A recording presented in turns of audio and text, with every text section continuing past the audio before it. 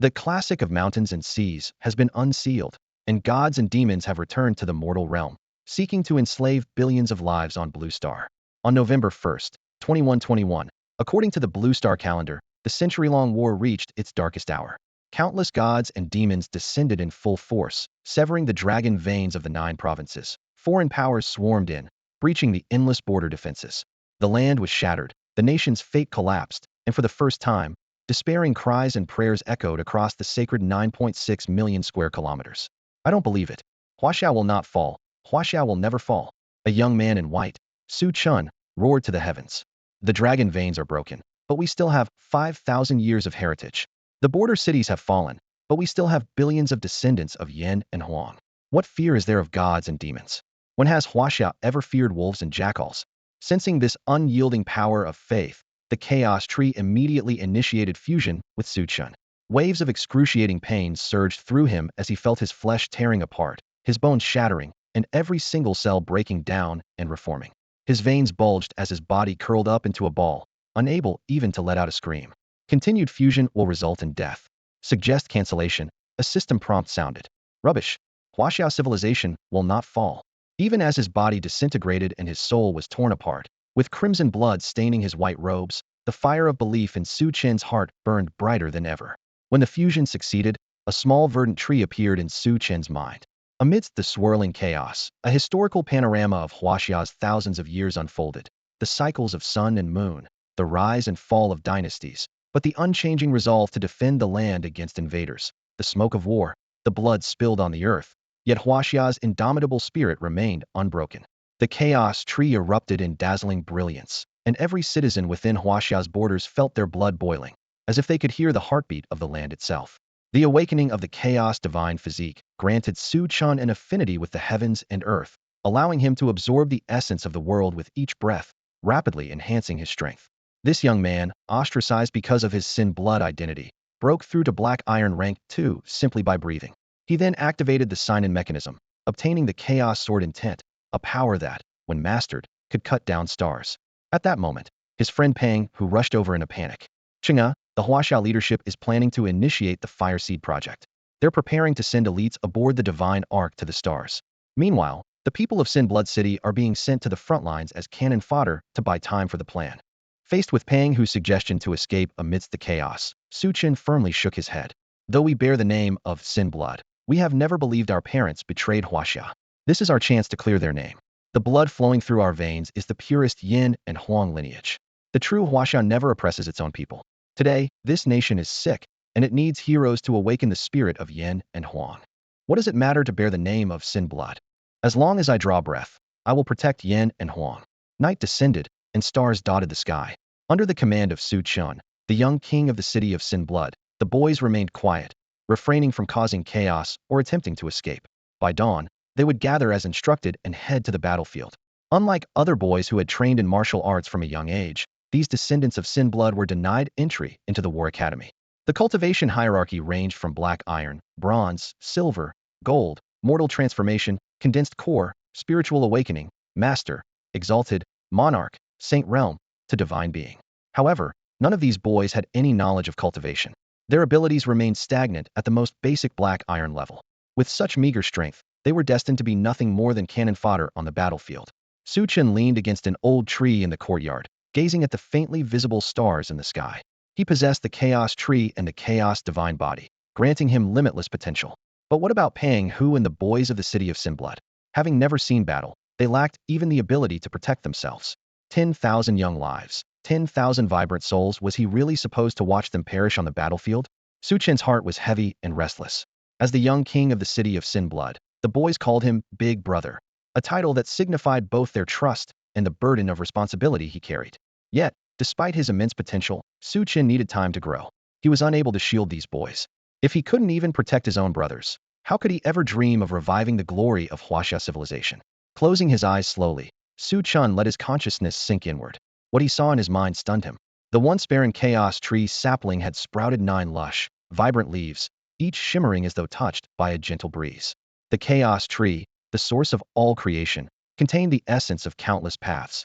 These 9 divine leaves marked the initial stage of the sapling's growth, embodying 9 great paths of the world, and holding the power to cultivate powerful allies for its host.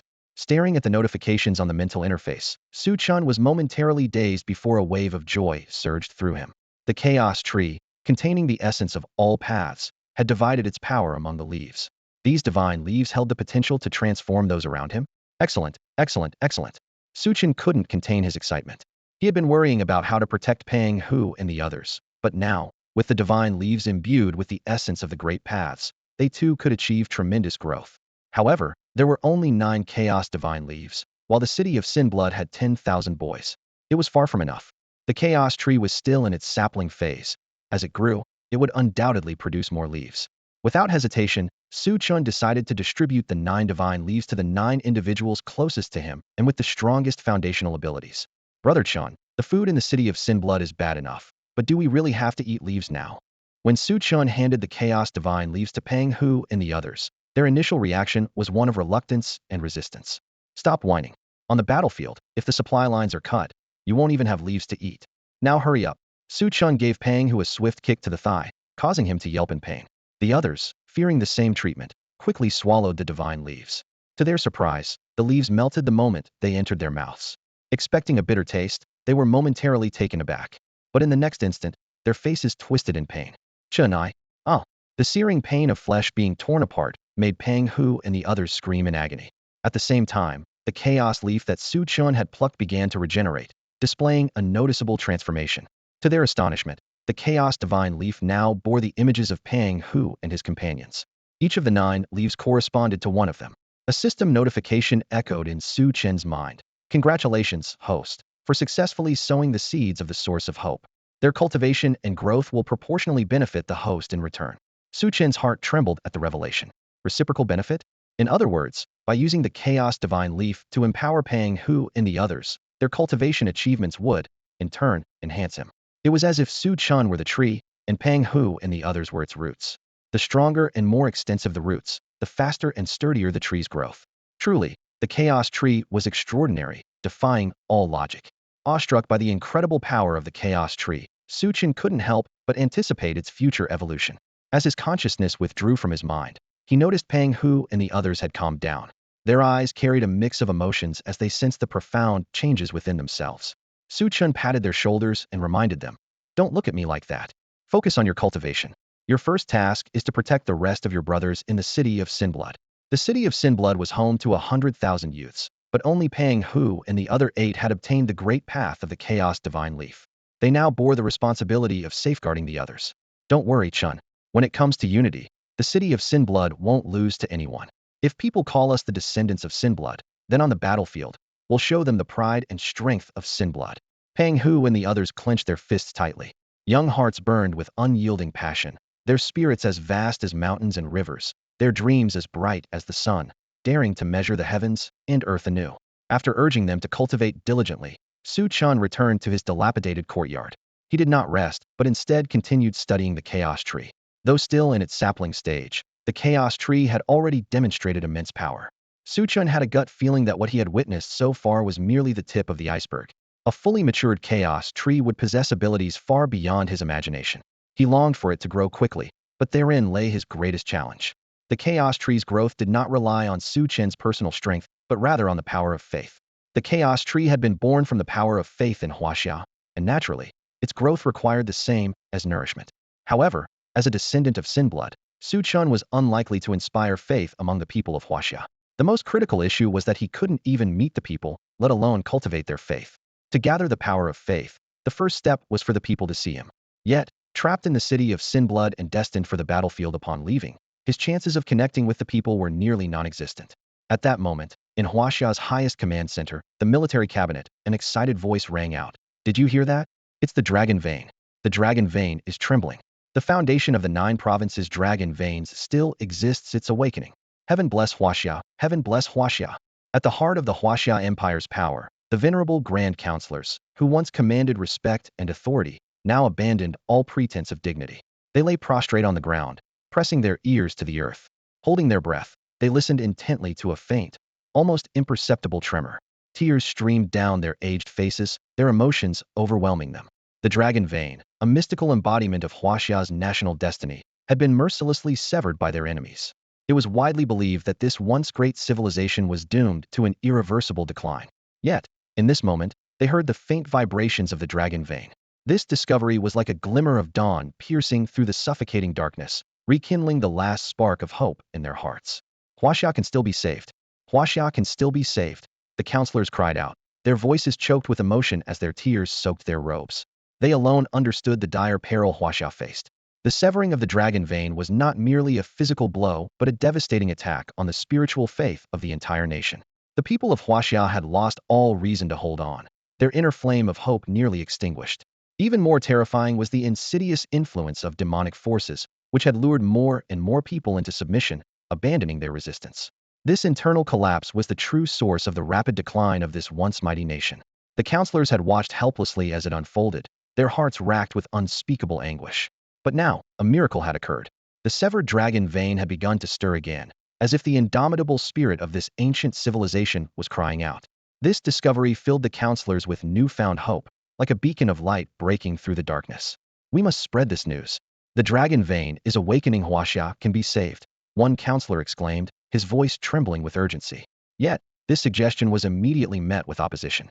Another counselor, deeply worried, cautioned, we cannot make this public. If the demons find out, they might strike at the dragon vein again.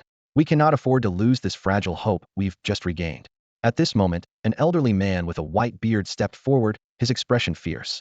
With a powerful sweep of his sleeve, he declared, if the demons find out, then we fight.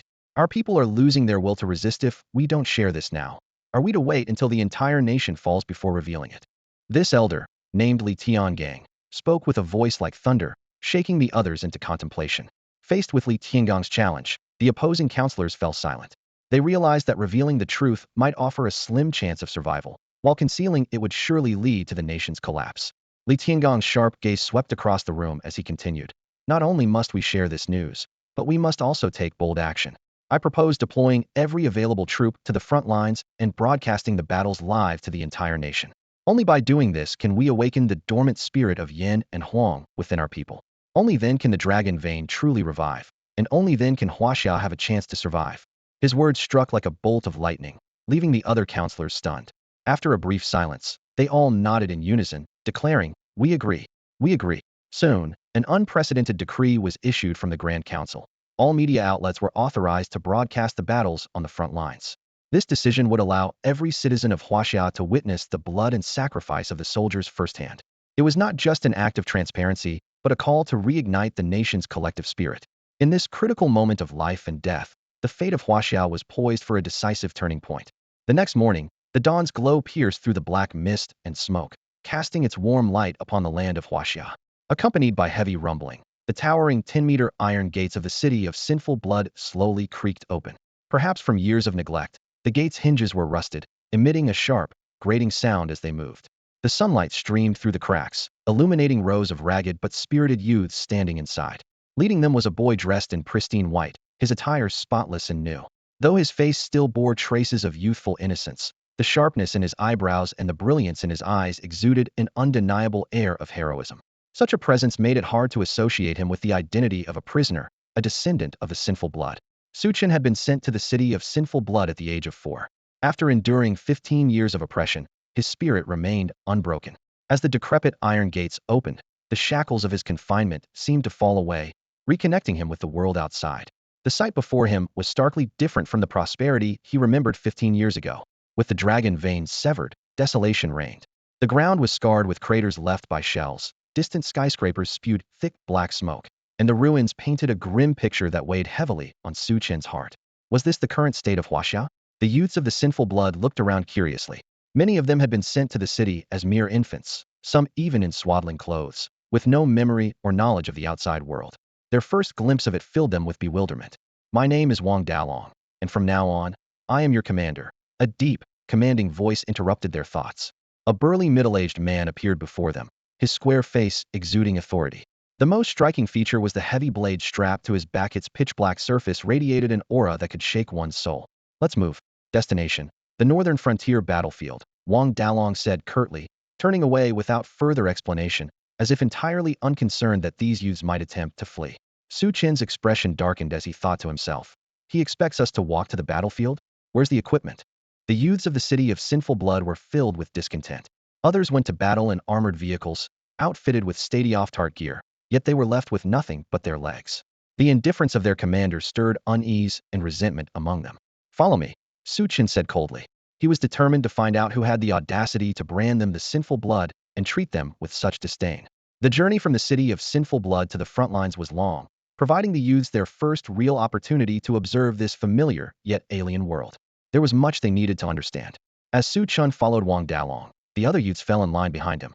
While they harbored distrust toward Wang Dalong, their trust in Chen was unwavering. This was a unique bond among the youths of the city of sinful blood. Having been oppressed since childhood, they had learned to rely on each other for survival, forging an unbreakable sense of unity and mutual trust. 100,000 young men, 100,000 commoners, armed not with weapons or armor, but with fervent passion and the reckless spirit unique to youth, marched northward in a grand, unstoppable wave. As the boys from the city of blood guilt headed to the northern battlefield, the Military Intelligence Bureau released news that the dragon vein still trembled. However, this revelation caused little stir. Since the dragon vein was severed, such rumors had become commonplace, leaving the people indifferent. They had witnessed the darkest moment when the dragon vein was destroyed and knew all too well that these reports were merely comforting lies from the authorities. The Military Intelligence Bureau had anticipated this reaction, though it pained them. They were powerless to change it. With their orders, every remaining military unit in Hashia was dispatched to the front lines. Journalists from major media outlets were granted permission to accompany the troops, vowing to report on the battles in real time and reignite the unyielding spirit of the descendants of Yin and Huang through blood and fire. The young troops from the city of blood guilt, however, were not accompanied by reporters. Awaiting them were elite reconnaissance units. As descendants of the guilty bloodline, they remained under constant surveillance, for despite their re-education, no one could be certain they wouldn't rebel. Under Commander Wang Dalong's leadership, the boys from the city of blood guilt ventured into a dense forest, leaving the highways and cities behind as they traveled through the wilderness. With scarce supplies, they had to fend for themselves, even for food.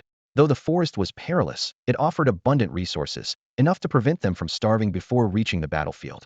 As night fell and the campfire crackled, one of the boys exclaimed, "Brother Chen, this is the first time I've had roasted meat in my life. It smells amazing." Sitting around the fire, Pang Hu and the others stared hungrily at the sizzling wild game on the spit, drooling uncontrollably. Back in the city of blood guilt, they rarely had the luxury of tasting meat, except for a small bit during New Year's celebrations. Now, with a whole roasted deer before them, the temptation was overwhelming. Yet, they restrained themselves, showing no signs of greed. Chen ordered, "Divide the meat to make sure every brother gets a share."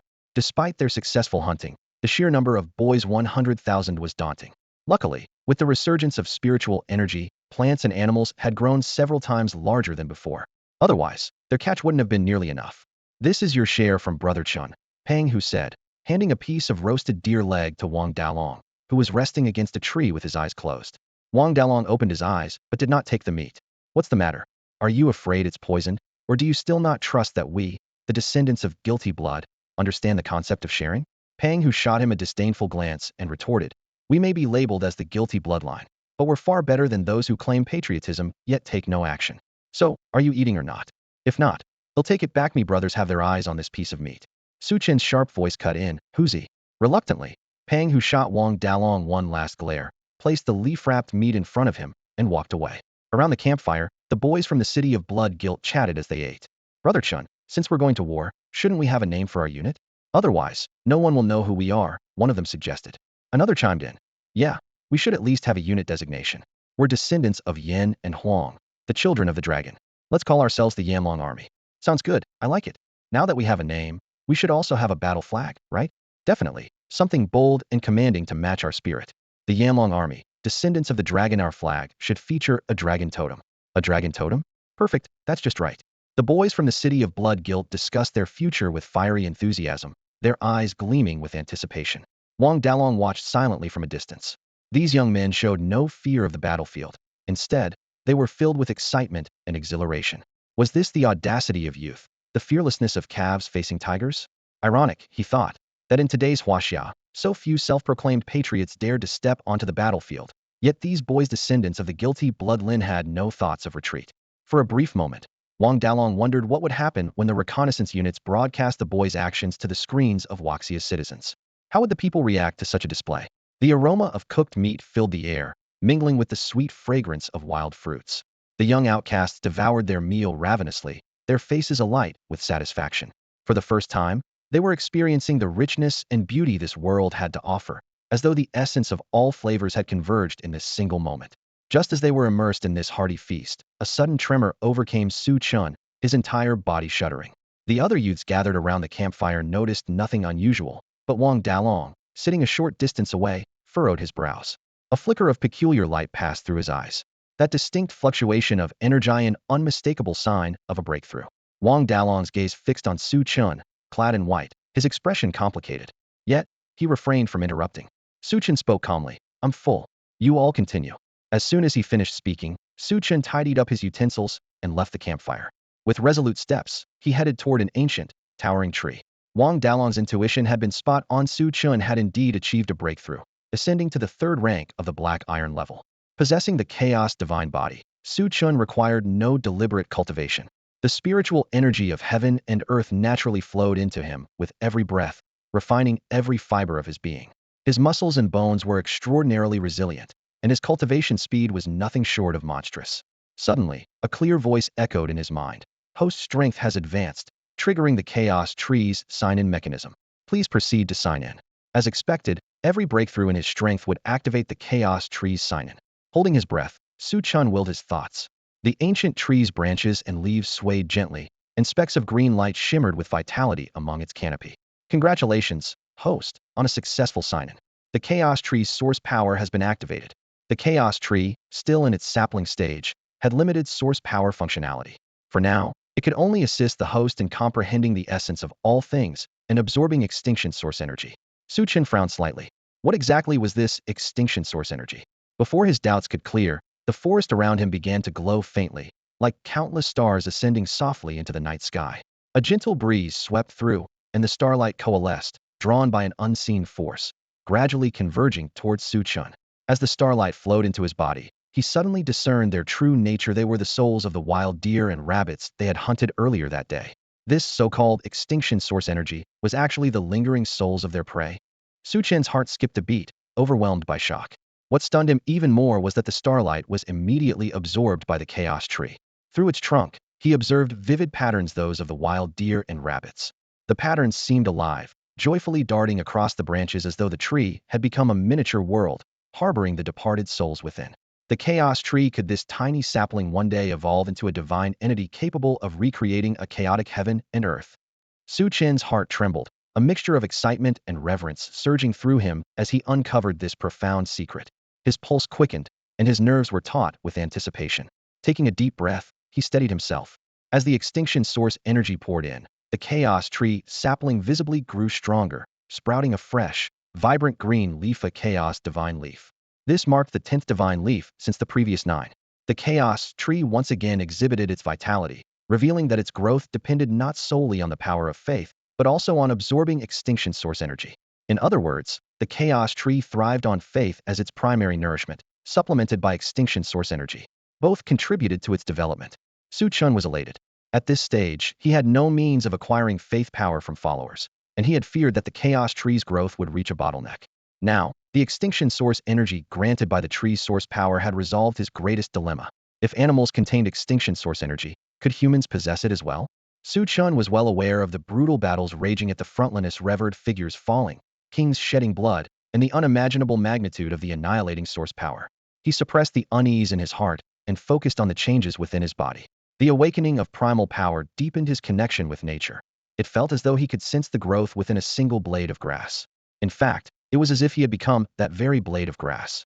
As he stared intently at the grass before him, an image of it unexpectedly appeared on the trunk of the chaos tree. Unlike the sole source power of the wild deer, this blade of grass seemed to belong inherently to the evolving world within the tree's trunk. It became part of the chaos tree's roots, continuously supplying it with nourishment. Chen was astonished. Lifeless objects could absorb annihilating source power, while living ones could grow with the aid of spirit imprints. As long as that blade of grass remained alive, it would endlessly sustain the chaos tree. He slowly closed his eyes, concealing the flicker of astonishment in his gaze. The chaos tree's abilities defied reason, and its potential power upon full growth was beyond imagination. After a period of contemplation, Chen calmed the turmoil within him and resumed his study of the chaos tree. He wondered, if primal power could imprint a blade of grass, Could it also imprint other living beings? He attempted to resonate with an ancient tree nearby, immersing his consciousness into it. Though drenched in sweat from the effort, he eventually succeeded in imprinting it. Within the chaos tree's trunk world, an ancient tree took form. Clearly, Su Chen's current strength was limited. Imprinting a blade of grass was relatively simple, but imprinting an ancient tree proved to be a far greater challenge. Next, he tried imprinting a darting wild rabbit, only to find it impossible. It seemed that imprinting was effective only on plants, not animals. If animals could be imprinted as well, the implications would be far too extraordinary. Shaking his head, Su Chen couldn't help but feel a tinge of greed after witnessing the terrifying capabilities of the chaos tree. After resting briefly to recover from the energy expended on imprinting the ancient tree, he resumed imprinting other plants. He discovered that this was a unique form of cultivation. Through the growth of these plants, he could perceive the flow of primal power, which greatly benefited his own development. While Su Chen was deeply engrossed in his cultivation, Wang Dalong observed him from a distance, his expression stern and unreadable. As if sensing something, Su Chen turned around and met Wang Dalong's gaze. Su Chen found this commander puzzling. From the city of Sin Blood to their current location, Wang Dalong had barely spoken, apart from a single sentence at the city gates. He had remained silent throughout the journey, imposing no demands on the Sin Blood youths. It seemed his sole purpose was to escort them to the northern battlefield. For Su Chen, this lack of interference was a relief. It meant they were free from restraint. Tiger, Su Chen suddenly called out in a low voice. Here, came the response. Fat Tiger, who was in the middle of eating meat, suddenly leaped to his feet and dashed towards Su Chen. The allure of venison was irresistible to him, but Su Chen's call triggered a conditioned response ingrained over the past decade. This entire scene unfolded before Wang Dalong's watchful eyes. Brother Chen, what's the matter? Fat Tiger asked, wiping the grease from the corner of his mouth with his hand. Su Chen didn't respond immediately, but instead handed him a freshly grown chaos divine leaf. This is... Fat Tiger's eyes widened in shock. Wasn't this the divine leaf capable of transforming his body? Su Chen motioned for him to find a companion and move farther away. Fat Tiger understood. The process of consuming a chaos divine leaf would be excruciatingly painful, and distancing themselves to avoid arousing Wang Dalong's suspicion was a wise choice. Fat Tiger didn't know where Su Chen had obtained the chaos divine leaf, nor did he want to ask. Whatever secrets Su Chen had, he was still the young king of Sin Blood City, the leader of 100,000 Sin Blood youths, and a brother bound by loyalty. Clutching the chaos divine leaf, Fat Tiger found a fellow Sin Blood youth and headed into the depths of the forest. When a piercing scream echoed through the air, the chaos tree sprouted a new leaf to replace the one that had been plucked. On its surface was etched the image of the Sin Blood youth. The 10th divine leaf had appeared. 10 Sin Blood youths had now grasped the profound truths of the great Tao. Su Chen clenched his fist silently. To ensure that all 100,000 young men could attain the great Tao's wisdom was an immense task, a goal far from reach. The sun rose in the east and set in the west. The 100,000 youths trudged on during the day and rested at night, crossing mountains and rivers. For many, this was their first time truly experiencing this familiar, yet unfamiliar world. They were filled with wonder and exhilaration, like birds breaking free from a cage and tasting the vastness of the sky for the first time. This sacred land of 9.6 million square kilometers was their homeland. Hashia. How breathtaking their motherland's landscapes were. The youths embraced the wind, faced the rising sun, and felt their spirits surge with emotion. On December 24th, after nearly a month of arduous travel, the 100,000 Sin Blood youths finally arrived at the northern battlefield. The air was thick with the smell of smoke, and battle flags fluttered in the wind. The vast border fortress perched atop the mountain range resembled a majestic ancient dragon, standing guard over the lands of China. Yet now, this ancient dragon was battered and riddled with wounds, shrouded in the haze of warfare. Once a popular tourist destination for the people of China, bustling with visitors during holidays, the fortress was now devoid of ordinary civilians. Instead, it was occupied by warriors clad in armor, their eyes filled with the pride of China and their veins coursing with the fiery blood of their ancestors. Though the dragon's veins had been severed and hopelessness may have gripped many, these soldiers were not among them. As long as they lived and their blood still flowed, how could they allow foreign invaders to trample their homeland? Those final letters they wrote were solemn testaments to their unwavering vow to defend the border. Everywhere the green hills rise, loyal bones are laid to rest. Who needs to return wrapped in horsehide? This sacred land of 9.6 million square kilometers was soaked with the blood and souls of their predecessors, and these soldiers would carry on their legacy, defending their homeland until their very last breath. Today marked the winter solstice, one of China's 24 solar terms, when families traditionally gathered to enjoy steaming dumplings. But instead, these warriors, clad in tattered armor, charged forward through the icy winds. The pristine snow was now stained a deep crimson. The enemy had yet to reach them, but already the air was thick with the scent of blood. Fighter planes roared overhead, trailing fiery tails before crashing in explosions of light and debris. Every second brought new sacrifices, yet the horns of the charge never faltered. The battle flags still waved, embodying the hope of the nation. The chaos tree trembled violently, its shimmering green light scattering like stardust, as if shedding tears, grieving yet inspired by the soldiers' indomitable will and fearless faith. Though the border fortress had fallen, China still had an unyielding wall of defense its soldiers. Their spirits had become the new markers of the nation's boundaries, their bodies the new fortress. Chen felt his tear ducts ache as if struck. He had imagined the brutality of war before, but never had he envisioned such relentless carnage. Was this how the unyielding spirit of the Chinese people had been forged through generations through blood and fire? Are you afraid? Wang Dalong, who rarely spoke to them, broke his silence. His gaze was calm, as if he had long grown accustomed to such horrors. Afraid? Maybe. Facing death, who wouldn't be afraid? But fear doesn't mean well back down, Chen replied. A belief, a faith, could drive people to charge forward even through tears. Chen exhaled deeply, trying to ease the tension in his tear ducts, then turned to Wang Dalong. Are you going to start directing us in battle now? Wang Dalong shook his head. Your task is to build defensive fortifications. For now, the fighting doesn't require your involvement. Before Chen could respond, Fat Tiger and the other young soldiers of the blood of sin were already grumbling in protest. We came here to fight, not to do grunt work, they shouted. Back in the city of sin, they had done nothing but hard labor. They thought coming to the battlefield would give them the chance to kill the enemy, but now Wang Dalong was ordering them to build fortifications. Once again, they were treated as mere laborers, their anger simmering, their eyes ablaze with frustration. With the intensity of this war, do you really think any of you rookies would survive if you charged into battle? Wang Dalong retorted. When Wang Dalong belittled others, his tone remained calm, as if he were entirely devoid of emotion. He asked coldly, who are you calling a lackey? The young blood-marked warriors burned with anger, their youthful pride unable to tolerate such disdain. However, Wang Dalong ignored their fury, his expression still composed as he turned his gaze to Chen. He said, building border defenses is 1,000 times harder than you imagine. What you're up against is the night itself, a ferocious beast horde that makes the armies of other nations seem tame by comparison.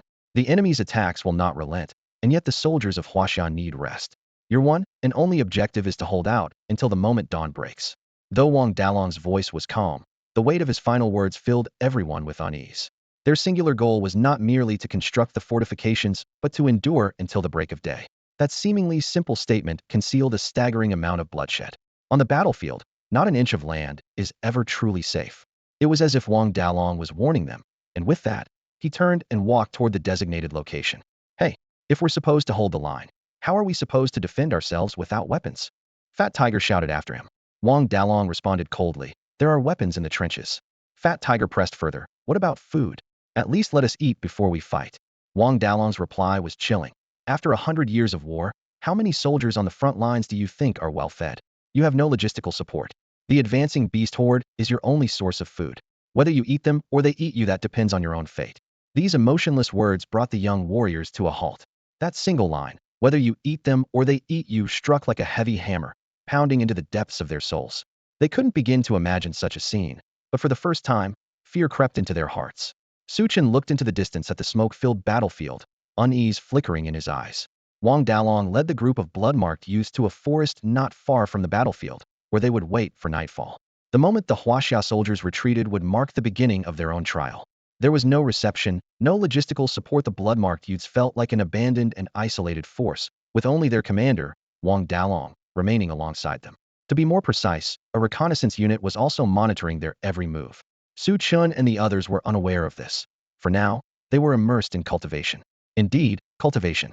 During the month-long journey from the blood-marked city to the northern frontier, Chen's strength had advanced to bronze rank 3 at a terrifyingly rapid pace. 3 signings had yielded a single technique, the chaos spirit gathering art. This technique, which focused on absorbing spiritual energy, was divided into upper, middle, and lower sections. The fact that it required 3 signings to obtain spoke to its extraordinary nature. Most notably, it could be shared. Unlike the exclusive chaos sword intent, Chen could teach the chaos spirit gathering art to others, such as Huzi and the other blood-marked youths, aiding their cultivation. With the limited growth of the chaos tree and the lack of chaos divine leaves, the chaos spirit gathering art had become an invaluable lifeline for the tens of thousands of young warriors. Moreover, Their progress in cultivating the chaos spirit gathering art was astonishingly fast. Even while asleep, they could use this breathing technique to continue their training.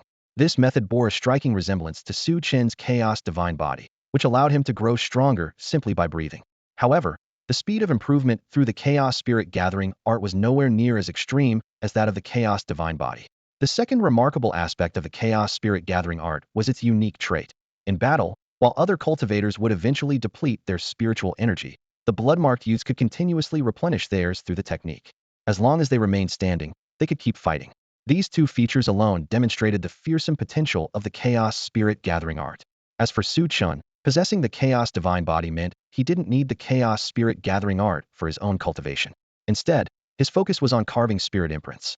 With his increasing strength, engraving a spirit imprint onto an ancient tree was no longer a challenge.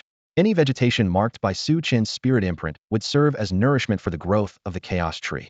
However, Su Chen found it puzzling that while he could sense a vast amount of annihilated source energy on the battlefield, the chaos tree seemed unable to absorb it. Perhaps it was simply too far away.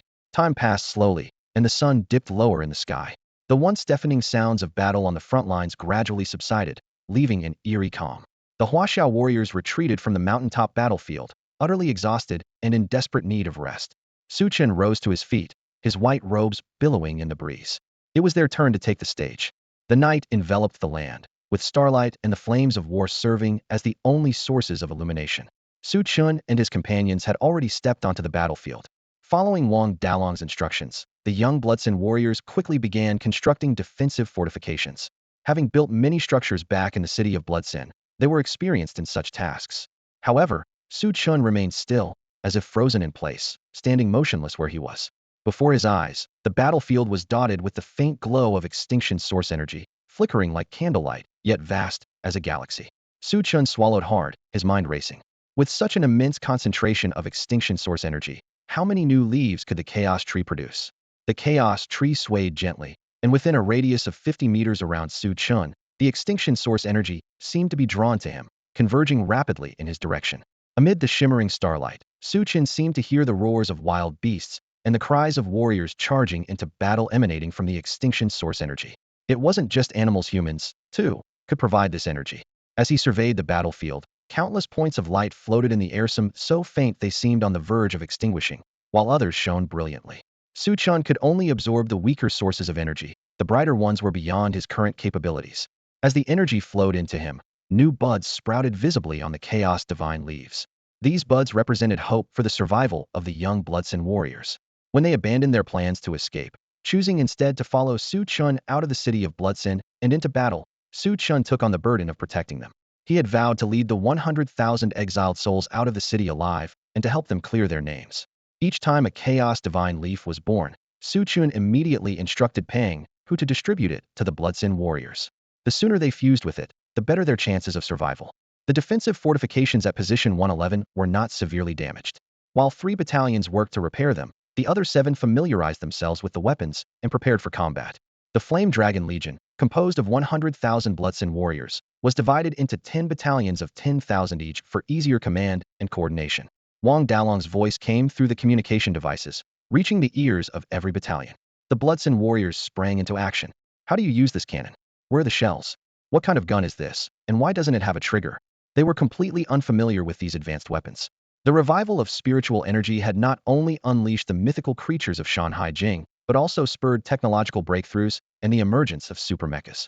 Martial artists could rely on their physical strength to fight the mythical beasts, while those with less power could use mechas to enhance their combat capabilities, ensuring more people could contribute to the fight.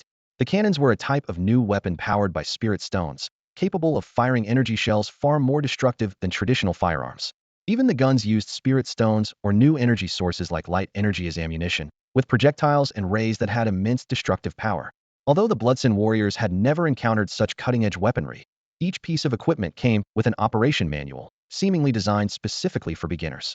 On the battlefield, life and death were unpredictable, and warriors felt every moment. The new recruits, eager to quickly master their weapons, relied solely on operation manuals. While the young Sin Blood soldiers were busy building fortifications and familiarizing themselves with their weapons, Su Chen roamed the battlefield freely, absorbing the desolate source energy at will. With the influx of this vast energy, the chaos tree underwent a transformation. sprouting an entirely new branch. Originally bearing only 3 branches, the chaos tree now had a 4th, and Su Chen's world was turned upside down. Despite the shroud of night, he could see everything with perfect clarity, even discerning the frequency of a flying insect's wing beats. It was as if the entire world had slowed to a crawl. The emergence of the 4th branch not only heightened Su Chen's senses, but also drastically increased his rate of absorbing spiritual energy. The chaotic divine power within him circulated with unprecedented speed. Nurtured by the chaotic energy, Su Chen's physique grew sturdier, as if he had undergone a transformation alongside the chaos tree. Even Fat Tiger and the others felt a faint blessing, as their cultivation efficiency noticeably improved. The progress they made was proportionately fed back to Su Chen, forming a miraculous cycle of mutual enhancement. Suddenly, a sharp, beastly roar shattered the silence. The Sin Blood youths instinctively turned toward the source of the sound. In the dim night, pairs of glowing green dots, the size of fists, appeared. Shadows flickered, and under the faint starlight and the glow of signal fires, the Sin Blood soldiers could finally make out their true form. These were creatures unlike anything they had seen before, wolf-like in shape, but much larger, with antler-like horns crowning their heads, exposed fangs, and razor-sharp claws. The green dots were their glowing eyes. They were the Bayan ghost wolves, ferocious predators unleashed from their seals after the Shanghai Jing was unbound. Agile, powerful, and bloodthirsty, they exuded pure savagery. The moment they laid eyes on the Sin Blood soldiers, the wolves crouched low, their grotesque mouths dripping with saliva, betraying their ravenous hunger for prey. With a deafening roar, the pack charged. Panic gripped the Sin Blood soldiers' hearts. Though they had thought themselves prepared, the sheer ferocity of these beasts filled them with fear. Hold position 111 until dawn. Commander Wang Dalong's thunderous shout erupted like a clap of lightning. He leapt into the air, drawing his ink-black blade, which flashed as it tore through the night sky, slashing toward the darkened forest. Wang Dalong's movements were wild, his strikes overwhelming, and the terrifying power of his blade obliterated everything in its path. The Sin Blood soldiers were stunned. They had assumed Wang Dalong was just an ordinary commander, but the sheer pressure emanating from him now left them breathless. Standing defiantly at the forefront of position 111, Wang Dalong wielded his ink-black blade to carve out an impenetrable zone, a barrier no enemy could cross. The Sin Blood soldiers trembled, realizing how utterly mistaken they had been. Wang Dalong was no ordinary man. He was a mighty warrior, a force to be reckoned with. Su Chen clenched his fists tightly. It was his first time witnessing a martial arts powerhouse, and Wang Dalong's ferocious presence stirred something deep within him. His blood surged, as though a dormant beast within him had been awakened, compelling him to let out a low growl. Fueled by a burning desire for the dawn of victory, Su Chen's killing intent soared, his fighting spirit reaching its peak. After being imprisoned as a slave in the city of Sin Blood for 15 years, this moment felt like a release, a chance to unleash all his pent-up frustration and defiance. Su Chen refused to bow to anyone. Suddenly, the air seemed to tremble, and a sharp sword aura erupted from within Su Chen. At that moment, the entire land of Hashia was shaken. The gods and demons, once gravely wounded after severing the dragon vein of Hashia, opened their eyes in astonishment. They had sensed a familiar presence, the presence of one who had once sealed the Shanghai Jing and suppressed them for tens of thousands of years.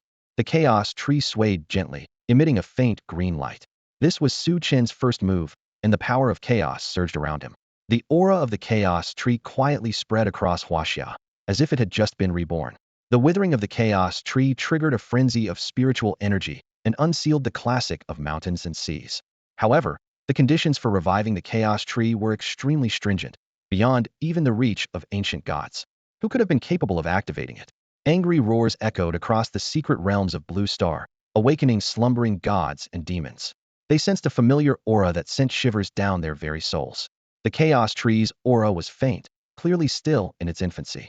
Its primal power could reshape Huaxia's dragon veins, a revival that must not be allowed. The chaos tree's growth had to be stopped, and it had to be found. Su Chen was unaware that the chaotic energy he wielded had awakened gods and demons. A blazing sword intent erupted from within him, condensing into a small sword half a foot long.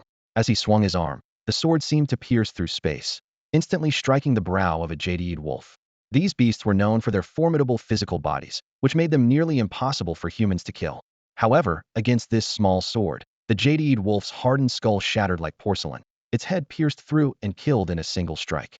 The scouts who had been secretly monitoring the bloodline outcast youth stood frozen in shock at the scene.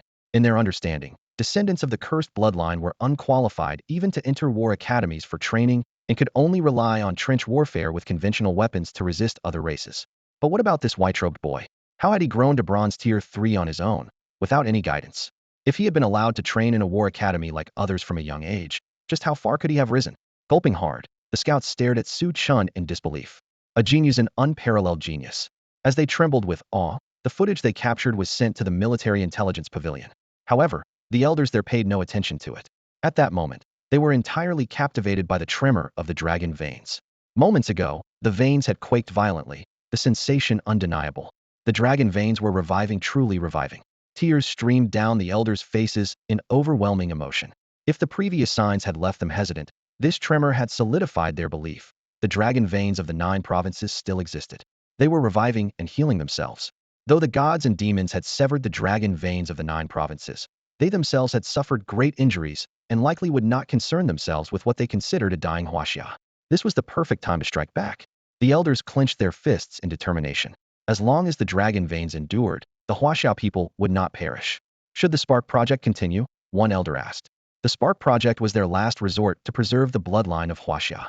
As for its success rate, no one could be certain. Although they had detected other habitable star systems beyond Blue Star, safely launching their divine ship past the gods, demons, and interference from other nations seemed nearly impossible, reducing the chances of success to almost zero. Continue it anyway. Even if it fails, it will at least give the people some hope. Li Tiangang began, explaining that the purpose of the Fire Seed plan was to remind those still holding their ground why they were fighting. Only by continuing to defend their positions could the survival of their bloodline be ensured.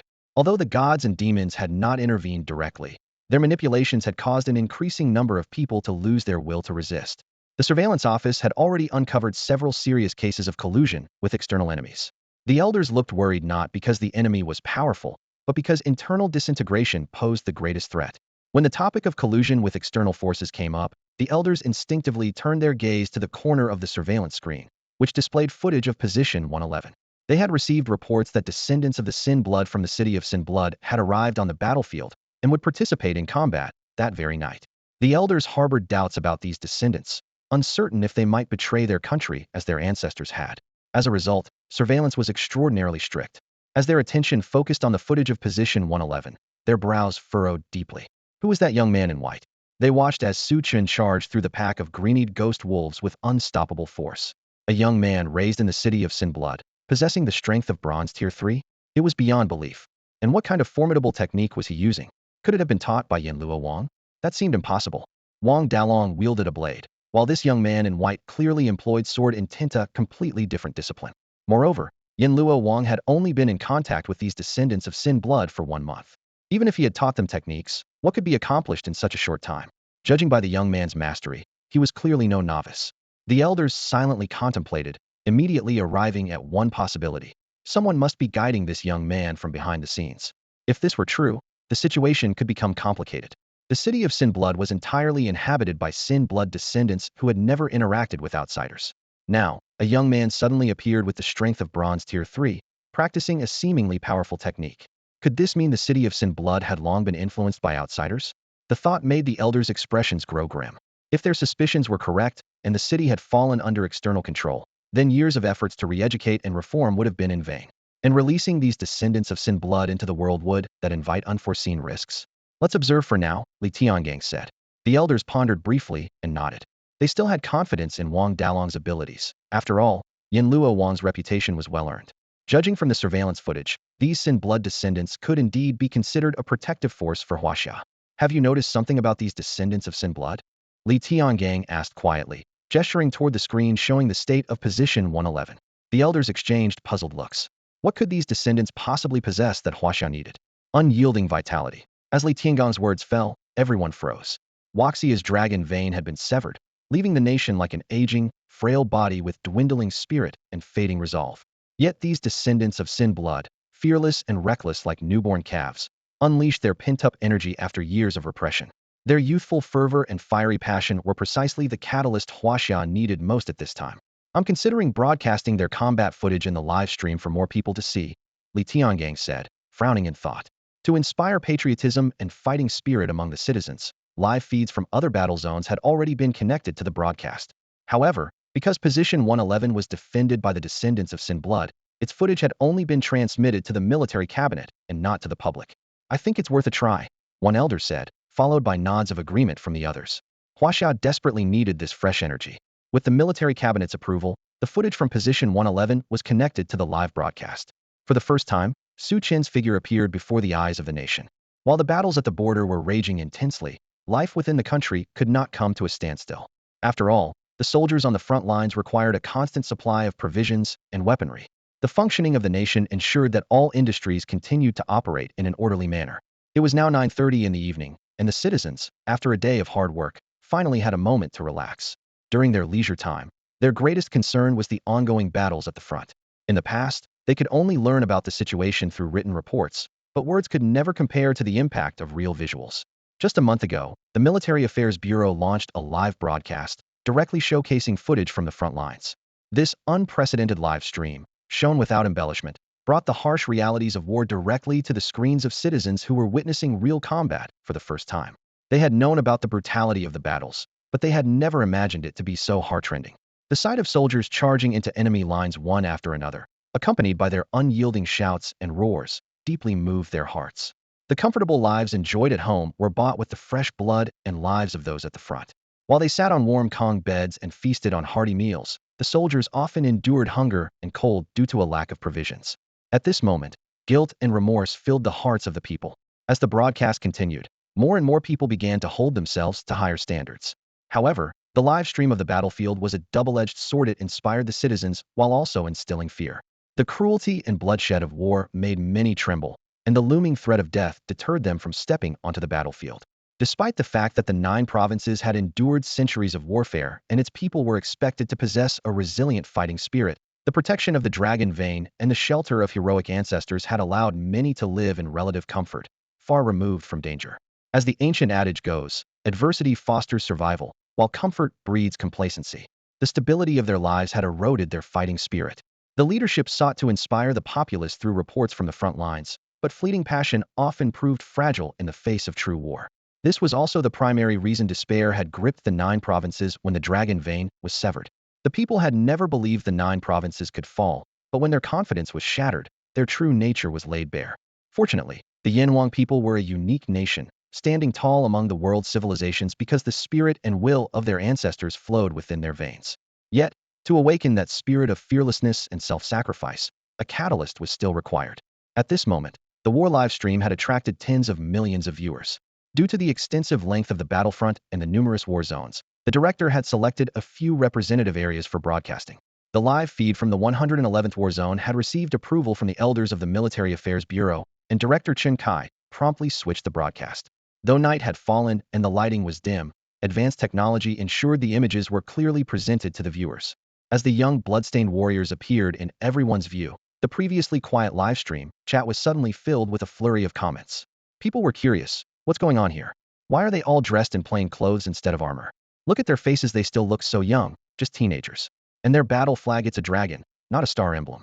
Observing their fight against the blue-eyed shadow wolves, it's clear their combat skills are far inferior to the seasoned border soldiers. Who are they, and why have we never seen them before? Questions flooded the chat. When Su Chen's fluid and precise swordsmanship was shown as he effortlessly slew a blue-eyed shadow wolf, exclamations of astonishment erupted. Did you see that? This young man in white, his strength may not be overwhelming, but those wolves seem like mere paper in front of him. His swordsmanship is incredibly pure, each move brimming with a force that feels world-shattering and terrifying. Could he be the disciple of a reclusive master? No way. How could a disciple of such a master be so weak? At his age, if he were in the War Academy, he'd at least be at the gold rank, wouldn't he? It's rumored that the War Academy has a female war goddess around the same age as this boy, and she's already reached a fearsome master-level realm. Only someone with her extraordinary talent could be compared to a disciple of a reclusive master. While this boy in white has an exceptional aura, his strength is clearly far behind. Are they not afraid of death? The lively discussion in the chat came to a sudden halt with this abrupt question, plunging the stream into an eerie silence. Indeed, their strength is so weak most of them are only at the initial iron rank. With such limited power, even an average viewer from the stream could likely outperform them. Going to the battlefield with such abilities is nothing short of a death wish. Yet, these teenagers had truly stepped onto the battlefield, dressed only in plain clothes without even the protection of armor. Could they really be fearless in the face of death? Then came the next scene that made every viewer frown. A chubby boy was frantically biting into the neck of a blue-eyed shadow wolf, drinking its blood. This was not an isolated case. Many of the plain-clothed youths, as if driven by extreme thirst or hunger, were desperately consuming the wolf's blood. The grotesque imagery caused waves of nausea among the audience, their stomachs churning at the sheer savagery of the scene. Who were these youths, and where did they come from? How could they be more ferocious than beasts? Hearts trembled as the viewers watched. Although these teenagers lacked strength, their brutality was undeniably terrifying. Suddenly, someone gasped, "Look, the boy in white." His aura surged, seemed he had broken through. In an instant, all eyes were drawn to the young man in white, his figure standing out against the chaos. The chat exploded with shocked comments, flooding the screen. Meanwhile, on the 111th position at the northern frontier, Chen wielded his chaotic sword intent, cutting through the blue-eyed shadow wolves with reckless abandon. With each wolf he killed, a surge of annihilative energy flowed into his body, fueling his strength further. The annihilation energy generated from the creatures Chen had slain was fundamentally different from the scattered energy across the battlefield. This energy was not only nourishment for the Chaos Tree, but also directly enhanced Chen's own strength. This discovery filled him with exhilaration, fueling his fighting spirit further. As vast amounts of annihilation energy surged into his body, it propelled him past the barrier of his current level, allowing him to break through from the bronze stage to silver, officially stepping into the silver tier with a qualitative leap in power. The host has advanced to the silver stage, and the ability to shape primordial power has been unlocked. Chen's heart trembled slightly. Since the Chaos Tree was the source of all things, could it truly create anything? With his advancement, the Chaos Tree's sign-in mechanism was triggered. The system prompted Chen to proceed with the sign-in. Upon his mental command, the Chaos Tree glowed with a green light and began the process. The sign-in was successful, and Chen received the Myriad Scale Armor, a powerful defensive item capable of withstanding a strike from gods or demons. Chen was astonished. This time, the reward was not a technique, but an item. The Myriad Scale Armor, able to block a blow from even gods or demons, was undoubtedly a life-saving treasure. However, what thrilled him most was the unlocking of the Chaos Tree's shaping ability. Unfortunately, he was still on the battlefield and had no time to explore this newfound power. Taking a deep breath to suppress his excitement, Chen refocused his attention on the pack of green-eyed shadow wolves. At the forefront, Wang Dalong fought alone, holding the line. Despite his formidable strength, he could not cover the entire 111th position, and several green-eyed shadow wolves managed to break through and charge toward the defensive line. These wolves became Chen and his group's primary targets. Now that Chen had ascended to the first tier of silver, he could clearly feel the dramatic surge in his combat power. Over the past month, his growth had brought a profound change to his mindset. Protecting the 9 provinces no longer seemed unattainable, and the gods and demons in the heavens were no longer invincible foes. When I rise to the summit, I will cut down all the gods and demons above, he vowed. With a resonant clang, the Chaos Sword intent tore through the darkness of the night, its radiant brilliance as intense as Chen's burning ambition. 15 years of oppression and humiliation. What kind of youth would emerge from such trials? Chen's sword would provide the answer. Bathed in the blood of guilt, he remains a king, the young king of the city of sin blood. 15 years of enslavement did not breed submission, but forged unyielding pride. Chen refuses to believe that his parents and elders would betray their homeland.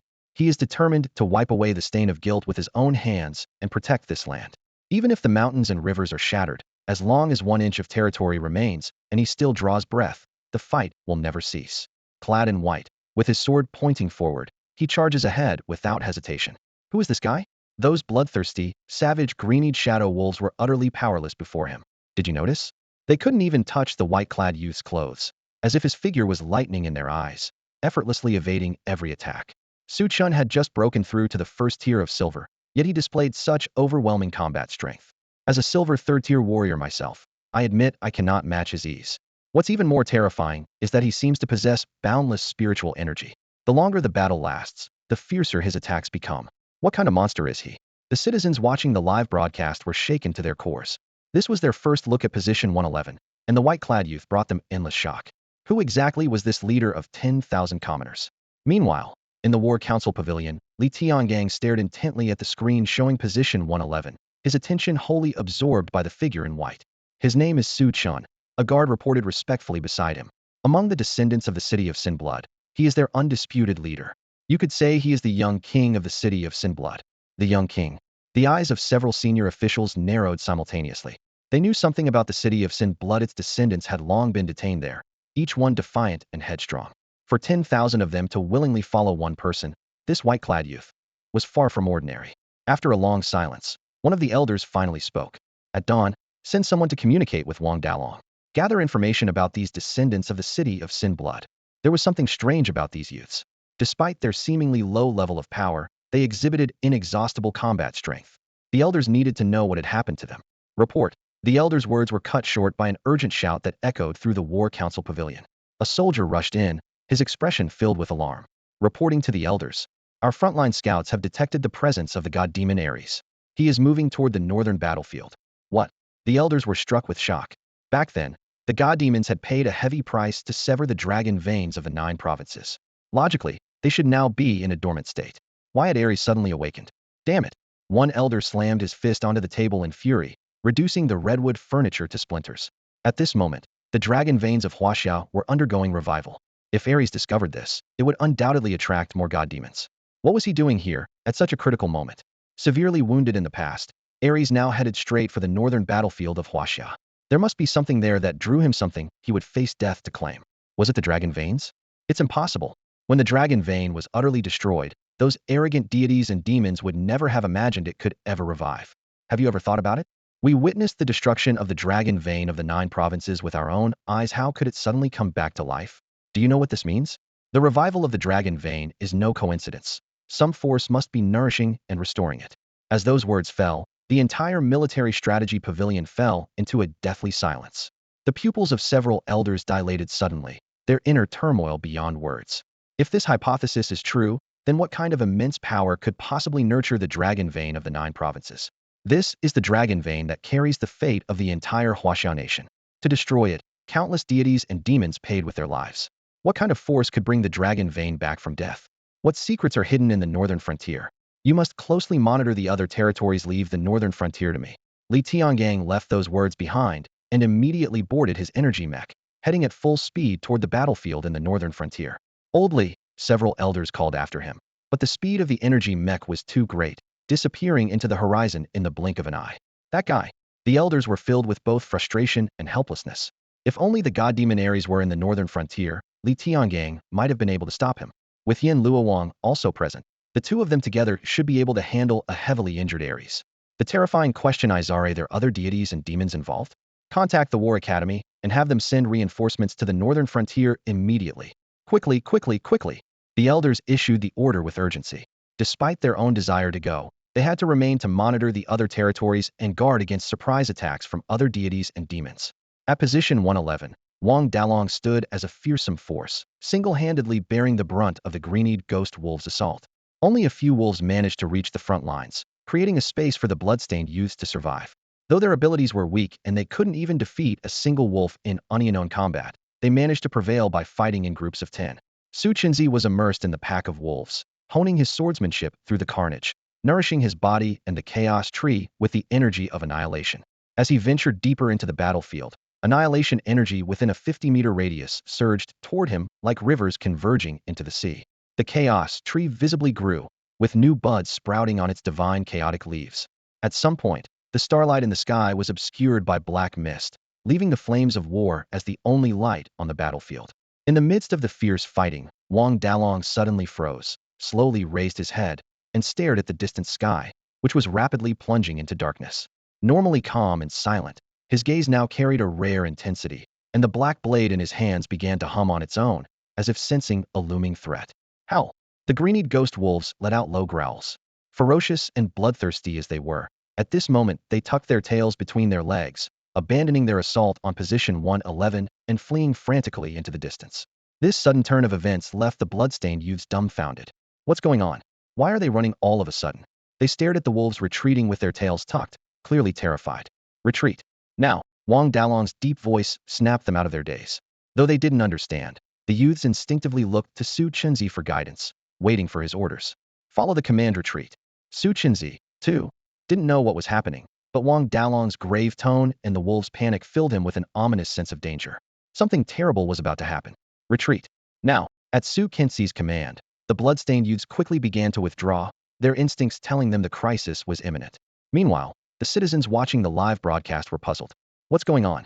Why are the green-eyed ghost wolves running away? Those wolves are bloodthirsty and savage. Nighttime is their domain. There's still a while before dawn. Given their greedy nature, they wouldn't retreat for no reason. Look at them. Thieves tucked their tails and crouched low. That's a sign of fear and submission. What's happening at position 111? As the screen darkened further, the citizens' hearts tightened with unease.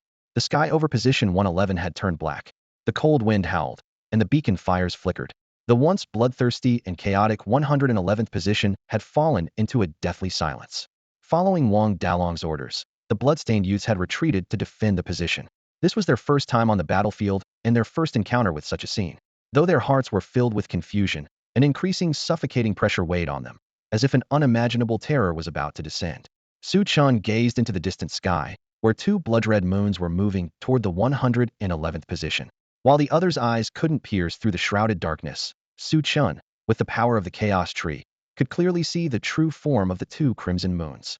It was a colossal being, towering like a mountain, standing over 100 meters tall. Its eyes burned like the twin blood moons. Striding through the void, each step it took made the very air tremble. A god demon. It's a god demon.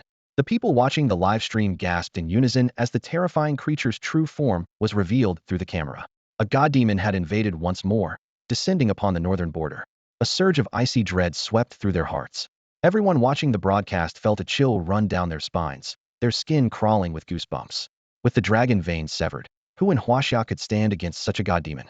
At the 111th position, Wang Dalong stood proudly in the void, gripping the MO blade, which resonated with a sharp hum of its own accord. I hold a blade that can safeguard the mountains and rivers of the 9 provinces, protecting the 4 seas and 8 frontiers. As long as the blade stands, I stand. If the blade breaks, I fall. Any enemy who dares to invade Hall be slain. His powerful declaration rang out like a thunderclap.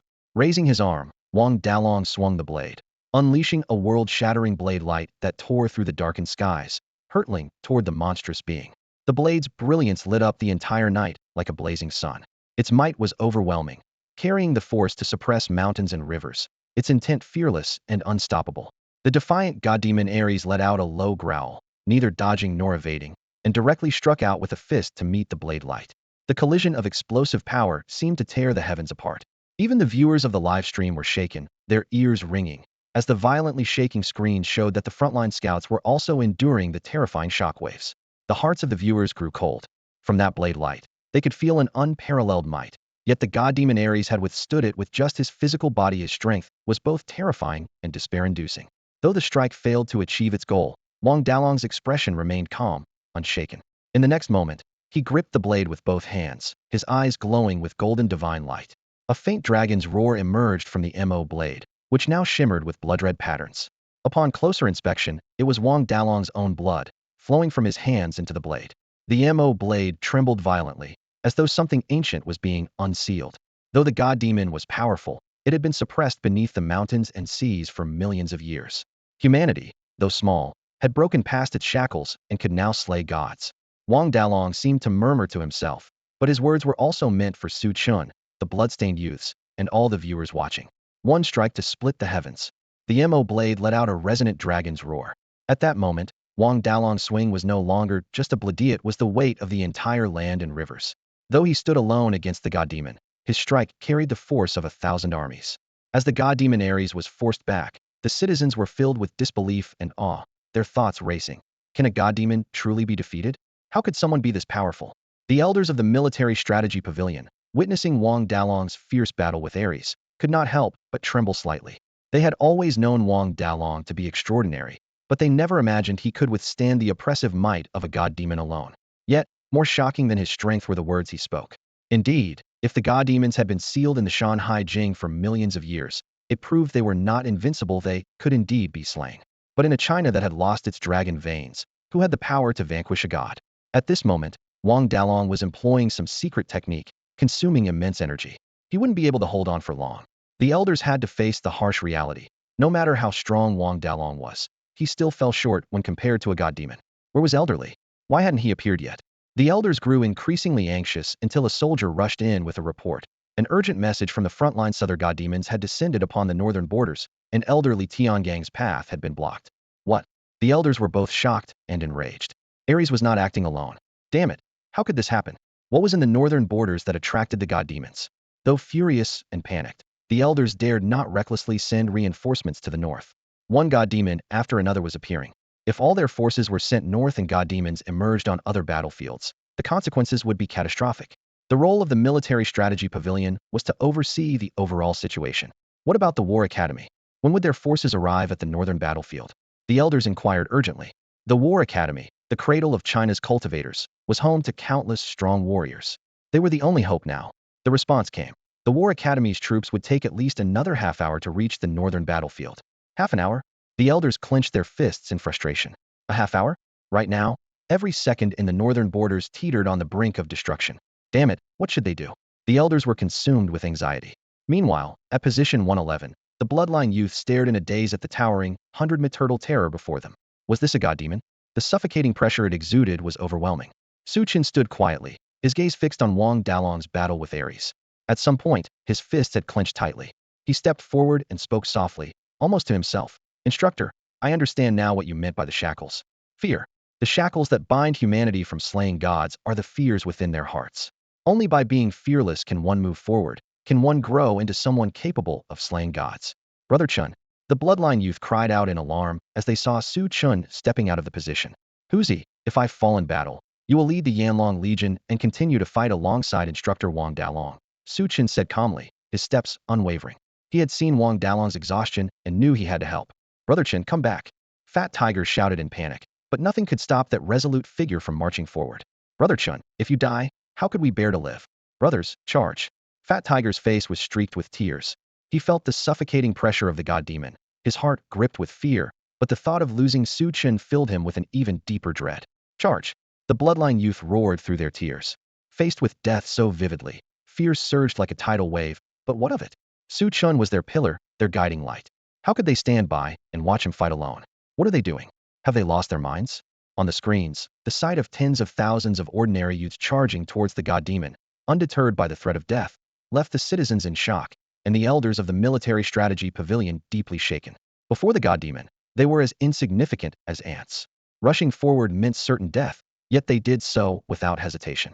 What was driving them? What gave them the courage to face death unflinchingly? Crack. Just as the hearts of the citizens trembled, the screen displaying the footage of position 111 suddenly went dark, plunging the world into silence. The next moment, the live broadcast room erupted like a boiling cauldron. What happened? Where's the footage? Can someone tell me what's going on? Is it a technical malfunction? Director, hurry, get someone to fix this. No, no, no, those youths must not come to harm. The millions of citizens watching the broadcast cried out in anguish, deeply moved by the fearless resolve of those youths. Today was the first broadcast from position 111. The citizens' first encounter with those ordinary yet extraordinary youths. They couldn't bear the thought that it might also be their last. Fix it now. The citizens roared, their desperation mirrored by the elders of the military strategy pavilion. But the only news they received was the front line had gone silent. It wasn't a mechanical failure, but a loss of contact at the front line. This meant that the scouts responsible for monitoring position 111 had already perished. If even the scouts at the battlefield's edge had fallen, what would become of the young, blood-stained warriors in the heart of the battle? For some reason, the elders of the military council felt a heavy weight in their hearts, an unease for these young, courageous warriors. Meanwhile, the citizens watching the live broadcast anxiously awaited updates. When the news came, confirming it wasn't a mechanical issue but a loss of contact, many faces turned pale. A loss of contact at the front line. Did it mean those brave young fighters had already fallen? A wave of inexplicable sorrow swept through their hearts, and tears welled up in their eyes. These boys were so young, fearless, and valiant. Could they truly have sacrificed themselves so soon? The heavens above position 111 shook violently, the ground trembled, and a deafening roar tore through the darkness like thunder ripping the night sky apart. Creatures within dozens of miles cowered in terror, staring in shock at the unfolding chaos. Wang Dalong, wielding the ferocity of his blade, clashed head-on with the might of the god demon Ares. The fierce battle unleashed terrifying shockwaves of energy that swept across the battlefield like an unstoppable tidal wave. Thanks to Wang Dalong holding the line, the bloodstained youths behind him were spared the brunt of the impact. However, the scouts at the battlefield's edge were not so fortunate. The devastating aftershocks swept through them with overwhelming force, obliterating everything in their path. Fall back, Wang Dalong bellowed when he saw Chen recklessly charging forward. But Chen did not stop. He had once longed for the sky, and even with the burden of his cursed blood, he was determined to break free of his chains and feel the vastness of the heavens for himself. He had also yearned for a future, vowing to tear through the darkness shrouding the world, no matter the gods and demons that loomed, to witness the light of dawn. My name is Chen. God or demon, come fight me. His white robes billowed as his voice rang out with unyielding strength. Chen's dark eyes burned like lightning, and his disheveled hair danced wildly in the wind. Despite his mere silver-ranked strength, he radiated an unbreakable resolve. Inside him, the chaos tree trembled violently, and the chaotic sword intent surged, coalescing into a colossal 10-meter sword. With unmatched force, he swung it toward the god demon Ares. Wang Dalong's pupils contracted sharply. To pit silver-level power against the might of a god Amonthus was sheer folly. The price of youthful recklessness would inevitably be paid in blood. Kid, you're courting death. Stand back. Wang Dalong roared, but the colossal sword pressed forward relentlessly. Though infused with chaotic sword energy, Su Chen's meager power couldn't even pierce Ares' defenses. To the god demon, such an attack was no more than a scratch and should have been entirely dismissed. Yet, Ares suddenly turned, his blood-red eyes locking onto Su Chen in an instant, as if sensing something familiar. Chaos. You are chaos. Ares' voice rumbled like a bull's growl, deep and resonant, carrying an overwhelming force. Abandoning his assault on Wang Dalong, Ares turned and launched a devastating punch straight at Su Chen. So, it was true he was here for the chaos tree. Su Chen's gaze sharpened. From the moment the pack of green-eyed wolves had fled in all directions, he had sensed the looming Dangera threat tied to the chaos tree within him. The tree's unusual trembling had signaled the arrival of the god demon, and now, his suspicions were confirmed. Slowly, Su Chen extended his arms, his body beginning to emit a faint, ethereal glow.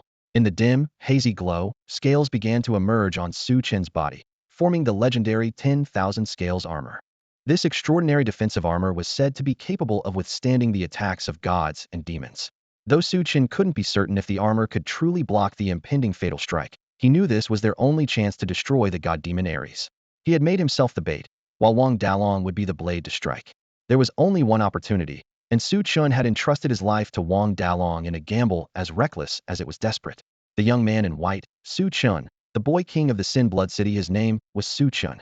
Wang Dalong let out a low growl, realizing Su Chen's intention. He was creating an opening for him to strike. For the first time, Wang Dalong called out Su Chen's name, an acknowledgement from the blade maniac of Yama himself. In all of Hashia, there were very few young men who could earn Wang Dalong's recognition, and Su Chen was one of them. To challenge the might of gods and demons with the power of silver, who else in the world would dare such a feat? No one. Not a single one. Su Chen had earned Wang Dalong's respect. Although Wang Dalong didn't know how Su Chen had managed to draw the attention of the god demon Ares, he knew this was the perfect moment to strike.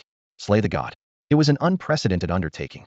Even in the face of overwhelming odds, Wang Dalong was willing to give it a try.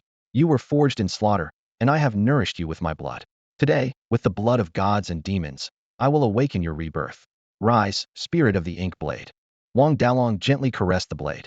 The ink blade hummed as crimson patterns on its surface greedily absorbed his blood.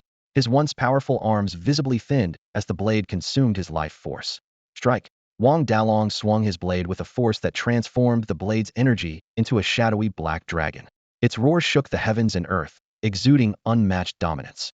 Ares' iron fist smashed into Su Chen with immense force, while Wang Dalong's blade energy aimed directly for Ares' head. Tens of thousands of Sin Blood youths continued their charge, but in that instant, the entire world seemed to freeze. A cracking sound, like shattering glass, pierced the stillness. The energy waves hurled the approaching youths into the air. Yet, Huzi, disregarding his own injuries, charged forward like a madman. Brother Chen, don't scare me. Brother Chen. His tearful cries echoed across the battlefield of Position 111. A blinding light enveloped everything, turning the world pure white. The Sin Blood youths could see nothing, their fear and panic giving way to grief. They had witnessed Ares' fist land squarely on Su Chen, a sight that filled them with despair. Brother Chen. Fat Tiger collapsed to the ground, wailing uncontrollably. The next moment, drip, drip, the sound of blood hitting the ground was piercingly clear. I was once imprisoned beneath the mountains and seas, my fate bound in chains for a lifetime. When chaos fell, I was freed. Yet today, this test proves I cannot escape the shackles of destiny. Gods and demons stand above the heavens and earth. Their might is unassailable. With my blood, I summon the gods, heralding the rebirth of chaos and the descent of Tianyuan. If the chains of fate are to be broken, the gods must march upon Hashia, staining the 9 provinces with blood and overturning the threads of causality. A chilling murmur echoed across the land, shaking the 9 provinces. All the people of Hashia heard the final cry of Ares, his divine soul and blood calling out to the gods above, urging them to march on Hashia and stain the 9 provinces with blood. The people did not understand what the rebirth of chaos or the descent of Tianyuan meant, but they knew that slumbering gods and demons would awaken once more, their wrath set upon Hashia. What had happened in the northern frontier? The elders of the military command pavilion gazed northward across the vast expanse, wondering what had driven a god-demon to forsake reincarnation and cry out with its divine soul and blood. What could possibly instill such fear in a god-demon? Although Wang Dalong was powerful and Ares was gravely injured, Wang Dalong alone could not have slain him. Yet Ares' final cry had undeniably signaled his demise. To slay a god this should have been a victory for the ages, a feat worthy of celebration. Yet no one could feel joy. Not when the dragon veins of the 9 provinces had failed to bring a god-demon to its knees, and not when Ares had chosen to abandon reincarnation to warn the gods. What unimaginable secret lay hidden in the northern frontier? Crack! A bolt of lightning tore through the heavens, its destructive might reverberating across the earth. Countless citizens stood frozen in shock, their hearts gripped by despair. Had the final moment for Hashia truly arrived? At position 111, as the blinding light faded, the blood-stained young warriors stared blankly at the scene before them. Su Chen stood firm, his shoulder bearing the colossal fist of the god-demon. His once pristine white robes were drenched in crimson, his armor of countless scales shattered, yet his figure remained proud and unyielding against the icy wind. The god-demon Ares continued to hammer down on him, but its head had already been pierced by the ink-black blade. Scarlet blood trickled down the wound, staining the pure white snow a deep red. Though Ares appeared to have met his end, a horrifying turn of events was unfolding. Run now! Wang Dalong, utterly drained, shouted hoarsely at Su Chen. That single strike had sapped him of all his strength, yet he ignored his own injuries to warn his comrade. In the next moment, the blood of the fallen god-demon began to spread rapidly across the ground, consuming everything in its path. The massive body of Ares started to dissolve, replaced by a crimson prison that sealed off the entire position 111. With his last ounce of willpower, Ares transformed his blood-soaked body into a cage, trapping Su Chen and marking the path for the gods to advance. As the blood-red barrier rose around them, Wang Dalong closed his eyes in anguish. He didn't know what secret Su Chen carried, but Ares' reaction made it clear that the gods feared it deeply. Perhaps that secret held the hope of restarting Waxia's civilization. Yet now, the gods had left no room for Su Chen to escape, sacrificing Ares' own body to ensure his entrapment. The warning had been sent, and the gods' armies would march on Hashia, ready to drench the 9 provinces in blood. Was this the inevitable fate of this weathered and storm-beaten land? Was this truly Waxia's destiny? Wang Dalong's heart sank into despair. Clang! The ink-black blade fell to the ground as his frail body gave out, and he collapsed. Brother Chen, are we going to die here? Fat Tiger and the others stared in shock at the crimson barrier rising around them, emanating an overwhelming aura of slaughter. Su Chen didn't respond. Bloodied and battered, he slowly raised his head, gazing at the prison that now enveloped position 111. The scene was hauntingly familiar. The city of sinful blood had imprisoned him for 15 years. Now, though he had escaped that cage, he was once again trapped, this time by the gods themselves. He loathed this feeling of imprisonment with every fiber of his being. One day, I will shatter these chains of darkness, rebuild the laws of order, and command the heavens and earth. Let all the gods and demons bow before me. I will be king. 15 years of bitter endurance had not extinguished the fire in his blood. A young man with a dream, a heart that bore the weight of the world. A life without purpose was no life at all. Better to raise his sword to the heavens, to measure the sun and moon anew. In this age of chaos, in this apocalyptic world, Su Chen would defy the heavens if they oppressed him, and trample the earth if it resisted. From the moment he walked out of the city of sinful blood, the world would never hold him captive again. Buzz, buzz. One after another, small chaotic swords materialized around Su Chen. In mere moments, 9 of them had taken shape. Slash. His eyes gleamed with divine brilliance, his blood-soaked robes fluttering as the 9 chaotic swords flew in unison from 9 directions, striking at the blood-red prison forged from the god-demon's body. As the small chaos sword touched the blood-red barrier, the chaos tree trembled violently, emitting a hazy radiance that seemed to engulf the divine and demonic power within the crimson prison like a voracious whale. The 9 small chaos swords surged like mighty torrents, channeling the divine and demonic energy into Su Chen's body. Seeing the 9 beams of light entering Su Chen, Fat Tiger, and the others were shaken to their core. Is Brother Chen consuming the divine and demonic energy? Though the divine being and demon had fallen, their physical remains still contained immense energy and essence. The vast energy was absorbed by the chaos tree, and its sapling grew visibly, with tender buds sprouting from its branches. Nourished by the energy, these buds rapidly matured into chaos divine leaves, infused with the profound truths of the universe. The newly grown 4th branch thickened under the surge of energy, becoming almost as sturdy as the original 3 branches. Around the chaos tree, clusters of starlight began to orbit, resembling celestial bodies, making the world born from the chaos tree even more tangible. This star-like phenomenon was a manifestation of the divine and demonic energy absorbed by the tree. Under this power, the chaos tree sapling appeared to grow significantly, undergoing a major transformation. A total of 100 chaos divine leaves were birthed, meaning 100 young individuals with cursed bloodlines would now gain access to the profound truths of the universe. With such enlightenment, their strength would soar rapidly. Coupled with the assistance of the chaos spirit gathering technique, their growth would surpass all expectations. After the calamity, this was a monumental harvest. However, the benefits of the divine and demonic remains did not end there. As the energy essence flowed into Su Chen, not only did the chaos tree evolve, but Su Chen's body also underwent a transformation. A sudden booming sound erupted from within him, signaling his breakthrough to Silver Tier Level 2. He had only just advanced to Silver Tier Level 1 earlier that evening, but with the infusion of divine and demonic power, he had forcefully broken through the barrier once again. Feeling the surging power within him, Su Chen's heart raced. Silver Tier Level 2 was significantly more powerful than Level 1. As his strength continued to grow, the gaps between levels became increasingly pronounced, and breakthroughs became more challenging. Yet, Su Chen had no cause for concern so long as the chaos tree continued to grow, his cultivation speed would only accelerate. The host has advanced to Silver Tier Level 2, triggering the chaos tree's sign-in mechanism. Please proceed with sign-in. A prompt echoed in Su Chen's mind. With a single thought, the chaos tree shimmered with green light and began the sign-in process. Upon successful completion, Su Chen received the execution of the divine technique. As he acquired it, vivid images of its techniques and moves appeared in his mind.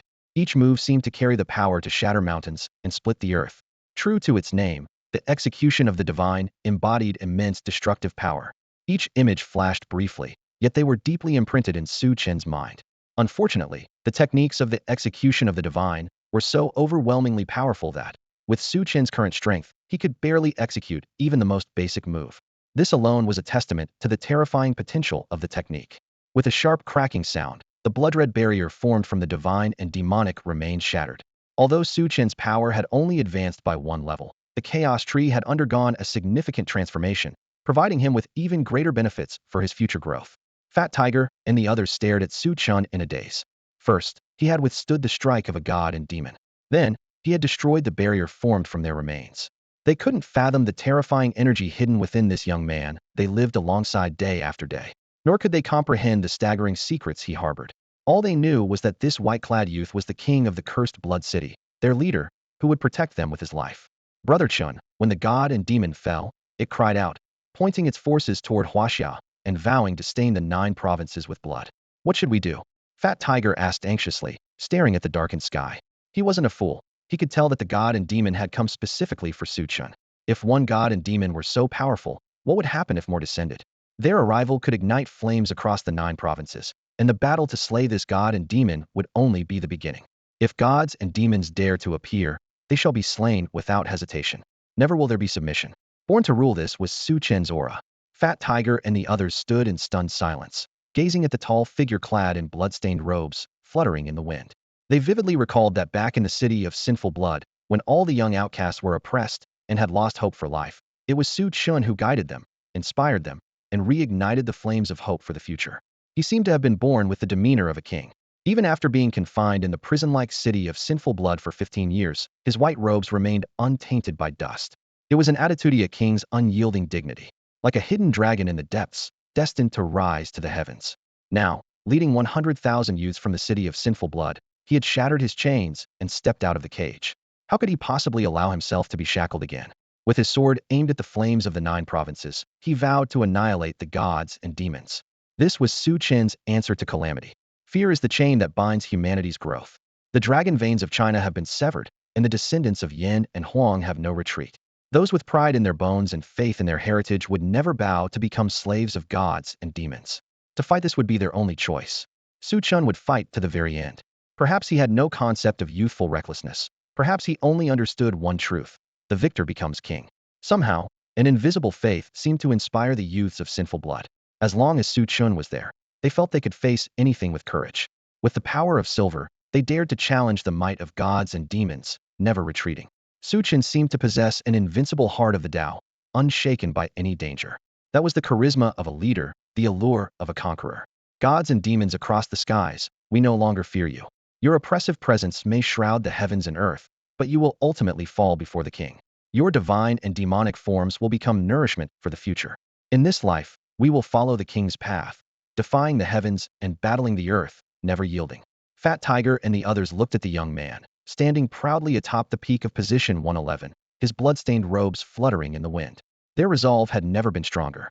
Chen stood tall on the summit of position 111, gazing into the darkness that cloaked the sky. In his deep, dark eyes, there seemed to be a divine radiance shining through. The sudden appearance of gods and demons made him realize the extraordinary nature of the chaos tree. Despite the perilous road ahead, he would never stop moving forward. Perhaps from the moment he chose to leave the city of sinful blood, retreat had never crossed his mind. Tiger, distribute these, Chen instructed, handing over 100 chaos divine leaves to Huzi. Including the accumulation over time and the chaos divine leaves within Fat Tiger and the others, the chaos tree had now produced a total of 149 leaves. Chen noticed something intriguing. The 9 youths who had initially received the chaos leaves were advancing in their cultivation at a noticeably faster pace than the others. Those 9 leaves, being the primordial source leaves of the chaos tree's seedling, contained deeper, more ancient principles of the great Tao. Chen eagerly anticipated their growth. Fat Tiger took the chaos divine leaves and immediately began selecting the most outstanding youths from the sinful blood to receive them. Meanwhile, Chen walked toward the severely injured and unconscious Wang Dalong. As he looked at Wang Dalong's arms, now almost reduced to skin and bones, Chen's pupils narrowed slightly. It was evident that in the battle to slay the god and demon, Wang Dalong had used some kind of self-destructive, forbidden technique. The chaos tree could heal his own wounds, but could it heal someone else's? Although Chen was protected by the myriad scale armor, the strike from the divine demon still inflicted severe internal injuries on him. However, the healing power of the chaos tree allowed his wounds to recover. A thought occurred to Chen, and he remembered Wang Dalong. He decided to try channeling some chaotic energy into Wang Dalong's body. Gradually, Wang Dalong's pale complexion regained some color. While the effect wasn't as remarkable as it was on Chen, and his arms remained frail, the nourishment of the chaotic energy finally woke Wang Dalong from his slumber. The two locked eyes in silence, seemingly awed by each other's strength and spirit. This was their first real encounter. After a long moment, Wang Dalong gathered his strength, propped himself up, and leaned against a large rock. Chen sat beside him. Gazing at the vanished blood-red barrier over position 111, Wang Dalong broke the silence first. The beast horde has been frightened. They likely won't launch another attack on position 111 for the next couple of days. You'll have plenty of time to recover. Chen nodded and then asked with concern, "Are your injuries all right?" Wang Dalong responded briefly, "I'm fine." Their conversation fell silent once more. Wang Dalong didn't ask about the disappearance of the blood-red barrier, nor did he question how Chen had used silver tier power to withstand the divine demon's strike. Everyone has their secrets, and Wang Dalong respected Chen's. Despite Wang Dalong being a guardian of Hashia and Chen being a descendant of the blood of sin, there seemed to be an unspoken chasm between them. Yet, the scene of them sitting side by side felt oddly harmonious. Wang Dalong's heroic display of fighting the divine demon with his imposing blade had left Chen in awe, while Chen's courage in resisting the divine demon's might with silver tier power deeply moved Wang Dalong. One was gravely injured and weak, the other clad in blood-stained white robes. Even though they exchanged few words, an invisible bond seemed to form between them, drawing them closer. Just then, Pang Hu came running over excitedly, exclaiming, "Brother Chen, we've collected a lot of beast carcasses this time. We can have a feast." Wang Dalong had mentioned before that the troops of the blood of sin had no food supplies, and the advancing beast hordes were their only source of sustenance. After this battle, though some beast carcasses were too damaged to be useful, they had still gained a significant haul, enough to last for several meals.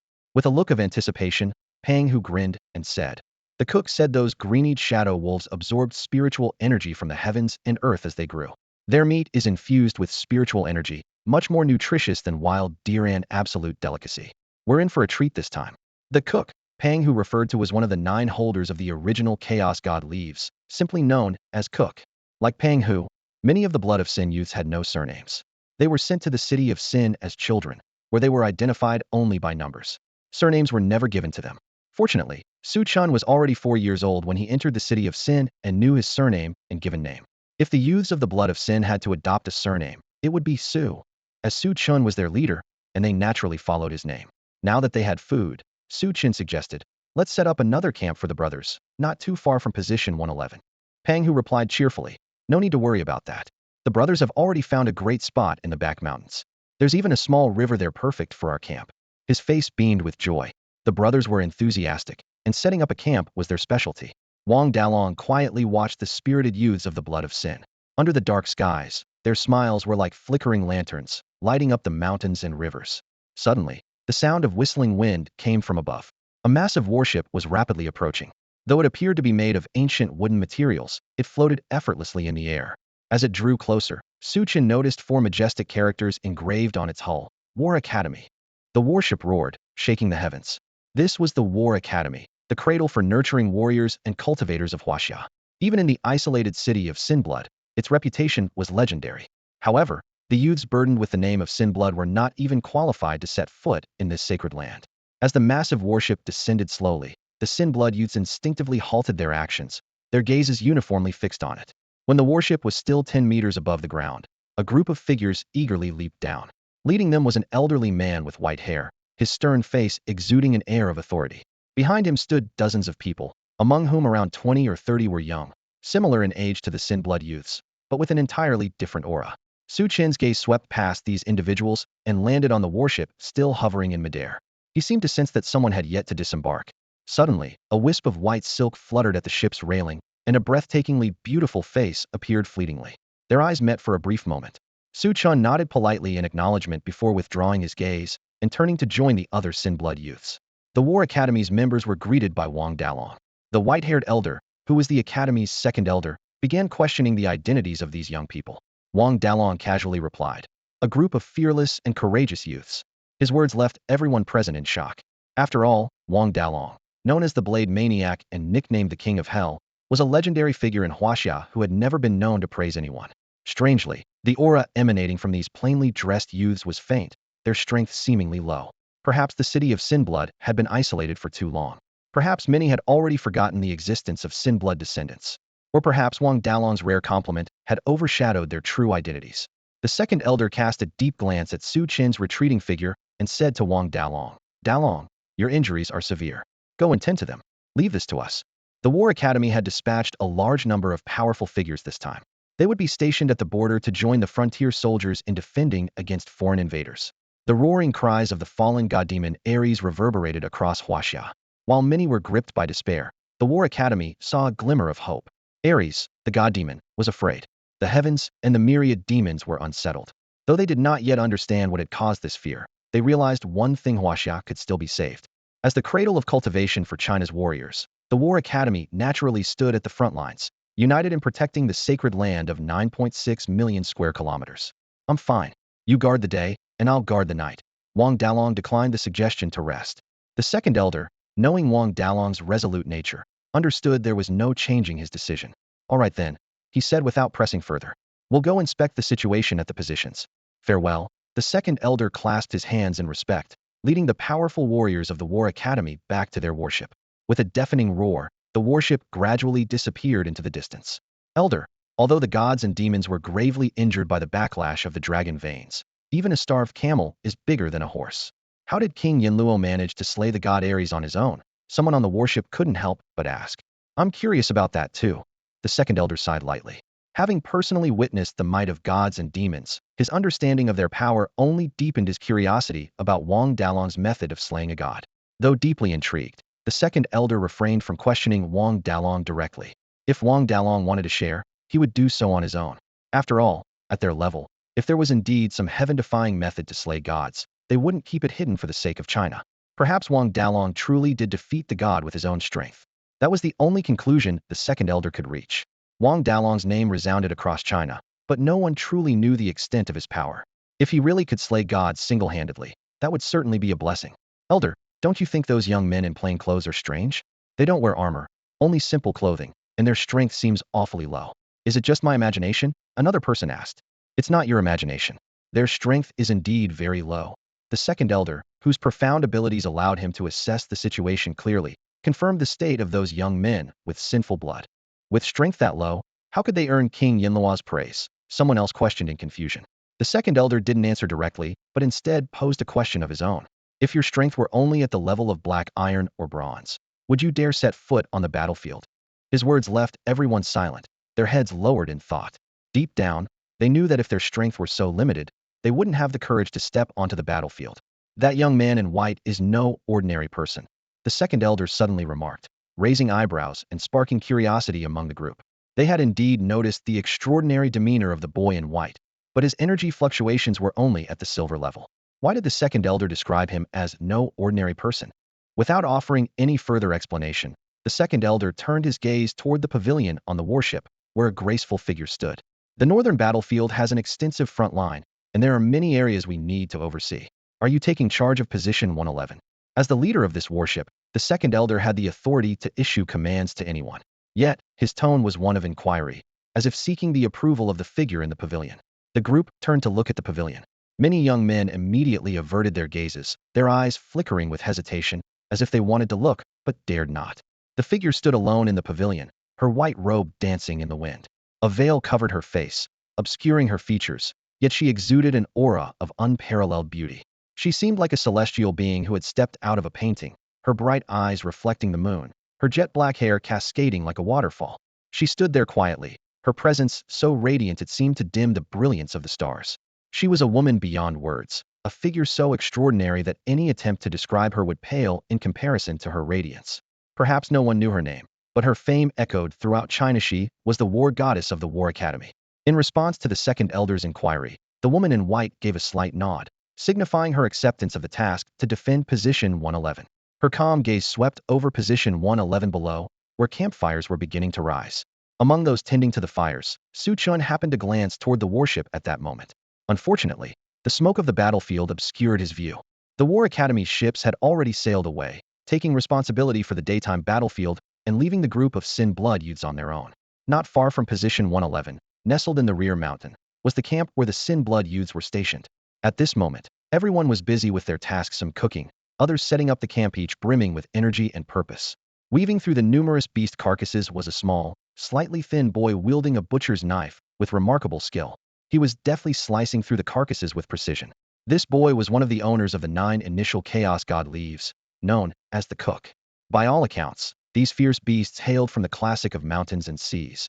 Even in death, their bodies retained a toughness that ordinary blades could not easily penetrate. Yet the seemingly ordinary butcher's knife in the cook's hand sliced through their tough hides effortlessly. It wasn't just the knife's sharpness, but his extraordinary technique that stood out. Each cut he made seemed to target weak points with uncanny accuracy, as if he knew every joint and vulnerability of the beasts, dismantling them as effortlessly as a master butcher carving an ox. Brother Chen, there's so much beast meat Hiru can't possibly finish it all. I'm planning to freeze a portion for later, the cook said excitedly when he saw Chen approaching. The cook's mastery of the Tao he derived from the Chaos God leaf was unique. His cultivation method differed from other practitioners, focusing on dismantling ingredients and cooking dishes. What seemed like a simple task was, in fact, a rigorous practice requiring endless refinement of patience, timing, and knife skills. Chen glanced at the pile of beast carcasses, which was already forming a small hill, and felt a sense of puzzlement. From Wang Dalong's brief words, he had gleaned that life on the front lines was supposed to be harsh. Yet the abundance of spirit-rich beast meat seemed to contradict that notion. Perhaps, as someone new to the battlefield, he still had much to learn and understand. It was winter, and the snow-covered mountain provided a natural storage solution for the food supplies. The cook set aside some of the meat for that evening's meal and preserved the rest. When the aroma of the cooking meat filled the air, the hungry Sin blood youths gathered around the campfire, eagerly digging in. In that moment, a sense of contentment enveloped them. Chen took a piece of beast meat and placed it in his mouth. Both in texture and nutritional value, it far surpassed ordinary animals like deer or rabbits. The spiritual energy contained within the beast meat was especially beneficial for cultivation. After eating only a small portion, Chen stood up and left. Perhaps due to his cultivation, his appetite for food wasn't particularly strong. Brother Chen, where are you going? Fat Tiger called out, wiping the grease from his lips as he prepared to follow. Don't worry about me. You all enjoy yourselves, Chen replied, declining Fat Tiger's company. He walked alone into the forest. The biting wind howled, and the trees stood bare and lifeless. The northern landscape stretched out before him, a vast expanse of ice and snow. If not for the lingering scent of gunpowder, it could have been a scene of rare beauty. Unconsciously, Chen found himself once again at position 111. As he gazed across the battlefield, others might not have noticed anything unusual, but Chen could see faintly glowing stones scattered across the terrain. These were the remnants of annihilation energy. These are the essence of souls scattered across the world after the extinction of living beings. Due to Chen's limited strength, much of the extinguished source energy cannot be absorbed by him. Over time, this energy will eventually dissipate into the heavens and earth, becoming nourishment for the growth of all things. Life and death, a cycle unending. As Chen moved forward, source energy within a 50-meter radius naturally converged toward him, like rivers flowing into the sea or myriad Buddhas returning to their origin. 50 meters marked the maximum range within which the chaos tree could absorb extinguished source energy. Perhaps, as Chen's strength grew or the chaos tree matured, this range might expand. Chen relaxed his mind, allowing the chaos tree to autonomously absorb the extinguished source energy without interference. Tonight, his actions had triggered the power of the chaos tree, attracting the attention of gods and demons, a course of action that was far from ideal. Gazing into the distant sky, Chen reflected, the aura emitted by the chaos tree could provoke gods and demons. This time, Wang Dalong had risked his life to protect him, but what about the next time? Without further growth, every time he acted, it could bring catastrophic disaster, something Chen wished to avoid. Now, possessing the chaos divine body, Chen could fully develop his own strength. Over-reliance on the chaos tree would not only lead to disastrous consequences, but also hinder his growth. Gradually, Chen understood why his strength did not improve as the chaos tree absorbed extinguished source energy to grow. Though the chaos tree was rooted within him and fused with him, their growth was independent. In other words, their fates were not entirely intertwined. If Chen were to perish, the chaos tree might not wither. Conversely, if the chaos tree withered, Chen might not necessarily fall. This characteristic served as a form of protection for both. To grow stronger, Chen could not solely depend on the chaos tree to advance his cultivation. Otherwise, he would become nothing more than a puppet of the tree. Human potential is boundless, and true strength lies in one's own power. The chaos tree could be a tool for growth, but it must never become a shackle. As long as he ensured the chaos tree's aura was concealed during his actions, the gods and demons would be unable to locate him, giving him a better chance of survival.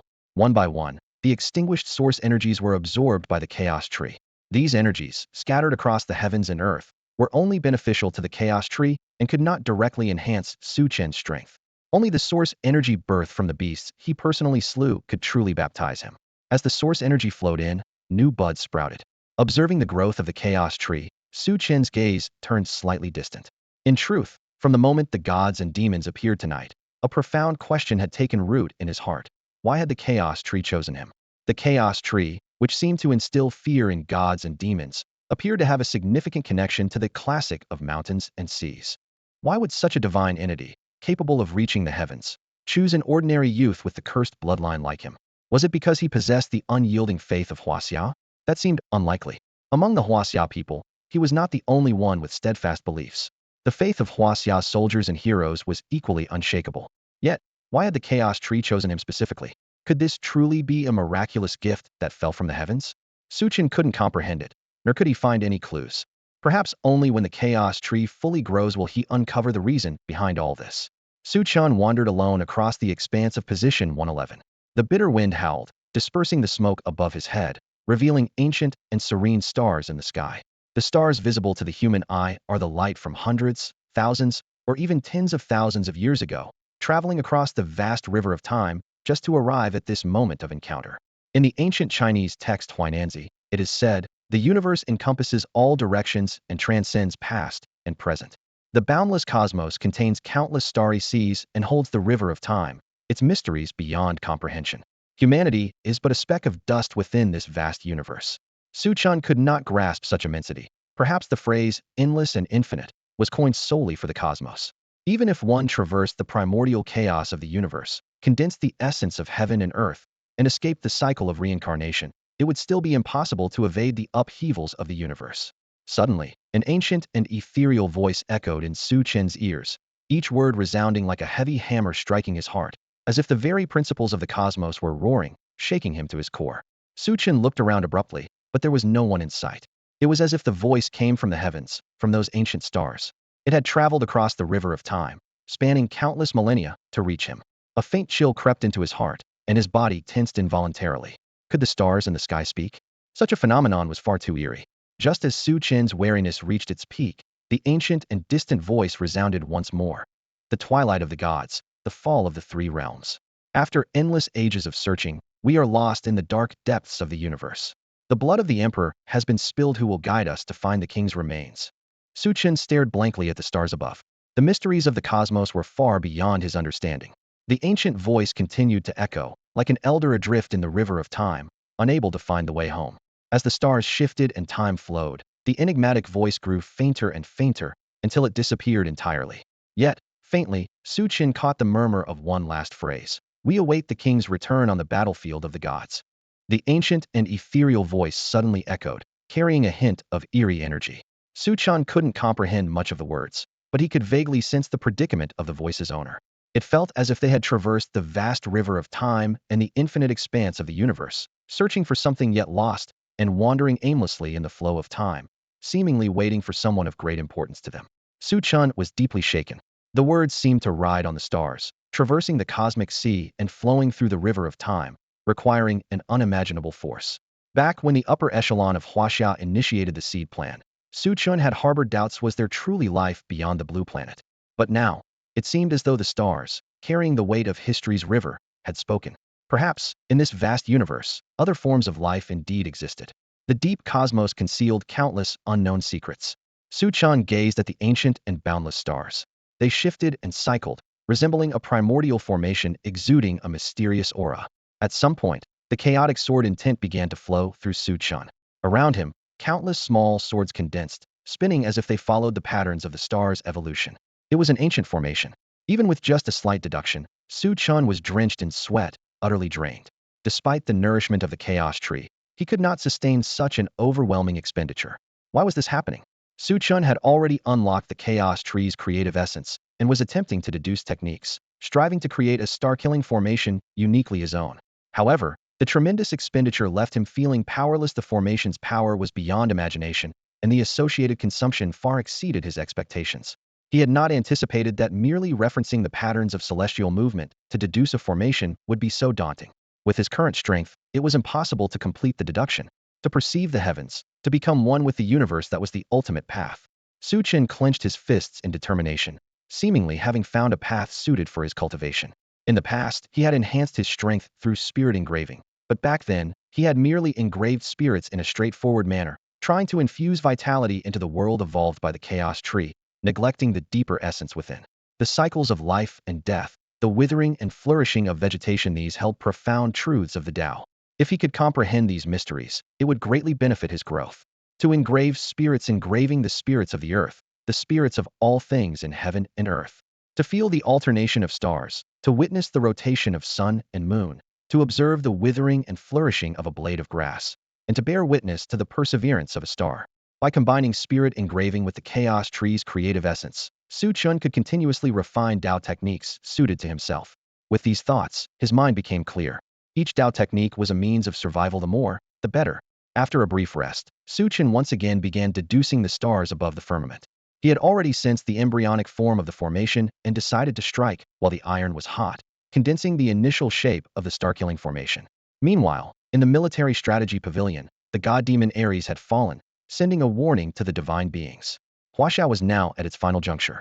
The atmosphere was heavy, and the cries of the god-demons, pointing toward Hashia and drenched in the blood of the 9 provinces, still echoed in their ears. With its dragon veins severed, how could Hashia resist?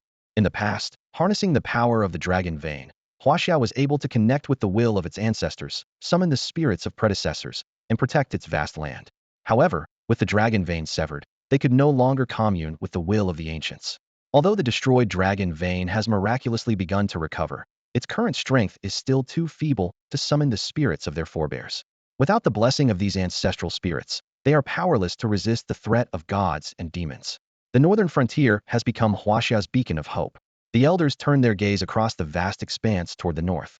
They knew nothing of the secrets hidden there, but felt an overwhelming dread emanating from the cries of gods and demons. The revival of the dragon vein and the fear of the gods and demons might stem from the same source, perhaps the last hope for the continuation of Hashia civilization. The 111th outpost has been completely cut off, and no one knows what Ares, the demon god, experienced before his demise or what he might have discovered. Re-establishing contact with the 111th outpost is of utmost urgency. The elders couldn't help but worry about whether Wang Dalong was still alive, their minds conjuring images of the outpost. 100,000 young men in humble attire charging fearlessly toward the gods and demons. They could only hope it wasn't too late. One elder murmured a quiet prayer, unsure if it was for Wang Dalong or for the 100,000 young warriors. Meanwhile, citizens watching the live broadcast stared at the darkened screen in stunned silence, unable to recover from their shock. Tonight was their first encounter with the so-called sin-blooded youths, yet these young warriors had brought an immense impact. Dressed in simple clothes, they radiated vitality and unyielding determination.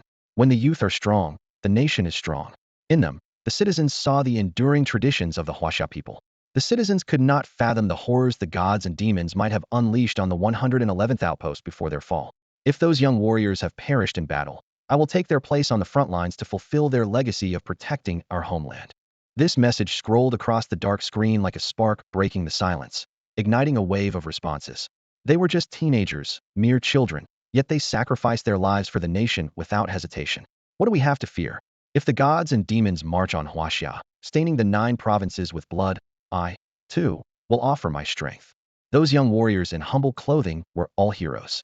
It is because of such heroes and pioneers that Hashia has stood tall among the nations of the world for so long. I have already enlisted to protect our homeland, count me in. The citizens' minds were still filled with the image of 100,000 young warriors charging fearlessly toward the gods and demons. Though their first meeting had ended in a tragic farewell, the memory was unbearable. The loss of these young warriors struck the citizens harder than the sacrifices of seasoned soldiers. Perhaps they had grown accustomed to the soldiers' defense, but the sacrifice of these young warriors touched their hearts more deeply. They were just a group of children, even weaker than many of the citizens themselves, yet they faced death unflinchingly and stepped onto the battlefield. Many citizens wept, realizing that their mere act of tuning into the live broadcast to witness the frontline battles showed their concern for the nation. The fall of these young warriors had left a profound impact on them. At that moment, Chen, who had been quietly calculating formations, suddenly opened his eyes. Divine light descended from the heavens, enveloping him. Though it was his first time witnessing such radiance, Chen felt a strange sense of familiarity. It was the power of faith. The divine light surrounded him as if purifying his body. The chaos tree began to sway, its chaotic aura surging, transforming into a series of scroll-like images that depicted the evolution of Hashia over thousands of years. This was the second time Chen had witnessed such a miraculous phenomenon. The first time had been when the chaos tree merged with him. He hadn't expected these visions to reappear now. The cycles of the sun and moon, the rise and fall of dynasties, each scene unfolded before him. He saw his ancestors clad in armor, defending the rivers and mountains of Hashia. Their figures stood tall and unyielding, their spines straight as mountains, their swords cutting down invading foes. In an instant, the ancestors in the images turned, their gazes seeming to pierce through time and space to meet Chen's eyes. In those vivid paintings, every ancestor displayed unparalleled power. They defended against foreign invaders and safeguarded the eternal legacy of Hashia. At this moment, they all turned simultaneously, locking their piercing gazes on Chen. Against the backdrop of blood and fire, the ancestors' eyes were like sharp blades, as if they could pierce through Chen's very soul. In that instant, Chen's entire body tensed, feeling as though he was being drawn into those intense stares. The next moment, the scene shifted. Chen seemed to transcend time and space, finding himself standing before the ancestors. Gazing at their towering figures, Chen felt as if they were colossal mountains reaching the heavens, forcing him to look up just to meet their eyes. One ancestor extended a hand and lifted Chen, placing him on his shoulder. In that moment, Chen's vision expanded dramatically. What a scene it was! The sky was scorched by the flames of war, and the earth was stained red with blood. All around were ruins and devastation, with even the remains of gods and demons scattered across the land. One ancestor struck out with a single blow, causing gods and demons to weep blood. Chen's heart pounded violently, his mind reeling from the overwhelming impact. Gods and demons, beings of immense power, were so easily defeated. What kind of era was this? Why was there no record of it in the ancient texts of Hashia? As he gazed at the ruins marked by the passage of time, Chen couldn't help but wonder how long this terrifying era had lasted. If this period were included, Waxia's history would far exceed 5,000 years. Hashia could very well be an even more ancient civilization. Or perhaps this era was the precursor to Hashia civilization itself, an unrecorded chapter that created a historical void in Waxia's timeline. Chen recalled a book he once read in the City of Sinful Blood. According to its records, the earliest humans on Blue Star existed 2 million years ago. If traces of humanity have been present for millions of years, what transformations might have occurred between those millions of years and the last 5,000? These histories are almost entirely unrecorded, yet they must conceal terrifying secrets. Chen swallowed hard, his heart filled with an unimaginable sense of awe. The existence of an era unrecorded by history was utterly chilling. Standing on the shoulders of giants, Chen found himself amidst blades and flames alongside the ancestors, witnessing the birth and rise of Hashia civilization. The emotions were so overwhelming that it felt as if he were truly experiencing the ancestors' battles. What struck Su Chen deeply was his realization that the spiritual energy of that era seemed far more abundant than the energy of today. How could this be? The revival of spiritual energy had only happened in the past century. How could the ancestors' era have been so rich in it? No, revival means the resurgence of spiritual energy, not its creation. The word revival implies that spiritual energy has always existed, though it had become thin and dormant over time, only to reawaken on a large scale now. It's possible that the spiritual energy of the world declined during a certain era, leading to its scarcity in later generations, while the ancestors' era was one of immense abundance. This abundance made them extraordinarily powerful. This is why Hashia harnessed the power of dragon veins to connect with the will and battle spirits of the ancestors to protect the nation's mountains and rivers. The concentration of spiritual energy and the laws of order in the world govern the growth of living beings. This explains why the ancestors were so powerful, while later generations cannot, through their own strength alone, resist the might of gods and demons. The world today feels like a newborn, with spiritual energy reawakening and all things in heaven and earth evolving and transforming. Destruction and revival seem to form an eternal cycle. Su Chen found himself on an ancient battlefield, under the watchful gaze of his ancestors. He saw their lips moving as if they wanted to say something, yet he couldn't hear a single word. He tapped his ears, trying to steady his mind and listen carefully, but it was in vain. He could not hear their voices. At this moment, though they seemed to share the same space, they were separated by the river of time, visible, yet inaudible. Seeing the urgency in their expressions and the overwhelming sorrow and resolve radiating from them, Su Chen felt an inexplicable tightness in his chest. Questions flooded his mind. What were the ancestors trying to do? Why were they suddenly filled with such sorrow and determination? What were they saying? I can't hear them. I can't hear them. Frustrated, Su Chen let out a low growl, a sense of foreboding creeping over him as if danger was imminent. He tried harder to listen, but the ancestors were already walking away into the distance, leaving only their resolute backs behind. Boom! The ground trembled, and mountains crumbled. This was no illusion in Su Chen's mind, but a reality unfolding across the landscapes of China. Mount Tai, standing over 1,500 meters tall, resembled a towering ancient deity overlooking the 9 provinces. Once silent and unassuming, today it quaked violently. Rocks tumbled, the earth split open, and colossal stone statues emerged from the cracks. These statues were clad in armor, wielding sharp weapons, and each bore a unique stance. Some held spears, others axes, but without exception, they all stood posed for battle. Starlight cascaded down, illuminating the statues with an ancient and majestic aura. Each one soared over 100 meters tall, standing abruptly amidst Mount Tai's peaks, leaving those who witnessed them in profound awe. At the same time, it wasn't just Mount Tai. The other 4 sacred mountains of China, Mount Hua in the west, Mount Heng in the south, Mount Heng in the north, and Mount Song in the center also saw the sudden appearance of these gigantic stone statues. Without warning, without explanation, their presence delivered an unparalleled shock. China's geological survey teams immediately detected the anomalies and reported them without delay. The news threw the military cabinet into turmoil. How could these statues have emerged from underground? Why were they all in combat stances, as if ready for some grand war? The senior officials examined the footage. Though the images were not entirely clear, they could discern the intricate and mysterious patterns etched onto the statues, exuding an ancient and timeless aura, something no modern artisan could possibly create. Who made these statues? Where did they come from? The senior officials, seasoned as they were, could not help but feel shaken to their core. Even from the blurry footage, the statues radiated an oppressive presence, a pressure akin to that of divine beings. It is often said that there are no gods in China, yet these statues, with their imposing majesty rivaling that of deities, beg the question, who had forged them? The senior officials exchanged glances, their thoughts too overwhelming for words. Just then, news arrived from the front lines. The divine beings and demons that Li Tiangang, one of the senior officials, had been facing suddenly retreated, and the northern borders were momentarily secure.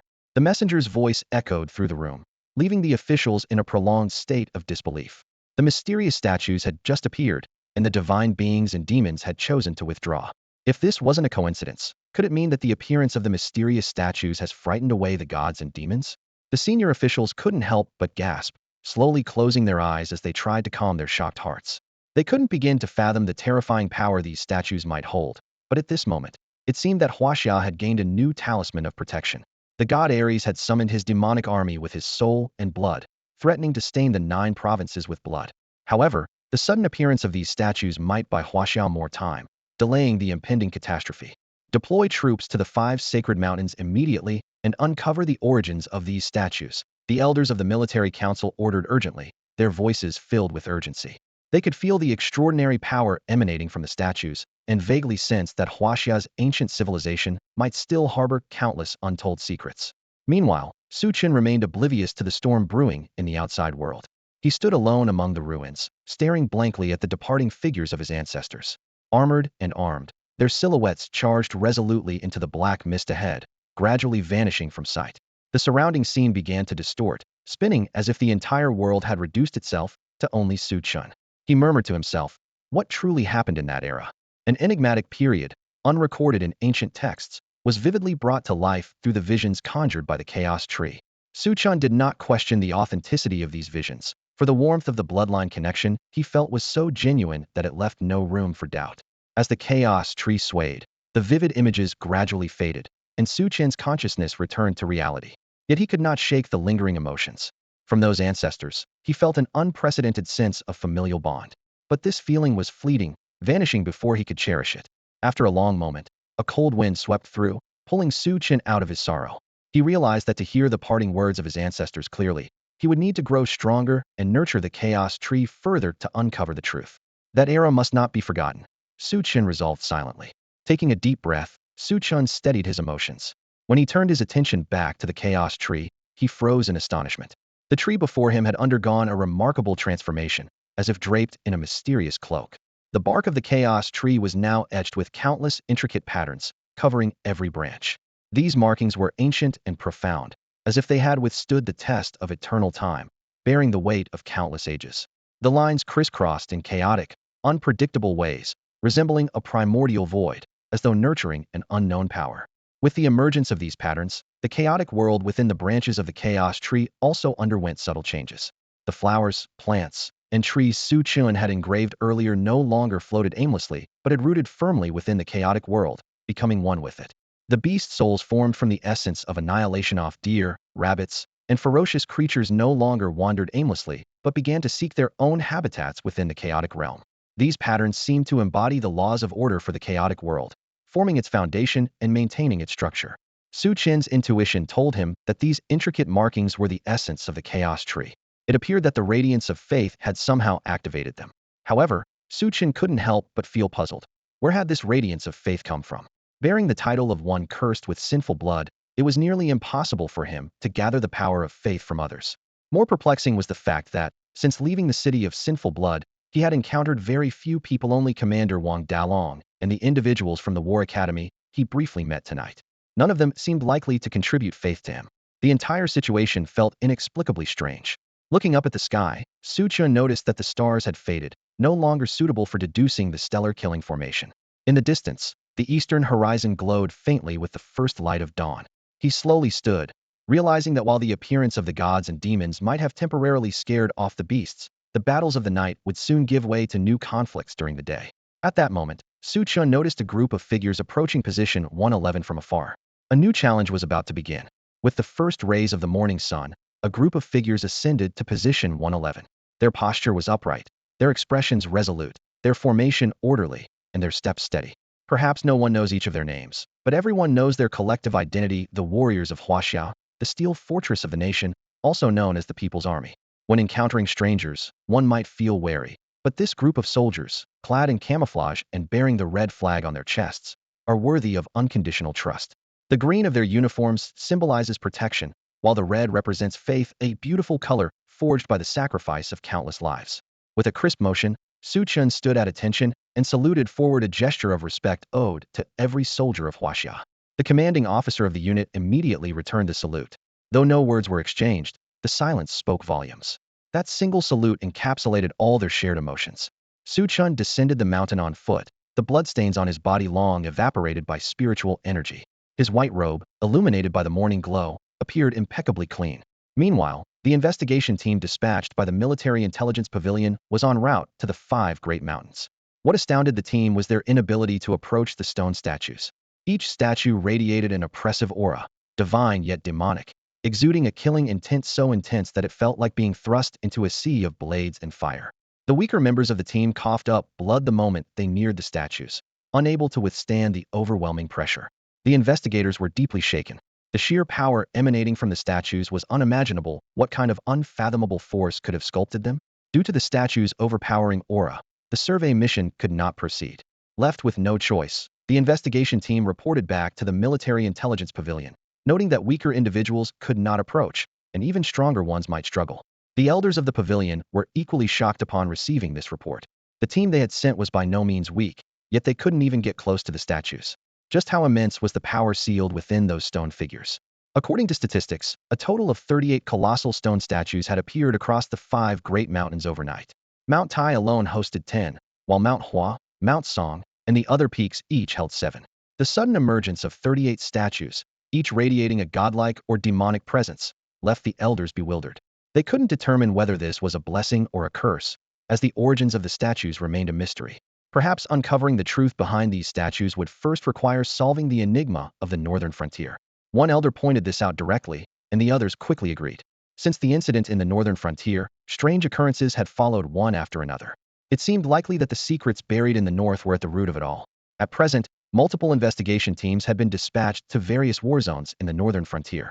Any anomalies would be reported immediately. The War Academy had also sent a considerable number of powerful individuals to station in the north, prepared for any unexpected developments. And what of Position 111?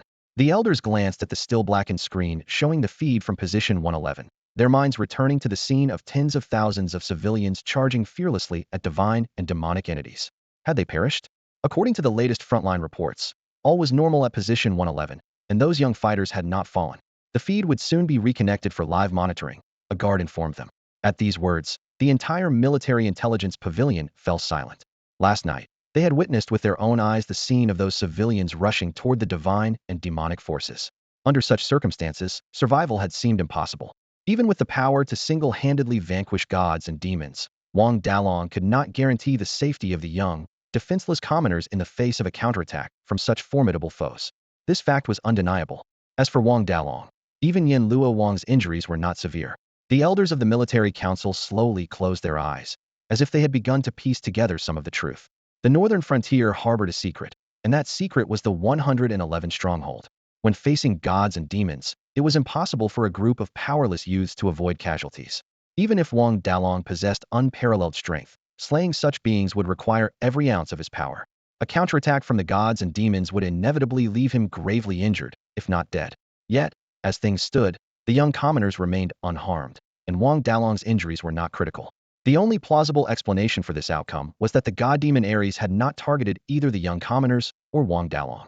Instead, its attention must have been fixated on another target entirely. Only under such circumstances could Wang Dalong seize the opportunity, allowing the youths to survive. But what could possibly draw the unwavering focus of such a powerful entity? And what could elicit a cry of fear from a god-demon? The elders of the military council ordered an investigative team to prioritize the inquiry into the 111 stronghold. Meanwhile, at the 111 stronghold, Su Chen returned to the camp where the young commoners had already awakened. Their abilities were still meager, and they needed rest to recover, unlike Su Chen, who remained vigorous without pause. However, as their cultivation advanced, their need for sleep gradually diminished, and a brief respite became enough to alleviate their fatigue. Suddenly, Su Chen asked, "Huzi, did you hear any strange sounds last night?" Fat Tiger, looking puzzled, replied, "Strange sounds? I didn't hear anything." Su Chen felt a twinge of doubt. The ancient celestial language he had heard the previous night, resonating like the roar of the cosmos, was immensely profound. Could it be that only he had heard it? Fat Tiger suddenly remembered something. Oh wait, last night, Zilong was answering nature's call and couldn't find any leaves. He ended up grabbing a thorny branch by mistake. His muffled screams were small, but I still heard them. You've got to be kidding me. Can you shut up already? A neatly dressed boy with a high ponytail stormed over, his face livid. He thrust a spear toward Fat Tiger without hesitation. This was none other than Zilong, one of the 9 possessors of the primordial chaotic divine leaves. Fat Tiger, completely unfazed, chuckled and teased. Hey, does it still hurt? Want me to call a doctor to take a look? Watching Fat Tiger and Zilong bicker, Su Chen's expression darkened. He had initially thought Fat Tiger's earlier insight had stemmed from hearing the celestial language. Just as he was about to reprimand the two to settle down, his words caught in his throat. His pupils narrowed as he gazed toward a distant mountaintop. At that moment, on the battlefield of the 111 stronghold, a graceful figure soared into the sky. Her face was obscured by a veil, and she seemed like an otherworldly deity, fallen to the mortal realm yet untouched by its impurities. With a single, elegant motion of her hand, She neutralized all the enemy's attacks in an instant. This completely shattered Su Chen's preconceived notions about women. Women were traditionally seen as gentle and rarely appeared on the battlefield. Yet this woman, dressed in white, embodied the phrase, "Women are no less than men," with her actions. Her cascading black hair and unmatched elegance left an indelible impression. A single graceful hand swept away all enemies. That unparalleled elegance made Su Chen realize for the first time the vast gap between himself and the younger generation of the war academia chasm as wide as the heavens. The path he had to walk was still long and arduous. As if sensing the distant gaze, the woman in white turned her head, her eyes meeting Su Chen's.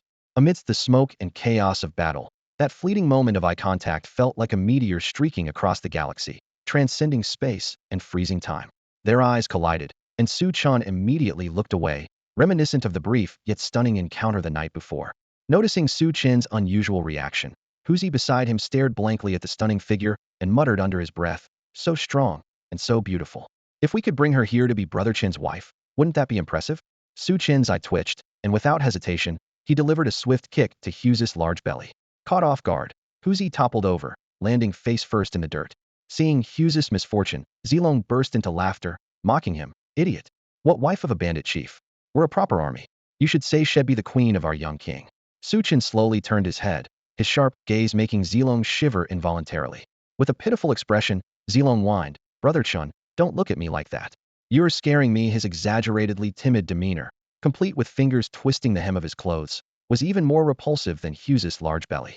Disgusted, Su Chen moved to act, but before he could, the other young men of the Sin Blood group, unable to tolerate Zilong's antics any longer, pounced on him in unison, beating him up.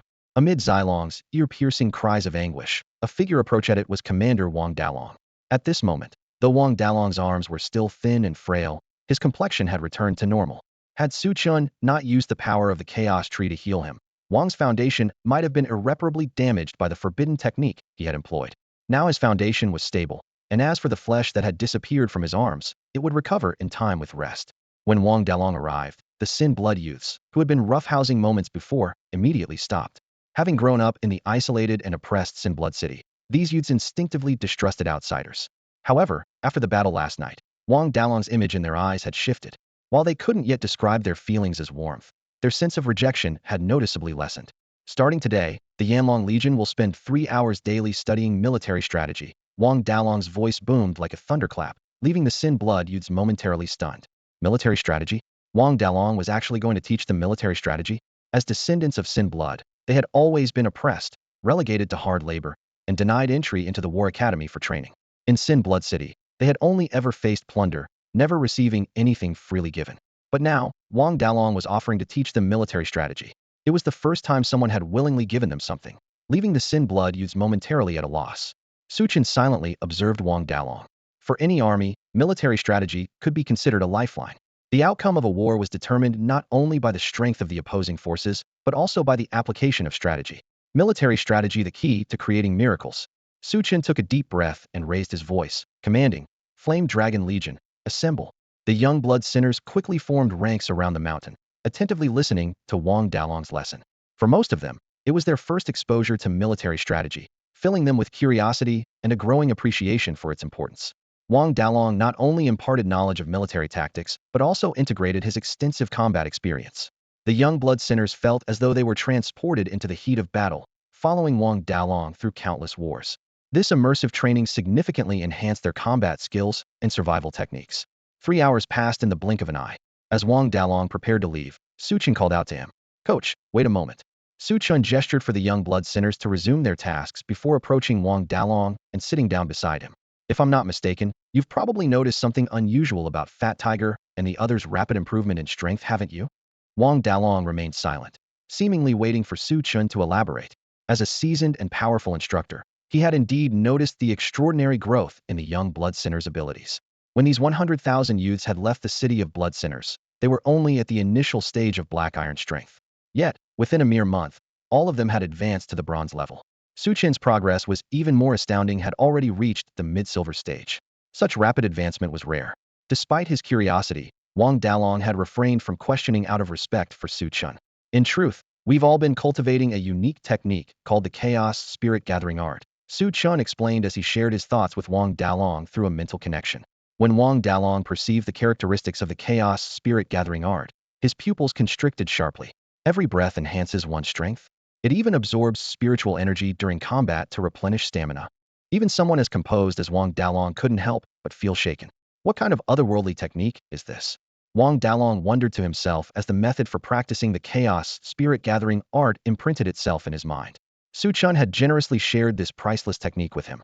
Seeing Wang Dalong's astonishment, Su Chen calmly said, I don't like owing people. Consider this an exchange your military strategy for the chaos spirit gathering art. Now we're even. Wang Dalong gave Su Chen a long, thoughtful look before attempting to practice the chaos spirit gathering art. To his amazement, he mastered it instantly. This wasn't due to Wang Dalong being a genius. Rather, Su Chen's mental sharing had deeply etched the essence of the technique into his mind, enabling him to grasp it effortlessly.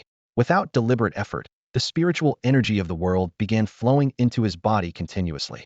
What shocked Wang Dalong even more was the purity of this energite was far superior to anything he had absorbed during his previous training. The purer the energy, the greater the combat power it could unleash. Among cultivators of the same level, those with purer energy were undoubtedly stronger. But Wang Dalong's astonishment didn't end there. He realized that this pure energy seemed to carry a special quality, one that was nourishing his frail arm. Could this energy also possess healing properties? The chaos spirit gathering art had thoroughly impressed Wang Dalong. Taking a deep breath to calm his emotions, he gazed into the distance at the war-torn battlefield of position 111, where a graceful figure stood amidst the chaos. Slowly, he spoke, her name is Mu Li. Meanwhile, Su Chen stood silently nearby, lost in thought, his mind swirling with questions and anticipation. The military intelligence pavilion harbored deep concerns about last night's battle. They keenly discerned that the god-demon Ares must have had a purpose for his actions. What was even more unsettling was the simultaneous appearance of colossal stone statues across the 5 sacred mountains, possessing power comparable to that of gods and demons. The pavilion concluded that these events were undoubtedly connected, with their origins pointing to the northern frontier.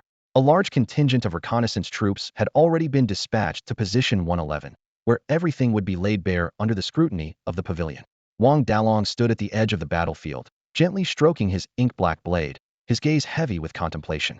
He spoke with a tone of warning. Su Chen, you need to be careful. Wang Dalong reflected on the events of the previous night. When the god-demon Ares abandoned his attack on him and instead focused his full force on Su Chen, who was only at the silver level, he realized something was amiss. Chaos, you are chaos. The words echoed in his mind, their meaning unclear, yet he could distinctly sense the fear emanating from the god-demon. What kind of terrifying power could instill such fear in a god-demon, compelling Ares to forsake reincarnation and use his divine soul and blood to issue a dire warning to all gods and demons? Wang Dalong had witnessed with his own eyes how Su Chen, with only silver-level strength, had endured a strike from the god-demon. It was clear that this young man harbored an earth-shattering secret. Despite the shock and curiosity brewing within him, Wang Dalong chose silence. He respected that everyone had their own secrets, especially this young warrior who dared to face the gods and demons heathen, vowing to protect the stronghold at all costs. He merely offered Su Chen a subtle warning, reminding him that his every move might now be under watchful eyes. Su Chen looked gratefully at the older man with the ink-black blade. After 15 years of oppression in the city of sinful blood, it was the first time he had felt treated as an equal by a stranger. Perhaps, in Wang Dalong's eyes, they were no longer merely the descendants of sinners, but fellow descendants of Yin and Huang, united in defending their homeland. This sense of recognition stirred a warm current in Su Chen's heart. Suddenly, Wang Dalong said something that left Su Chen utterly shocked. Su Chen, do you know? After a century of war, even if the dragon vein hadn't been severed, the road for Hashia would already be at its end. Su Chen stared at Wang Dalong in disbelief. The older man rose slowly, planting his ink-black blade into the ground. Placing both hands on the hilt, he gazed toward the distant, smoke-filled battlefield and began to speak. Prosperity brings suffering to the people, so does decline. The world only sees the blood-soaked heroes at the border, yet how many realize that each soldier's sacrifice means the shattering of a family? Wang Dalong's voice carried the weight of age and sorrow. He continued to recount the suffering of this land, the overwhelming power of the gods and demons casting a shadow over the world, the century-long war draining the very essence of Hashia. The relentless flames of war scorched the 9 provinces, and the devastating casualties left the fragile nerves of its people in tatters. As descendants of Yin and Huang, they had once stood firm and resisted, but in the end, it led to the severing of the dragon vein and the collapse of the nation's fate. Waves of despair engulfed the sacred 9.6 million square kilometers, leaving Hashia a shadow of its former self. Over the century of war, Huaxia's population had plummeted from 1.4 billion to 900 million. This staggering figure meant that 1 in 3 people had vanished forever. Blood had soaked every inch of the land, and grief weighed heavily on every heart. When the dragon vein was severed, the eyes of Huaxia's people lost all traces of hope. Wang Dalong's words were laden with gravity, as if recounting the lament of an entire nation. Wang Dalong's hand unconsciously rubbed the hilt of the Mo Dao. The collapse of his faith left him filled with helplessness. The thought of resistance had long since vanished, replaced by the instinct to survive. Across the land of Huaxia today, acts of betrayal were becoming increasingly common. To live, more and more people chose to become slaves to the gods and demons. The once united Huaxia, where people stood together through adversity, was now a distant memory. Su Chen shook his head. He didn't see Huaxia's complete disintegration.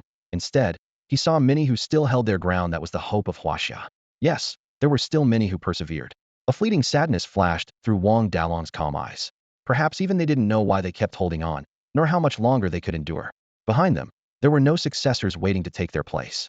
They were the last iron bastion of Huaxia. The depletion of manpower was the harsh reality Huaxia faced. Every day, soldiers fell on the front lines, yet reinforcements were scarce. This starkly underscored Huaxia's decline, a tragedy for the entire nation. Su Chen remained silent, fully aware of the dire shortage of soldiers. Otherwise, he wouldn't have brought these young men, branded with the stigma of sinful blood, onto the battlefield. Gazing at the distant, war-torn 111th position, Su Chen's expression grew complex. If the frontline soldiers were to fall in large numbers, what awaited Huaxia? Would it be the demise of a civilization or the birth of a colony under the gods and demons?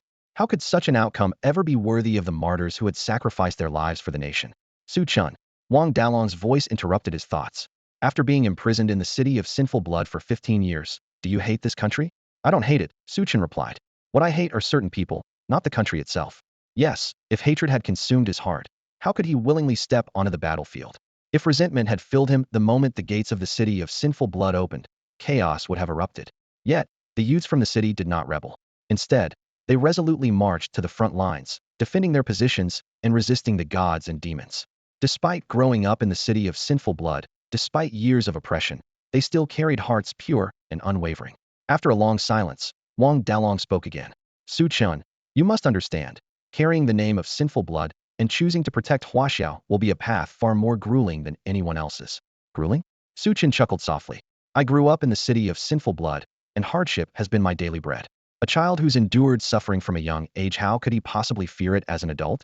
From the moment he stepped out of the city's gates, he had been prepared to face countless trials and tribulations. Seeing the youthful yet determined smile on Su Chen's face, Wang Dalong found himself momentarily speechless.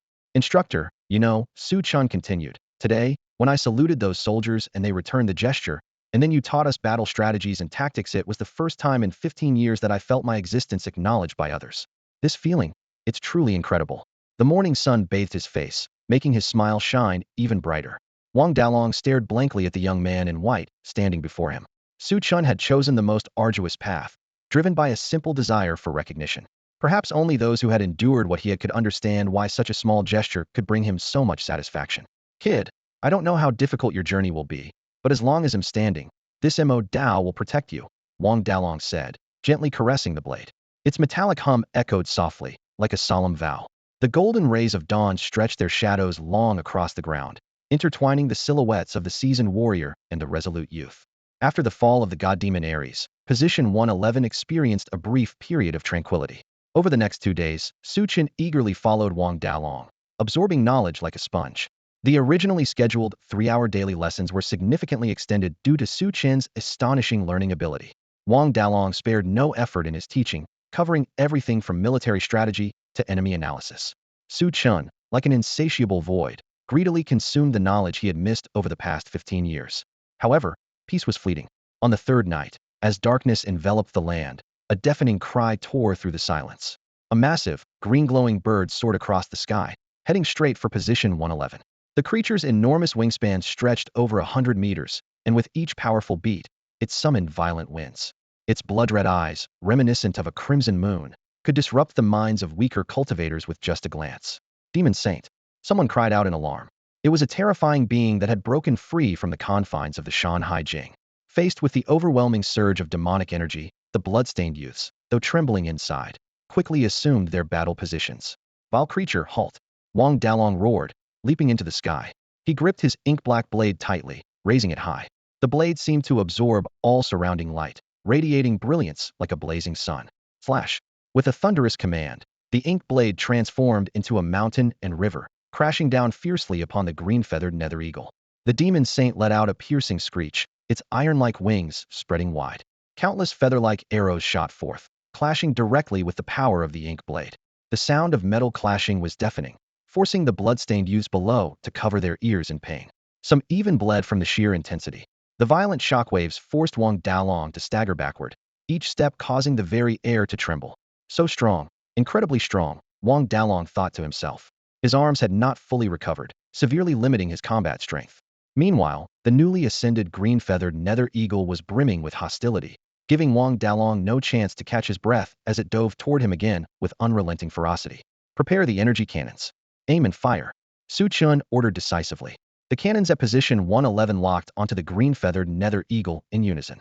But just then, a thunderous roar erupted from the distant forest, shaking the heavens and even causing the stars to tremble. The blood-stained youths turned in shock, only to see clouds of dust rising, snowflakes swirling, and the ground quaking violently as ancient trees toppled one after another. A beast horde! A beast horde is coming! Someone shouted in panic. But when they saw the true nature of the approaching creatures, everyone gasped in horror. This was no pack of green-eyed ghost wolves. Instead, it was a group of Shan Haijing creatures they had never encountered before. Each beast was colossal, exuding overwhelming demonic energy that struck fear into their hearts. Wang Dalong caught a glimpse of the scene from the corner of his eye, and his heart sank. Countless demon kings and demon lords were gathering. After 2 days of silence, the assault had grown even fiercer. Such a massive force was beyond what the blood-marked youths could withstand. On the 111th defense line, Su Chen's voice thundered like a battle drum as 100,000 blood-marked youths roared in unison. Kill! At that moment, the live feed of the 111th defense line reconnected to the broadcast. For the past 2 days, the people had been closely following the war's live stream, but the absence of any footage from the 111th defense line had led many to believe that the group of humble-clothed youths had perished. Some had even shed tears of sorrow. Now, as the screen shifted to show the 111th defense line once again, the familiar figures clad in simple garments stunned millions of viewers. Before they could rejoice, a collective gasp filled the air. A demon saint, accompanied by countless demon kings and demon lords, loomed on the battlefield. Even through the screen, the overwhelming demonic aura sent chills down the spines of the viewers. The blood-marked youths, with their modest strength, stood no chance against such a massive beast horde. Hurry! Reinforce the 111th defense line immediately. The military bureau promptly ordered the northern frontier troops to provide backup. The citizens clenched their fists, anxiety gripping their hearts. First gods and demons. Now a horde of great beasts was the heavens bent on extinguishing these humble-clothed youths? At the 111th defense line in the northern frontier, the warriors of the War Academy quickly sensed the fierce clash between Wang Dalong and the demon saint. The terrifying demonic energy emanating from the demon saint signaled grave danger for the 111th defense line. Wang Dalong, already gravely injured after slaying the god-demon Ares, was unlikely to withstand this assault. Reinforcements had to arrive without delay. The War Academy's second elder decisively issued an order to head to the 111th defense line even before the military bureau's directive arrived. However, they were ultimately a step too late. Against the might of the demon kings and demon lords, the blood-marked youth's defensive line was swiftly torn apart. Despite the support of mech cannons, the beast horde's advance could not be stopped. It's over. It's all over. The viewers in the live stream felt a chilling despair as they watched the defensive line crumble. Beyond that line lay the civilians' homes. If the beast horde breached the cities, it would spell an unimaginable catastrophe. Amid the shattered defenses of the 111th defense line, the anguished cries of the blood-marked youths pierced the air, and the sight of bloodshed weighed heavily on Su Chen's heart. Death surrounded him. Brothers who once laughed and fought alongside him were now bleeding, falling, and fading away.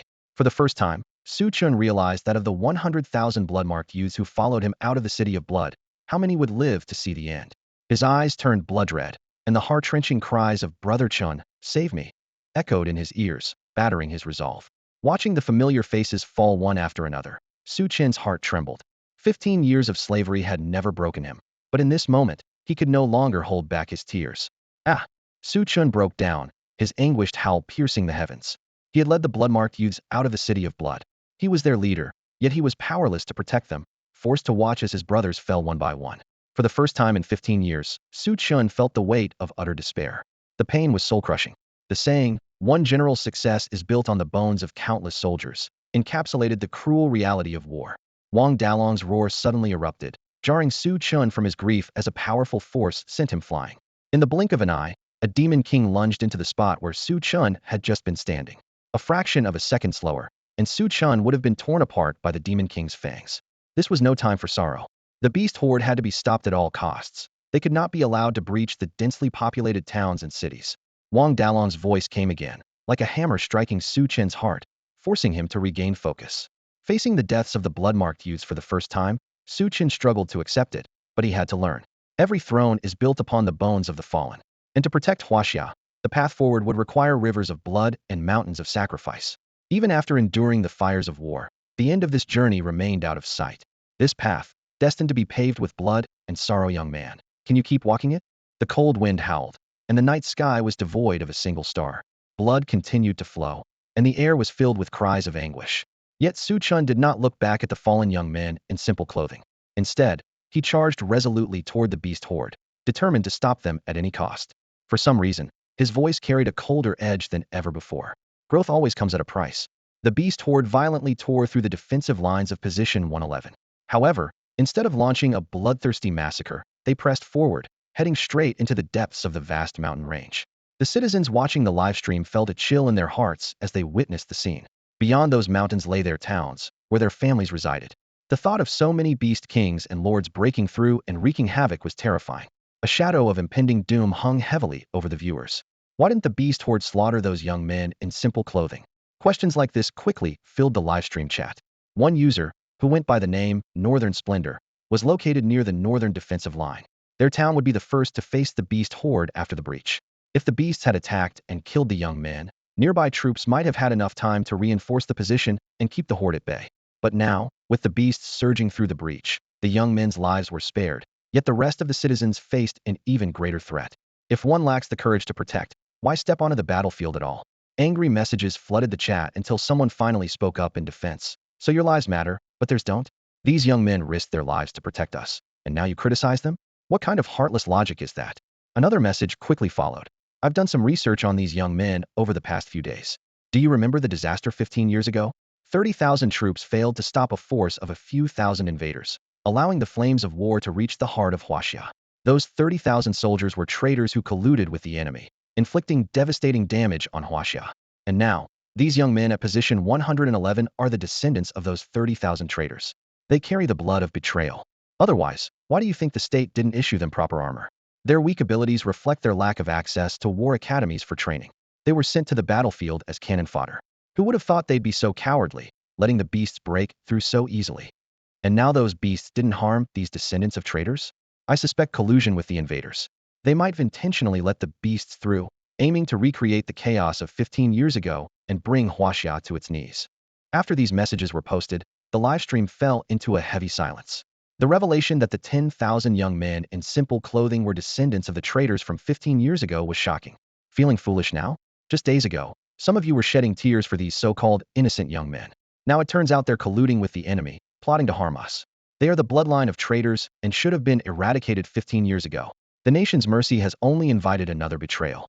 The beast horde vanished into the depths of the mountains, leaving the looming question of who would pay the price. In the end, it would be the innocent citizens who suffered. Fear and anger intertwined, and the citizens turned their blame squarely onto the descendants of the traitors. At that moment, the military council convened. Looking at the torn defensive line of the battlefield, the expressions of the elder statesmen were as heavy and somber as a stormy sea. Unlike the common folk, they did not blame the young warriors. The suddenness of the beast horde's attack had left no room for warnings. Even so, the collapse of the defense line was a responsibility they could not shirk. The beasts were not mindlessly slaughtering. Their actions hinted at a clear purpose. The 111th position, located on the edge of the Hengshan mountain range in the northern region, held only one possible attraction for Thema mysterious stone statue that had recently appeared. It was likely this statue that stirred fear among the gods and demons, prompting the beasts to launch a massive reconnaissance. The immediate priority was to track the beast horde and prevent them from reaching the statue or invading the city. Since the frontline forces could not be widely mobilized, support from the clans became crucial. The elder statesmen exchanged glances and nodded in unison. Thousands of years of Chinese heritage had fostered numerous powerful clans scattered across the land, prepared to respond to emergencies. Without delay, they issued an elder's decree, commanding the major clans of the northern frontier to rush to the Hengshan mountain range.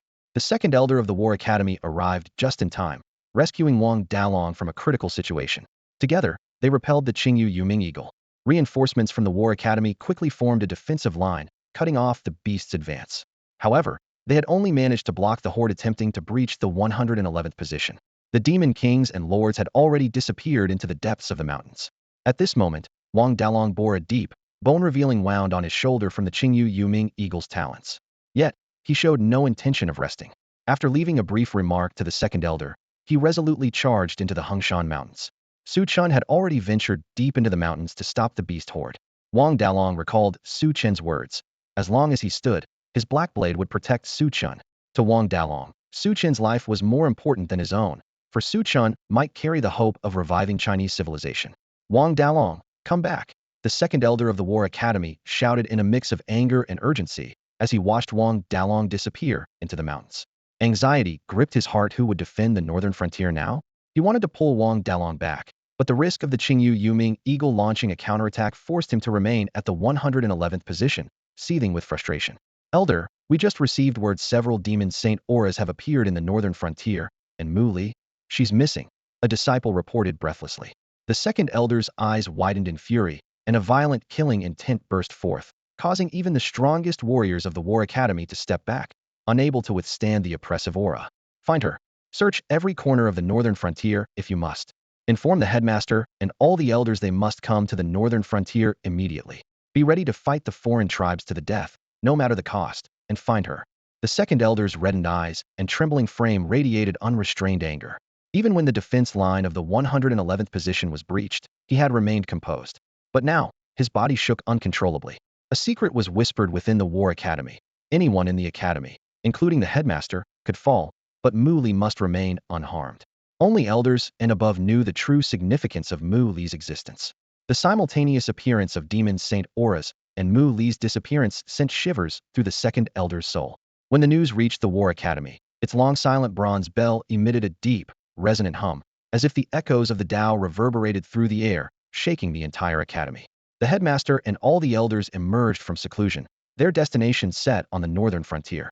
Meanwhile, the major clans turned their attention to the 7 mysterious stone statues in the Hengshan mountain range. Once dormant due to the severing of the dragon vein, China seemed to awaken with renewed vitality at this moment. Mount Heng, the northern peak, stands with its 108 towering summits piercing the heavens like colossal pillars. Deep within the mountain range, 7 enigmatic stone statues, each over 100 meters tall, stand in silent majesty. Armed with ancient weapons and clad in armor, they exude an aura of timeless antiquity, as if they have endured countless ages. Their surfaces are etched with mysterious patterns, emanating an oppressive and terrifying energy. When these statues were first discovered by the Hashia Geological Survey Bureau, the pressure they emitted was not as intense as it is now. Yet, within just 2 days, the oppressive aura intensified, transforming a 10-mile radius into a forbidden zone, devoid of life. Those with weaker abilities suffer severe injuries upon entering, while those who force their way through are crushed by the overwhelming force. This terrifying domain continues to expand, forcing the Hashia investigation team to retreat repeatedly. The origins of these mysterious statues remain unknown, their sudden appearance baffling. The only clue suggests they might be connected to something sought by gods or demons. At this moment, deep within the mountains, a figure darted swiftly through the dense forest. It was Wang Dalong, who had just withdrawn from position 111. His stern and resolute face was tinged with urgency. Su Chen had led the Sin Blood youths into the mountains to intercept the beast horde, but like a dragon diving into the sea, they had vanished without a trace. As a saint-level expert, Wang Dalong possessed powerful spiritual awareness, and locating someone should not have been difficult. Yet, strangely, within this mountain range, his spiritual sense was entirely suppressed, as if an unseen force was restraining him. Could it be the presence of those mysterious statues? Wang Dalong's heart sank. The moment he stepped onto the edge of Mount Heng, his spiritual sense was stifled, an utterly terrifying phenomenon. Without his spiritual awareness, he could only search inch by inch. However, the vastness of the mountains, the obscurity of the night, and the limited visibility made finding someone feel like searching for a needle in a haystack. The area was littered with traces left by ferocious beasts, leaving Wang Dalong unable to determine Su Chen's whereabouts. Just as anxiety gripped him, desperate cries reached his ears. "Brother Chen, run! Run, run!" It was Pang Hu, crying out in anguish. Before him, several enormous beasts were mercilessly slaughtering the Sin Blood youths. Among them were a demon king and 2 demon lords, their massive bodies towering over 10 meters tall, resembling mountains and exerting a suffocating pressure on the youths. Perhaps from the moment they first set foot on position 111, these Sin Blood youths had developed a sense of belonging to this place. Defending position 111 had become their duty. When the defensive line was breached, they had recklessly pursued the beast horde, attempting to guide reinforcements. But they had underestimated the overwhelming power of these beasts. The result was devastating casualties. Watching their comrades fall one by one, Pang Hu and the others wept in despair. Brother Chen, if possible, build me a grave. It's almost New Year's, don't forget to bring me some meat. Pang Hu cried, wiping his tears. Leading the Sin Blood youths, he charged at the Demon King and Demon Lords. They were determined to use their lives to create an escape opportunity for Su Chen. Chen, as long as you live, we live. Run. Zilong, gripping his spear tightly, his long hair drawing a resolute arc in the air, charged without hesitation towards the Demon King and Demon Sovereign. Tiger, Zilong, stop. Both of you stop right now. Su Chen's anguished voice rang out. Starfall array, star descent activate. With a heart-wrenching cry, Su Chen slammed his fist into the ground. A hum resonated as an invisible ripple spread outward, freezing the very fabric of space for a moment. Centered on his fist, peculiar patterns began to spread rapidly, sketching the outline of a celestial river. As the celestial river materialized, the heavens trembled violently, as if meteors were pressing against the atmosphere. The surrounding space quaked intensely. With a sharp crack, the space shattered, and a colossal stone emerged as if traversing the vastness of time. It resembled both a mountain and a star, appearing within the broken void. Though it was merely a fraction of its full size, the moment it forced its way into the space, its overwhelming killing intent swept across the battlefield, forcing the Demon King and Demon Sovereign to halt their carnage. A guttural roar echoed from the throats of the Demon King and Demon Sovereign, sensing the threat. Yet, before they could act, the meteor retreated back into the void, unable to fully descend. Su Chen coughed up blood, his strength insufficient to wield the Starfall array and pose a true threat to the Demon King and Demon Sovereign. As the sense of danger dissipated, the 2 demons slammed the ground and howled at the sky, venting their bloodlust that had been suppressed for eons, as if breaking free from the chains of the Shanhai Jing. The roars reverberated as the Demon King and Demon Sovereign lunged toward the blood-stained young warriors. I'm sorry I brought you out of the city of blood sin, but I failed to protect you. I'm so sorry. Su Chen closed his eyes in agony, curling into a ball. Overwhelming guilt and hatred intertwined within him, transforming into an all-consuming desire for vengeance. The chaotic tree in his mind quivered, its one slush green now tainted with crimson streaks along its branches. Muttering, I'm sorry, Su Chen trembled violently, his dark, deep eyes gradually shifting in color. Crimson patterns began to spread, devouring the darkness within. Meanwhile, the chaotic tree's manifested world shook violently, the ground fracturing as if on the brink of annihilation. A metallic clang suddenly tore through the darkness, as a radiant blade sliced through the void. Its blinding killing intent surged across the battlefield, obliterating the Demon King and Demon Sovereign before they could react. The sound of clashing metal snapped Su Chen back to his senses, and the eerie crimson patterns instantly dissipated. The chaotic tree's world regained its tranquility just in time. Any delay, and the chaotic world might have collapsed, unleashing catastrophic consequences. From the distance, Wang Dalong approached, his gaze falling on the blood-soaked and battered Su Chen. He spoke slowly. Is this path worth continuing? Without waiting for Su Chen's reply, Wang Dalong surveyed the grievously injured young warriors and continued. Give up. At your current rate of growth, it would take decades of hiding and strengthening before you stand a chance to rise again. But as you are now, you're too weak. Staying here would only mean needless sacrifice. Yet, I fear that in a few decades, Hashia may not even exist anymore. And as for hiding to grow stronger, that's only possible if you survive under the rule of gods and demons. Su Chen remained silent, his body curled up, appearing utterly defeated. Wang Dalong walked to the Demon King's corpse and plunged the dark blade into it. Strangely, the blade began absorbing the demon's essence and blood. Stroking the blade, Wang Dalong spoke softly, leave now. I can report to the military cabinet that you all perished in battle. Find a hidden place and disappear. No one will know you still exist. Take this opportunity to see the 9.6 million square kilometers of sacred land that you've been unable to witness after being trapped in the city of Bloodsin for so long. The reinforcements are on their way. You don't have much time. I'll do my best to buy you some. Go, and don't come back not until you've grown strong enough. Before finishing his words, Wang Dalong had already withdrawn his blade and turned to leave. In the stillness of the forest, a frail, hoarse voice broke the silence.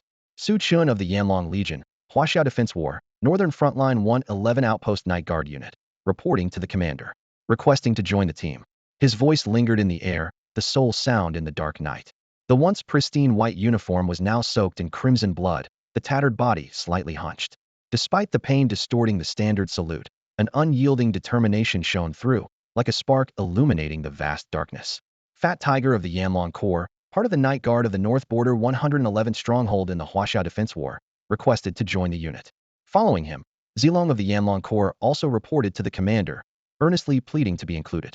Even the cook, with a hoarse voice, begged to join, his cries echoing through the forest. Wang Dalong paused, his gaze sweeping over the blood-soaked youths. Their faces, obscured by blood, no longer held any trace of innocence. Yet in this moment, their eyes were filled with a resolve stronger than ever, as if they had grown up in an instant. However, Wang Dalong did not grant their request. Su Chen, do you understand what it means for a unit to bear an official designation? Wang Dalong gazed into the endless night, silently acknowledging the patriotic spirit of these sin-blood youths.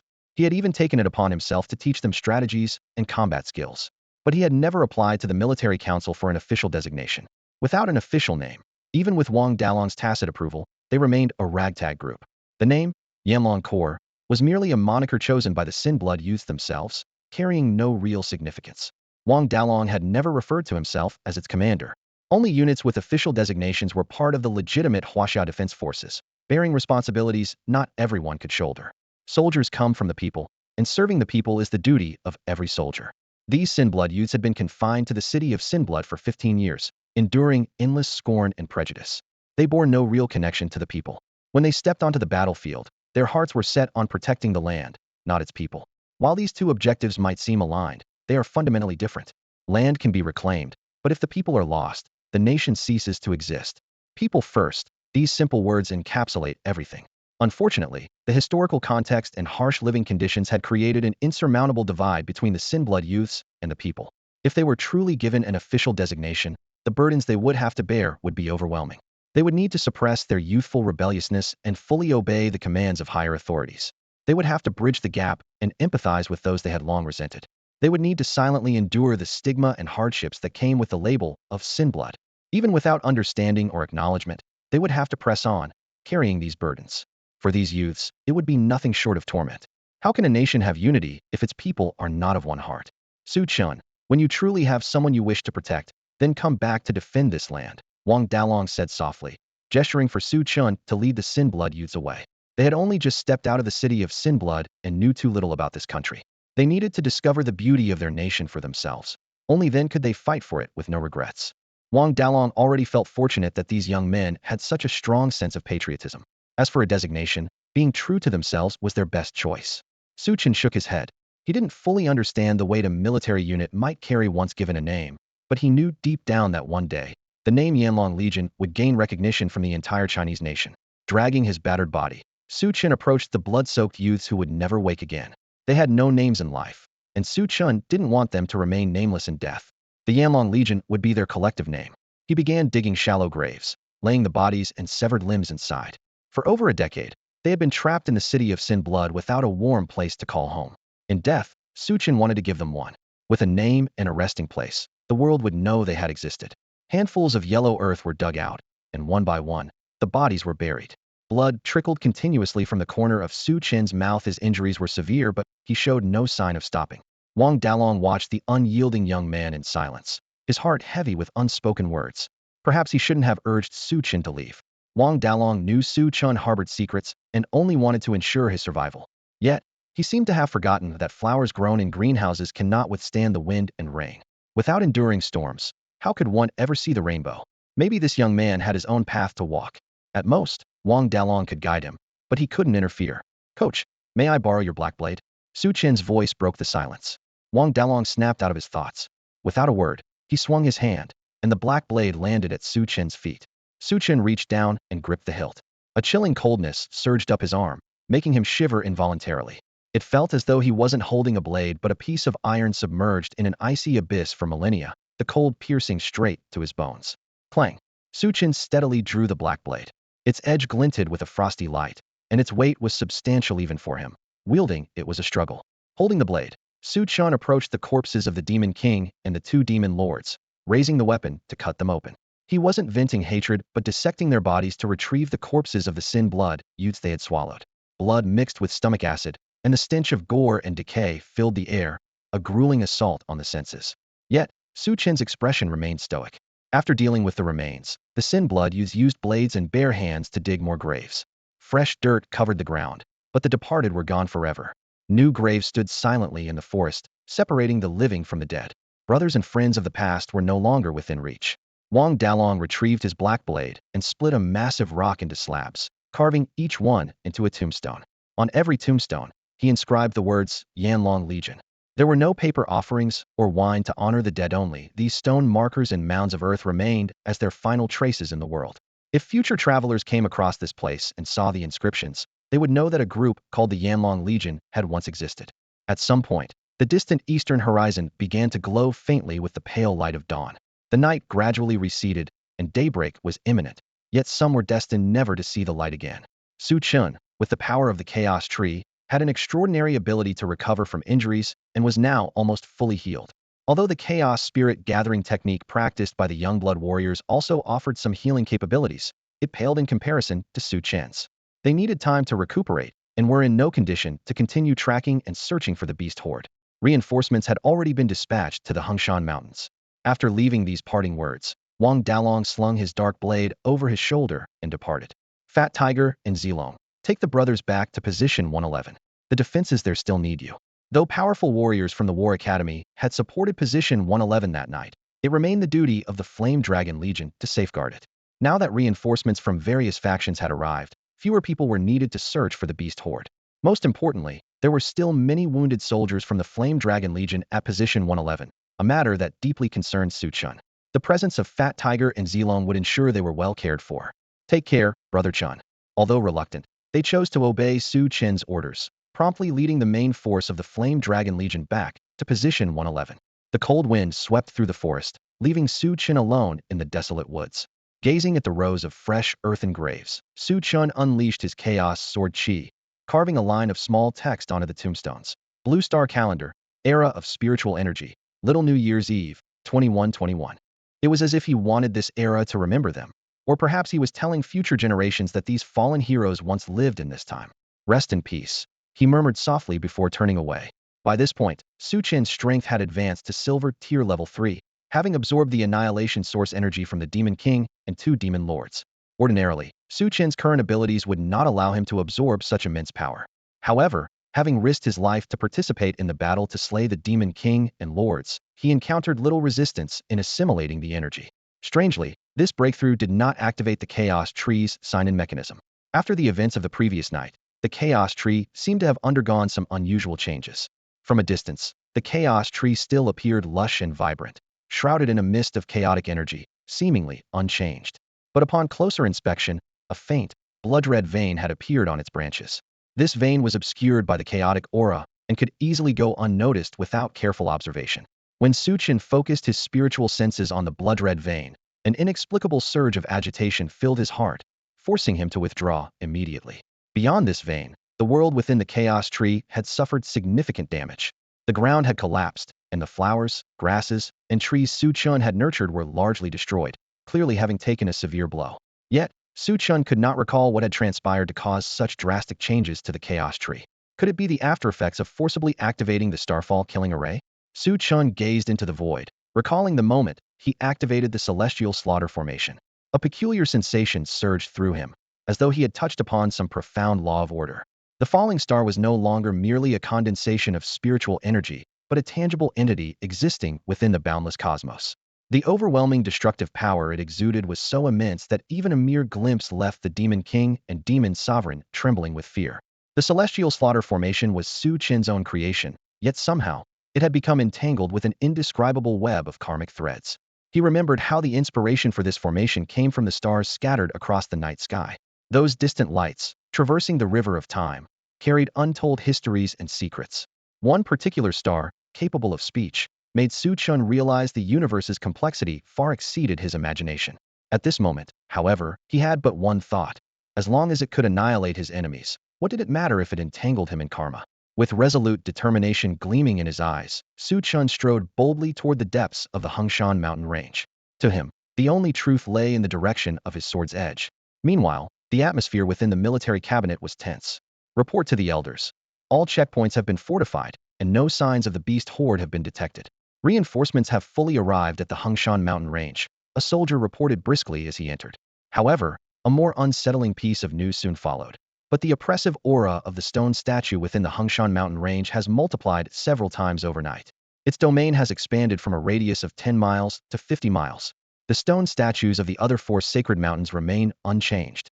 The elders' expressions darkened upon hearing this. They exchanged apprehensive glances, each silently speculating. Could the beast horde's intrusion have triggered the stone statue? As they pondered the situation, another report arrived. The headmaster of the War Academy, along with all the elders, has departed for the northern frontier. This news struck the elders like a hammer, shattering their composure. The War Academy held unparalleled status in Hashia, rivaling even the military cabinet. What kind of crisis could compel them to mobilize their entire leadership? It's said that Mu Li has gone missing, the soldier added. Mu Li, the legendary girl. She had reached the Foundation establishment stage at 16 and ascended to the sovereign realm within 2 years, dominating the War Academy without rival. Her sudden disappearance was undoubtedly an ominous sign. Elder Li Tiangang gazed northward, an inexplicable unease welling up within him. The beast horde's invasion, the stone statue's anomaly, and Mu Li's disappearance, these events loomed like dark clouds over the northern frontier, suffocating and foreboding. Just then, another soldier rushed in urgently. Report, Elder. An unmanned reconnaissance drone has detected the beast horde. Li Tiangang accepted the images, and as he studied them, his face turned deathly pale. In the scene, a seemingly insignificant mountain peak is surrounded by a dense crowd of ferocious beasts. Their limbs are bent, their foreheads touching the ground, as if kneeling in reverence to the mountain. Crimson blood gushes from their bodies, converging into streams that flow toward the peak. Strangely, the blood vanishes the moment it touches the mountain, as though devoured. In its place, blood-red patterns emerge on the mountain's surface, radiating an overwhelming aura of slaughter and malice. Li Tiangang stared at the screen, his hair standing on end.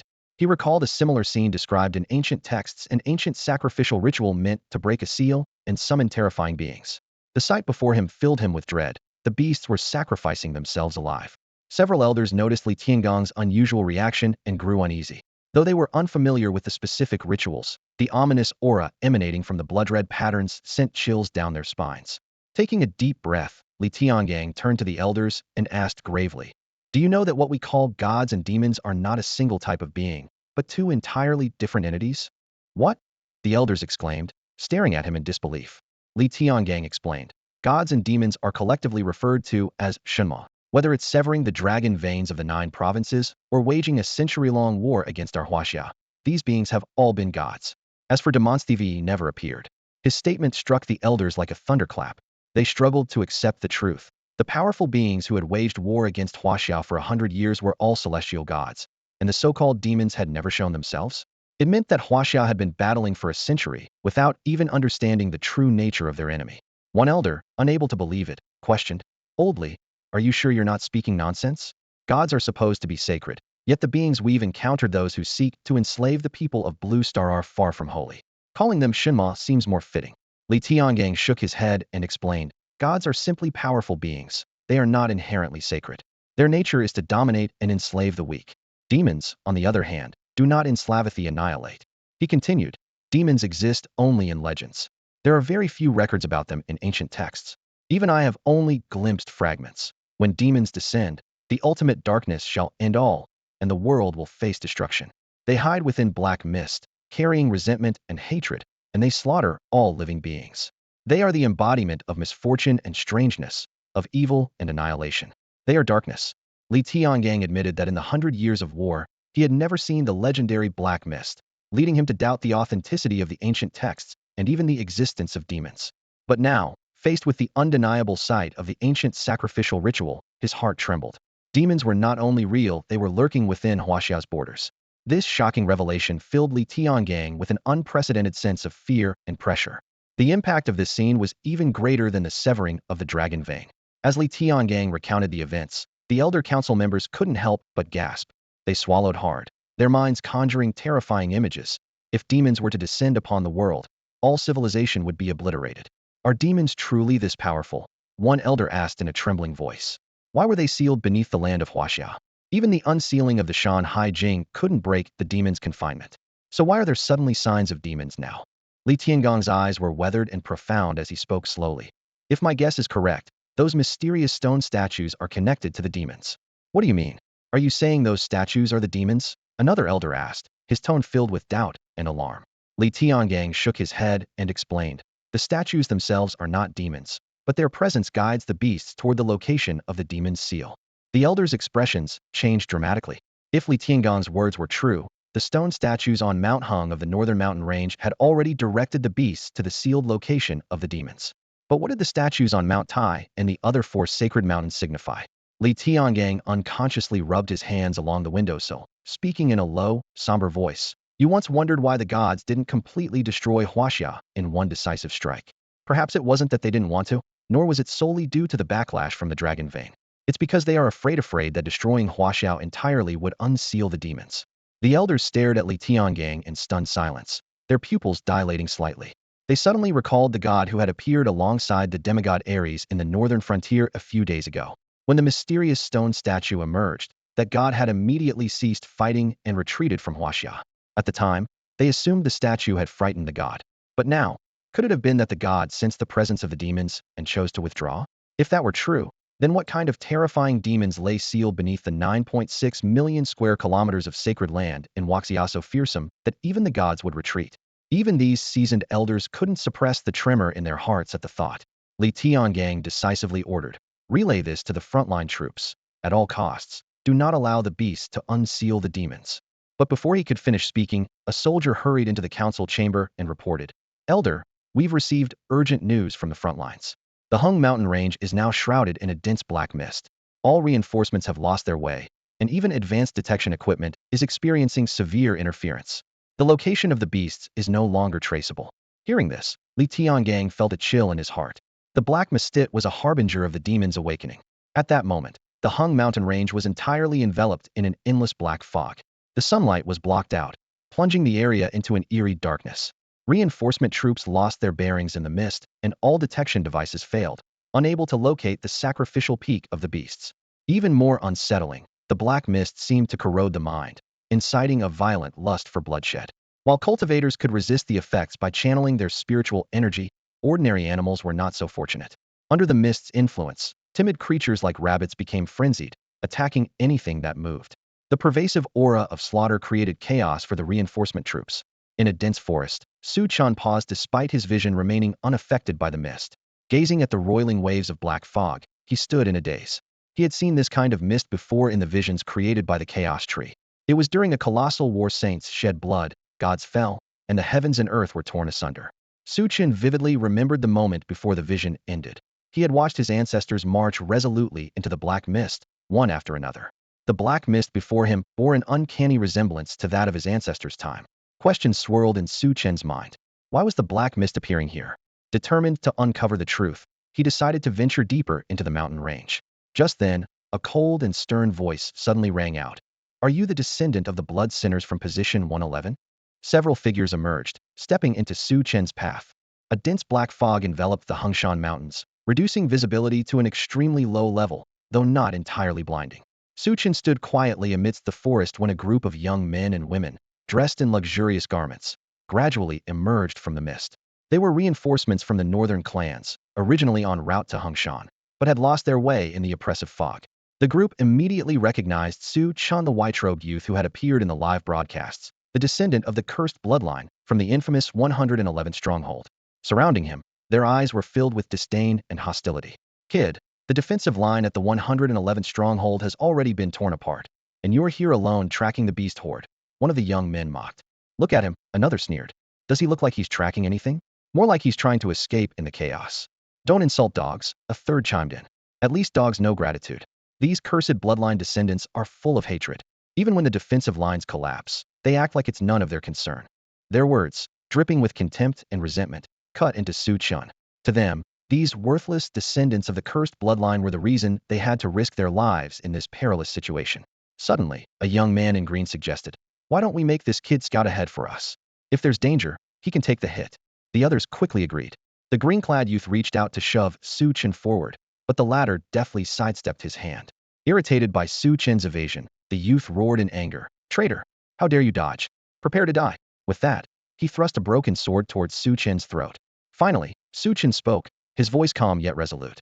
I can tolerate your insults once or twice, but that doesn't mean you can act with impunity. Before his words fully settled, a flash of sword light streaked through the air. The sickening sound of flesh being torn followed, and a bloodied arm spiraled into the sky. The green-clad youth froze, staring in shock at his severed limb, unable to even register the pain.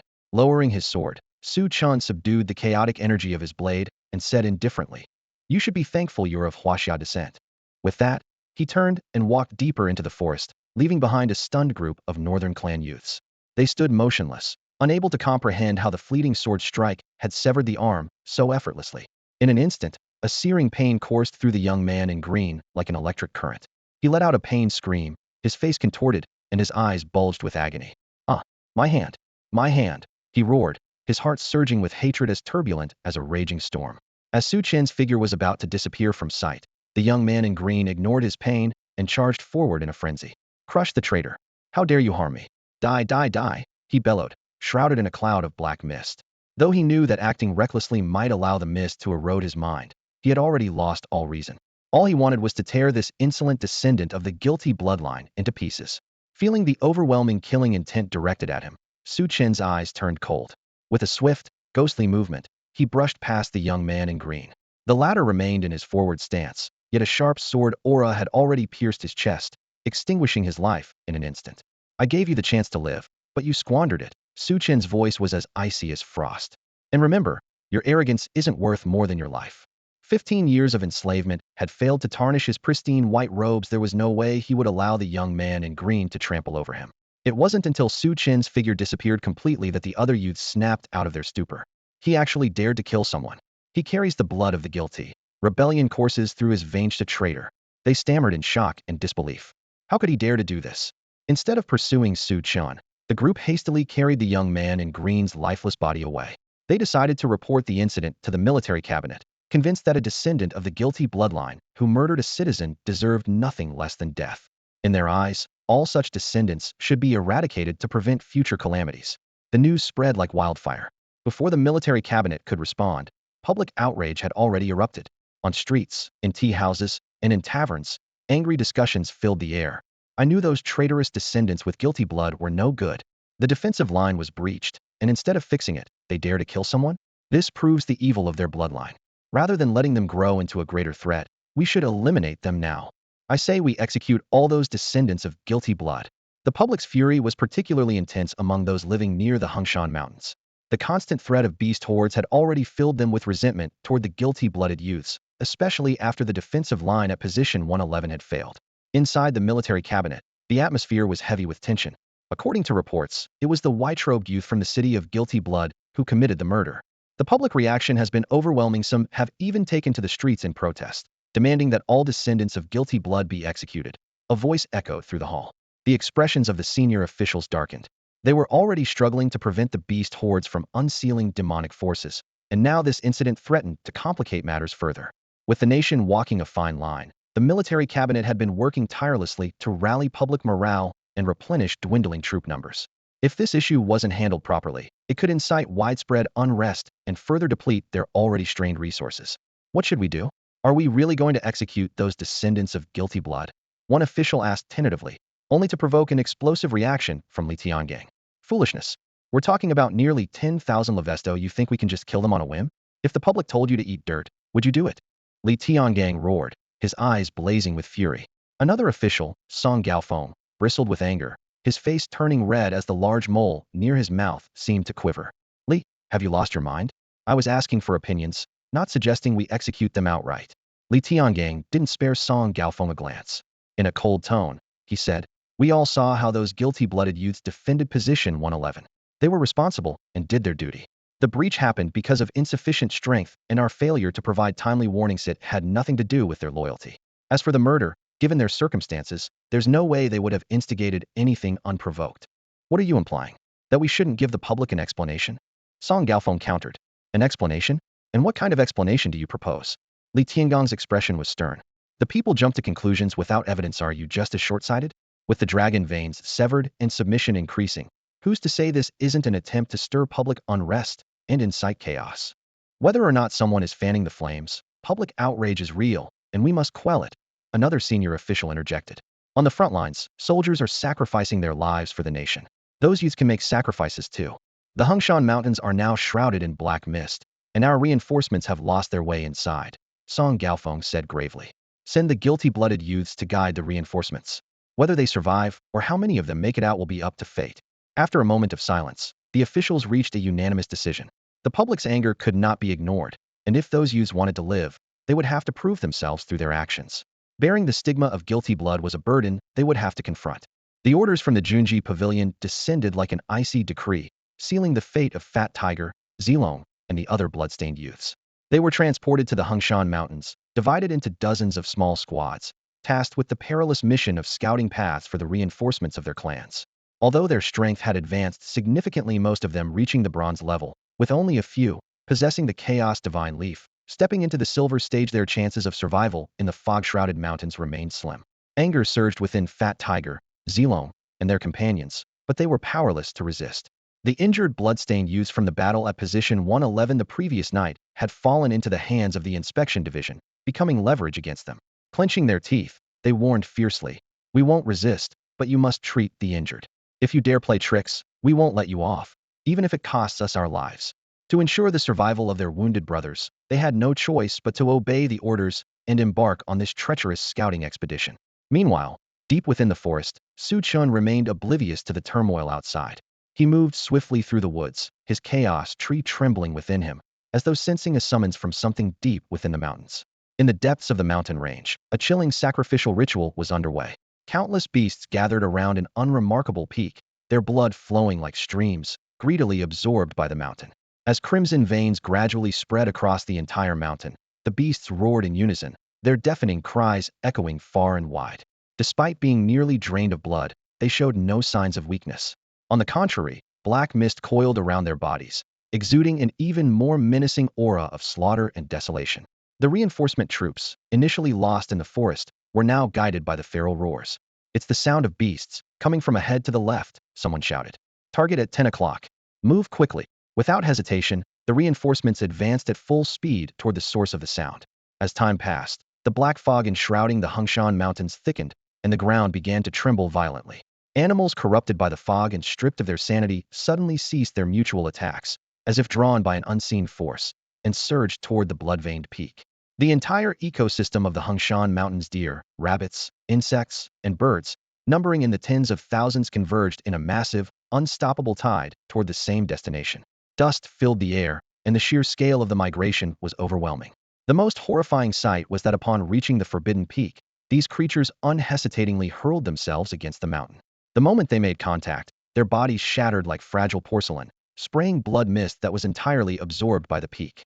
With this vast infusion of blood, the crimson veins on the forbidden peak grew more vivid and lifelike, resembling countless rivers of flowing blood. The oppressive aura of slaughter and savagery intensified, so overwhelming that even a single glance could shake one's sanity and drag them into despair. Su Chen stood frozen, staring in disbelief at the terrifying scene before him. His heart pounded with unease as he wondered, what exactly is that black fog? How can it corrupt the minds of living creatures so completely? His gaze fell upon the forbidden peak, and his heart clenched. Suddenly cracks had begun to appear on the seemingly indestructible mountain. It seemed as though the relentless impact of the animals was causing it to fracture. Through the cracks in the mountain, thick, ominous black mist surged out, revealing the source of the dark fog that veiled the entire Hungshan mountain range. Su Chun gazed intently at the forbidden peak, sensing the chaotic tree within him vibrating more intensely with the appearance of the fissures. He understood clearly whatever was triggering the tree's reaction must lie beneath this mountain. "Chinga!" A sudden call broke Su Chen's train of thought. He turned his head and immediately frowned. The figures of Pang Hu, Zilong, and a group of other blood-marked youths came into view, followed by reinforcements from the clans. "What are you doing here?" Su Chen's face darkened. He had ordered these relatively weak youths to stay behind and guard position 111 while tending to the wounded. Yet here they were, disobeying his command. Under the pervasive corruption of the black mist, they might not even be able to protect themselves. Pang Hu and Zilong quickly gathered around Su Chun, whispering urgently. "Chinga, they said you killed someone you shouldn't have. They forced us to clear the path for them, using us as cannon fodder." The clan reinforcements made no move to stop this interaction, their gazes locked squarely on Chen. One of the clan members stepped forward, his voice cold and accusatory. Boy, was it you who killed one of our clan? Where do you get the audacity? Chen met his glare without flinching. He tried to kill me. Was I supposed to just stand there and take it? Killing you would have been an honor for you. The clan member sneered. You carry the tainted bloodline. Any act of resistance from you is a sin. And yet, you dared to kill utterly reckless and foolish. His tone grew sharper, dripping with disdain. You descendants of the tainted blood should have been wiped out 15 years ago. We spared your miserable lives and let you live another 15 years, only for you to repay us with defiance. Do you even know the meaning of death? Hearing this, rage ignited in Pang Hu, Zilong, and the others. You bastard. Who are you calling dogs? You're the real dogs. Your whole clan is nothing but a pack of hypocritical mutts. People like you are a disgrace to Hashia. They shouted furiously, their eyes blazing with hatred. Along the way, Pang Hu and Zilong had overheard the clan members' conversations. The clans had already concluded that, without the dragon vein, Hashia had no hope of rising again. Outwardly, they followed the orders of the military council to fight the enemy, but in secret, they were plundering Waxia's resources for their own gain. Their true ambition was to secure positions of power under the gods and demons once Hashia became a colony. To the blood-marked youths, these clans were the true parasites eating away at Hashia from within. You reckless fools. Are you looking to die? The clan member's fury flared, but he ultimately held himself back. These blood-marked youths still had their uses. Glancing at the increasingly unstable Forbidden Peak, he issued a cold command. Tainted blood is the root of all sin. You should consider yourselves lucky we're giving you a chance to redeem yourselves. All descendants of the tainted blood, advance on the beast horde and attack. Chen's eyes turned icy, but he remained motionless. Pang Hu, Zilong, and the others followed his lead, refusing to move. What's this? You plan to resist? The clan member mocked, his tone dripping with scorn. What's with that look? Are you trying to say, 30 years east of the river, 30 years west don't underestimate the young and poor? Or maybe you're about to shout, my fate is mine to decide, not the heavens? Pathetic. Ants will always be ants. Now get moving. Before the words had fully left his mouth, his blade slashed into the group of blood-marked youths, injuring several on the spot. You bastard. You're looking for death. Chen roared in fury, his anger mirrored in the bloodshot eyes of Pang Hu and Zilong. Energy blasts shot out, striking the beast horde engaged in a sacrificial ritual nearby, forcibly interrupting their ceremony. Roar, a deafening, earth-shaking roar erupted from beneath the Forbidden Peak. The air itself trembled as the sound waves rippled through space. Who dares interfere with my awakening? Kill them. A torrent of blood-red energy surged from beneath the Forbidden Peak, instantly staining the dark forest in an eerie crimson hue. In that moment, it felt as though the entire world had been frozen by an overwhelming killing intent. On the Forbidden Peak, a demonic shadow slowly began to take form. Its colossal body, over 100 feet tall, exuded an oppressive black mist, radiating an overwhelming aura of malevolence. As it appeared, the beast horde went berserk, surging towards Chen and his group like a tidal wave. Retreat. Retreat now. The clan soldiers, feeling a divine-like pressure and consumed by boundless fear, chose to flee. However, before retreating, they all unleashed their most powerful attacks not against the beast horde or the towering demonic shadow, but directly at the cursed blood youth. Caught off guard, the cursed blood youth was thrown into the air by the immense force, tumbling like a broken kite into the beast horde. The clan soldiers sneered, their thoughts dripping with malice. We've raised you for 15 years. Now's the time to prove your worth. Traitors, serve as the rear guard. To them, these insignificant ants had finally found some use. The cursed blood youths erupted in fury, their hatred burning fiercely. Yet their strength was meager, utterly inadequate against the already demonized beast horde. The clash was devastating, leaving the ground stained with their blood. Chen's eyes burned crimson, his killing intent blazing like never before. They bore the name of cursed blood, so they were deemed cannon fodder. They lived like ants, their lives as fragile as paper. They were despised, they were weak, and they were destined to die. That was the world's prejudice. But Chen refused to accept it. Rage surged through his chest like a roaring inferno. The deaths of his fellow cursed blood youths finally pushed Chen to his breaking point. In that instant, the chaos tree within him trembled violently, releasing waves of chaotic energy. Chen no longer held anything back. The demonic shadow suddenly turned its head, its eyes blazing with ghostly blue flames, locking onto Chen in an instant. Chaos. It's chaos. The heavens haven't forsaken me. The heavens haven't forsaken me. The shadow howled with crazed laughter, its voice thundering like a storm. The beast horde, as if guided by some unseen force, charged directly towards Chen. Fat Tiger, Zilong, lead the others and retreat northwest. Chen roared. activating the chaos tree as he charged straight into the ranks of the clan soldiers. With the beast horde in frenzy and the demonic shadow present, the cursed blood youths had little chance of survival. If death was inevitable, then he would make it meaningful. Su Chan intended to use himself as bait, creating a chance for the cursed blood youths to escape, and he planned to take some of those clan soldiers down with him. As expected, wherever Su Chan charged, the beast horde followed, abandoning their pursuit of the cursed blood youths entirely. Brother Chen, Fat Tiger and Zilong, still reeling from the chaos, wanted to rush to Su Chen's aid at all costs, but a frail-looking youth blocked their way. Scholar, what the hell are you doing? Get out of the way. Zilong's spear was pressed against the neck of the pale, scholarly-looking youth before him. This was Scholar, true to his name, the most intelligent among the cursed blood youths. He was also one of the 9 initial Chaos Tree leaf-bearers, alongside Fat Tiger, Zilong, Chef, and others. Facing Zilong's killing intent, Scholar didn't budge. Our leader is risking his life to give us a chance to escape. If we leave now, he might still have a slim chance of survival. But if we recklessly charge in, we'll only create more chaos. No one will make it out alive then.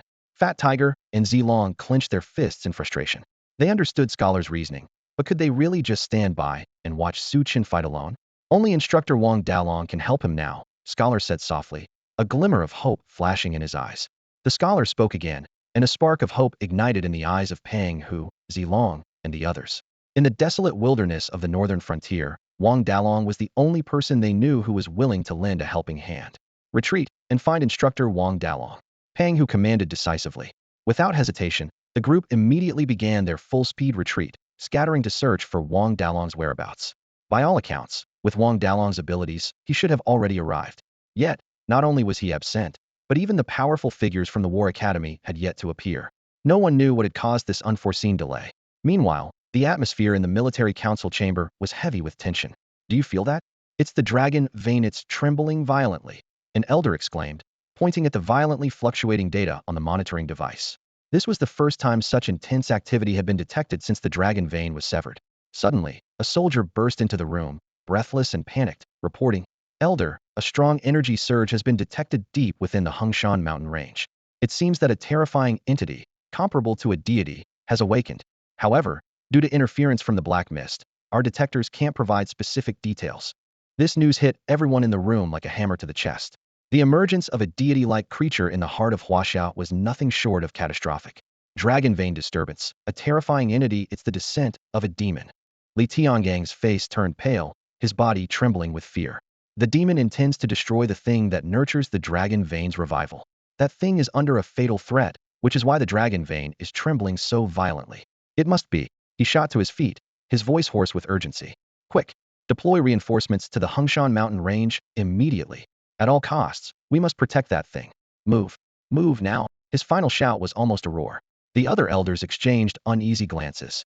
One of them asked, aren't the War Academy's elites heading to the northern frontier? Where are they now? There are 10 demon saints in the northern frontier. The headmaster and elders of the War Academy are currently locked in battle with them. Yin Luo Wang ventured into the Hengshan mountain range alone and hasn't been heard from since, another elder explained. What about the clan forces? Someone else inquired.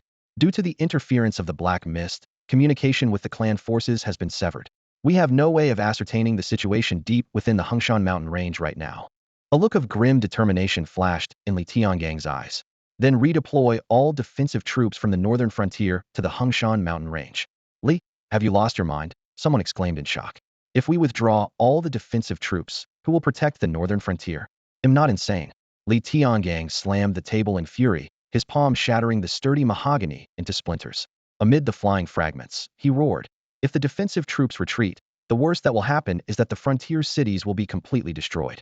But if that thing is lost, all 9.6 million square kilometers of this land will fall. Relay my orders at all costs. Reinforce the Hengshan mountain range. Anyone who dares to obstruct this, execute them. Li Tiangang's voice thundered like rolling lightning, shaking the room and causing the soldier to cough up blood. Terrified, the soldier glanced at Li Tiangang, unable to fathom what could provoke such rage and desperation, to the extent of abandoning the entire northern frontier for reinforcements. Without seeking the opinions of the other elders, the soldier scrambled out of the chamber, stumbling as he rushed to deliver Li Tiangang's orders to the northern frontier. The other elders were both shocked and angered, but ultimately, they did not stop Li Tiangang. As he had said, the withdrawal of the defensive troops might result in the complete destruction of the frontier cities, but if that thing was destroyed, the entire expanse of their land would be lost. Weighing the options, They could see which was the lesser evil. Yet, the so-called thing they were staking everything on was merely a hypothesis. No one knew for certain what it actually was. The command from Elder Li Tiangang struck like a thunderclap, instantly spreading across the northern border defense line. Soldiers, stunned and disbelieving, exchanged glances to confirm. Abandon the northern border defenses to reinforce the Hungshan Mountains? This was tantamount to flinging open the gates of the nation and welcoming an invasion. Yet their first reaction was not to question the elder's judgment, but to be overwhelmed by a profound sense of dread. They couldn't help but wonder what catastrophic event could have occurred in the Hungshan Mountains to compel the ever-strategic military council to make such a drastic decision. Years of battle-hardened experience had instilled in the border soldiers unwavering trust in the leadership of the council elders. For the elder to make the unthinkable choice of abandoning the northern defenses, there had to be a crisis so immense that it threatened the very survival of the nation. Beyond that, they could think of no other matter that could rival the importance of the 1,000-mile northern frontier. The soldiers recalled the scene from the previous night, when the beast horde broke through defense post 111 and disappeared into the Hungshan Mountains. They understood all too well that the elders' seemingly reckless decision was far from a mere effort to rescue a group of common youth. Without a doubt, the beast horde must have unleashed a catastrophe even more terrifying than the abandonment of the northern defenses. Relay the orders. Elite troops are to move to the Hungshan Mountains immediately. The commanding generals of each defensive position issued their orders without hesitation. One by one, elite units withdrew from the battlefield. The soldiers dared not delay for even a second. Judging by the urgency of the elders' command, they feared that even a moment's delay in reinforcement could lead to catastrophic consequences no one dared to bear. At the same time, live broadcasts of the front lines were being transmitted in real time. With the northern war zone embroiled in frequent battles recently, these broadcasts had drawn significant attention. The directors of the live streams often kept their cameras focused on the northern battlefront. When the citizens watching saw the defending troops suddenly retreat without warning, the live stream chat erupted in chaos. What's going on? Why are the defending troops retreating all of a sudden? What are they doing? Are they abandoning the northern defenses? Can someone tell me whose command this is? What on earth is happening? Shock, bewilderment, and an overwhelming sense of fear began to ripple through the populace. The withdrawal of the northern defense forces signaled the imminent collapse of the border defenses, allowing the invaders to march unimpeded into the heart of the nation. This would undoubtedly trigger a devastating chain reaction, placing millions of citizens in peril. A nameless dread gripped everyone, especially those living near the northern frontier. They knew all too well that if the enemy breached the defenses, they would be the first to suffer. Fear and panic consumed them, and for the first time, they felt the looming shadow of death so vividly. Soon, a rumor began circulating among the people. The defending troops were being sent to reinforce the Hungshan Mountains. Recalling the earlier incident of the beast horde breaching the defenses and heading into the mountains, many speculated that something extraordinary must have occurred there. The cursed bloodlines. It's all because of those damned wretches. The people near the northern border cursed in fury. If they hadn't let the beast horde through, none of this would have happened. They're the root of all evil, the source of every calamity. The fear of impending death quickly morphed into unbridled hatred. The northern residents harbored a deep-seated loathing for the so-called cursed bloodlines. Their rage boiled over as they shouted hysterically, "They'll kill every last one of them, every cursed descendant." Meanwhile, the situation in the Hungshan Mountains was growing increasingly dire. The appearance of the shadowy demon caused the black mist shrouding the mountains to thicken ominously, disrupting all living beings within its reach. A cataclysm of unprecedented magnitude was quietly brewing, poised to engulf the entirety of the land. In the dense shadows of the swirling black mist, resentment coiled like venomous serpents, hatred slashed like sharp blades, and the desire for slaughter surged through every wisp of fog. All negative emotions swelled rapidly. Although Chen remained unaffected by the black mist, the murderous intent in his chest burned even fiercer. Burdened with the stigma of sin blood, he bore the weight of deep prejudice from the people. Yearning to better protect the land of Hashia, Chen sought to dissolve misunderstandings and earn respect without conflict. Yet, ideals clashed cruelly with reality. The clan's forces subjected the young Sin blood to relentless torment and oppression, cutting into Chen like daggers. Even a clay figure has its limits for anger, let alone a flesh and blood youth. As a teenager, Chen's pride would not allow him to bow his head. Even under the eaves, with his dignity and life trampled upon, he chose to stand tall, unyielding even if bloodied and battered. Blood debts, he vowed, would be repaid in blood. Chen's murderous intent spread like a blazing inferno as he maneuvered the chaos tree through the ranks of the clan's forces. The aura emanating from the chaos tree served as a beacon. Wherever Chen moved, the shadowy beast horde followed closely. While Chen could ignore the disorienting effects of the black mist, The clan's forces were thrown into chaos, stumbling blindly in disarray. Their frantic escape left them unable to see the path ahead, severely hampering their speed. The beast horde, in its pursuit of Chen, had to break through the barrier of the clan's forces. Though the clan's warriors were formidable, they suffered heavy casualties against the pain-immune, bloodthirsty, and frenzied demonic beasts. The beast's aggression toward the clan's forces was even more ferocious than their pursuit of the Sin blood descendants, dismissing the latter as insignificant. Damn it! Why aren't these beasts chasing those Sin blood descendants? Why are they targeting us instead? One elite clan warrior gritted his teeth in frustration.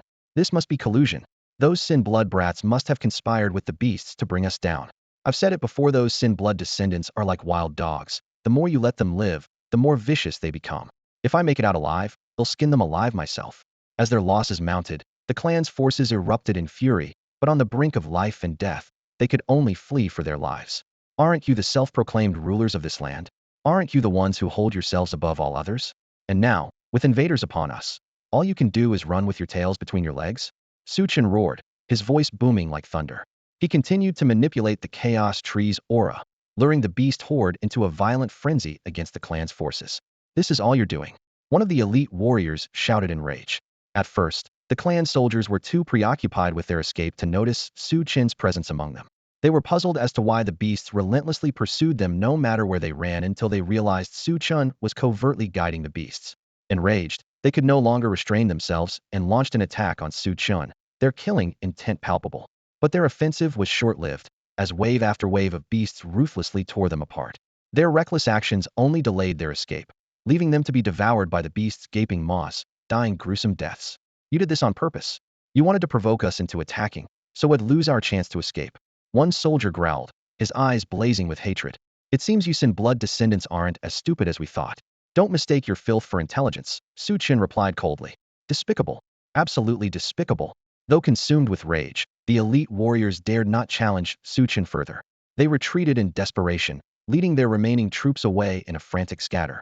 However, the true disaster was far from over. Chen remained the primary target of the beast horde.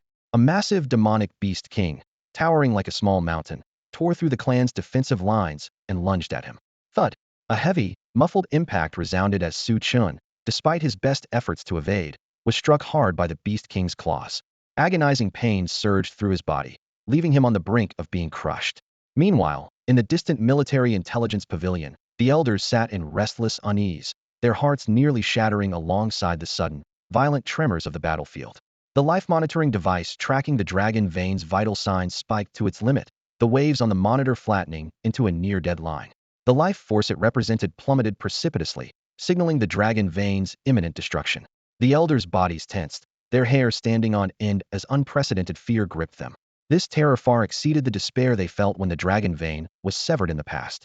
Should that critical existence be destroyed by the demonic beasts, the entire nation's future would be obliterated. Powerless and terrified, they silently prayed for a miracle. Report to the elders. The Geology Bureau has relayed an emergency message. A severe earthquake has struck the Hungshan mountain range, and frontline scouts have detected several extraordinarily powerful presences within the mountains, a military official announced, his voice heavy in the otherwise silent military intelligence pavilion. Deep within the mountains, a battle of epic proportions was unfolding. Chen, a young man labeled as a descendant of the sinful bloodline, was now facing a life-or-death moment. The Demon King's strike, like divine punishment, shattered Chen's internal organs and bones in an instant, and even his very soul was rapidly disintegrating. As Chen felt the tide of life force ebbing away within him, his consciousness began to blur. The gap in power between him and the Demon King was like an insurmountable chasm. The elite warriors of the surrounding clans watched this scene unfold with twisted smiles, their eyes filled with disdain and mockery. To them, this insignificant descendant of the sinful bloodline daring to challenge them was nothing short of courting death. Meanwhile, deep in the forest, Fat Tiger and Zilong, who were searching for Wang Dalong, suddenly stopped in their tracks. They carried the Chaos Divine Leaf, which shared an intricate connection with the Chaos Tree. At this moment, they could distinctly feel that connection weakening, as if it was on the verge of breaking. It's Brother Chen. Something's happened to Brother Chen. Fat Tiger's voice was filled with urgency, his body trembling uncontrollably, his eyes betraying his panic. Without hesitation, he declared, I'm going back. I have to find Brother Chen. Fat Tiger immediately turned around, with Zilong following closely behind. However, just as they were about to leave, the scholar blocked their path. The scholar tried to reason with them. Fat Tiger, Zilong, don't act impulsively. Our only hope is finding Wang Dalong. Fat Tiger roared, cutting him off, his voice brimming with determination. I know that already. He pointed toward the depths of the forest and continued. But my big brother, the one closer to me than life itself, is facing death right now. He's using his own life to give us a chance to survive. I know I might not be able to help much if I go, but I can't let him die without someone familiar by his side. They say acting on impulse is reckless, but this time, I have no choice. If he dies, I'll die with him. Now move. Fat Tiger's eyes burned with killing intent, as if he would cleave the scholar in two if he didn't step aside. Without hesitation, Zilong pushed the scholar out of the way and addressed the others. Scholar, you're the smartest and most level-headed among us. From now on, the brothers are in your hands. Keep looking for the instructor. If you can't find him, don't come back. That's an order. With that, the figures of Fat Tiger and Zilong vanished into the dense forest, their voices echoing in the air. The scholar shouted after them. Go ahead, leave. You selfish fools. Though his eyes were misty, he stubbornly refused to let the tears fall. To Fat Tiger and Zilong, Su Chun was more than a brother was family. And to the scholar, the cook, and the other youths of the sinful bloodline, Su Chun was equally irreplaceable. They, too, longed to charge into the fray, to fight and die alongside Su Chun if necessary. But the scholar knew this wasn't the final moment, yet there was still a sliver of hope for their brother. As the calmest among the group, he had to suppress his emotions and remain rational. Back on the battlefield deep in the mountains, Su Chun watched as the Demon King approached step by step. He tried to move, but his body was shattered beyond repair. The excruciating pain left him unable to sense the presence of the chaos tree. Blood soaked his white robes and seeped into the earth. His consciousness began to fade, his eyelids growing heavy, as the world seemed on the verge of plunging into eternal darkness. In that critical moment, the ground suddenly trembled violently. 7 radiant beams of light shot into the sky, piercing through the dark mist that enveloped the mountains and allowing sunlight to once again bathe the Hungshan mountain range. The light emanated from 7 mysterious stone statues standing deep within the mountains. These statues, silent for so long, now unleashed an incredible divine power. A terrifying pressure swept across hundreds of miles, enveloping the entire Hungshan mountain range. The black mist dispersed, and the monitoring device finally captured a breathtaking scene deep within the mountain range. Frontline scouts immediately transmitted the footage to the military council chamber, where the elders' gazes were instantly drawn to the screen. 7 towering stone statues stood solemnly amidst the mountains, each radiating a divine brilliance and wielding weapons of war, resembling ancient war deities descending upon the world. Even through the screen, the elders could feel the overwhelming and terrifying aura of battle emanating from them. Yet, what truly left them astounded was not the statues' imposing presence, but the familiar yet enigmatic energy they exuded. This aura bore a striking resemblance to the ancestral will they had once sensed through the dragon vein, yet it carried an even older, more profound essence, as if it originated from an era far more ancient. The elders were shaken to their core, and a bold hypothesis surfaced in their minds. Could the origins of the 5,000-year-old Hashia civilization stretch even further back in time? Once conceived, this thought spread like wildfire, impossible to extinguish. The elders became convinced that this mysterious existence before them was the key to reigniting Waxia's civilization, a savior sent to protect their crumbling lands. To ensure nothing went amiss, the elders exchanged resolute glances and silently reached a consensus. If necessary, they would sacrifice the northern frontier defense forces to safeguard this enigmatic entity. Meanwhile, deep within the Hungshan mountain range, an earth-shattering confrontation was underway. All living beings, whether the clan armies or the frenzied beast hordes, were forced to the ground, immobilized under the crushing aura unleashed by the stone statues. Even the once ferocious Demon King was no exception, roaring furiously as it was subdued by an invisible force. The shadowy demon glared at the 7 statues, letting out a wrathful howl. Skyward generals, you were supposed to have all perished in the abyss of heaven 10,000 years ago. How is it that your presence lingers in this era? Before its words could fully echo, the statues began to move. They swung their battle axes and spears, launching attacks at the shadowy demon from afar. Blades of energy slashed through the sky, shattering the very fabric of space and causing the heavens to collapse under their devastating power. The demon roared in fury. I once ruled over an entire domain. Where the black lotus bloomed, all bowed before me. 10,000 years of slumber, and now I rise again. You mere skyward generals cannot stop me. With a wave of its massive hand, the demon drew the surrounding demonized beasts into itself, forming a colossal body over 100 meters tall. Its demonic aura surged, and it summoned a titanic heavenly demon halberd, hundreds of meters long, whose mere presence shattered nearby mountaintops. The elite warriors of the clans, prostrate on the ground, were paralyzed with terror.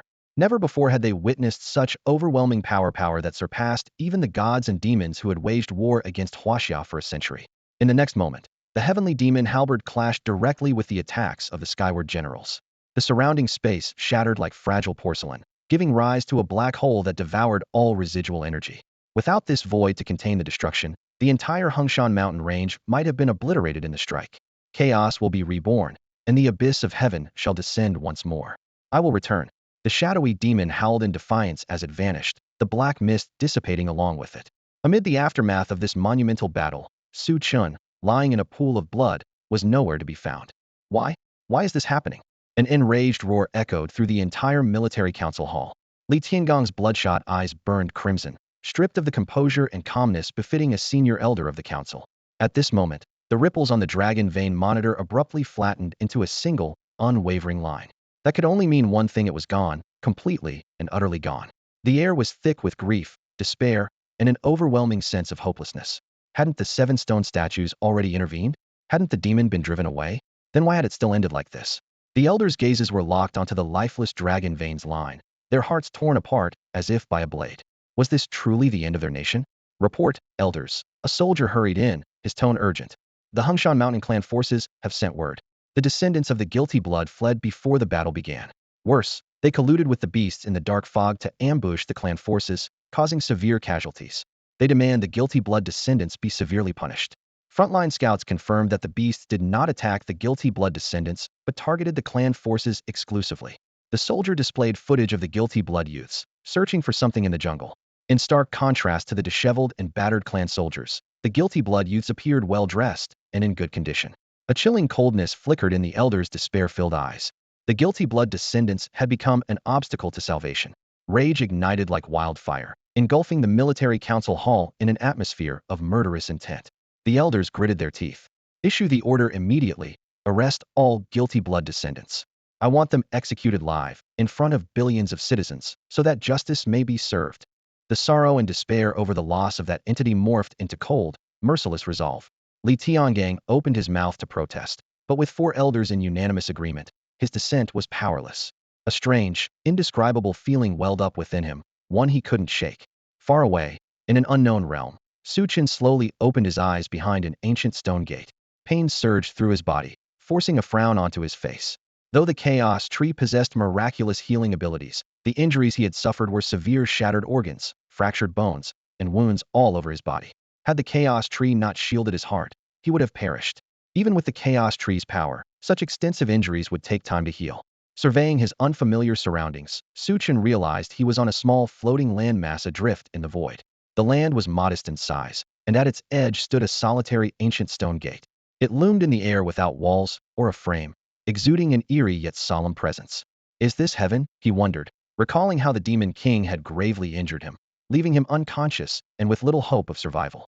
The thought that he might already be dead sank his spirits further. He had dreamed of leaving the city of guilty blood, leading tens of thousands of ordinary youths to forge a new world. Now, it seemed that dream had ended before it could truly begin. He sat up slowly, each movement accompanied by excruciating pain, his teeth clenched tightly to endure it. Yet he realized that in death, there should be no pain. The agony from his wounds was still vivid, contradicting the notion that death brought relief. His gaze swept over the surrounding vegetation, and an inexplicable sense of familiarity stirred within him. The feeling was abrupt yet profound, as though something deep in his soul had been awakened. His eyes fixated on the ancient stone gate ahead, unable to look away. Not far away, a graceful figure stood poised. She was dressed in a flowing white gown, her face veiled in white, resembling a celestial being descending to the mortal world. A gentle breeze lifted the edge of her veil, and in that fleeting moment, Chen recognized her Mu Li, the war goddess of the academy. This was their 3rd encounter. Have you died too? Chen sighed softly, his tone tinged with regret. He had heard of the war goddess's legendary reputation, but never imagined such a figure would meet an untimely end. Mu Li spoke coldly. If your brain is injured too, I don't mind helping you fix it. Before her words fully landed, she flicked her slender hand, sending something hurtling towards Chen. Frowning, Chen was puzzled by Mu Li's sudden attack. Instinctively, he caught the object, only to discover it was a small, pitch-black pill. This is the twin elixir, Mu Li explained, her tone still icy. You already consumed the white pill while unconscious, and its effects have begun. Swallow this black pill, and your injuries will heal quickly. Chen froze in place. This wasn't heaven. He wasn't dead. Had Muli saved him? He hurriedly touched the flowers and grass around him. The sensations were undeniably real. The pain from his wounds was equally vivid. Realizing he was still alive, Chen couldn't hold back and burst into laughter. Huh, I'm not dead. I'm alive. His laughter was filled with the exhilaration of narrowly escaping death, though the movement aggravated his wounds, causing him to wince in pain. Noticing Mu Li's peculiar gaze, Chen realized his outburst and awkwardly cleared his throat to mask his embarrassment. Ah, thank you, he said sincerely, surprised by Mu Li's act of kindness. For someone burdened with the infamy of being cursed by sin, receiving help was a rarity. As if reading his thoughts, Mu Li spoke softly. Sin isn't about what you've done, it's about what some people believe you've done. If even you care so much about a label, how can you expect to change others' opinions? Her words struck Chen like a bolt of clarity, leaving him deep in thought. Yes, why should he dwell on others' prejudices? What truly mattered was staying true to himself. Taking a deep breath, Chen swallowed the pill without hesitation. It dissolved instantly, its spicy sting burning down his throat. Soon, a surge of warmth flowed through his body, mingling with the power of the chaos tree, rapidly mending his injuries. Thank you, Chen said again, his gaze resting on Mu Li. He suddenly felt that this seemingly aloof and untouchable woman might simply be intimidating because of her extraordinary brilliance. How do we get out of here? Chen asked urgently, worried about the other cursed youths facing retaliation from the clans. However, Mu Li shook her head, admitting she had no idea. She, too, had inexplicably ended up in this isolated place. As Chen fretted over their predicament, he felt something tugging at his pant leg. Looking down, he saw a small, fluffy creature pulling at him with its tiny paws, emitting soft, plaintive cries. The palm-sized creature was pure white, with eyes as dark and shiny as black gemstones, satirably endearing. Chen picked up the little creature, and before he could examine it closely, it began hopping excitedly on him, occasionally licking his face with affectionate enthusiasm. Its warmth brought a smile to Chen's face. Could this little creature be a native of this place? Maybe it knows a way out. Chen asked Mu Li, glancing at her. As if understanding his words, the creature let out a low growl toward an ancient stone door in the distance. To their astonishment, the stone door slowly creaked open. Like a streak of white, Mu Li darted toward the door. Chen followed without hesitation. The small creature glanced back at its home, and then at Chen's retreating figure. Finally, it leaped onto Chen's shoulder, choosing to leave with him. In the valleys of the Hengshan mountain range, a group of young blood sinners were being held captive. Their hands were tightly bound behind their backs, and they knelt on the cold, unyielding stone ground. Surrounding them were heavily armed elite soldiers of the clans. The military bureau broadcasted the scene live, transmitting it in real time to millions of citizens. Why are you arresting us? One boy shouted hoarsely. We didn't conspire with the beast horde. It's the clan troops framing us. We haven't betrayed the nation or done anything to harm it. As soon as he finished, another boy cried out. How can you condemn us to death based on one-sided accusations? I won't accept this. Let us go. Among those captured were Pang, Hu, and Zilong. They had been searching for Chen, but were caught nonetheless. Pang, who was pinned forcefully to the ground, his eyes bloodshot and streaming with tears of rage. He could no longer sense the presence of the chaos tree, and his connection with Chen had been severed. A horrifying thought gripped his mind. His elder brother had fallen. Pang Hu's heart was consumed with fury and despair. Their unwavering choices had led them to this brink of destruction. They hadn't been wiped out by the beast horde, but were now facing slaughter at the hands of their own people. He hated the military bureau, the clans, and even the masses of the world. Protection? Pang Hu growled through clenched teeth. You call betrayal and collusion with foreign enemies protection? Where's your shame? With your pitiful strength, what can you possibly protect? One of the elite soldiers sneered. Still so stubborn. If it weren't for you letting the beast horde in and causing chaos in Hengshan, the northern border's 1,000-mile stronghold wouldn't have been completely destroyed. You were the ones to blame. In the live broadcast, the audience erupted in a frenzy, chanting, "Kill them! Kill, kill, kill!" The loudest voices came from residents of towns near the northern defense line. Although the battle in the Hengshan mountain range had abruptly ended and the reinforcement troops had returned to their posts, it was too late. The already fragile northern stronghold had been obliterated. Without the northern stronghold, the remaining troops couldn't possibly defend the vast border alone. The disaster would inevitably spread inward, and countless citizens would suffer. And so, the blame for everything was laid squarely on the young blood sinners. Where's your elder brother? One of the elite soldiers demanded harshly. Bring him out, and we'll give you a quick death. But if you keep trying to hide him, not even your corpses will remain intact. Zilong's hands were tightly bound, and his head was forced down against the rough ground. Sharp stones had already cut into his face, and blood trickled down. He sneered coldly. You'd better have your ancestors from 8 generations back kneel and beg. Maybe then my elder brother will grace you with his presence. A flash of cruelty crossed the soldier's eyes. Without hesitation, he drove a blade into Xilong's shoulder, severing his ribs with brutal precision. Xilong's body trembled in agony, but he clenched his teeth and refused to let out so much as a scream. Impressive, the soldier remarked coldly, a trace of surprise flickering in his gaze. The clan elite twisted the blade with a cruel grin, churning it within Xilong's flesh. Waves of excruciating pain crashed over him. Xilong clenched his jaw tightly, veins bulging as his forehead slammed repeatedly against the ground in a desperate attempt to distract himself from the agony. One last chance. Where is that boy in white hiding? The clan elite demanded in a low, menacing voice. The eyes of the bloodstained youths burned red with a mix of grief and fury. They spoke coldly. You want to see our big brother? Have your 9 clans kneel and beg. Let the military cabinet lead the way. The entire world bow 3 times and cow down 9 times. Temples light their lanterns, and the bells ring endlessly. Otherwise, you are not worthy. In that moment, they severed all ties with the people of the world. Their hearts were left with nothing but sorrow and hatred, mourning their brother's fall and resenting the prejudice of the masses. Perhaps, on the night before leaving the city of sinful blood, they should have caused chaos and fled. Rebellious scum speaking treasonous words. This is their true nature. Hatred festers in them from birth. They should have been eradicated 15 years ago. Today, we must not let them go.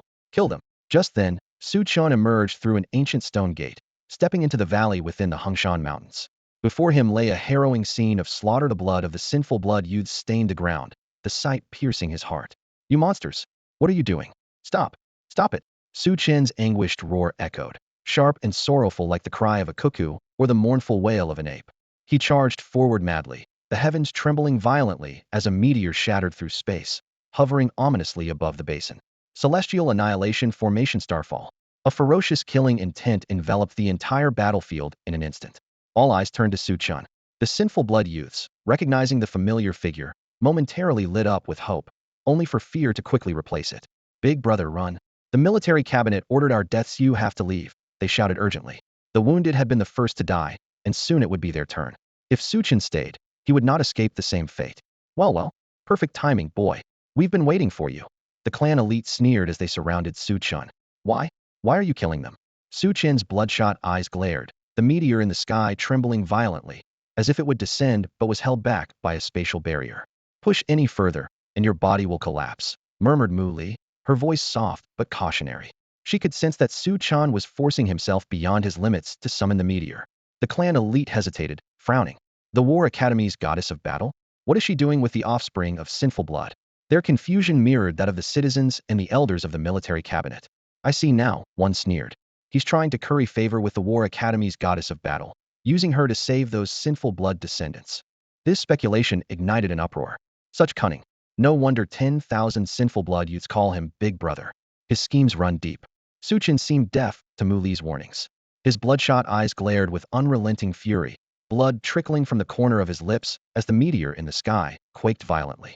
The small beast on his shoulder growled lowly at the crowd, its eyes blazing with rage. Why are you killing them? Su Chen demanded again, his voice hoarse and trembling. Because you are rebels, traitors who collude with foreign clans and harm our people. Because of you, border cities have been destroyed and the innocent have suffered. Are these reasons not enough? The clan elite coldly replied. Su Chen acted as if he hadn't heard, his rage erupting once more. Why? This time, it was not directed at the clan but at the military cabinet that had issued the command. Despicable clan, you act on one-sided claims to slaughter without hesitation. If I claim to be your ancestor, would you worship me? Bastards! The elders of the military cabinet, humiliated by his outburst, roared in fury. How dare you, insolent wretch! To hell with all of you! Su Chen bellowed, his hatred overwhelming. His skin began to crack, blood streaming from his 7 orifices. With a resounding crack, the meteor finally broke free of its spatial restraints and plummeted. A clan elite, unable to dodge in time, was instantly crushed into oblivion. Kill him! Kill this rebel! The citizens screamed in both anger and fear as the killing intent of the clan elite and the military cabinet's execution forces surged. A rebel remains a rebel, ha! Ha ha! Su Chen's laughter rang out, wild and unhinged, as if he had descended into madness. Mu Li gazed at Su Chen, his body drenched in blood, his demeanor crazed. Her eyes flickered with a complex emotion. Just as she raised her hand, a world-shaking blade light suddenly descended from the heavens. The blade of Dao Wei was fierce and overwhelming. With an extreme, tyrannical momentum, it shattered the elite warriors of the clans with a thunderous blow. Yes, shattered not a clean slice like a sharp blade through flesh, but a brutal, hammer-like smash that turned their bodies into mangled heaps of blood and gore. This savage strike carried the unmistakable fury of its master, burning with rage. All eyes turned to the towering figure that suddenly appeared above the basin. Shock and anger intertwined. Yinluo King, the blade maniac, Wang Dalong? That domineering name echoed through the air. Yinluo King, have you gone mad? The surviving clan elites gradually regained their senses, their fury boiling over as they confronted the shocking devastation before them. Each strike from Wang Dalong's blade was precise and ruthless, yet not a single descendant of the Sin bloodline was harmed. Instead, the clan elites lay slain in droves. What was Wang Dalong after? Why spare the Sin bloodline descendants, but slaughter their pursuers? The air seethed with rage, and hatred tore through like a gale. Wang Dalong ignored the anguished cries of the clan elites, his gaze sweeping across the battlefield before finally landing on Su Chen. Under the watchful eyes of everyone present, he strode steadily towards Su Chen. I'm sorry I was late, he murmured softly. Those simple words, like a warm balm, struck the most vulnerable hearts of the Sin bloodline youths who had long steeled themselves against death. They could no longer suppress their emotions and broke into uncontrollable sobs. It was a care they had never dared to hope for someone who truly cared about them. That someone was their instructor, Wang Dalong. At this moment, as the scene unfolded, the expressions of the people across the land turned icy. What did Wang Dalong's words mean? Was he truly planning to save the Sin bloodline descendants? Muli, help me look after him for now. Wang Dalong supported the unconscious Su Chen, stabilizing his injuries. Muli nodded gently and approached Su Chen with calm steps, placing a pill into his mouth. This scene caused the elders of the military intelligence pavilion to furrow their brows deeply. Was Wang Dalong deliberately trying to win over Muli? Thank you, Wang Dalong said calmly, turning to face the crowd. Release all the commoner youths, or everyone dies. Before the words had fully settled, the battlefield trembled violently. The tip of Wang Dalong's black blade drove fiercely into the solid rock beneath, and a chilling killing intent swept through the entire area in an instant. In this moment, Wang Dalong was unrecognizable from his former self. His arm, now fully healed, exuded an even more overwhelming and powerful aura. The terrifying killing intent seemed to freeze the very air around him. Release these Sin bloodline descendants? Yinluo King, do you even realize what you're doing? One of the clan elites demanded coldly. Before he could finish, a flash of cold light streaked through the air. His neck was severed in an instant, and his head rolled to the ground. Wang Dalong, roared the inspector of the execution unit of the supervisory division, his fury erupting as he bellowed. These Sin bloodline descendants are traitors, rebels. And you dare to slaughter your own people and collude with them? What are you trying to do? Commit treason? Wang Dalong responded coldly. This is the last time he'll say it. Release all the commoner youths. His voice was as icy as a blade, his killing intent oppressive, his presence dominating the scene. No one dared to step forward and confront him directly. The reputation of the blade maniac, Yinluo King, was not one earned lightly. None present could rival him. Wang Dalong, stop this nonsense and leave immediately, came the stern voice of an elder from the military intelligence pavilion through the communication device. I will leave, but I'll take these commoner youths with me, Wang Dalong replied resolutely. The elder's voice surged with rage, his tone sharp and severe. They are rebels. Do you intend to become a rebel as well? So be it. If being a rebel can bring new life to Hashia, then I am willing, Wang Dalong declared. His voice was not loud, yet it struck like thunder, exploding in the ears of everyone present. Whether it was the citizens watching the live broadcast or the elders of the military intelligence pavilion, their pupils constricted sharply in that instant. Then, Wang Dalong slowly removed his armor. The heavy armor fell to the ground with a resounding thud that reverberated in everyone's hearts. From this moment forward, the northern borders would no longer have their guardian general, Wang Dalong. The entire world seemed to come to a standstill in that moment. Wang Dalong scooped up the unconscious Su Chen in his arms and turned to leave. Behind him, Fat Tiger, Zilong, and the other blood-marked youths struggled to their feet, lifting the bodies of their fallen comrades in silence as they followed. In that moment, no one dared to stop them. All anyone could do was watch them disappear into the distance. The air seemed to echo with the resonating declaration. The northern frontier will no longer be guarded by General Wang Dalong. The man once known as the Blade Demon of Yinluo had made an unthinkable choice, laying down his weapons for the sake of a group of blood-marked youths condemned as traitors. Wang Dalong's decision stemmed not only from his anger at the plight of the blood-marked youths, but also from his profound disappointment in the military council. In his eyes, the common people might harbor prejudice, but the military council, as the highest authority in Hashia, was supposed to uphold fairness and justice, not be swayed by slander. The kill order had become the spark that drove Wang Dalong to this extreme. It wasn't until Wang Dalong and his group vanished over the horizon that the crowd seemed to awaken from a dream. The elite members of the clan seethed with rage as they proposed to the elders. Wang Dalong has taken the blood-marked descendants with him. This is a disaster waiting to happen. We must send our strongest fighters to suppress him and eradicate those blood-marked offspring once and for all." The elder regarded them with a cold glance and retorted, "Why didn't you suggest this while he was still here?" The words silenced the elite clansmen instantly. Indeed, even if they had tenfold courage, they wouldn't dare propose such a thing in Wang Dalong's presence. Besides, now that Wang Dalong had resigned, he was a free man, with nothing holding him back. Who would dare provoke him lightly? What should have been a blood-soaked massacre was abruptly halted by Wang Dalong's intervention. Meanwhile, within the military council, the elders sat with furrowed brows. None of them had anticipated that Wang Dalong would take such a drastic step. They couldn't help but begin to reflect. Wang Dalong had spent the most time with those blood-marked youths. Perhaps they had truly misjudged them. Li Tiangang gazed into the distance, his mind echoing with the defiant cries of the blood-marked youths. These young men and women had come to defend their homeland, only to meet their end because of their unwavering resolve. If all of this were true, what kind of extraordinary individuals must they have been? Trapped in the city of the blood-marked since childhood, they had not succumbed to hatred. Instead, they carried a steadfast love for their country. They entered the battlefield, not to fall at the hands of foreign enemies, but to be betrayed and slaughtered by their own people. How desolate their hearts must have been. Li Tiangang recalled the blood-stained figure of a white-clad youth laughing maniacally. Was there, within that laughter, a despair so profound that it reflected his utter disillusionment with the people and the military council? Perhaps, from the very beginning, they had been wrong. They had let their grief and despair over the loss of that thing blind them, leading them to believe the clan's one-sided accounts. "Children, if we truly wronged you, I am willing to apologize to you before all the people of the land," Li Tiangang murmured, his aged eyes heavy with sorrow. At that moment, a startled cry broke the silence. "Old Li, look! The dragon vein is trembling again."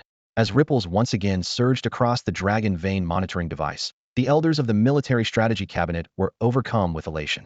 The dragon vein was truly reviving. This long-presumed lost power had not vanished completely. Li Tiangang abruptly turned around, and his weathered eyes suddenly gleamed with a sharp intensity. The revival of the dragon vein, what could this signify? When the black mist had enveloped the region, they had been unable to discern the anomalies occurring deep within the Hengshan Mountains. When the mist dissipated, the tremors of the dragon vein ceased, leading everyone to believe that whatever had disrupted the vein's energy had been eradicated. But now, it seemed that the entity had merely gone into hiding. A flicker of complex emotions crossed Li Tiangang's gaze before he strode out of the military strategy cabinet. "Old Li, where are you heading?" One of the still excited elders called out instinctively, but no response came. Upon leaving the cabinet, Li Tiangang immediately summoned the guards, issuing a stern command to contact the clan forces stationed in Hengshan and investigate all events that had transpired during the Black Mist Shroud. He warned that any concealment of information would be met with severe punishment. His gaze was as sharp as a blade, cold and unyielding. Back then, during the Black Mist's reign, the clan forces and the descendants of the guilty bloodline had been closest to the demon. Only they knew the truth of what had happened. Understood.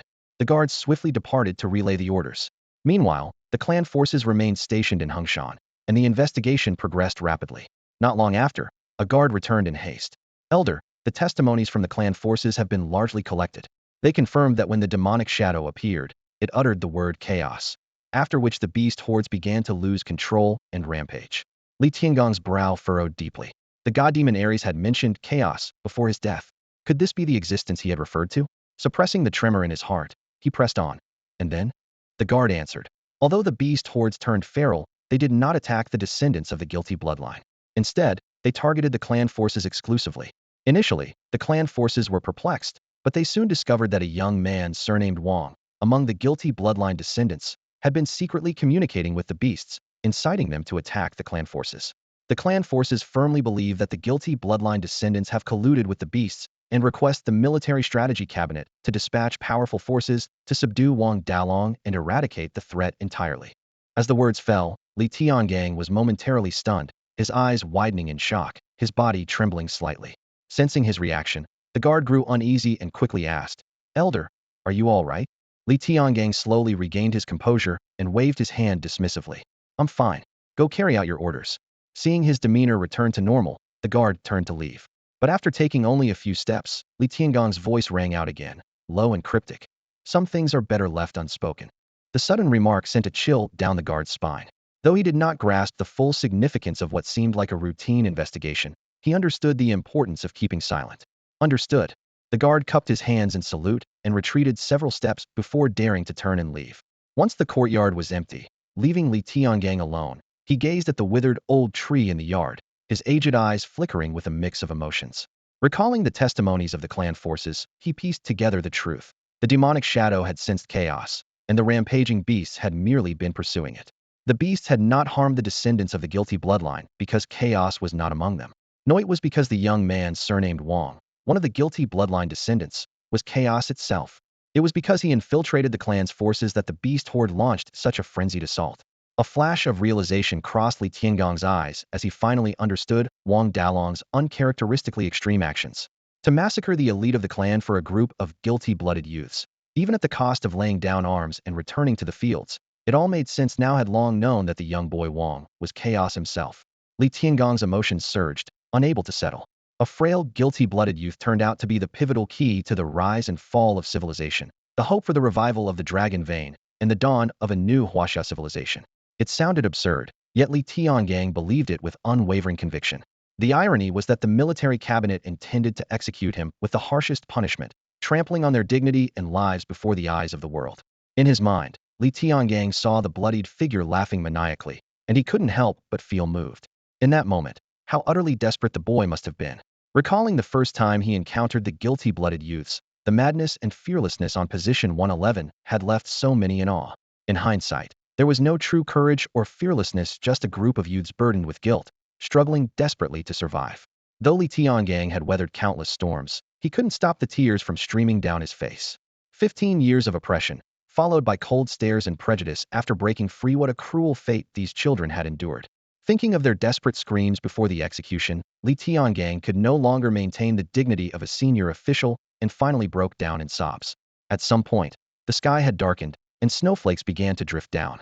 Li Tiangang reached out to catch a few, only to watch them melt instantly. He looked up at the heavens, letting the snowflakes strike his face, as though only the piercing cold could slightly ease the guilt weighing on his heart. Watching the snowflakes dance freely in the air, a spark of determination reignited in Li Tiangong's weary eyes. He made a quiet resolution. Though he couldn't reveal the secret of chaos or erase the guilt of the guilty-blooded youths, he would do everything in his power to protect them. Li Tiangang understood well that the Hashia of today had become corrupted, even the military cabinet riddled with spies. The future for these youths was destined to be fraught with hardship, but he hoped they would never forget their original resolve. After all, this sacred land of 9.6 million square kilometers was their true home. Deep within the forests of the Hengshan mountain range, a heavy silence shrouded the sorrowful corner. Chen awoke from unconsciousness, his scarred hands meticulously building fresh earthen graves. Each shovelful of dirt felt as heavy as a mountain, for beneath it lay his fallen brothers. There was no visible sorrow on Chen's face, only a haunting calm that sent chills to those who might witness it. His eyes were vacant, as though his soul had departed alongside his deceased comrades. Fat Tiger, Zilong, and the other young men in simple garb silently built the graves as well, their movements slow and mechanical, like participants in a wordless funeral rite. Not far away, Wang Dalong stood quietly, observing the scene. He didn't step forward to comfort the boys, knowing full well that this was an inevitable step in their journey of growth. Branded with the name of bloodstained sinners, their path was destined to be fraught with thorns and hardship. After a long silence, Wang Dalong finally spoke, breaking the suffocating stillness. What do you plan to do next? Chen's eyes flickered slightly, as if returning from a distant place. He spoke slowly, his voice hoarse but resolute. Recover. And after that? Wang Dalong pressed. Rebuild the border fortress. Chen replied tersely, his words carrying the weight of an unalterable fate. Wang Dalong sighed inwardly. These boys had severed all ties with their past. They would protect this land in their own way. Though the nation remained the object of their loyalty, the concept of home was now far removed from them. Gazing at the blood-stained youth before him, Wang Dalong's mind conjured 4 words, a blessing for Hashia. Coach, Chen suddenly said. Wang Dalong responded. Thank you. Just 2 simple words, yet they carried profound emotion. Wang Dalong's earlier words, I'm sorry I was late, had struck these boys like a bolt of lightning. In a world where they faced nothing but cold stares and prejudice, those words were like a ray of sunlight piercing the chill of winter, warming their battered hearts. And the phrase, from now on, there will be no General Wang Dalong guarding the northern frontier, etched itself deeply into their minds. This man, who should have basked in glory, had forsaken it all for a group of outcasts. His unwavering protection moved the so-called sinner youth and brought a rare warmth to their desolate hearts. If anyone in the world still cared about them, it was undoubtedly their coach, Wang Dalong. At that moment, the boys let down their guard completely, and truly accepted Wang Dalong. Glancing around at the earnest eyes surrounding him, Wang Dalong felt a pang of emotion. They didn't ask for much, just a sliver of warmth was enough to sustain them. Taking a deep breath, Wang Dalong said firmly, "Go and focus on your recovery." With that, he turned and left, leaving behind a group of silent, yet no longer isolated youths. Su Chun gently traced the stone tablet before him and began tending to his injuries. His body had been critically damaged by the Demon King, and his forced activation of the Celestial Star Formation had nearly destroyed him. If not for the pills given to him by Mu Li, his foundational core might have been compromised, a potentially fatal blow to his cultivation path. Closing his eyes, Su Chen silently activated the Chaos Spirit Gathering technique to accelerate his healing. His consciousness sank into his mind, observing the changes in the Chaos Tree. The tree now had 4 branches, each adorned with lush, green Chaos Divine leaves radiating vitality. In total, the Chaos Tree had produced 159 Chaos Divine leaves, all of which Su Chun had distributed among the Sinner youth.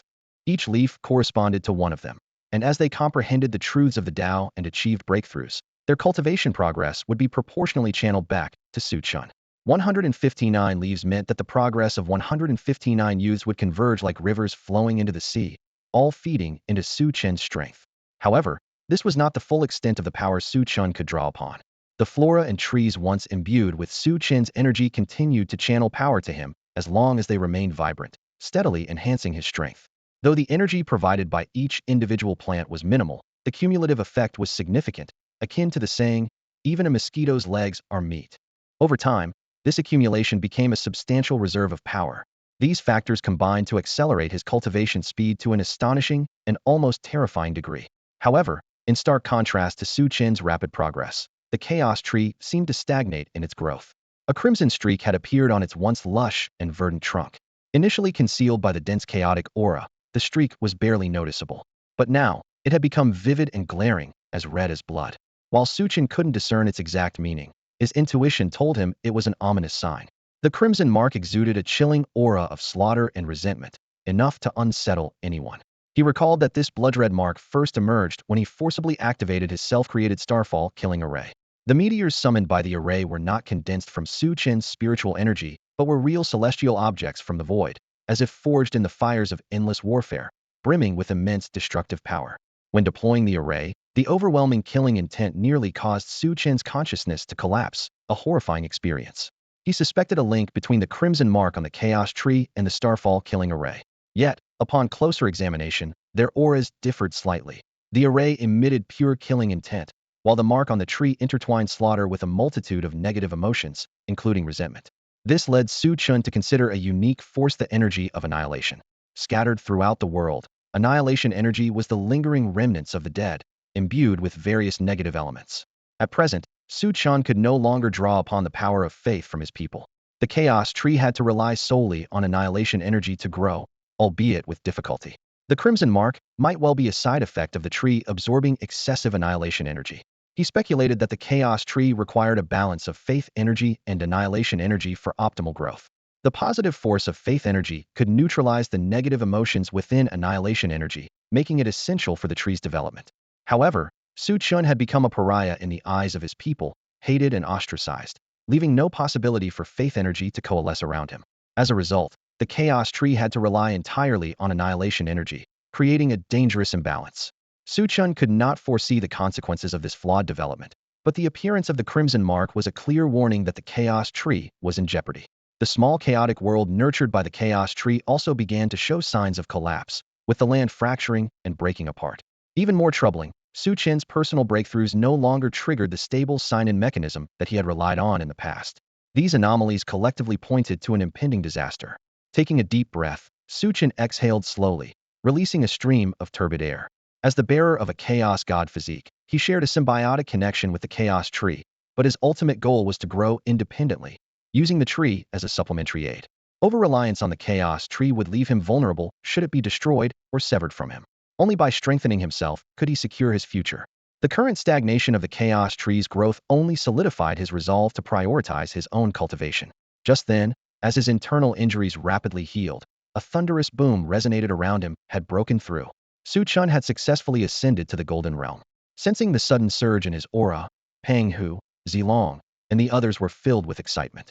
Having endured countless trials and oppressions, They knew all too well that only strength could grant one control over their destiny. The small white-furred beast at Su Chen's side affectionately rubbed against his pant leg, seemingly sharing in the joy of his breakthrough. Su Chen's gaze softened as he picked up the little creature, gently stroking its snowy head. You don't have a name yet, do you? The white-furred beast let out a tender, youthful growl, as if responding to him. Since it was nameless, Su Chen decided to bestow one upon it. In Ition Air Xing, defying the heavens. His eyes glimmered with determination and resolve. Defying the heavens, it wasn't just a name. It was a declaration, a path foretelling the future. A path he was destined to walk unwaveringly. After 2 full days of rest and recovery, the young blood sinners had largely healed from their injuries. The terrifying healing power of the chaos gathering technique was vividly demonstrated on these youths, even benefiting those who didn't possess the chaos divine leaf. This extraordinary technique, divided into upper, middle, and lower sections, had already shown such remarkable results after they had practiced only the upper section. Su Chen couldn't help but feel a sense of relief and gratitude for his decision to use 3 sign-in opportunities to acquire this heaven-defying method. On the 3rd day, Wang Dalong returned with a triumphant air, his arrival bringing a wave of excitement to the weathered young group. New weapons gleamed coldly under the sunlight, and neatly folded fresh clothes exuded a clean, refreshing scent. As they looked at the supplies, a glimmer of long-lost hope shone in the eyes of the youths beneath their tattered attire. Su Chen changed into a set of pristine white clothes, as if shedding the dust of the past entirely. Driven by curiosity, one of the boys couldn't help but ask, "Instructor, how did you manage to bring all these things here?"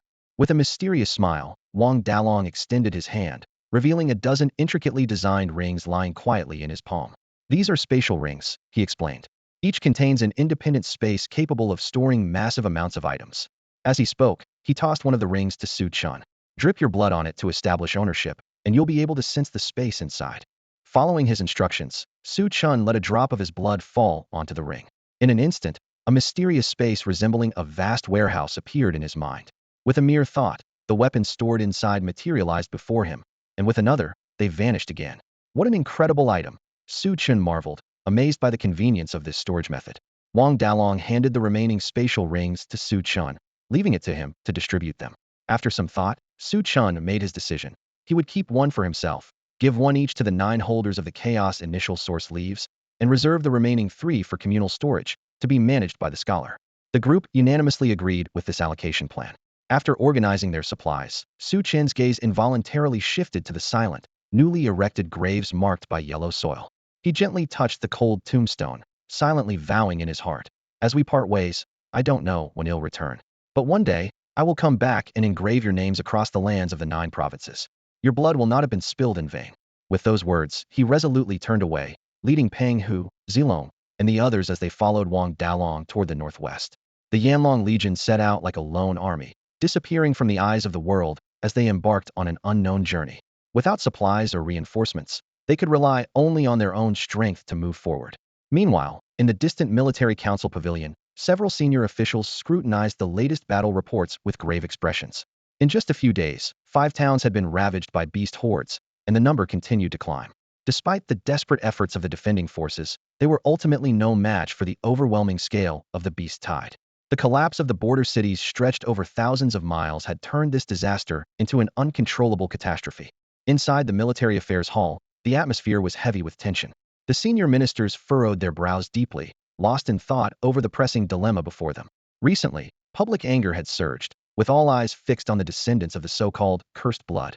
Across the streets, petitions and protests erupted one after another, demanding the military affairs hall deploy forces to suppress the young individuals of cursed lineage. If no action was taken soon, the unrest could spiral into a larger crisis. However, the situation was far more complex than it appeared. Wang Dalong was protecting these cursed blood youths, and any rash action could force this influential figure into opposition. The ministers found themselves caught in a difficult balance. They needed to quell public outrage while avoiding a total fallout with Wang Dalong. At that moment, Li Tiangang stormed into the hall, his fury palpable as his voice thundered through the chamber. "Let me see who dares stir up chaos. I'll personally take them down." One of the ministers tried to reason with him.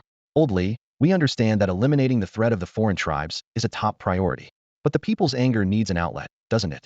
Li Tiangang let out a cold laugh and retorted, "Does calming their anger mean we must target those youths?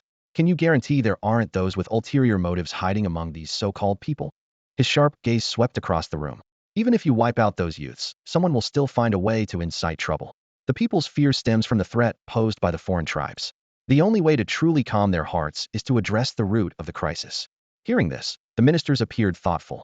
Upon closer reflection, the recent actions of the public were indeed unusual. The frequent protests and demonstrations were unprecedented, suggesting the possibility of someone manipulating events behind the scenes to create chaos. Li Tiangang continued. The major clans are scheming in the shadows. During the last reinforcement for the Hengshan mountain range, they were adamant that those cursed blood youths were traitors. But who is Wang Dalong? You all know him well. He would rather lay down his arms and retire to the countryside than abandon those youths. Do you really think they're traitors? He paused, his piercing gaze scanning the room. Over the past 2 days, I've uncovered the truth behind everything. At his words, the ministers immediately perked up, one of them asking urgently, have you found the object that can revive the dragon vein? Li Tiangang solemnly declared, Muli is the future of Hashia. Muli. The ministers exchanged bewildered glances, repeating the name in disbelief. Li Tiangang explained, Muli is the prized treasure of the War Academy. The secrets she holds have always been a mystery. We only know that she possesses extraordinary talent, but beyond that, we know nothing. When she went missing recently, the War Academy even sounded the ancient bronze bell, and the dean led an entire force of elite fighters in search of her. This shows just how significant she is. Coincidentally, we detected damage to that critical object, and after Muli reappeared, the dragon vein began to revive.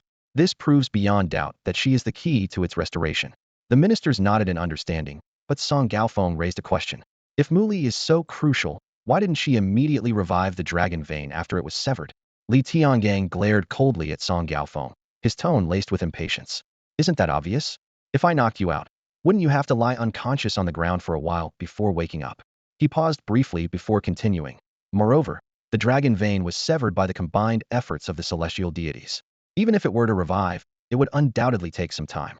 Song Gaofeng opened his mouth, but no words came out. Unable to find a rebuttal, he closed it again, sulking in embarrassment. At that moment, Li Tiangang spoke again, his tone turning serious. Initially, these were just my speculations and deductions. To verify my theory, I made a special trip to the War Academy. He paused, his gaze sweeping across the seated elders. The headmaster of the War Academy confirmed personally that Muli is tied to the future of Hashia. The room fell silent as the elders collectively inhaled sharply. If Li Tiangang's earlier words had made them suspect Muli was the pivotal figure, leaving a sliver of doubt in their hearts, this final statement crushed any lingering uncertainty. It was the straw that broke the camel's back. The War Academy headmaster's admission, combined with all the previous deductions, left the elders utterly convinced. Realization dawned on their faces as they began murmuring among themselves. No wonder Muli advanced from the initial stage of cultivation to the venerable realm in just 2 years. Such unprecedented progress, truly worthy of being called the future of Hashia. It's no surprise the War Academy was unshaken by the severing of the dragon vein. Yet Muli's disappearance alarmed the entire institution. They know that as long as Muli is protected, Hashia will not fall. As the elders' expressions shifted to excitement and unwavering belief, Li Tiangang suddenly changed the subject. Have you all forgotten something? The elders looked at him in confusion. Li Tiangang pressed further. Why did Muli help the blood-marked youths in the first place? Why was Wang Dalong willing to abandon his military post to protect those youths? This clearly indicates that the youths were never traitors.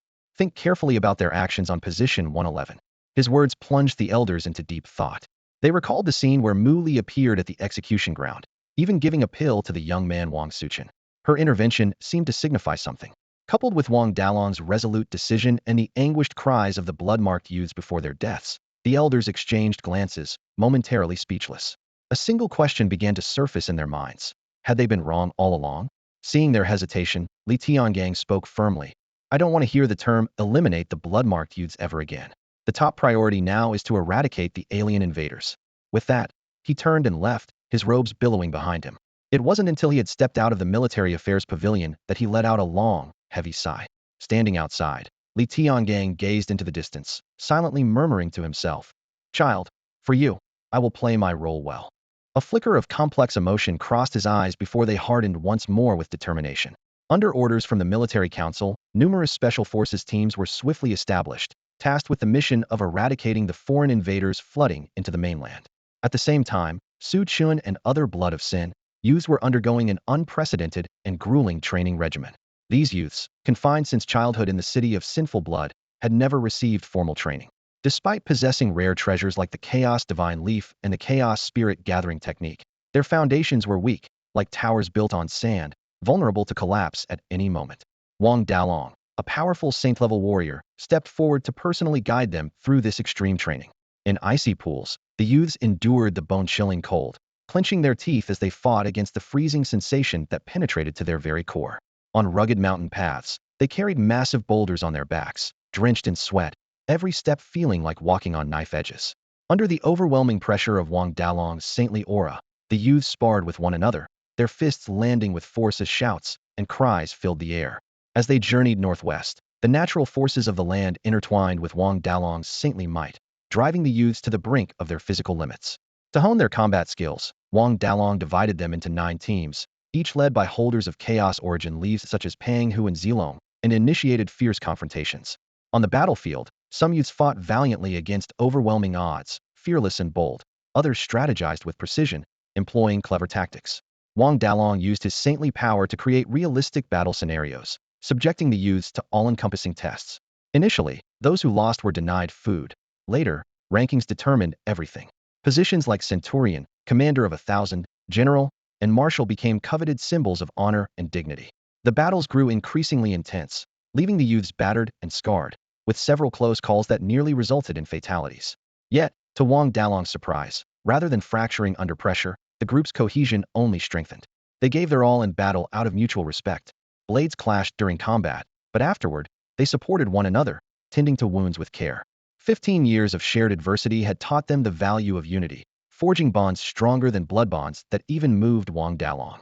This journey was slow but profoundly meaningful.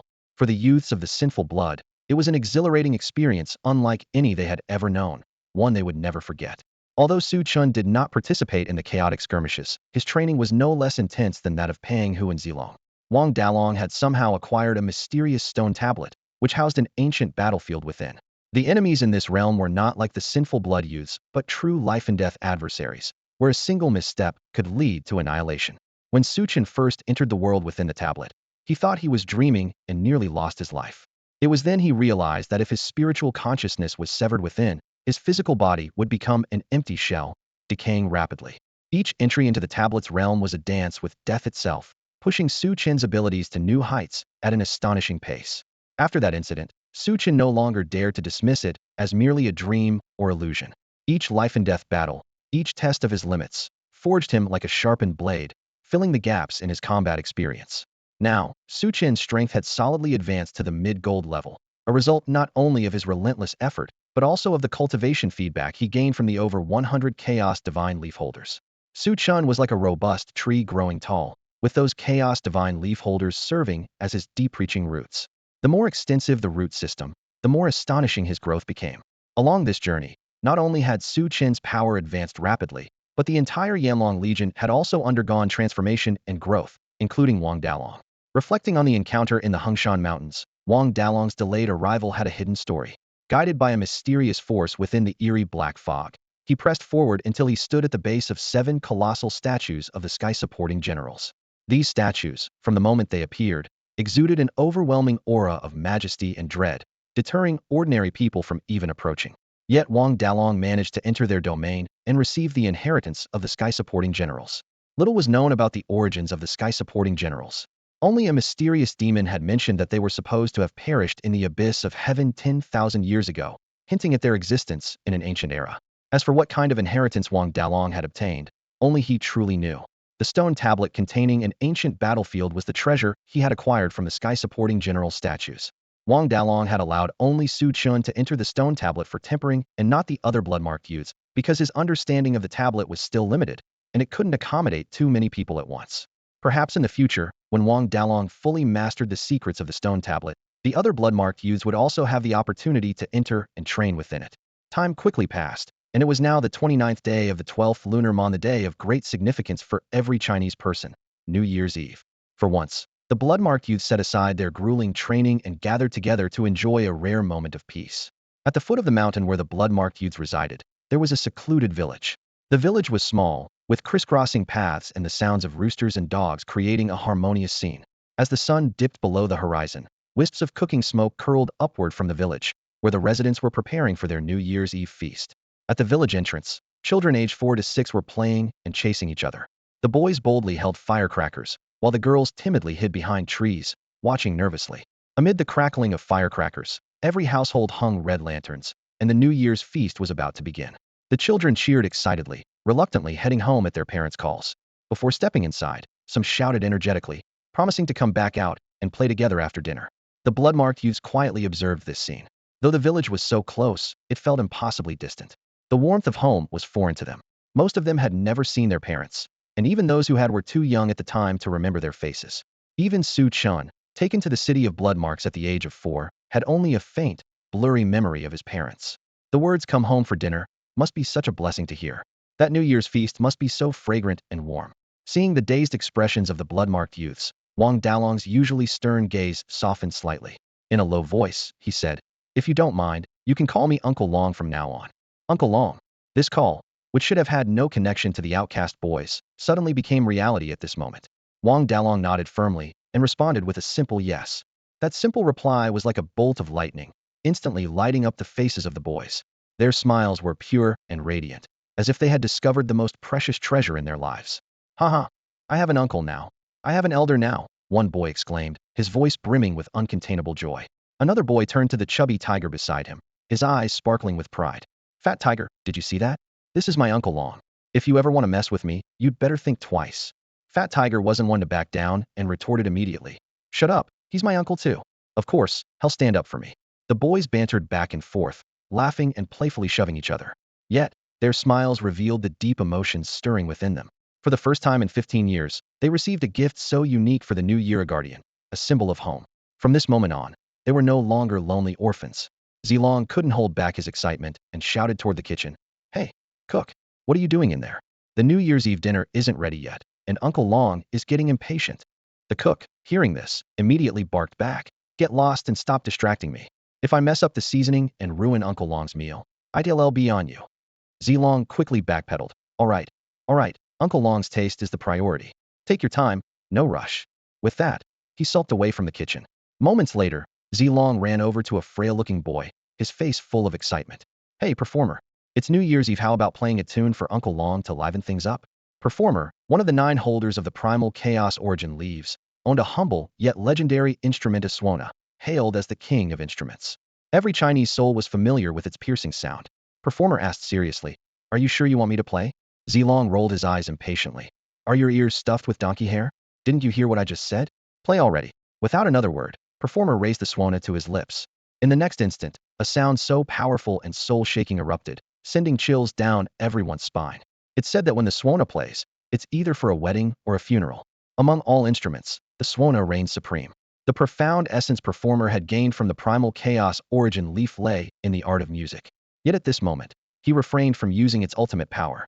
If unleashed in battle, the Suona's sound could directly devastate an enemy's sola, truly extraordinary offensive ability. During the extreme training sessions a couple of days ago, Performer had used the Suona to sound the charge. The troops he led fought with unparalleled vigor, as if injected with adrenaline, their combat prowess unmatched. This proved that the Suona's music could not only harm enemies, but also inspire allies, acting as a powerful morale boost. Each of the 9 holders of the primal chaos origin leaves was far from ordinary. As the Suona's soul-penetrating sound resonated, Zilong couldn't help but shiver slightly, a look of satisfaction spreading across his face. What a rush! Perhaps the Suona's sound had caused quite a stir, for someone from the village below began making their way up the mountain. It was a young man, his clothes patched yet clean. His long hair flowed freely, and his demeanor was graceful, though tinged with an inexplicable sorrow. Hanging from the young man's waist was a wine gourd, which he occasionally raised to take a sip. Judging from his slightly contorted expression, it was clear the liquor was incredibly strong. A young man carrying a long sword walked up the mountain.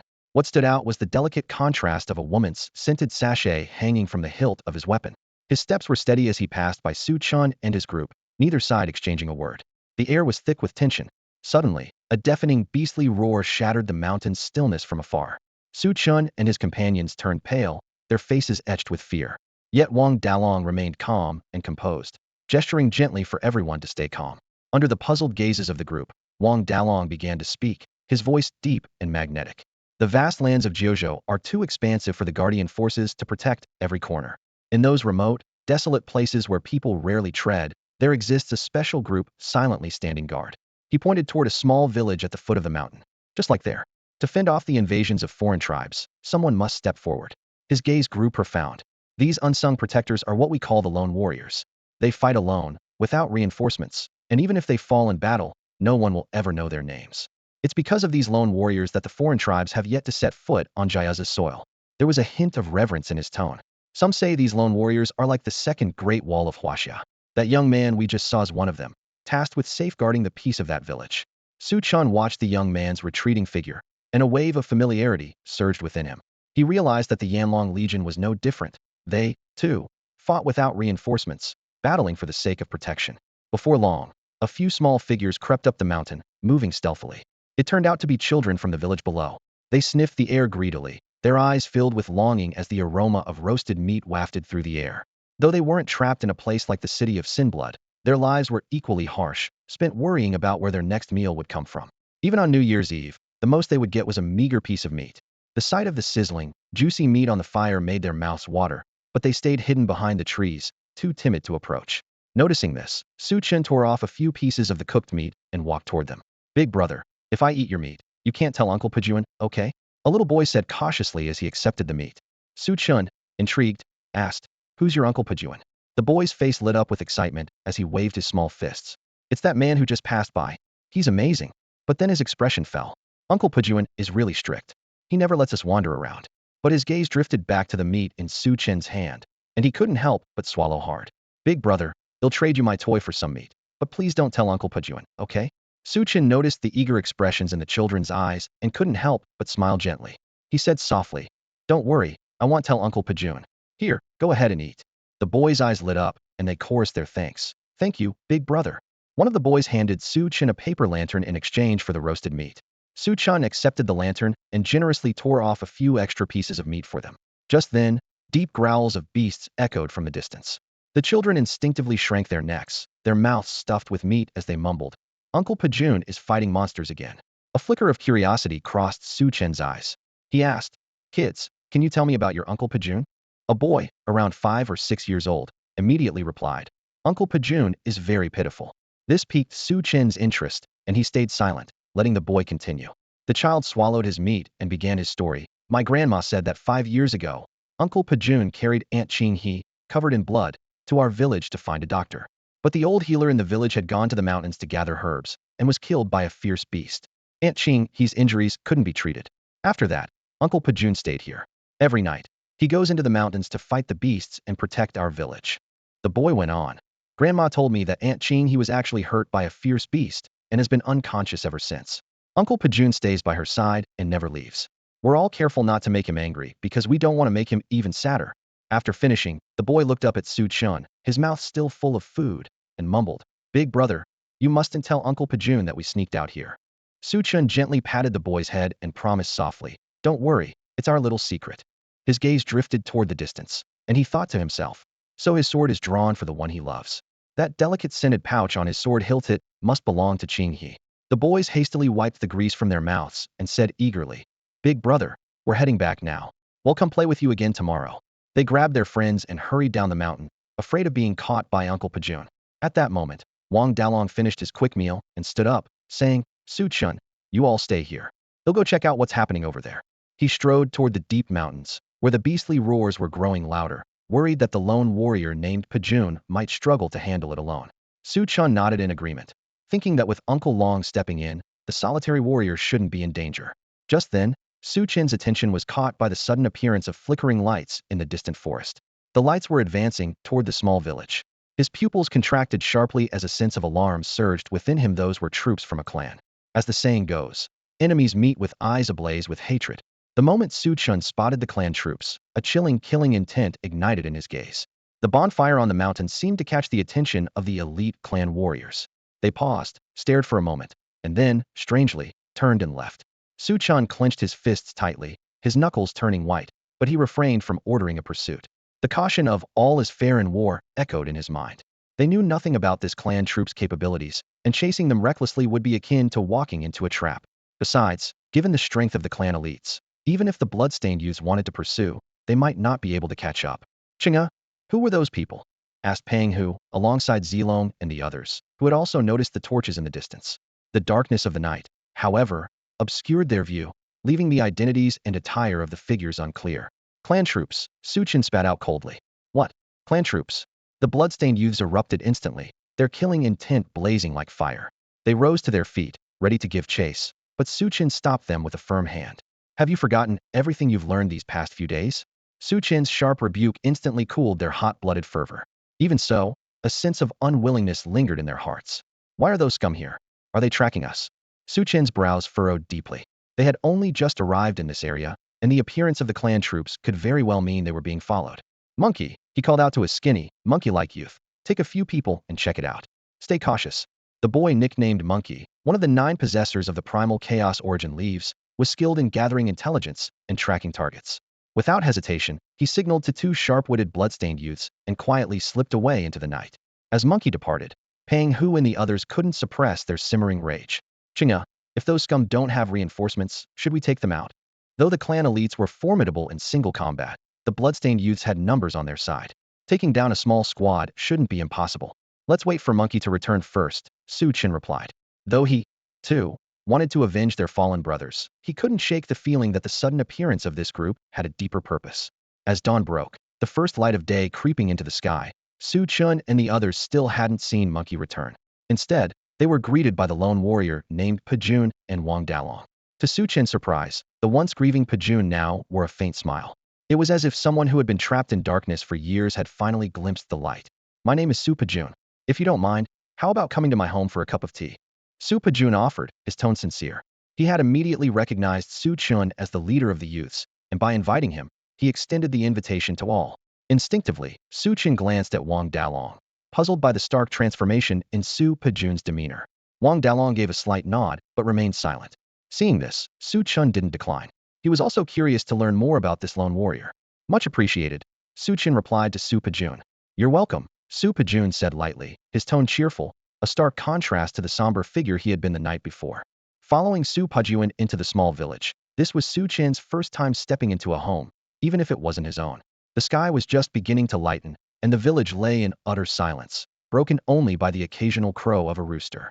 Su Pajun's home was at the edge of the village. A simple, shabby thatched hut came into view. Pushing open the creaking wooden door, Su Chen glanced around. The interior was so sparsely furnished it was almost heartbreaking. A rickety wooden bed, a worn-out table and chairs, a rusty stove, and a few chipped pots and bowls. On the bed lay a woman in a green dress. Her delicate features stood in stark contrast to her pale complexion, and her closed eyes seemed to suggest they hadn't opened in a long time. Su Chen recalled the words of the children from the previous night, and understood this must be Su Pojin's beloved, Qing He. In the corner of the room, a pill furnace caught Su Chen's attention.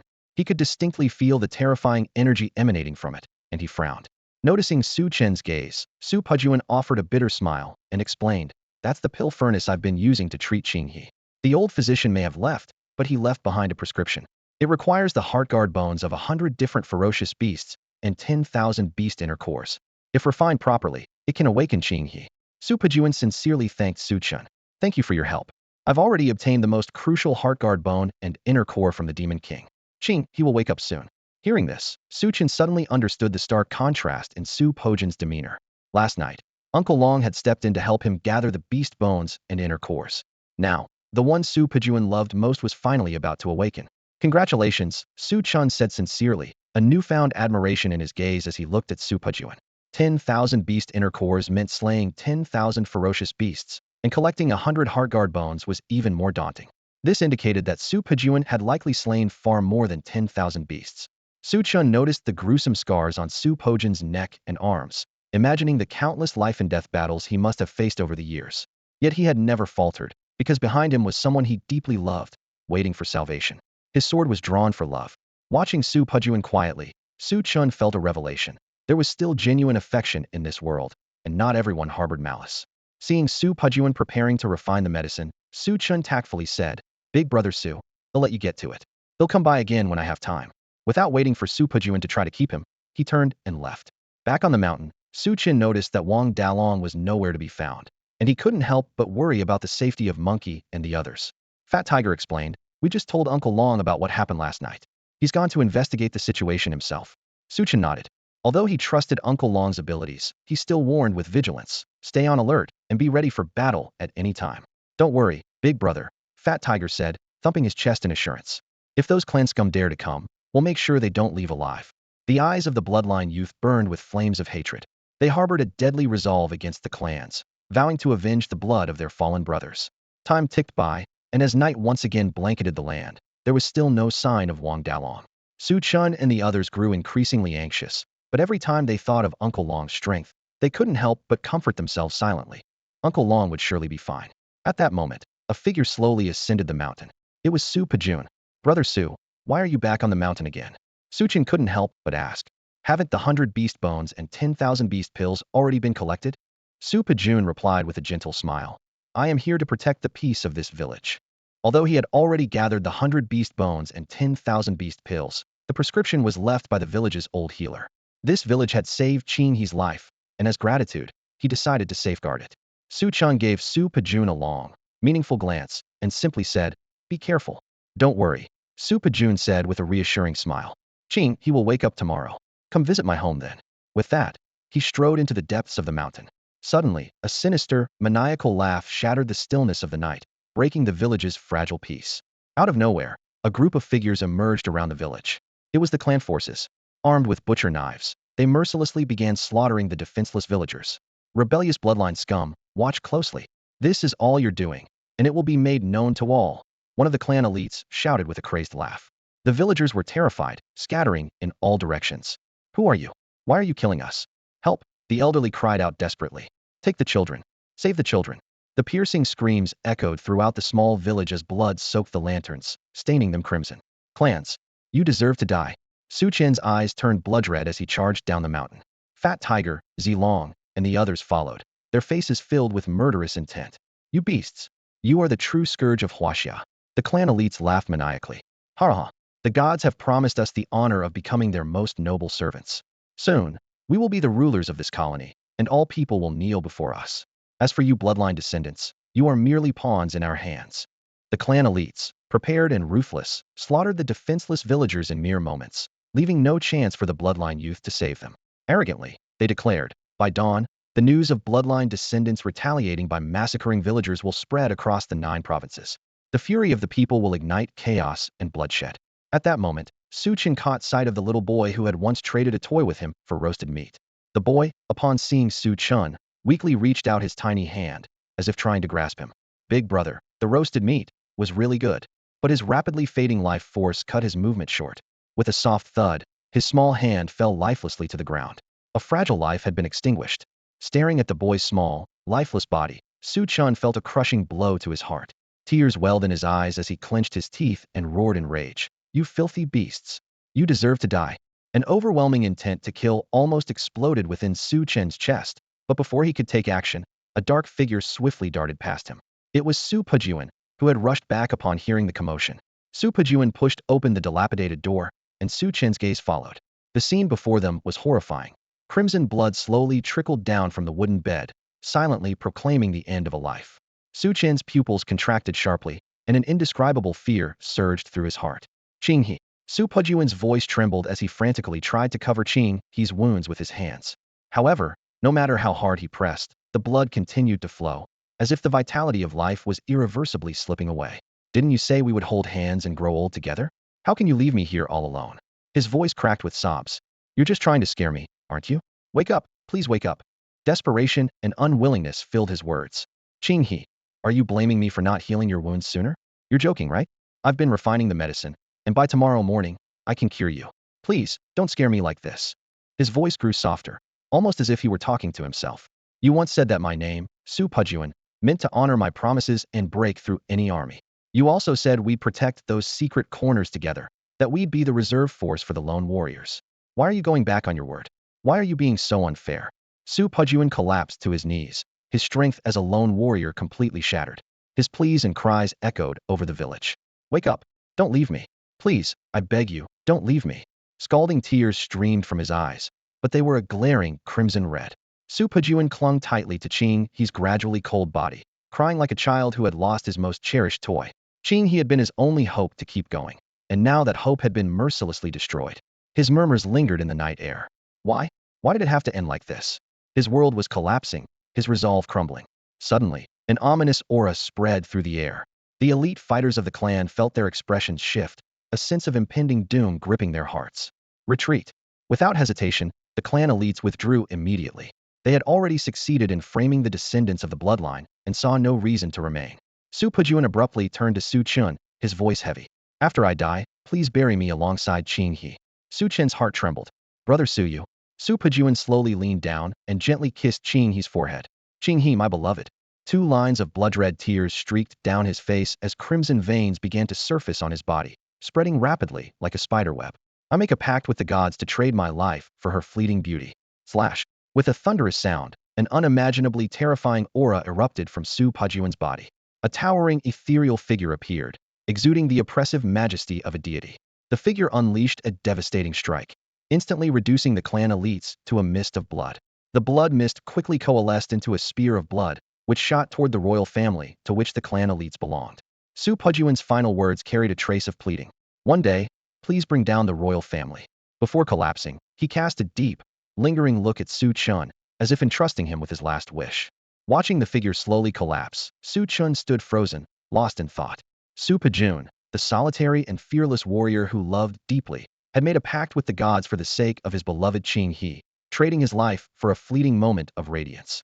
This forbidden ritual defied the natural order, and Su Pejun paid the ultimate price to reunite Qing He's shattered soul for just an instant. In his final moments, Su Pejun and Qing He were finally reunited. Their fingers intertwined, and their faces glowed with joyous smiles, as if all the years of hardship and sacrifice had culminated in this single, rewarding moment. Su Chun watched as they walked hand in hand toward the horizon, their figures dissolving into countless specks of starlight that scattered across the heavens. From those shimmering lights, Su Chen seemed to hear their vows. Su Pejun swearing to draw his sword for the one he loved, and Qing He promising to stand by him, saying that the path of a lone warrior was too bitter to endure alone. This scene etched itself deeply into Su Chen's heart, revealing to him the existence of true love and the beauty of the Chinese people's spirit. Suddenly, a silent tear slid down Su Chen's face. Though Su Pejun's time in his life had been brief, it was as brilliant and unforgettable as a fleeting blossom.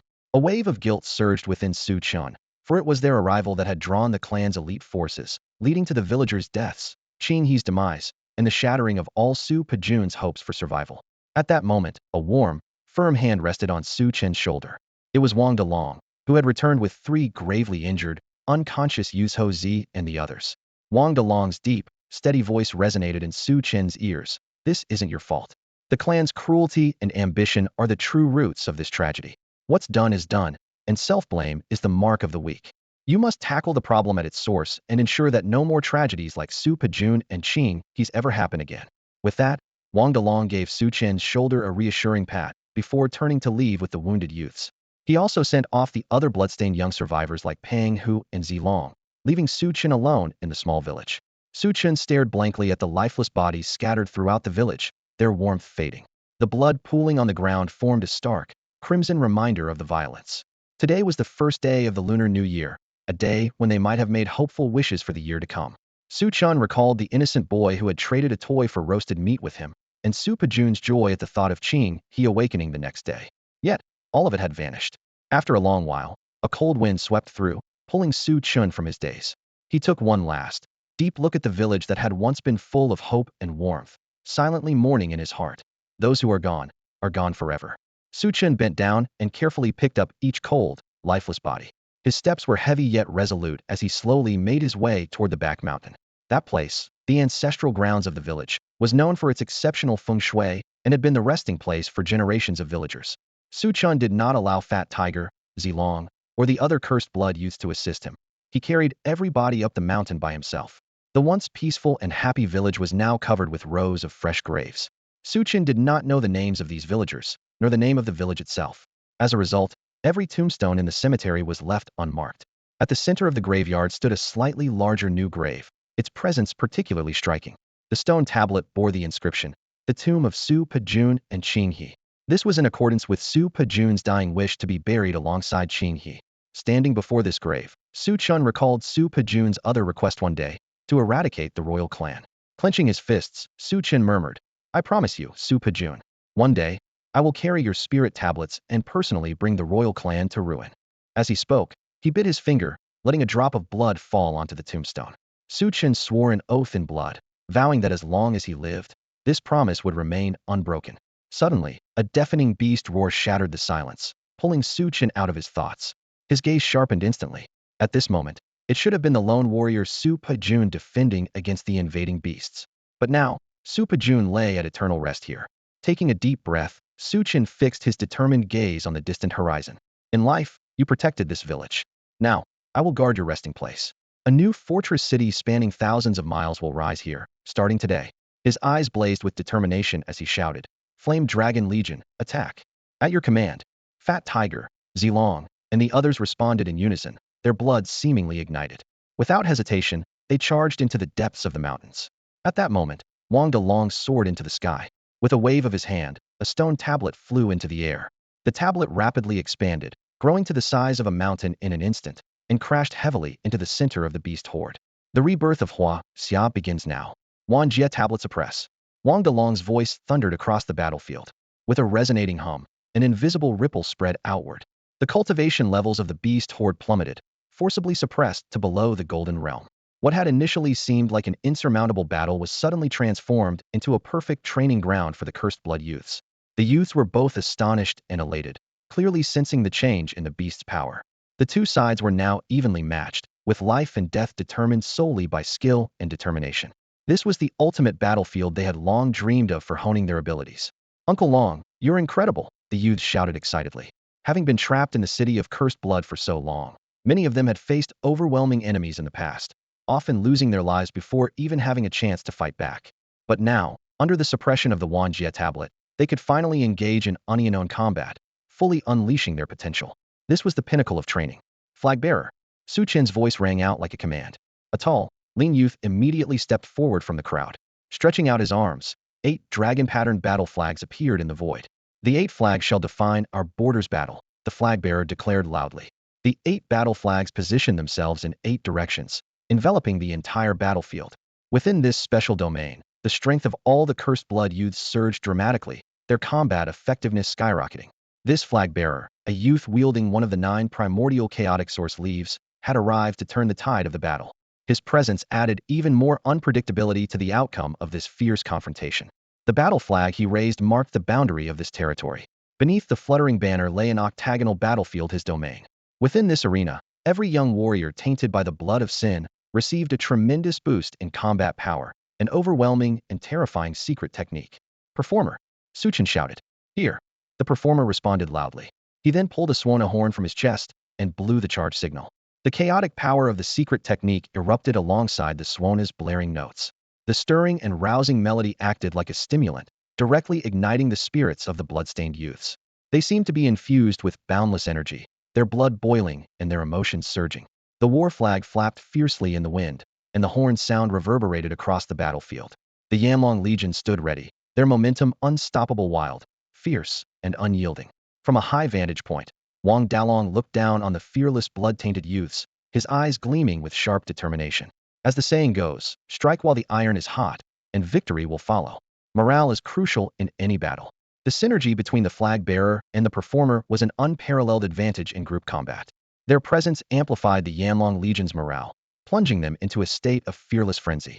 It was no wonder that flag bearers and horn players were often the enemy's priority targets. They wielded immense influence over the course of battle. Clang! A streak of cold light flashed as Zilong's spear pierced through the center of the beast horde. Charging forward on his own, he tore through the beasts like a dragon breaching the water. His lone assault left no survivors, his determination as resolute as a tiger in the fray, ready to fight to the death with unshakable courage. Although Pang, whose movements were somewhat clumsy, his heavy armor made him nearly invulnerable.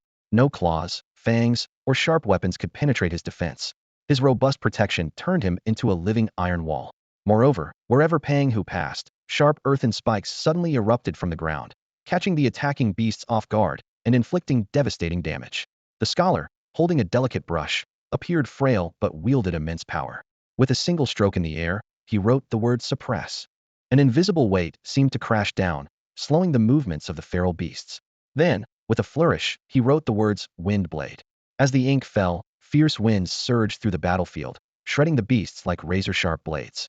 Though his movements seemed simple, they cleverly harnessed the power of the natural world, delivering a relentless and unmatched offensive.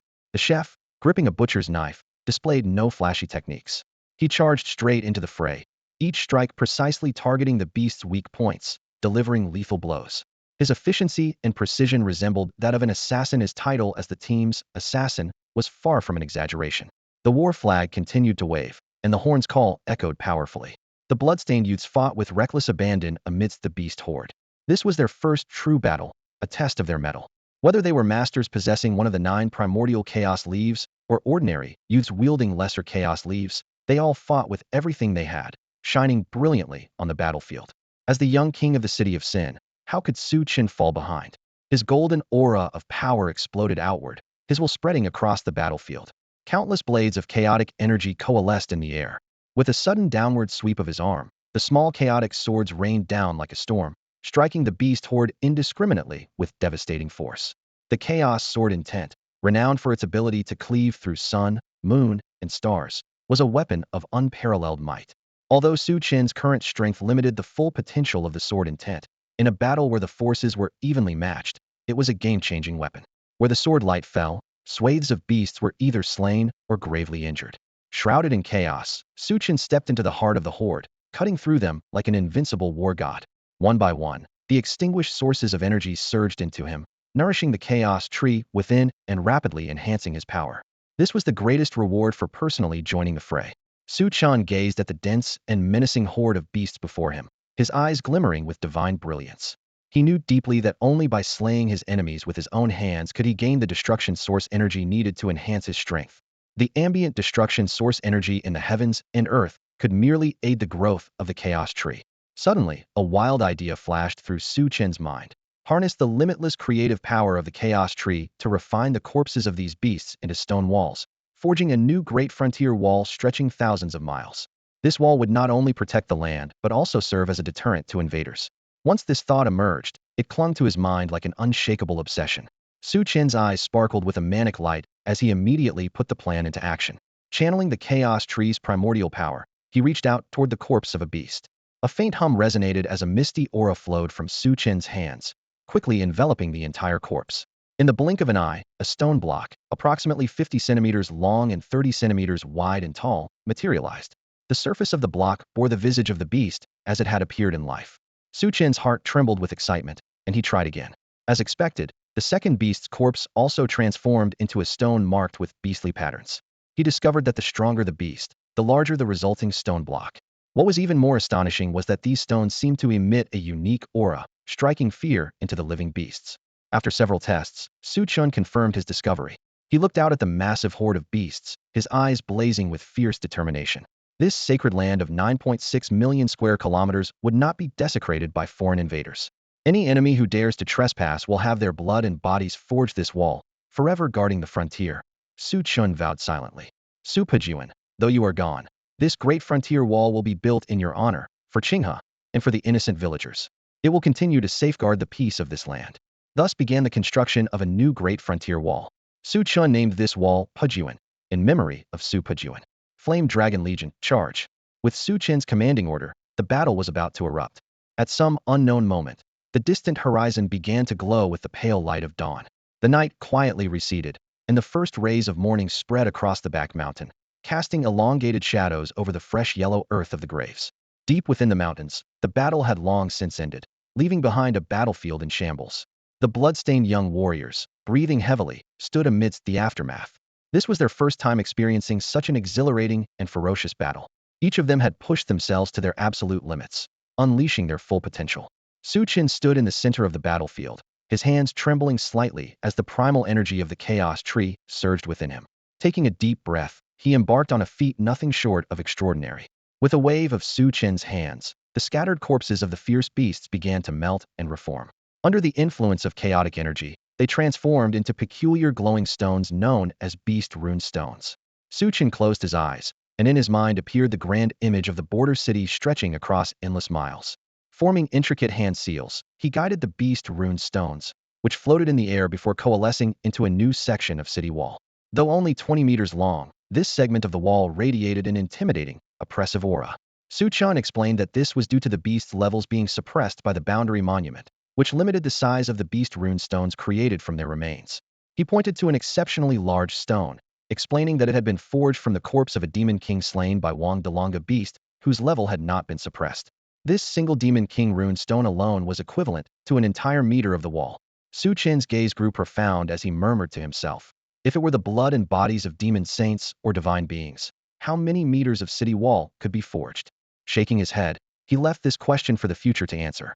Looking at the newly built wall, Su Chen drew out a small chaos sword and solemnly carved 2 characters into the structure. Pajun, breaker of armies.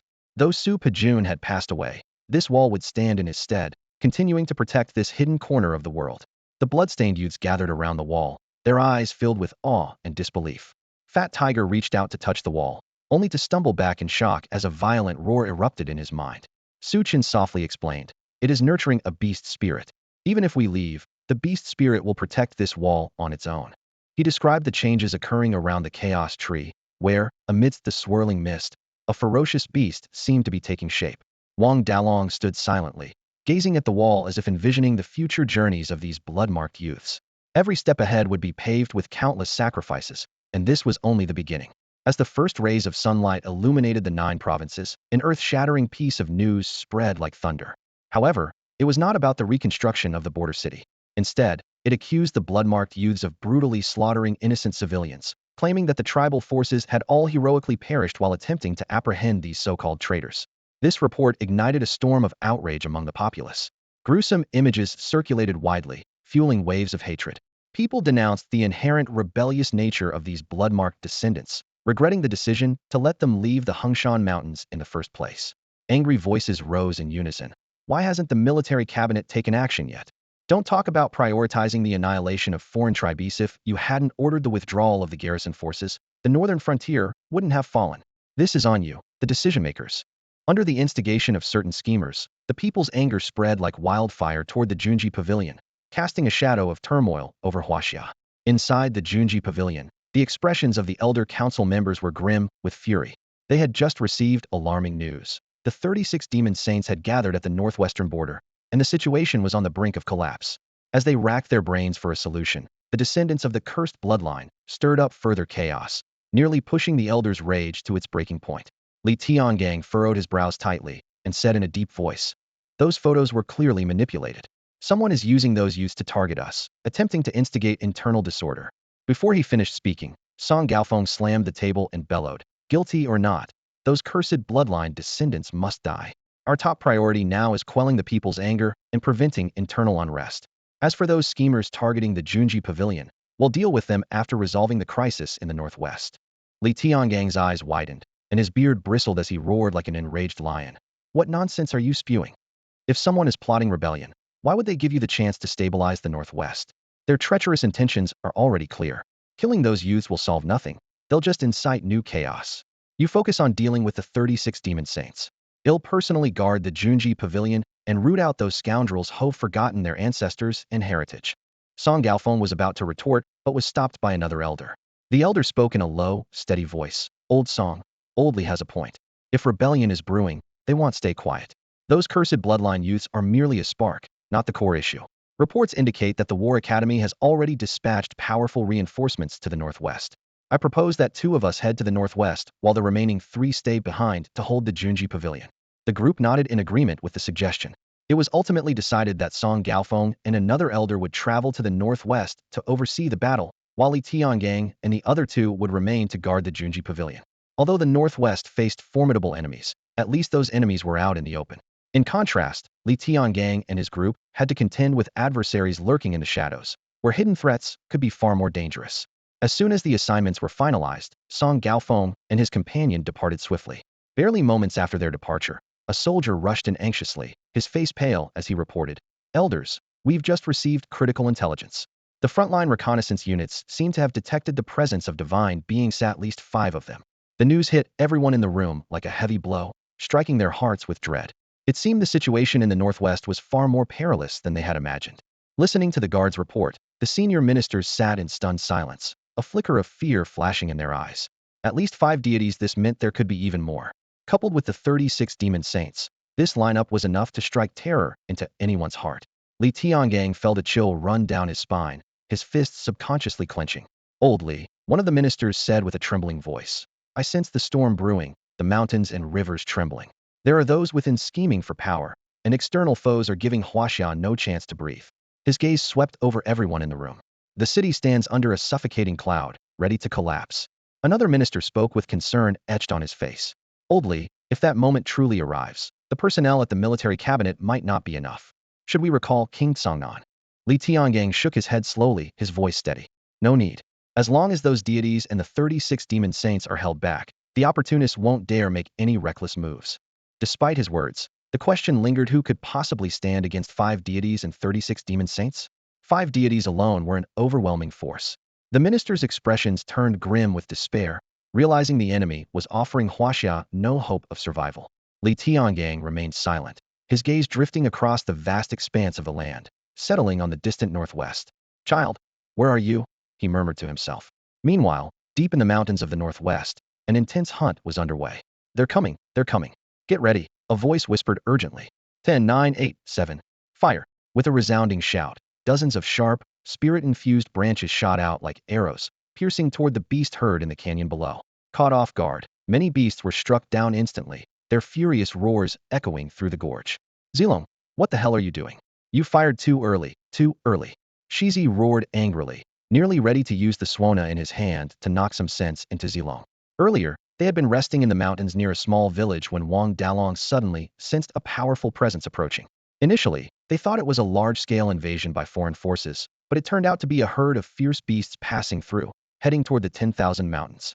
Upon realizing this, Su Chun immediately led the Yanlong Legion to set an ambush, choosing a strategic and defensible canyon to intercept the herd.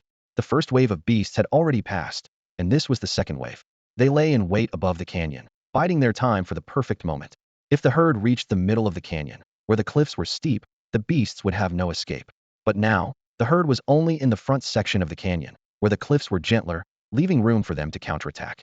Unable to contain himself, Zilong launched the attack prematurely, alarming the beasts. Sure enough, the enraged creatures stopped their advance and began charging up the cliffs instead. Damn it, I just wanted to kill a few more. Who knew these beasts were so clever? Zilong muttered darkly, frustration evident on his face. Shizi was trembling with anger. You just wait. When Brother Chen finds out you messed up this operation, he'll skin you alive. Zilong immediately backed down. Come on now, no need to snitch to Brother Chen. They'll follow your lead from here on out, alright. Shizi snorted coldly, offering no response. In the canyon below, the battle raged on, while an even greater danger was quietly approaching. Seeing Zilong concede, the minstrel let out a cold snort before picking up his Suona to counterattack.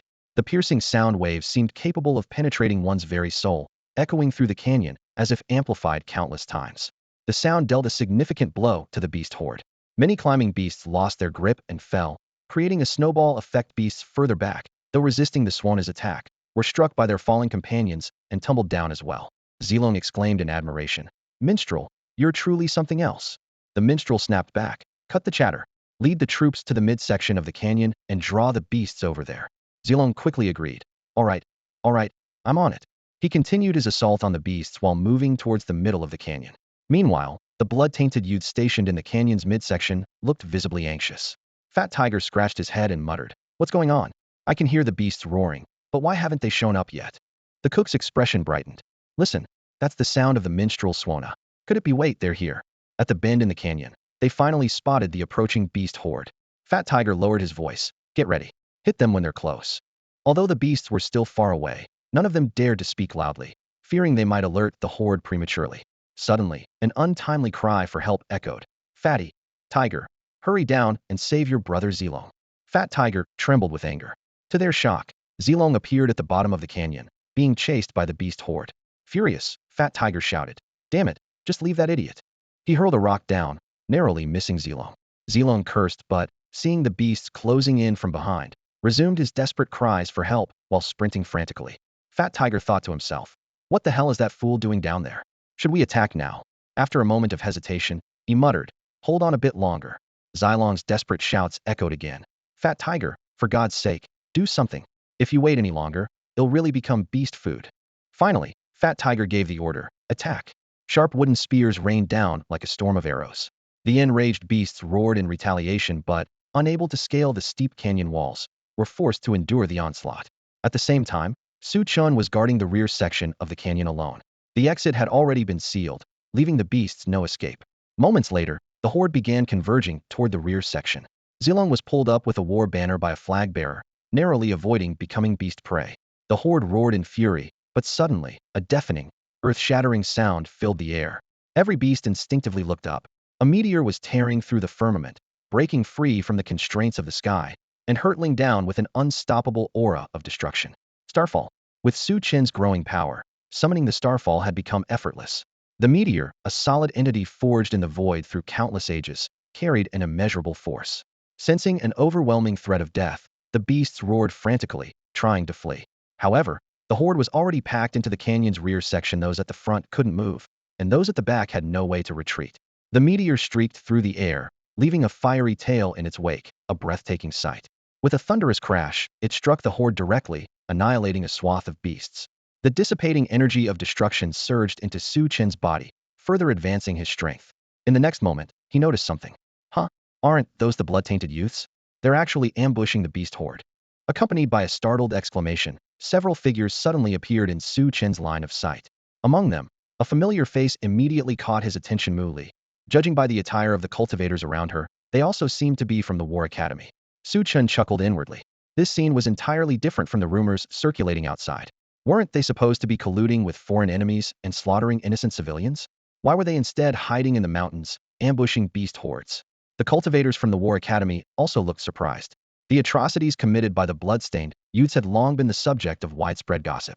Yet, the scene in front of them starkly contradicted those tales. Weren't these ferocious beasts supposed to be allies of the bloodstained descendants? Could it be infighting? Ignoring the reactions of the cultivators, Su Chen turned his gaze to Mu Li and asked in a calm tone, "Why are you here?" What seemed like an ordinary question took on a different tone in the ears of the male cultivators present. Their expressions darkened instantly. One of them sneered coldly. "Boy, who do you think you're trying to get close to? Do you even know your place?" As it turned out, back during the execution at the Hengshan Mountains, Mu Li and Su Chen had appeared together. Rumors had spread that Su Chen was trying to cozy up to Mu Li, treating the War Academy as his protective shield. This had left the cultivators from the War Academy deeply displeased. They already harbored resentment towards Su Chen, and now seeing him actively approach Mu Li only fueled their anger. Just as the tension in the air reached a boiling point, Zilong strode over with his spear in hand, followed by Pang Hu, the cook, and others. Zilong sneered. "Who the hell do you think you are? My big brother doesn't need to cozy up to anyone, least of all you lot." The War Academy cultivators, their gazes cold and their auras oppressive, released their energy. Even the weakest among them had already reached the Golden Realm, far surpassing the bloodstained youths in strength. They retorted icily. "What's the matter? Haven't killed enough innocent villagers? Now you want to kill us too." Su Chen ignored their provocation entirely and instead spoke sincerely to Mu Li. "Thank you for the medicinal pills." Mu Li replied softly, "We're comrades in arms. No need to thank me." This simple statement stunned everyone present. Comrades in arms? She actually referred to them as comrades in arms? The bloodstained youths were momentarily dumbfounded. They all knew Mu Li was the War Academy's goddess of war, endowed with extraordinary talent. She had every reason to be proud. Yet in a world where they were universally condemned and branded as rebels, Mu Li had called them comrades in arms. For those who had long lived in darkness, even the faintest spark of light could become their entire world. They recalled that the first person to acknowledge them had been Uncle Long. Now, Mu Li had become the second. From the moment they first met her at position 111, they had found her agreeable. Now, they admired her even more. Some of the bloodstained youths even began to grin foolishly at Mu Li, lost in their own thoughts. The War Academy cultivators frowned deeply. Mu Li's attitude toward these bloodstained youths made them feel a vague sense of unease. One of them reminded her, "Mu Li, the elders should have already reached the 10,000 mountains. Don't keep them waiting." Mu Li said no more. She simply nodded slightly at Su Chen before turning to leave. Only after her group disappeared from sight did the bloodstained youths withdraw their gazes. Zilong chuckled as he sidled up to Su Chen, ready to tease him, but Su Chen delivered a swift kick to his backside, nearly sending him tumbling into the canyon. "Focus on exterminating the beast horde," Su Chen said coldly before turning his attention to the remaining beasts.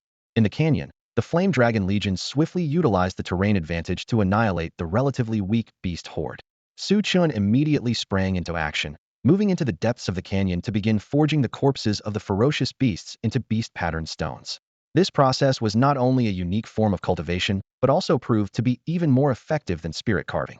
With each beast-patterned stone created, Su Chen felt his martial foundation being hammered and solidified.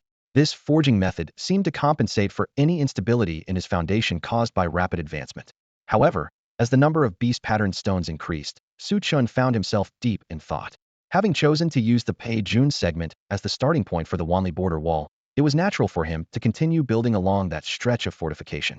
Yet, this was an enormous undertaking, one that couldn't be completed overnight. Moreover, Chen couldn't remain in one place indefinitely.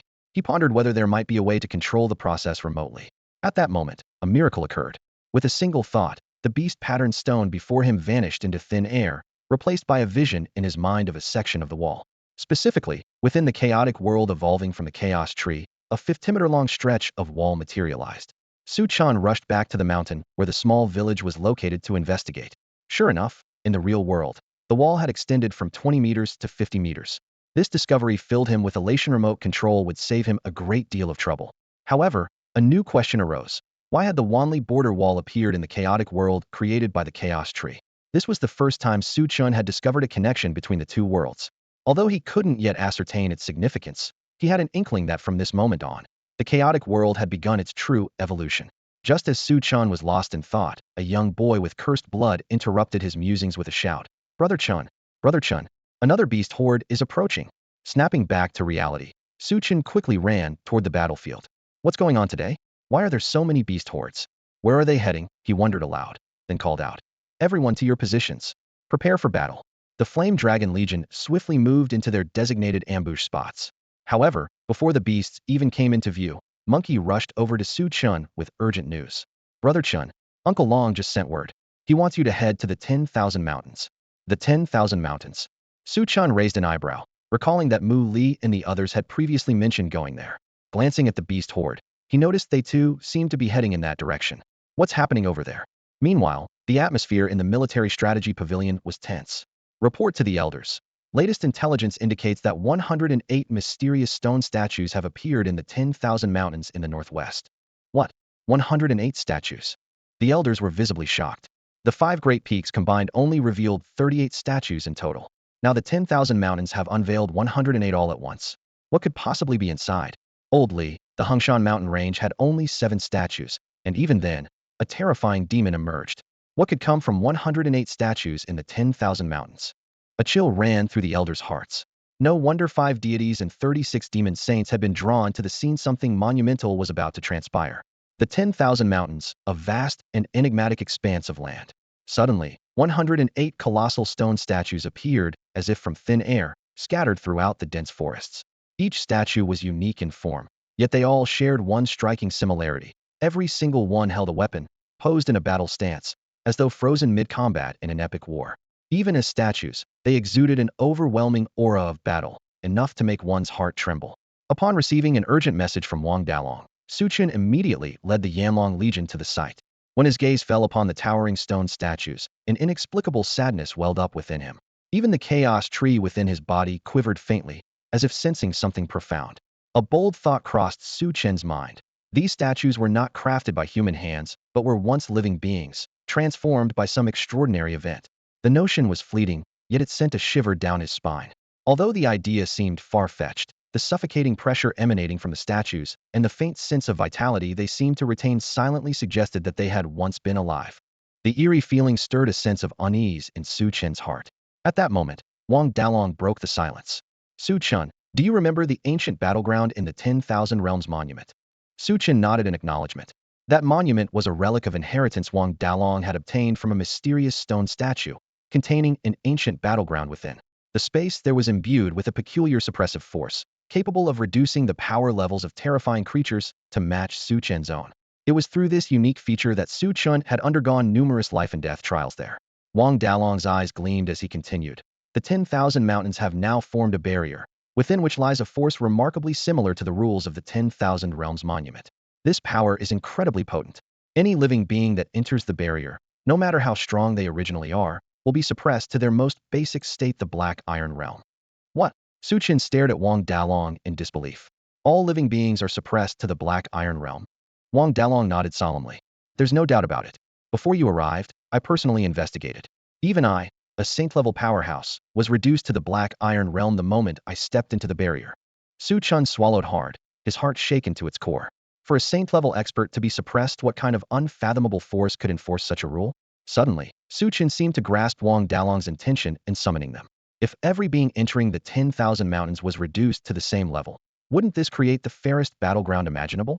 Wang Dalong continued. Right now, the 10,000 mountains have attracted 36 demon saints, countless ferocious beasts, and even elite troops from the vassal nations of the Northern Wolf Kingdom and Northern Bear Kingdom, which serve the gods and demons. Do you dare to enter? Su Chen pondered for a moment before looking seriously at Wang Dalong. Dare? Of course we dare. But he hesitated briefly before asking, Uncle Long, if I end up killing Hashia citizens inside, will you be angry? The unexpected question caught Wang Dalong off guard. His gaze swept over Su Chen, Peng Hu, Zilong, and the others, as if realizing something significant. These youths, burdened with the stigma of sinful blood, had left the city of sinful blood to protect Huaxia's borders, only to face a series of stifling and disheartening events after stepping out. Their hearts brimmed with frustration, anger, and sorrow. In the past, the young individuals with cursed blood silently bore the arrogance and prejudice of the world. However, the execution event in the Hengshan Mountains completely transformed their mindset. Su Chen's question at this moment was a direct conveyance of the collective attitude of all those with cursed blood to Wang Dalong. Wang Dalong took a deep breath and slowly uttered 4 words. Be true to yourself. He believed that Su Chen would not kill innocents. If a citizen of Huaxia were to die by Su Chen's hand, it would surely be someone who deserved it. A faint smile appeared on Su Chen's face. Then, with a wave of his hand, he commanded, Flame Dragon Legion, move out. Let's crush them. Zilong and the others roared in excitement, following Su Chen as they charged into the vast expanse of the 10,000 mountains. Sure enough, the moment they stepped into the barrier, all their cultivation levels dropped to the black iron first rank, the most basic level for cultivators. The cursed blood youths couldn't help but exclaim with excitement. Wow, black iron. Everything's black iron. How delightful. Brother Chen, what's our next move? Faced with the vast and boundless 10,000 mountains, they were like headless flies, unsure of where to go. Su Chen immediately issued orders. Since the 36 demon saints and the servant nations of gods and devils have all come here, it means something here is attracting them. Split up, but don't go too far. If you encounter anything unusual, send a signal immediately. Understood. Fat Tiger, Zilong, and the other 9 possessors of the primal chaos origin leaves each led their teams away, while Su Chen set off, a loner rather, with one companion, a small beast. After entering the 10,000 mountains, the little creature that had been curled up asleep in Su Chen's arms suddenly poked its head out.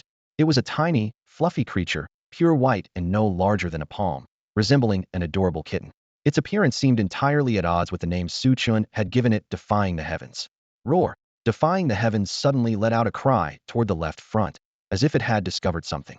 Su Chen's eyes glimmered with interest. The fact that Defying the Heavens had survived on that floating continent in the void already made it extraordinary. For it to awaken suddenly upon entering the 10,000 mountains, could it be sensing something? Roar, roar! Defying the Heavens called out again, urging Su Chen to head toward the left. All right, he'll trust you, Su Chen said, immediately following Defying the Heavens' lead. If something in these mountains could attract the 36 demon saints and the gods and devils, there might truly be an extraordinary treasure hidden here. After an unknown amount of time, Su Chen, guided by Defying the Heavens, arrived at a desolate mountain ravine. Deep within the ravine lay a cold pool. Even from a distance, Su Chen could feel the biting chill emanating from it. Defying the Heavens, you're not suggesting there's something in this pool, are you? Su Chen's words trailed off abruptly. At that moment, he felt the chaos tree within him tremble, as if confirming the presence of a great treasure in the cold pool. But that wasn't the most shocking revelation. The real surprise was that there was someone in the cold pool, a person, Su Chen knew Muli, and she was bathing in the pool. The next moment, Defying the Heavens darted to the shore and grabbed a white dress in its mouth. It seemed that Muli possessed something it wanted, and it was using her clothing as leverage. However, after retrieving the dress, it draped it over Su Chen's shoulder. Su Chen froze in place, utterly bewildered. What the? The faint fragrance unique to a young girl filled the air, and Su Chen's heart pounded violently, as if it might burst out of his chest. Suddenly realizing his predicament, he cursed inwardly. Damn you, an Ition Air Shing. You troublemaker. Without a moment's hesitation, Su Chen bolted, not even pausing to ponder what had caused the trembling of the chaos tree. His only thought was to flee as fast as possible. However, his movements had already caught Muli's attention. A single droplet of water shot out from the cold pool and landed on Su Chen in an instant. To his horror, the droplet froze him solid, encasing him entirely in ice. Su Chen was utterly shocked, wondering what kind of water could possess such terrifying coldness. At that moment, the chaos tree began to shake and absorb the ice encasing Su Chen. This bizarre occurrence left even the well-traveled Su Chen astonished. He had no time to dwell on it, though. Just as he prepared to resume his escape, he noticed that Mu Li, now fully dressed, had approached him. Her face was as cold as frost. Awkwardly scratching his head, Su Chen tried to explain. Well, it's a misunderstanding. Would you believe me? Mu Li replied coldly. Do you think I would? Forcing a smile, Su Chen said, you're a good person. Of course, you believe me. Mu Li. Under Mu Li's sharp, piercing gaze, Su Chen felt completely uneasy. Thinking quickly, he pointed to the small beast on his shoulder and exclaimed, it's all its fault. This little guy? Hey, stop pretending to be asleep. Seeing Nition Air Xing, who had been so lively just moments ago, now feigning deep slumber, Su Chen was so frustrated he nearly strangled the mischievous creature on the spot. Just as Su Chen was about to crack under the pressure, a group of male cultivators from the War Academy arrived at the scene. But when they saw Su Chen, their expressions turned oddly amused. Understanding their reaction, Su Chen seized the opportunity to make his escape. Perfect timing. I have something to take care of. I'll be off now. Farewell. Without waiting for a response, he turned and hurried away without looking back. Though Mu Li's face remained icy, she ultimately did not stop him. Only after putting a considerable distance between them did Su Chen glance back to ensure she wasn't pursuing him. Finally, he breathed a sigh of relief. Just as he was about to confront Nition Air Xing, he froze in place, stunned. The chaos world created by the chaos tree had undergone a massive transformation. What was once a barren, chaotic expanse now featured a vast northern region covered in ice and snow, as if an endless snowy plain was taking shape. Su Chen's heart trembled with shock as he immediately connected this change to the droplet of water Mu Li had used to attack him earlier. Its power had been extraordinary despite his resistance. He was frozen in an instant. He recalled how the chaos tree had trembled when he first approached the cold pool. Could it have been reacting to that very droplet? Though he had no idea of the droplet's origins, its impact on the chaos world was undeniable. This marked the second significant transformation within the chaos world, the first being the emergence of the boundless frontier city. Now, that city sat in the central region of the chaos world, like a key unlocking the world's evolutionary process. Su Chen's consciousness descended upon the snowy northern region of the chaos world. As he gazed at the boundless ice fields, he felt a sense of emptiness. He knew that real-world snowfields were more than just snow. They included mountains, glaciers, and countless living creatures, forming a complete ecosystem. However, this world was still in its infancy, with a long way to go. Su Chen wasn't greedy. This unexpected evolution of the chaos world was already an incredible stroke of luck. This discovery brought Su Chen an epiphany. The evolution of the chaotic world did not have to rely solely on itself. As its master, he could lend a helping hand. If the chaotic world were left to evolve on its own, it might take an unimaginably long time. However, if Su Chen intervened and brought treasures akin to that drop of water into the chaotic world, the process could be significantly accelerated. Yet, Su Chen also realized that his interference might cause deviations in the evolution of the chaotic world. It would no longer follow its original trajectory, but instead move according to his will. In other words, it would become a world created by Su Chen himself. Casting another glance at the chaotic world, Su Chen withdrew his divine sense. Ever since the emergence of the boundless border wall, the chaotic world had undergone a transformation. He had only just begun constructing this wall, and it was currently only 50 meters long. Su Chen couldn't help but ponder, would extending the boundless border wall bring even more unexpected surprises? Suddenly, a deafening roar interrupted Su Chen's thoughts. A ferocious tiger with striking patterns lunged at him, its sharp claws gleaming coldly. Su Chen's gaze turned sharp in an instant, and he immediately summoned a small chaotic sword. With a soft puff, the chaotic sword pierced through the tiger's skull with precision, killing it instantly. This tiger, originally at the transformation realm, was a level higher than Su Chen. However, within this barrier that suppressed the strength of all living beings, it could only exhibit the power of the iron rank, making it easy for Su Chen to dispatch. A surge of annihilation energy flowed into Su Chen's body, causing the blood-red patterns on the chaos tree to flicker briefly before settling down. Su Chen was already accustomed to this phenomenon. He had long discovered that the blood-red patterns formed as a result of absorbing excessive annihilation energy.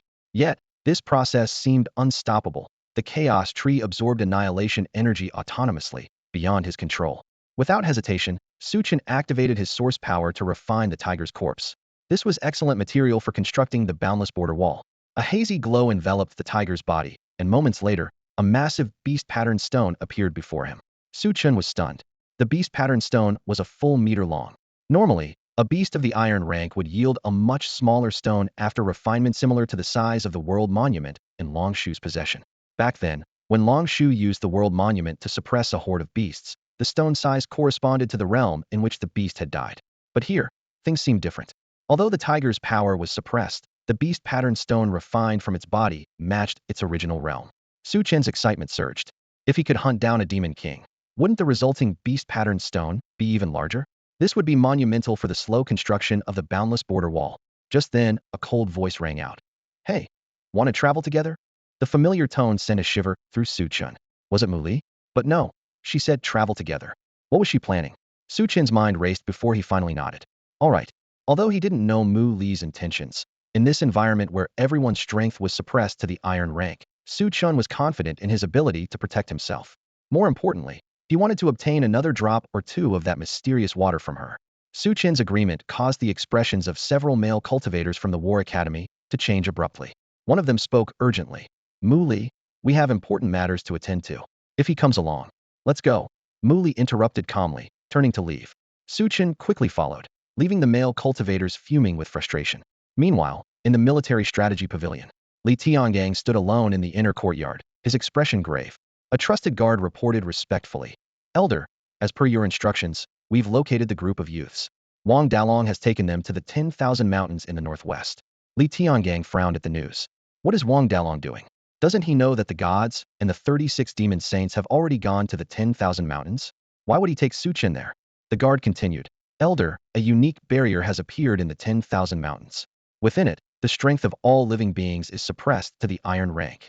Hearing this, Li Tiangang relaxed slightly. At least at the iron rank, everyone had the ability to protect themselves. At that moment, the communication device on the guard's ear lit up. His expression changed slightly as he quickly reported, Elder, new information: the rule-based power within the barrier is weakening. The suppression has already lessened from iron rank phase 1 to phase 2. Li Tiangong's pupils contracted sharply. The weakening of the rule-based power?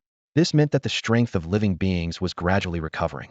For the strong, this was good news, but for Su Chen and the other youths, it was undoubtedly a deadly threat. Contact Wang Dalong immediately, Li Tiangang ordered decisively.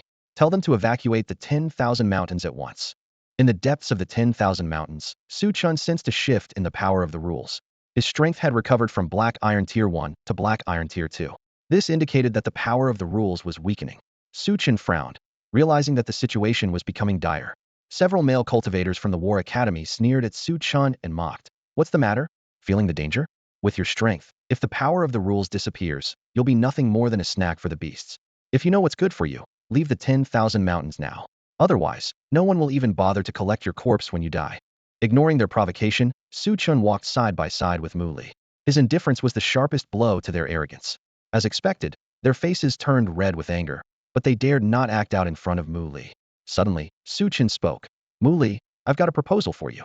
Mu Li turned to look at him. Su Chen continued. Letting the little beast lead the way is fine, but could you spare 2 more drops of that cold water? Without it, the little beast doesn't seem too motivated to guide us.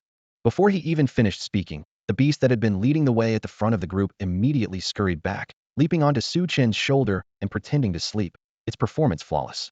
The male cultivator's expressions darkened instantly. They shouted angrily. Kid, are you extorting her? That's cold crystal water, a treasure used to refine the ice heart. Each drop is priceless, and you're asking for 2 just like that. Mu Li said nothing. She simply took out 2 drops of cold crystal water, and the temperature of the surrounding space plummeted. The male cultivators were in disbelief, exclaiming, Mu Li, are you seriously giving it to him? Even without that beast guiding us, we can still find the ancient ruins. It's just a matter of time. Su Chen accepted the cold crystal water, shivering slightly from its icy chill. The chaos tree trembled, absorbing and refining the 2 drops. In the northern part of the chaotic world, the snowfall intensified. At the edge of the vast snowfield, the embryonic form of an ice river began to take shape. The moment the ice river's form appeared, the source power of annihilation within the chaotic world suddenly surged. These forces consisted of 2 types, the remnants of beast souls and human souls, both of which served as nourishment for the growth of the chaos tree. The residual thoughts within these souls were supposed to be completely absorbed by the chaos tree before entering the chaotic world, leaving them without consciousness. Yet, at this moment, the beast remnants collectively let out skyward roars. In the next instant, they charged toward the icy northern lands, vanishing into the ice river. Su Chen was deeply shaken.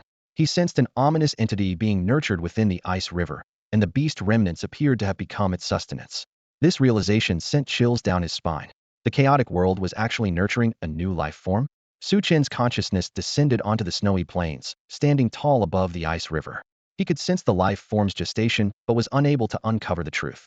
Gazing at the boundless expanse of snow, Su Chen's heart was unsettled.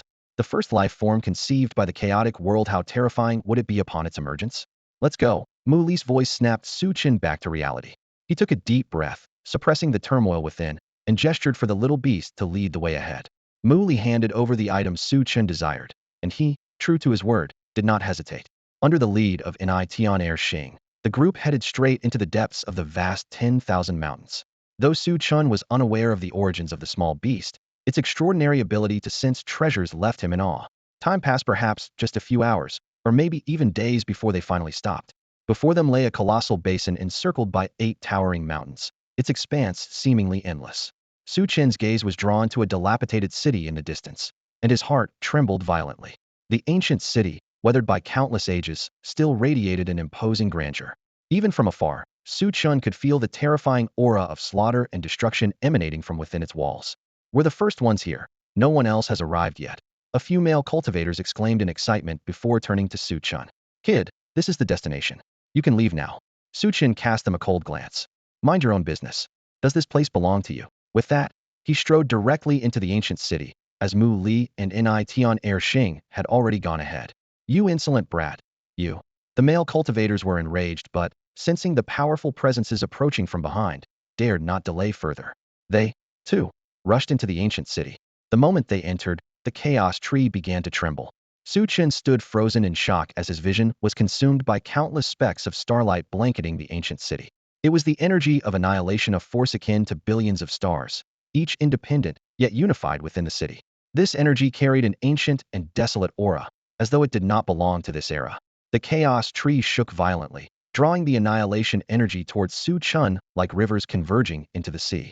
The overwhelming power surged into his body, forcing Su Chen to cough up a mouthful of blood. The sheer volume of energy was almost too much for him to bear. You're just an ant.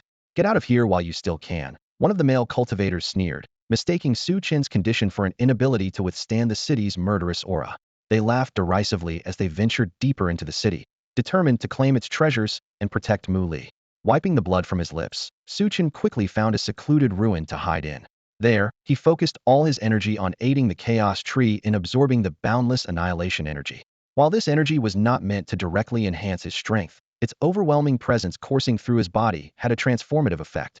It cleansed and widened his meridians, steadily advancing his power. At a time when the power of the world's rules was diminishing, Su Chen's strength had previously regressed from mid-gold rank to early silver rank. Yet now, under the relentless baptism of this energy, his strength surged past high gold rank, with no signs of slowing down. If Su Chen's physical transformation was astounding, the changes in the chaos tree were even more remarkable. As it absorbed the vast annihilation energy, one chaos divine leaf after another began to sprout. Each leaf embodied the principles of the great Tao, serving as a lifeline for the Sin-blood youths. At that moment, those in possession of chaos divine leaves collectively paused in astonishment.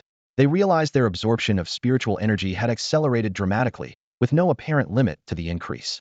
Since the chaos divine leaves originated from the chaos tree, its growth naturally brought immense benefits to them. Their rising strength, in turn, fed back into Su Chen, creating a terrifyingly efficient cycle of mutual enhancement. At that moment, the chaotic world underwent a monumental transformation. From the icy rivers of the northern snowfields, a deafening beastly roar erupted, shaking heaven and earth as if heralding the awakening of an ancient power. Immediately after, the boundless and overwhelming energy of annihilation surged toward the icy river as if finding its destined home, becoming the nourishment for a mysterious being. This being, deep within the river, was gestating and growing at an astonishing speed.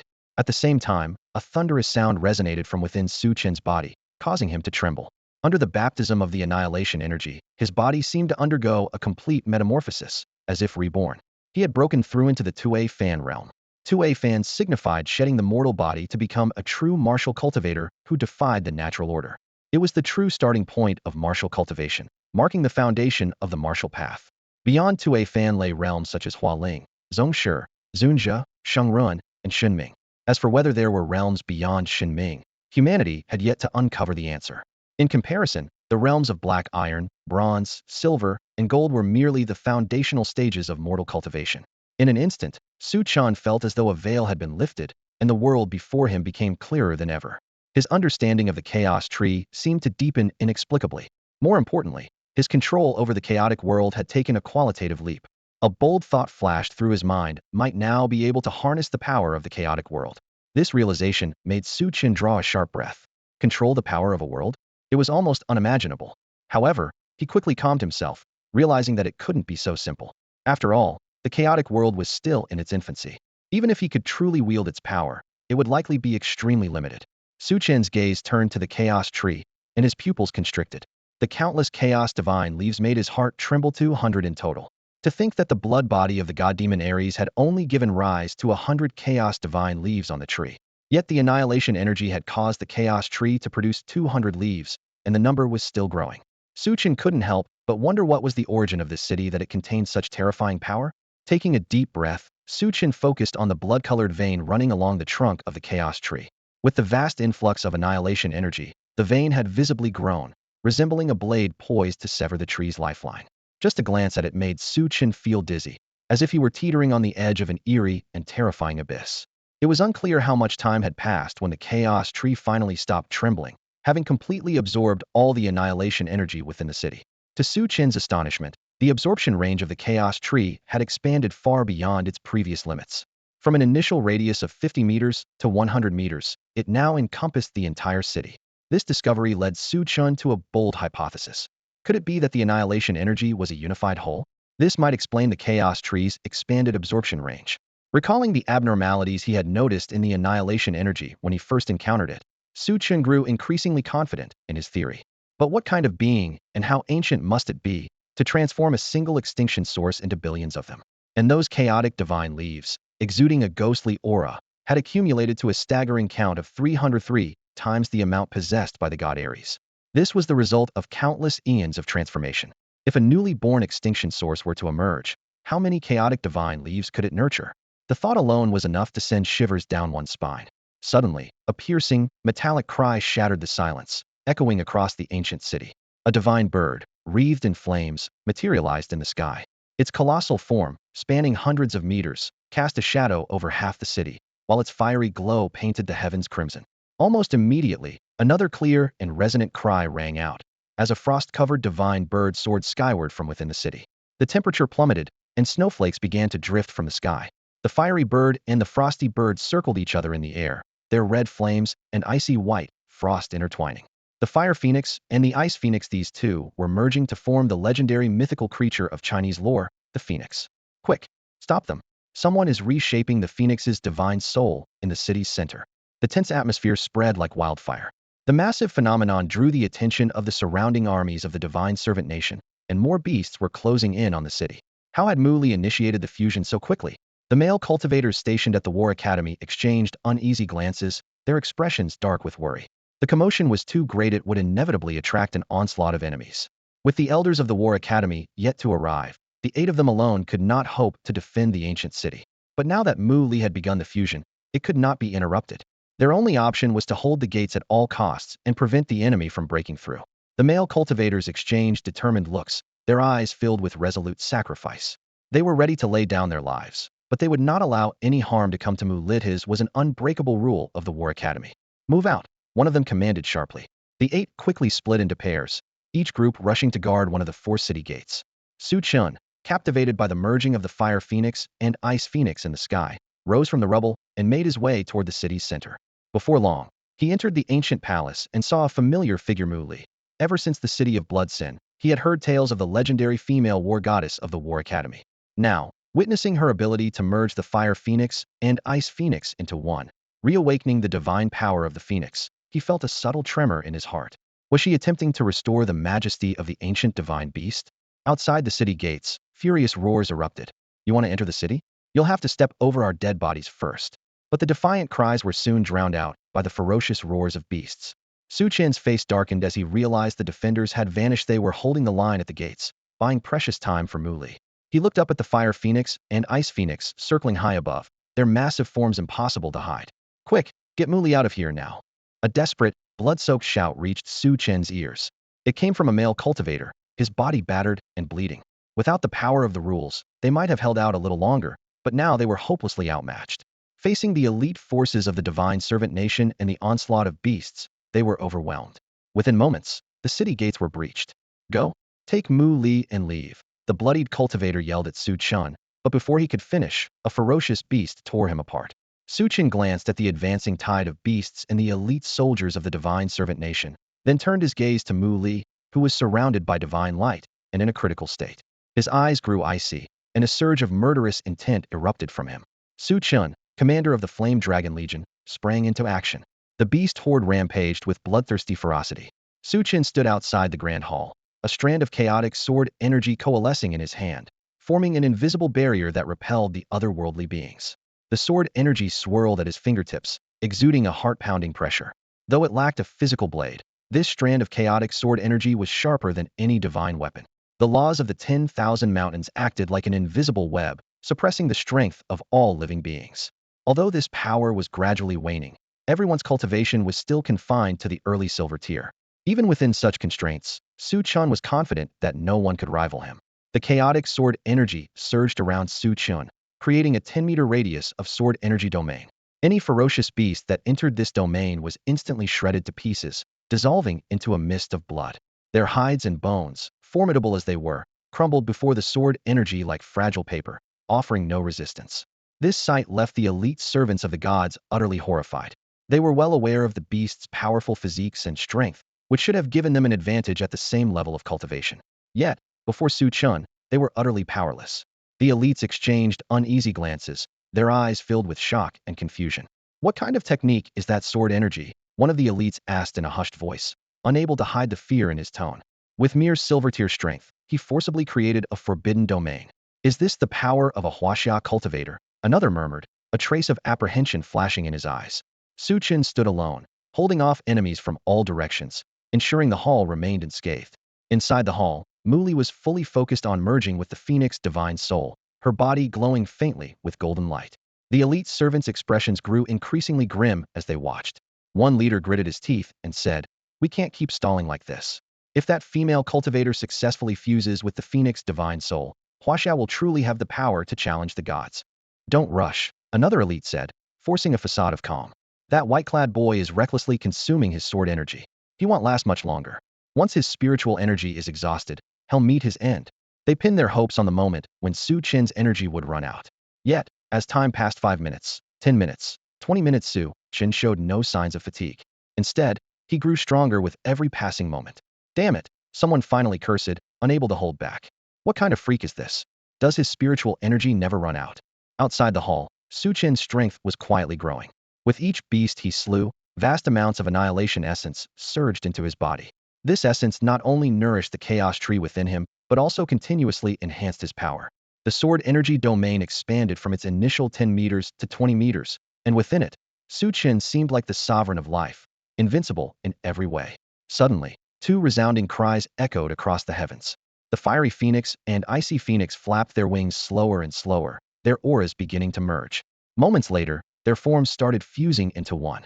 "Damn it, we can't wait anymore." The elite servants' faces darkened. Seeing the Phoenix divine soul on the verge of successful fusion, they could no longer sit idly by. "Don't target the white-clad boy," the leader ordered sharply. "Attack the hall directly. If the hall collapses, ITLL interrupt the female cultivator's fusion." The elite forces of the slave nation shifted their focus and launched a fierce assault on the palace while the beast horde attacked Su Chen. The seemingly decrepit palace, which had endured countless ages, only shed a thin layer of dust under the onslaught of energy beams, remaining completely unscathed. The elites were utterly astonished, unable to believe that such a solid essence could lie beneath the decayed exterior. Although their attack failed to shake the palace, it caught Su Chen's attention. In an instant, the heavens trembled as a massive meteor tore through the fabric of space, hurtling down from the celestial heights. The Starfall Formation meteor descent. Despite the suppression of his power by the rules of this realm, Su Chen's formidable physique withstood the terrifying pressure of unleashing the Starfall Formation. The elites of the slave nation watched in horror as the meteor, trailing a fiery tail, plummeted at lightning speed. Their courage failed them. Such a god-defying display of power-manipulating meteors from the void left them questioning the identity of this white-robed youth. The overwhelming killing intent enveloped the area, leaving them no chance of escape. The meteor descended too quickly, and there was nowhere to run. With a deafening explosion, the earth quaked violently. Within a 100-meter radius, all the feral beasts and elite forces of the slave nation were obliterated in an instant, reduced to nothing but dust. The shockwave rippled outward, flinging the surrounding beasts and remaining elites dozens of meters away. Unstoppable. Retreat. The survivors cried in terror. Seek the gods' protection. Petition the deities to enter the 10,000 mountains.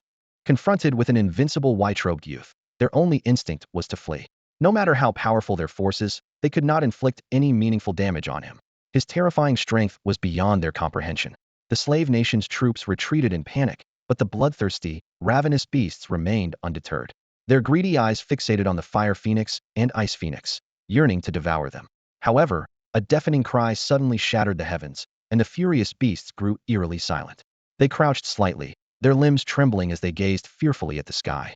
The fire phoenix and ice phoenix began to intertwine, their bodies merging as an ancient and terrifying aura emanated from them, sending shivers through the souls of the beasts below. Then, a spine-chilling roar resounded across the land, and the beast horde scattered like a tidal wave, fleeing frantically toward the city gates. Su Chen's sharp gaze followed the retreating invaders. Streams of vibrant desolation source energy surged into his body, greatly enhancing his strength. Although the rules of this realm suppressed his abilities, Su Chen could sense that his true cultivation level had far surpassed the early stage of the mortal transformation realm.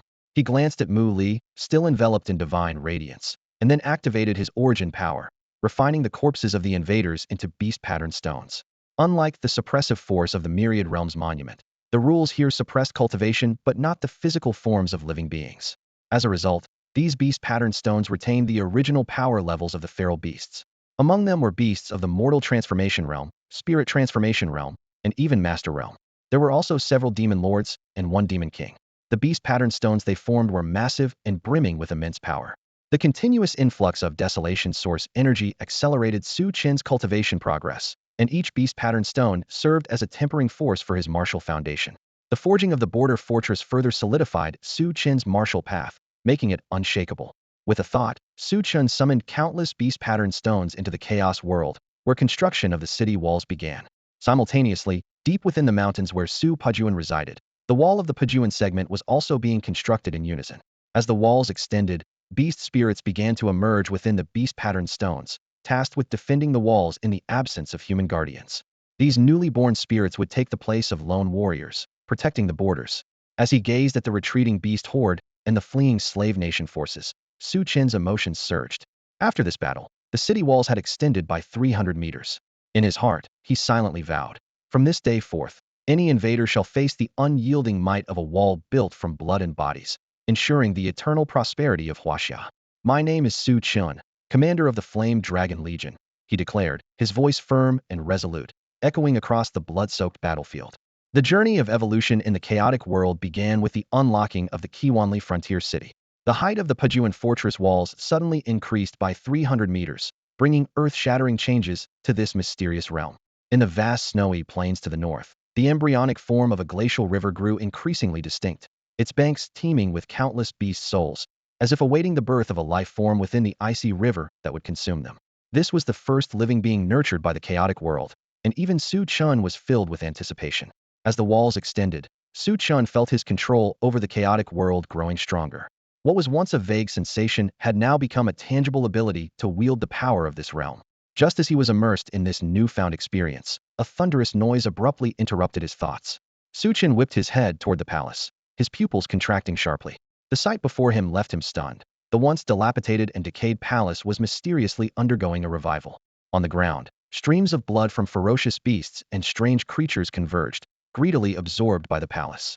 After this bloody baptism, the palace emerged renewed, exuding an ancient and formidable aura as it seemed to clash against the rules of the 10,000 mountains. The earth trembled, and thunder roared. Su Chen's hair stood on end, and his heart surged with alarm. Could there still be a living entity within this palace that had existed for untold ages? If so, what kind of terrifying existence could it be? At that moment, a voice filled with disbelief broke the tense atmosphere. The second elder of the War Academy arrived in haste, his gaze sweeping over the chaotic battlefield and finally landing on Mu Li. In a deep voice, he addressed Su Chen. "Kid, the War Academy owes you a debt of gratitude." The second elder was not surprised by Su Chen's actions. He had witnessed the perseverance and determination of these so-called descendants of the guilty on the battlefield. To him, the label of rebels was unfounded. What did astonish him, however, was Su Chen's ability to single-handedly withstand the onslaught of the beast horde. Su Chen responded calmly, "She saved me once too. I suppose we're even now." He recalled that, Had it not been for Mu Li providing him with medicinal pills back then, he might have perished in the Hengshan Mountains. The second elder refrained from saying more, instead shifting his attention to the ancient, aura-filled palace. His gaze then moved to the fiery phoenix and icy phoenix in the sky. Their fusion had only just begun, and at this rate, it would take an extended period to fully complete. A sense of unease lingered in the second elder's heart. The commotion here would undoubtedly draw the attention of the 36 demon saints. Should the gods descend once more, it could lead to catastrophic destruction. Kid, the 10,000 great mountains are undergoing a strange transformation. No one knows what they will ultimately become, but the danger is only escalating. Perhaps, when the power of those rules dissipates, calamity will silently descend. Come, let me take you and Mu Li away first. Before the elder could finish his sentence, the second elder of the War Academy retrieved an ancient bronze bell from his robes and instantly enveloped Mu Li within it. Along with her, the fiery phoenix and icy phoenix intertwining in the sky were also sealed inside the bell. The second elder swiftly put the bronze bell away, his figure moving like the wind as he sped straight toward the city gate. Kid, stay close to me and don't hesitate. If we delay even a moment longer, we might not make it out, he commanded. But Su Chen remained motionless, shaking his head firmly. Thank you, elder, but I still have unfinished business here. Please take Mu Li and leave first. Pang Hu and Zilong are still in the 10,000 great mountains. I can't abandon them and leave alone. The second elder halted, his brows furrowing as he stared at Su Chen. Kid, staying here is as good as courting death. Are you truly choosing to stay behind? My brothers are still in these mountains, Su Chen replied, his voice calm but resolute. The second elder's expression shifted, and after giving Su Chen a deep look, his tone softened.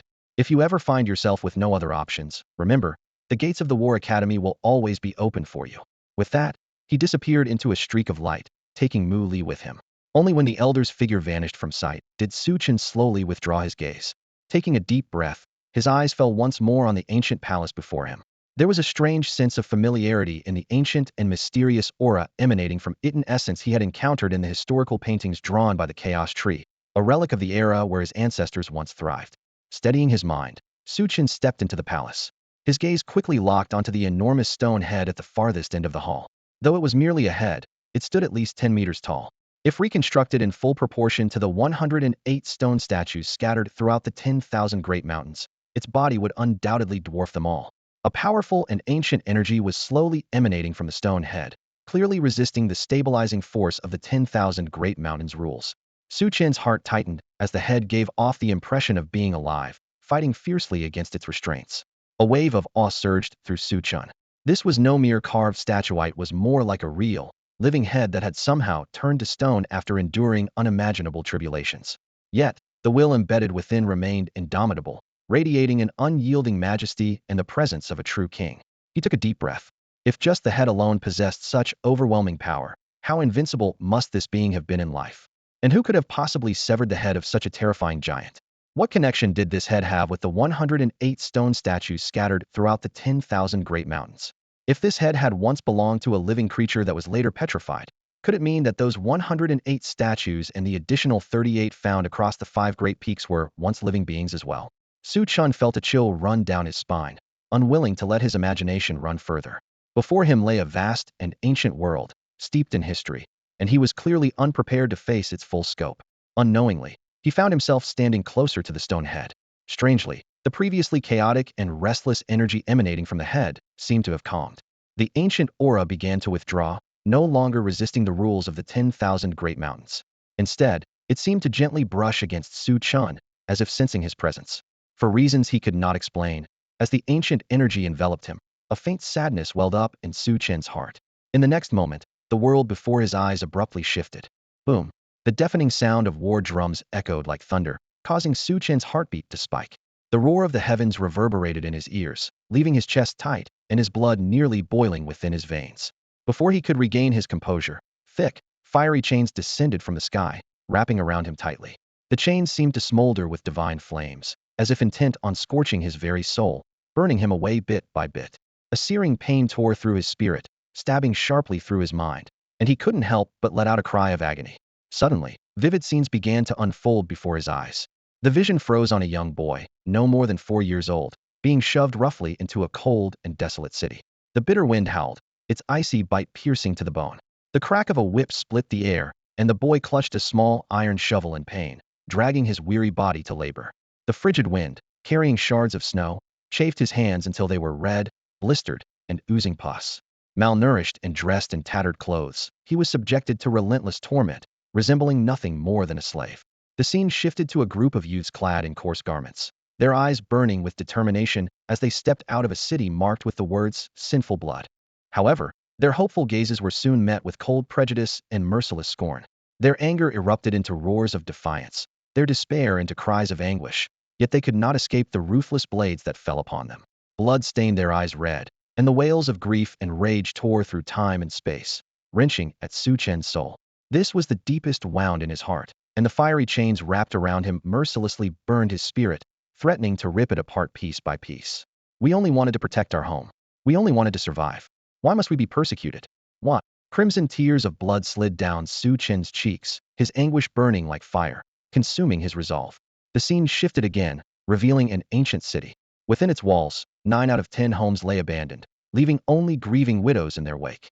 Beyond the city gates, on a desolate battlefield, stood a massive and oppressive monument, as if it were a chain weighing down the entire city. The monument was inscribed with the names of condemned men, those who had given their lives in service to their country, abandoning their families to face death. Yet, they were branded as criminals, leaving their widows and children to endure oppression, hunger, and unrest. Outside the city gates, a man clad in tattered armor knelt, his face a mix of grievance, helplessness, and guilt. The crushing weight of his emotions seemed enough to suffocate him. Just as despair threatened to consume everything, a soft, unexpected voice emerged, resonating like the echoes of the heavens. It jolted Su Chen out of his near collapse. The voice came from a colossal head slowly materializing in the sky, speaking directly to him. Su Chen's gaze fixed on the helpless and guilt-ridden man, seeing a reflection of his own past. No one is born invincible. Beneath the feet of every strong figure lies a mountain of corpses. When strength is insufficient, one can only endure and wait. Endure the hardships and humiliation, all for the day they rise to power. The greater the suffering endured, the more ferocious the retaliation will be. They call me a usurper, a bloodthirsty murderer, but all I ever wanted was for them to see the misery I once endured. The solemn voice from the head murmured, each word striking a deep chord in Su Chen's soul, resonating with an overwhelming sense of kinship. The Sin-blood youths had been trapped in the city of sinful blood since birth, denied even the chance to enter the martial academy to train. If not for Su Chen's mastery of the chaos spirit-gathering technique and the chaos divine leaf, these youths might have remained nothing more than dust in the wind. Now, they had finally found a foundation for growth, but they still needed time to transform into true warriors. The price of growth is paid in blood and life. I was once like you, having experienced despair. But Hashia is a unique people, and true descendants of Hashia will never accuse their compatriots in the face of foreign threats.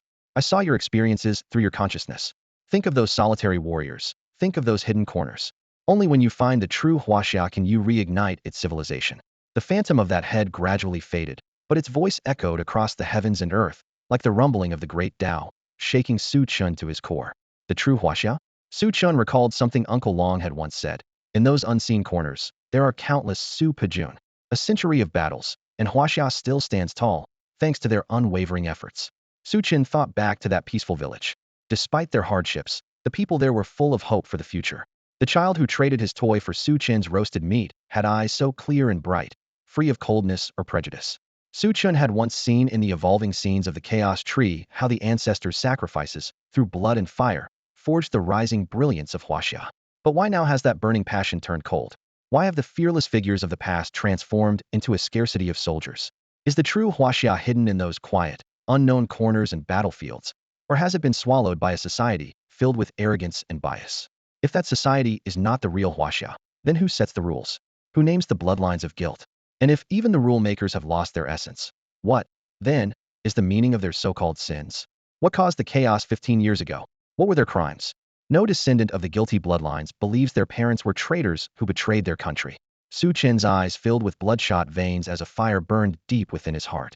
When rules become private weapons, how can they still be called rules? If the rules are already skewed, why should they remain, and why should he follow them? With a loud snap, Su Chen grabbed hold of the chains on his body, enduring the searing pain of divine fire that tore at his will. Yet, his expression remained unchanged. A resolute determination grew within him, spreading until it became unshakable. He would create his own rules. Boom, boom, boom. As if hearing Su Chen's thoughts, the war drums thundered wildly, shaking the heavens and earth. as if to suppress this rebellious defiance. With a clatter, chains of order descended from the sky, wrapping tightly around Su Chen. The divine fire on the chains burned fiercely, intent on utterly refining him. Your laws of order are not meant for me. Su Chen gripped the chains of order tightly, the flames in his eyes burning even brighter. Chaotic divine power surged within him as a voice screamed relentlessly in his heart. He would not submit. Crack! The chains of order descending from the heavens shattered under Su Chen's pull, and the divine fire entwining them extinguished in an instant. At the same time, the entire chaotic world trembled violently. The once hazy, chaotic sky began to split with strange patterns, tearing apart the murkiness, as if the great Tao of the world were being reborn. A new order of existence was being created. As the saying goes, without rules, nothing can be accomplished. The chaotic world was once a disorderly and wild expanse, but with the advent of the laws of order, everything began to evolve according to rules. The northern snowy plains and the glacial rivers are the most evident examples. What was once the concentrated force of annihilation along the riverbanks is now evenly distributed throughout the chaotic world. Any beings born within the ice rivers that wish to seize this annihilation force must first obtain Su Chen's permission. This signifies that they can no longer grow recklessly and must acquire resources according to Su Chen's will. From this point on, the evolution of all things in the chaotic world falls under Su Chen's control. Su Chen gazed deeply at the head of the stone statue before stepping out of the palace. The power of rules in the 10,000 mountains was weakening at an alarming rate. Su Chen's strength had already recovered to the high silver tier, and at this pace, the power of rules would soon dissipate entirely, leaving him without any advantages. Suddenly, a deafening roar shattered the heavens. Su Chen turned sharply to see a colossal figure in the sky, slamming against the invisible barrier of the 10,000 mountains. It was a goaded deity striving to break into this land. The beings within the 10,000 mountains trembled with dread at the sight. The oppressive might of the god had weighed on their hearts for centuries, its overwhelming power ingrained deeply, evoking a visceral fear and awe. Meanwhile, inside the military intelligence pavilion, soldiers reported the latest developments to Li Tiangang in real time. Upon learning of the god's appearance, Li Tiangang's expression darkened. He urgently inquired about the whereabouts of the group of youths. When a soldier reported that contact with Wang Dalong had been lost, and the youths were likely still deep within the 10,000 mountains, Li Tiangang's face turned ashen. Quick! Contact the War Academy and have them escort the youths out of there, especially the boy in white, Wang. He must not come to harm. Li Tiangang ordered frantically. Though the soldier hesitated, he ultimately obeyed, despite knowing that the War Academy might not heed the military intelligence pavilion's instructions. At that moment, deep within the 10,000 mountains, every creature gazed up at the god with a mix of dread and reverence. However, a bold and audacious thought flickered through Su Chen's mind. If the god were to enter now, would his strength also be suppressed? Judging by the way the god was attacking the barrier, it seemed he, too, was subject to the constraints of the rules. If they were on equal footing, could there be a chance to slay a god? This thought ignited like a blazing flame in Su Chen's eyes, illuminating his determined and ambitious gaze. Once the power of rules dissipates, gods become invincible beings, making it nearly impossible to kill them. However, if one could strike them down under the suppression of the rules, there might be a slim chance. Su Chen calculated silently, a flicker of ruthlessness flashing through his eyes. Suddenly, the chaos tree trembled violently, and strands of chaotic energy seeped out from Su Chen's body, enveloping him in a thin mist. This phenomenon immediately caught the attention of the god above the sky. The god's blood moon-like eyes locked onto Su Chen, and he let out a low growl. Chaos. In the next moment, the god, disregarding everything, charged into the barrier of the 10,000 mountains, voluntarily subjecting himself to the suppression of the rules. This scene shocked all the living beings witnessing it. Even with the god's aura suppressed, no one dared to show the slightest disrespect. After all, even under the suppression, the god's sheer physical strength alone was enough to make him invincible in the 10,000 mountains. Meanwhile, in another part of the 10,000 mountains, Wang Dalong's face turned pale. He knew exactly what the word chaos signified. It was Su Chen's mark. A chill surged from the soles of his feet to the top of his head, causing him to shudder. Without hesitation, he picked up his ink-black blade and dashed toward the place where the god had descended, shouting in his heart, "Su Chen, wait for me." Elsewhere, Li Tiangong's face turned ashen upon hearing the news. He understood all too well that with the power of a god, it wouldn't matter whether the rules of the 10,000 mountains were in effect. Who could possibly escape a god's wrath? Li Tiangong's heart sank into despair as he thought to himself, is disaster truly unavoidable? At that moment, within the ancient city, Su Chen stood proudly at the palace gates, facing the descending god Hedon. Madness flickered in his eyes as he growled in a low voice. "Today, I will use my mortal body to hunt you, god." Before his words had even faded, the heavens trembled violently. A massive meteor tore through space, carrying a destructive force as it hurtled toward the god. The god made no attempt to dodge and let out a savage, guttural roar, meeting the meteor head-in with a single punch. Boom! The muffled sound of the collision reverberated like rolling thunder. The meteor was sent flying by the punch, but the god staggered backward several steps from the immense impact, leaving deep footprints in the ground with each step. This sight caused the divine light in Chen's eyes to blaze brighter, and his heart swelled with joy. The attack worked. The god, enraged, swung his fist once more. The sheer force of his physical strength caused the surrounding space to tremble, producing an ear-piercing sonic boom. Though Chen dodged quickly, he was still struck by the shockwave, coughing up blood as he was flung backward. The god growled, "Chaos, you're just newly born. You have no strength to fight." His blood moon eyes radiated a blazing divine light, as though they were about to consume Chen. Wiping the blood from the corner of his mouth, Chen activated the chaos gathering technique instinctively, combining it with the chaos tree to accelerate the healing of his injuries. He sneered, "Funny, you're just a high-level silver tier, not a true god. Die." The god threw another punch, his fist shrouded in divine radiance, exuding a killing intent that struck fear into the heart. Chen spread his arms wide, the chaos energy within him surging wildly. He shouted fiercely, "To hunt a god, one must use divine techniques. God-slaying art execute the divine." The divine annihilation technique, the unparalleled celestial art obtained by Chen from the chaos tree. In the past, his limited strength made it impossible to wield, and his mortal body couldn't withstand its overwhelming force. But now, having ascended to the transcendence realm, even though his cultivation was suppressed at the high silver tier, his physical body had grown strong enough to endure the execution of the divine annihilation technique. Boom! As Chen unleashed the technique, the surrounding space quaked violently, as if the heavens and earth themselves were trembling in awe. He felt utterly drained in an instant. His spiritual energy, flesh, and even his soul were being consumed by an unfathomable power. At the same time, behind him, the chains formed by the laws of the 10,000 mountains began to snap one by one, with cracks spreading like spiderwebs across the void, as though the very firmament was being torn apart. There, a humanoid shadow began to take shape. Though only the upper half of its body was visible, it loomed as massive as a towering mountain, standing imposingly behind Chen. From this shadow emanated an ancient and boundless battle aura, its oppressive might challenging the heavens and earth. The laws of the 10,000 mountains, which could suppress even gods, shattered like fragile paper when they came into contact with the shadow. It seemed utterly unrestrainable, defying any confinement by heaven or earth. In the next instant, the shadow moved a single finger, and the space it touched fragmented into countless shards, as if the world itself couldn't bear the weight of its power. Roar! The god bellowed in defiance, unwilling to be subdued by the descending finger. It fought back with all its might. As the finger descended, the divine laws surrounding the god were obliterated, and with the suppression gone, its strength surged back to its peak. The god unleashed a devastating punch, aiming to clash head-in with the finger. Boom! The collision resounded like a muffled drumbeat, shaking the hearts of all living beings.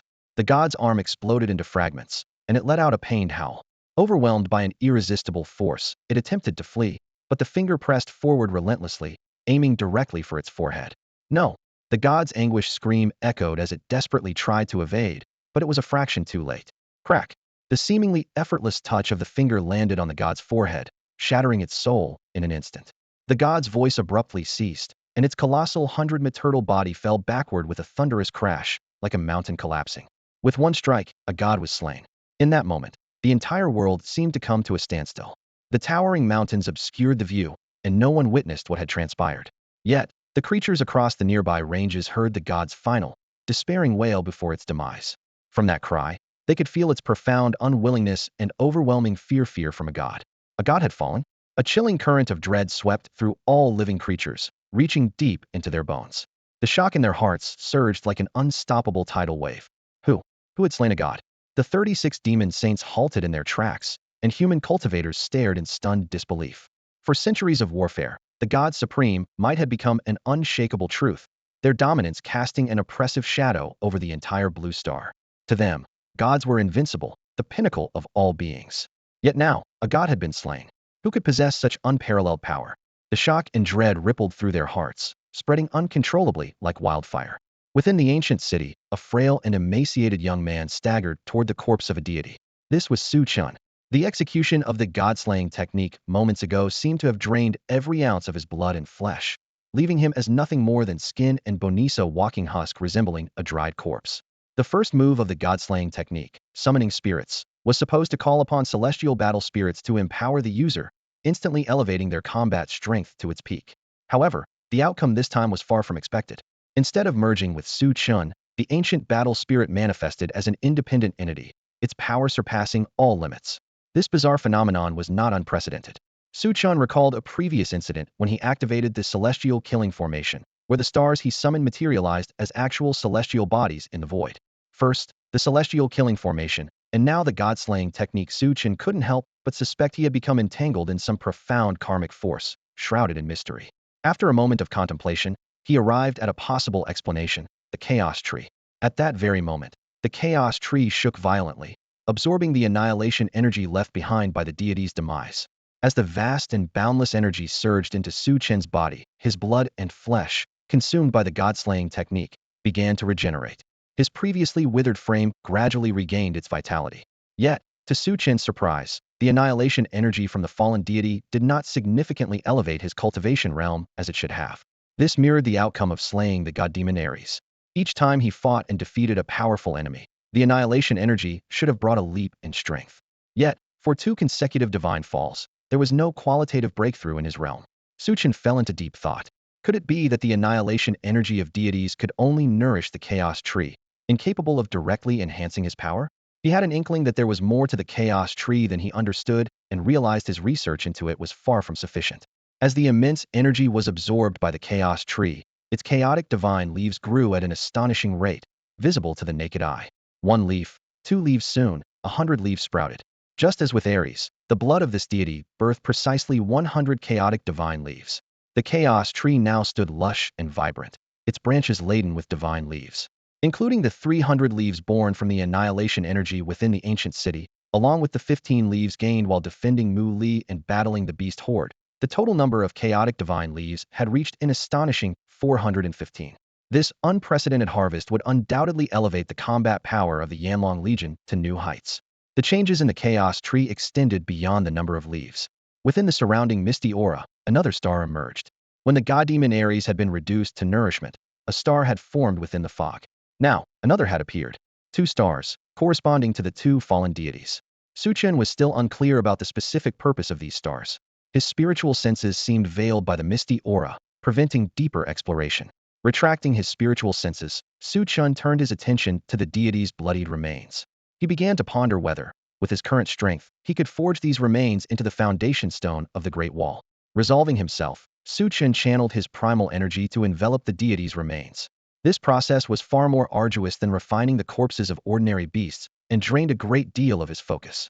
Yet, this forging process was more effective than simply inscribing runes, functioning as a highly efficient form of cultivation. Time passed unknowingly, and the deity's remains vanished, replaced by a massive foundation stone. This stone matched the height and width of the walls of the border fortress, with a staggering length of 500 meters. Su Chen was shaken. The remains of a single deity could only account for 500 meters of the wall. To protect the entirety of Hashia's territory, the Great Wall needed to span at least 10,000 miles.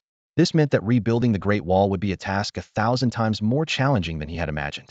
Taking a deep breath, Su Chen used his spiritual senses to lift the foundation stone forged from the deity's remains and began integrating it into the Paijun section of the border fortress. The moment the wall was successfully forged, not only did the chaos world undergo a dramatic transformation, but the entirety of Hashia, and even the entire blue planet, experienced a monumental upheaval. At that time, along the banks of the Yellow River, its mighty waters surged endlessly, much like the unbroken lineage of the Hashia people. Suddenly, the earth trembled violently, and the river roared as if the very soul of the river was awakening. The nearby inhabitants were gripped with terror, staring in shock at this mother river, uncertain of what was unfolding.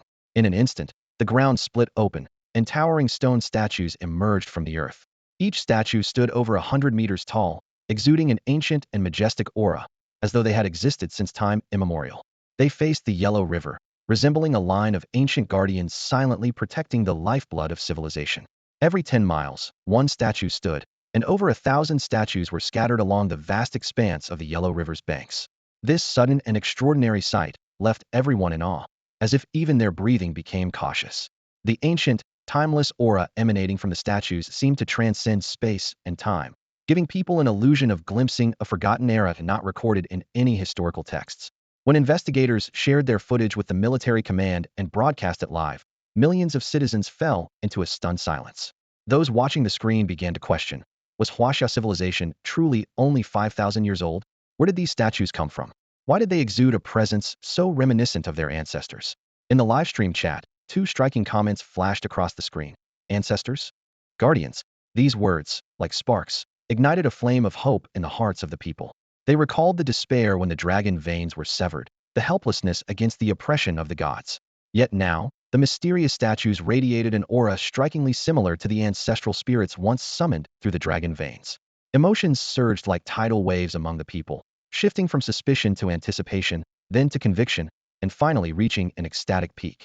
Someone excitedly wrote in the chat, "Ha! From the aura of these statues, I'm certain they are our ancient ancestors. Remember the Hungshan incident? The statues there once repelled gods and demons. With these guardians, Hashia is invincible." Another viewer chimed in, "Ha! The gods are no longer a threat to Hashia. We'll never live in fear again." Fueled by this wave of exhilaration, some people even began planning for the future. They thought, after enduring so many years of hardship, it's time to enjoy life. The seeds of hope took root in everyone's hearts, and the future of Hashia seemed to shine brighter than ever. Li Tiangang gazed at the constantly scrolling comments in the livestream, a trace of sorrow flickering in his eyes. He sighed inwardly, reminiscing about a time when the people of Hashia were united in their resolve to protect, rather than be protected. The current state of Hashia had changed, its former glory now a distant memory. At that moment, a soldier hurried in, his voice trembling with shock. "Elder, we've just received astonishing news from the 10,000 mountains. Someone has slain a god." Li Tiangang froze upon hearing this, his gaze turning toward the direction of the 10,000 mountains. Under the suppression of such powerful laws, the only one capable of such a feat could only be chaos. Taking a deep breath, his expression grew resolute.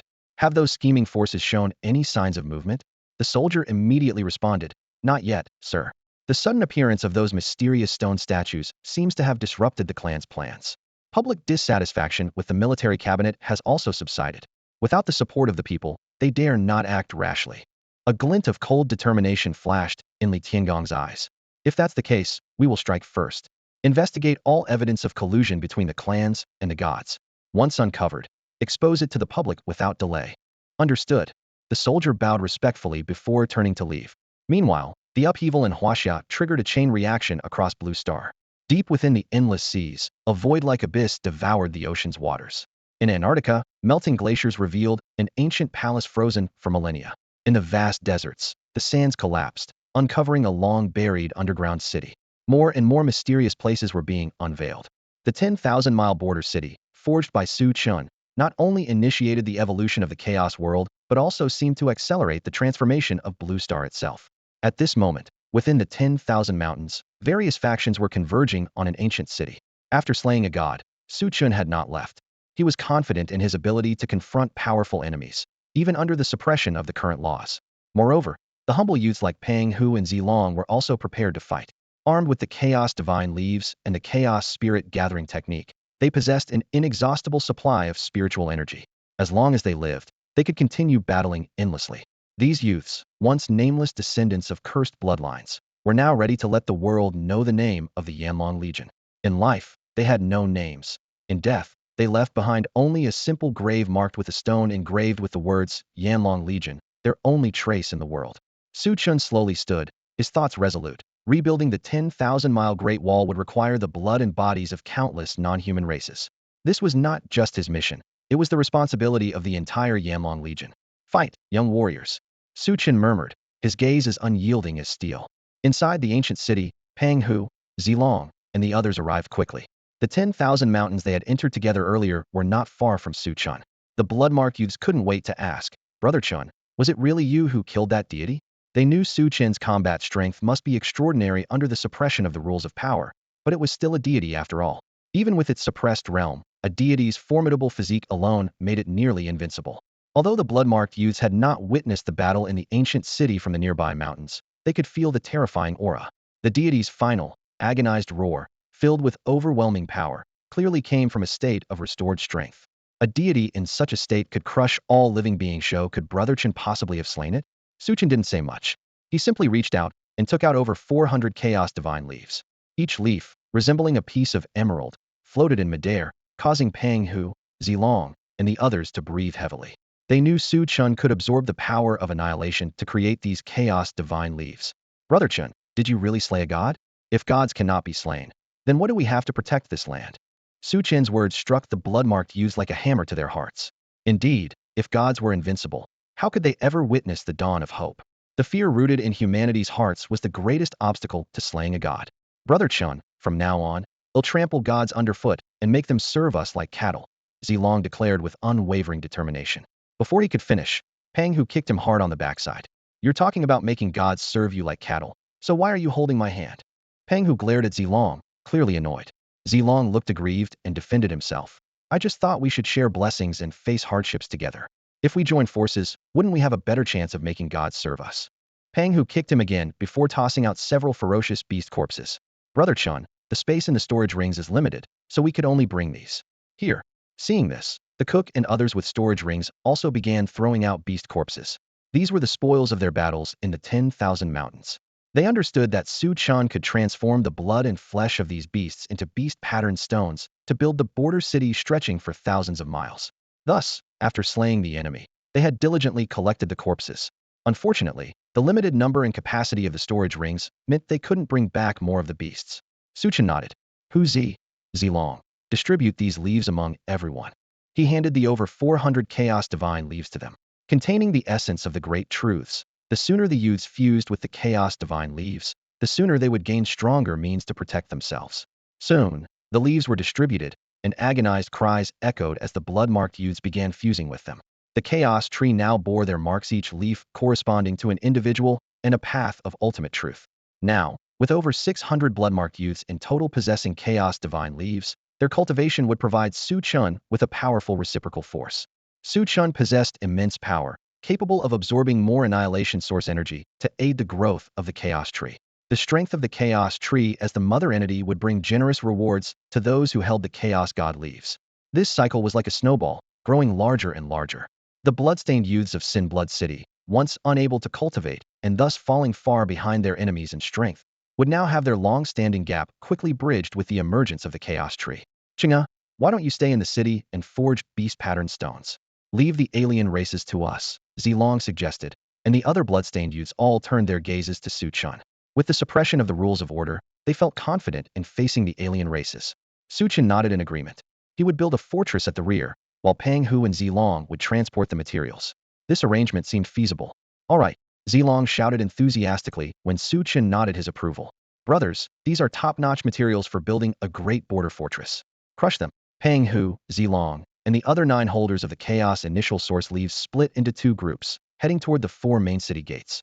Pang Hu and Zilong guarded the eastern gate. The southern gate was defended by the cook and the standard bearer, the western gate by the scholar and the monkey, and the northern gate by the performer, the doctor, and the sailor. The Flame Dragon Legion had just positioned itself when the ground began to tremble, and a cloud of dust rose in the distanced was the charging beast horde. They're coming. Are these the descendants of the bloodstained?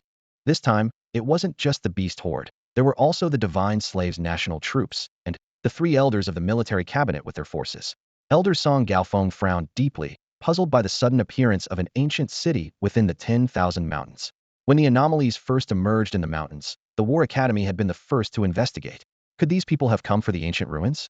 Do you recall the scene when the deity entered the 10,000 mountains? He mentioned chaos, implying that Mu Li must have been here and likely gained something significant from the ruins. Are you saying the deity was slain by Mu Li? Song Gaofeng's eyes gleamed with intelligence. Mu Li, being of chaos, might indeed have defeated a deity if she had acquired an extraordinary opportunity within the ruins. The other 2 elders also pondered this possibility. If the deity truly was slain by Mu Li, then she was undoubtedly the hope of Huaxia's future. They felt a surge of excitement having someone like Mu Li was a blessing for Hashia. Could Mu Li still be in the ancient city? One elder speculated. Probably not. The death of the deity would have caused a massive stir, and staying here would be too risky. We haven't seen anyone from the War Academy, so they've likely already left, another elder analyzed. But as for these bloodstained youths, they were trapped in Sin Blood City from a young age without any cultivation resources. Now that they've encountered ancient ruins, how could they be willing to leave? That's true. Greed always comes at a price, the elders murmured in thought.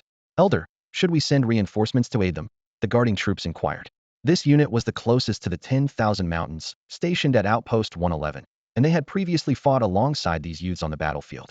Perhaps the people might view these bloodstained descendants with prejudice, but the soldiers guarding our lands would never look down on their comrades. They once shared the same battlefield as brothers in arms, one elder stated firmly. No need. War always demands sacrifices.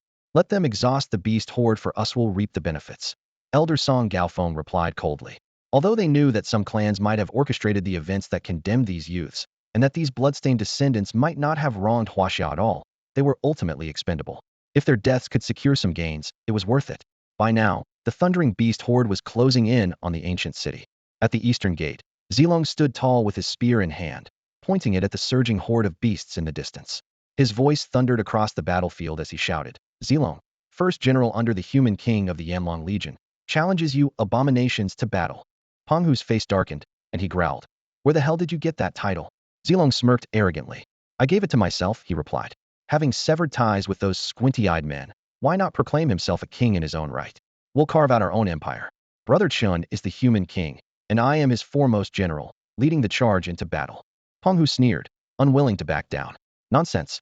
If anyone's getting that title, it's me. Step aside. Before he even finished speaking, Penghu had already charged into the beast horde. You fat bastard. Don't even think about stealing the title of first general from me. You don't stand a chance. Zilong bellowed defiantly, his spear spinning in a blur as his hair danced in the wind. He exuded an aura of fearlessness and relentless determination, a force he had gained from the primordial essence of chaos. Charging into the fray, unyielding even in the face of overwhelming odds, Zilong embodied an unparalleled dominance. His battle spirit was terrifying, a resolve to fight to the last drop of blood, to the very end. This was Zilong's way. Come one, come all. Let me show you what it takes to build the walls of a border city. You'll all make fine materials. Zilong's spear gleamed with cold light, and no beast could withstand his unmatched ferocity. Penghu, of course, was not to be outdone. He, too, wielded his own path of mastery. Harnessing the forces of heaven and earth, he unleashed the power of creation. With a single stomp, the ground did not quake, but sharp rocks suddenly erupted from beneath, impaling the unsuspecting beasts mid-charge. In the next moment, Penghu grabbed a beast by the tail with both hands and swung it like a weapon, smashing it against its kin with devastating force. The sheer brutality of his attacks was a sight to behold. The title of first general under the human king belongs to me, Penghu, the great tiger general. Though Penghu appeared plump, his strength surged like a tidal wave, and his wild onslaught was no less ferocious than Zilong's. You're full of crap. Whoever slays the most wins the title of first general. Don't even think about taking it from me. Zilong roared, plunging deeper into the horde. Meanwhile, at the other three city gates, Shizi, Shusheng, and others displayed their own extraordinary abilities. They, too, possessed the primordial essence of chaos, mastering the purest forms of the great paths. Each had their own unique style. The chef, wielding a butcher's knife, might have seemed comical, but every strike found its mark with deadly precision, exploiting the beast's fatal weaknesses. Once a cook, he had become an assassin. He never struck without purpose, but when he did, it was always a kill. The banner-bearer commanded military flags, forming an 8-banner formation. Within the coverage of the flags, the combat strength of all the blood-marked youths was amplified, their morale soaring to unmatched heights. The banner-bearer's killing power multiplied exponentially within the flag's domain, making him a terrifying force. Shusheng, though frail in appearance, wielded a pen with a mastery that captured the vastness of existence. With a single stroke, he could inscribe the word decline, as if imbued with the will of the heavens. The beasts under its influence weakened visibly, their vitality draining away as if by an unseen hand. His ability to kill without a trace was truly fearsome. Then there was Monkey, Su Chen's most skilled scout, and the most elusive of phantoms. With sharp eyes and keen ears, he could perceive attacks from all directions, unraveling enemy strategies before they could pose a threat. It was nearly impossible to harm him. When a ferocious beast locked eyes with him, its consciousness was instantly consumed by the ripples in his gaze, turning it into a puppet. Under the monkey's command, the now enslaved beast launched an attack on its own kind, creating an eerie and chilling scene. The performer gripped a swana in one hand, severing souls with its sound. With a single battle cry, the blood of the sin-blooded youths seemed to ignite, their momentum surging, and their killing intent skyrocketing. Another tune, a soul-burying melody, released sharp, ear-piercing sound waves that tore at eardrums, as if shredding souls. The beast horde, already irritable by nature, was driven to near madness by the sound waves, with some beasts even pouncing on their companions in a frenzy, tearing them apart. The physician, originally a simple healer from the Sin-Blood City, now displayed a murderous intent. Moving deftly across the battlefield, an invisible gas emanated from him. The beasts that inhaled this gas collapsed to the ground within moments, losing their ability to fight. He then wielded silver needles with precision, targeting their most vulnerable eyes at sharp angles, piercing directly into their brains for a swift kill. The sailor, though he hadn't mastered the profound truths of the land, was no less effective. With a cry of "freeze," the moisture in the air rapidly condensed into sharp icicles, which shot toward the beast horde in a barrage. Even if the ice spikes failed to deal fatal damage, their freezing effect caused the beast's body temperatures to plummet, their limbs stiffening and freezing, rendering them almost incapable of fighting. At this moment, it wasn't just the wielders of the 9 primal chaos origin leaves showcasing their power. Even the ordinary chaos god leaf holders displayed unparalleled combat strength. Even the sin-blooded youths without chaos god leaves, empowered by the chaos spirit gathering technique, had an endless supply of spiritual energy, allowing them to fight indefinitely. The beast horde was ferocious, but the sin-blooded youths were even more so. In the brief clash, countless beasts had already fallen lifeless at the gates of the city. When had Hashia ever possessed such a terrifying combat force? They roared they were the Yanlong Legion. And the human king they spoke of, was he? The servants of the gods, soldiers of the nation of slaves, were left shaken as they watched the fearless and invincible sin-blooded youths. This was a force they'd never seen before, too powerful to comprehend. Under normal circumstances, beasts held an absolute advantage over humans of the same rank. Yet this group of youths was suppressing the beast horde. Their combat prowess was terrifying. At least on the battlefields along the frontier, they had never encountered such a ferocious force from Hashia. From a distant peak, several elders observed the scene with furrowed brows, their hearts filled with shock. Impossible. How can these descendants of Sin-blood be so powerful? When they left Sin-blood City, they were barely at the first level of Black Iron. Even if Wang Dalong personally guided their cultivation, they couldn't have grown this quickly. And their techniques, they seem so diverse. If Wang Dalong had trained them, they should all be using the same method. These techniques, I've never seen them before. What kind of opportunity did they encounter? Their growth rate is unprecedented, breaking through the shackles of martial arts. The image of sin-blooded youths as mere ants had been deeply ingrained in the elders' minds. For this reason, the youth's current ferocity and bravery struck an even harsher blow to their beliefs. Did you hear them? They are roaring Yanlong Legion. They are the Yanlong Legion. And I heard 2 other words, human king. The elders' expressions darkened. Could these sin-blooded youths be planning a rebellion? The human king, along with a group of fierce and battle-hardened generals and fearless warriors, what exactly are these descendants of the sin-blood planning? To establish themselves as kings in Hashia? Who gave them such audacity? The expressions of several elders darkened, their faces clouded like stormy water. Bearing the sin-blood, they seemed to have no sense of belonging whatsoever. Look at what they're doing, one elder exclaimed, pointing toward the battlefield. To their astonishment, the sin-blood youths were not only fending off the attacks of the beasts, but also hauling the carcasses into the ancient city in action that appeared deeply peculiar. Are they treating this ancient city as a base to stockpile food? Another elder speculated, though the idea seemed unlikely. The aura of the ancient city was unsettling. Look closely at the battlefield, ferocious beasts lie dead everywhere, yet there's no trace of blood. The elders' brows furrowed in unison. Initially, their attention was solely on the sin-blood youths, leaving them oblivious to the subtle changes unfolding on the battlefield. Now, noticing the absence of blood despite the carnage, they were struck with a sudden realization. Is the ancient city absorbing the blood? Inside the ancient city, the sin-blood youths continued to transport beast carcasses from the outside. Chen channeled his primal energy, refining beast rune stones. The formation of each beast rune stone tempered his martial prowess. The stones clinked and clattered in his hands, merging with a sound akin to the melody of the great Tao resonating through a chaotic world. The Great Wall was being reforged, like a bridge linking the real world to the chaotic realm. The laws of the real world's natural order were being assimilated and refined by the chaos, becoming part of it. Meanwhile, the primal energy of the chaotic realm surged into the real world, subtly altering the entire blue star. Where's the blood? Chen, in the midst of refining rune stones, noticed the anomaly. The blood from the beast carcasses had vanished mysteriously. Instinctively, he turned to glance at the palace behind him.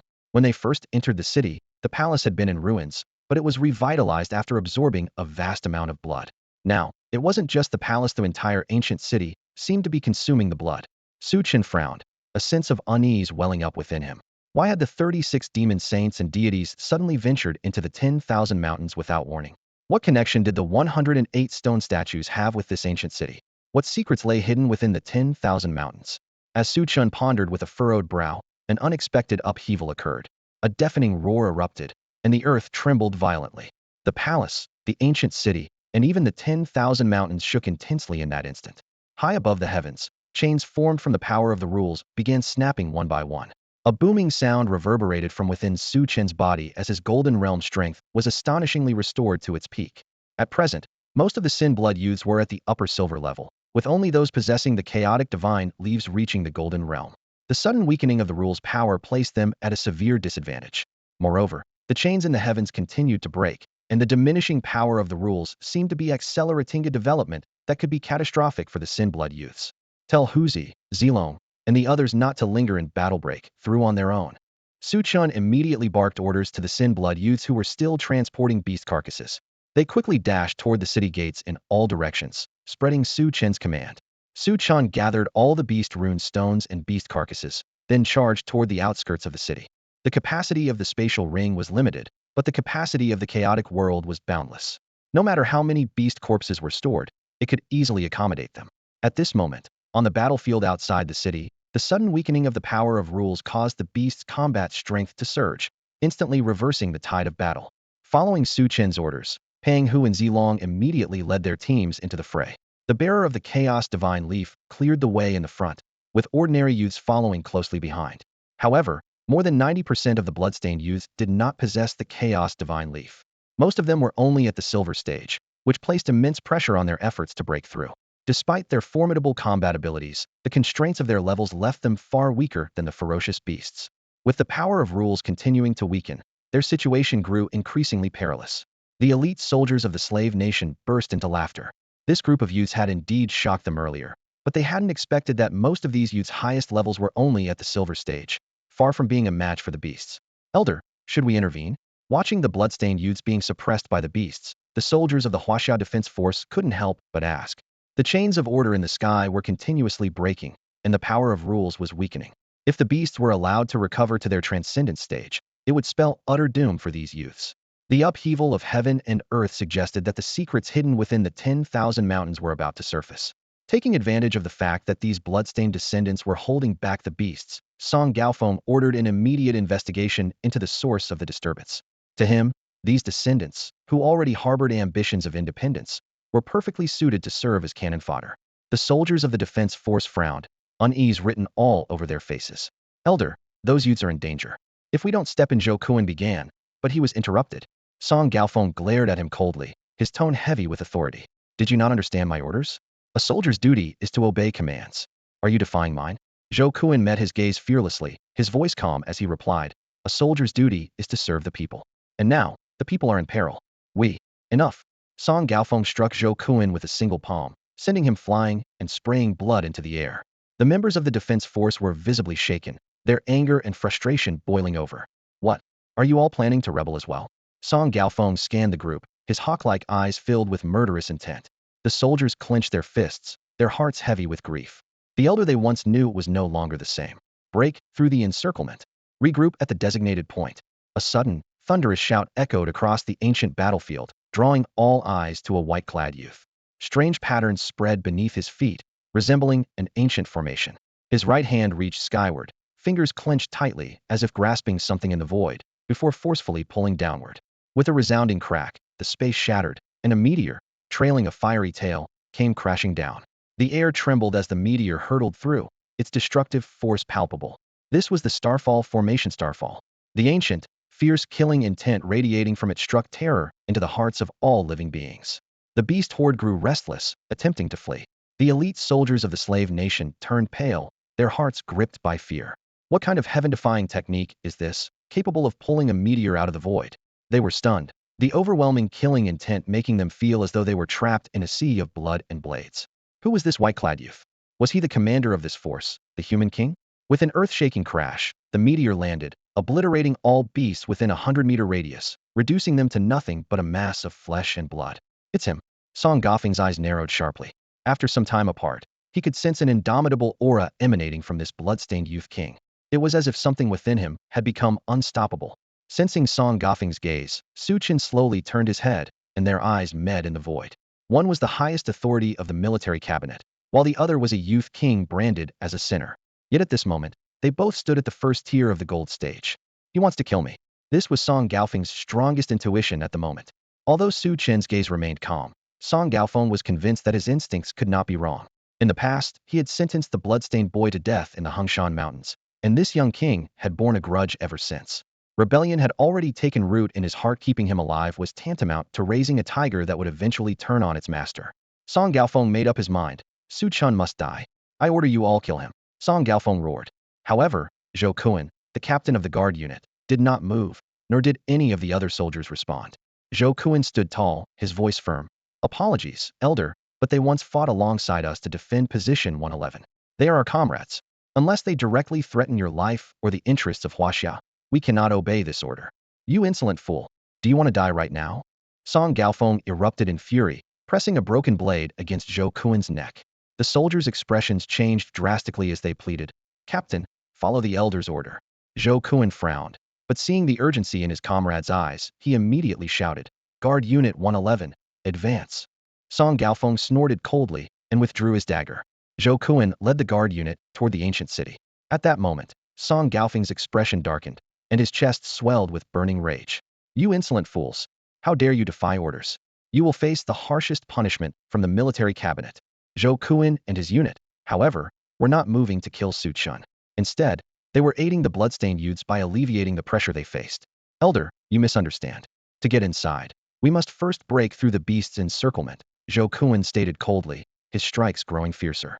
With the guard unit joining the fray, the beasts found themselves under attack from both sides, and the pressure on the bloodstained youths eased significantly. Brother Chen, I want to kill him, Zilong said, his eyes blazing. He could never forget the execution in the Hengshan Mountains, and Song Gaofeng's order was seared into his memory like a brand. As the power of the rules rapidly weakened, they knew there was no time to waste. Take the others and leave now, Su Chen instructed. Before his words had fully settled, he tore through the beast's encirclement alone and fled into the distance. He's running off by himself? That boy in white is a big catch. Get him. The slave nation's troops spotted this and immediately pursued Su Chen. A cold glint flashed in Song Gaofeng's eyes. You gather the other units. Leave that bloodstained young king to me. Watching Song Gaofeng's retreating figure, the other two elders of the military cabinet exchanged glances, frowning slightly, but saying nothing. At this moment, the chains of order in the heavens were snapping one after another, and the power of the rules continued to weaken, seemingly on the brink of disappearing entirely. With Song Gaofeng's strength, he should not be in danger. The great 10,000 mountains trembled violently, as if something ancient was awakening. Crack, crack.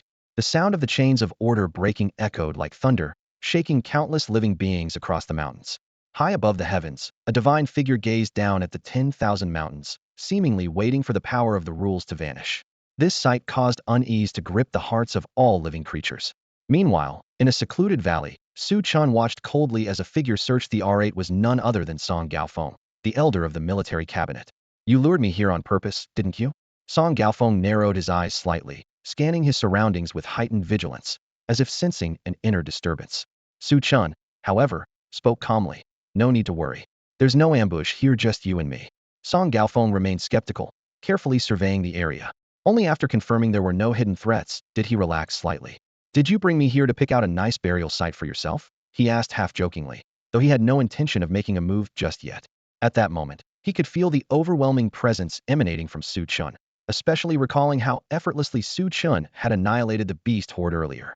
It was clear that acting recklessly could prove costly. Since Su Chen showed no intention of fleeing, Song Gaofeng decided to wait a little longer. Once the suppressive power of the 10,000 mountains rules dissipated, he believed he could crush this so-called Sin-Blood Prince with nothing more than a single finger. Su Chen, aware that the power of the rules was weakening, guessed Song Gaofeng's hesitation and refrained from striking first. There were still questions he wanted answered. I want to know what really happened 15 years ago. Why are we called Sin-Blood? Back then, Su Chen, only 4 years old, had been sent to the city of Sin-Blood, living a life of darkness and despair. He could not believe his parents and elders would betray their homeland, leaving him filled with doubts. What happened? Su Chen's questions seemed to stir up memories within Song Gaofeng, and anger immediately flashed across his face. 300,000 elite soldiers deserted in the face of 50,000 enemy troops, causing the defensive line to collapse. The enemy launched a massive invasion, and the flames of war engulfed every corner of Hashia.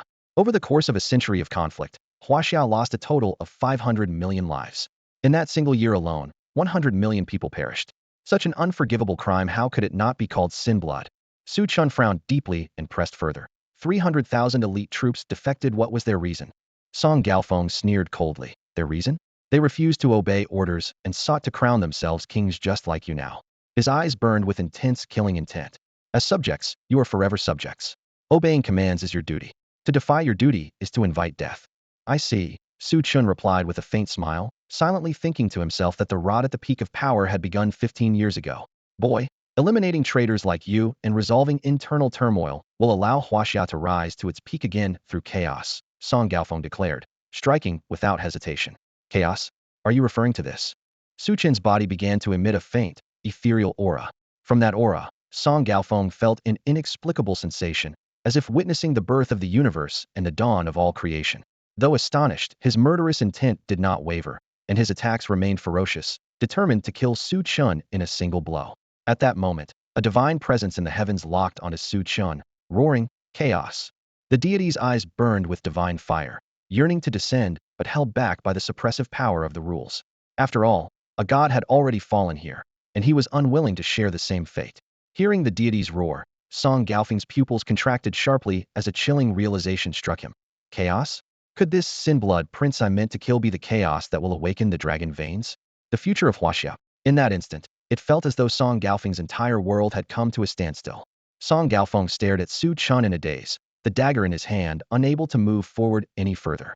Li Tiangang had once said that Mu Li was the embodiment of chaos, but now, memories surged like a tidal wave. He recalled when Ares arrived in the northern frontier, Mu Li was still at the War Academy. It was the military cabinet's dispatch that sent them to the battlefield. In that fleeting moment in the Hongshan Mountains, Mu Li vanished and reappeared at the same time Su Chen emerged. It was then that the long-dormant dragon vein was revived once more.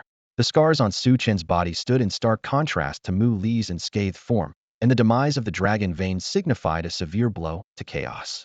Wang Dalong, the revered guardian of the northern frontier of Hashia, had laid down his arms and retired to the countryside after Su Chen's fallout with the military cabinet. Meanwhile, Su Chen and those cursed blood youths saw their strength grow at an alarming pace, their techniques defying all conventional understanding. Images flashed through Song Gaofeng's mind like scenes from a movie, finally freezing on the deity's one word, chaos. What once seemed logical now crumbled under the weight of his memories. Mu Li was not chaos. The true force that revived the dragon vein was Su Chen. Li Tiangang had never uncovered the truth about chaos. He had deceived everyone. They had long been aware of chaos's existence, yet they had no idea of its true identity. Su Chen's smile was twisted with madness and malice. If, one day, these lofty figures realized that the person they sought to kill was the very future of Hashia civilization, what would they think? Crack the heavens ruptured. The deity was making a move, forcefully shaking the rules governing the 10,000 mountains. Cracks spread like spider webs as the rule-bound power weakened, struggling to withstand the deity's assault. Drawn by the deafening sound, Song Gaofeng instinctively looked up. In that instant, Su Chen struck without warning. Song Gaofeng had no chance to react as the sword energy of chaos pierced straight through his dantian.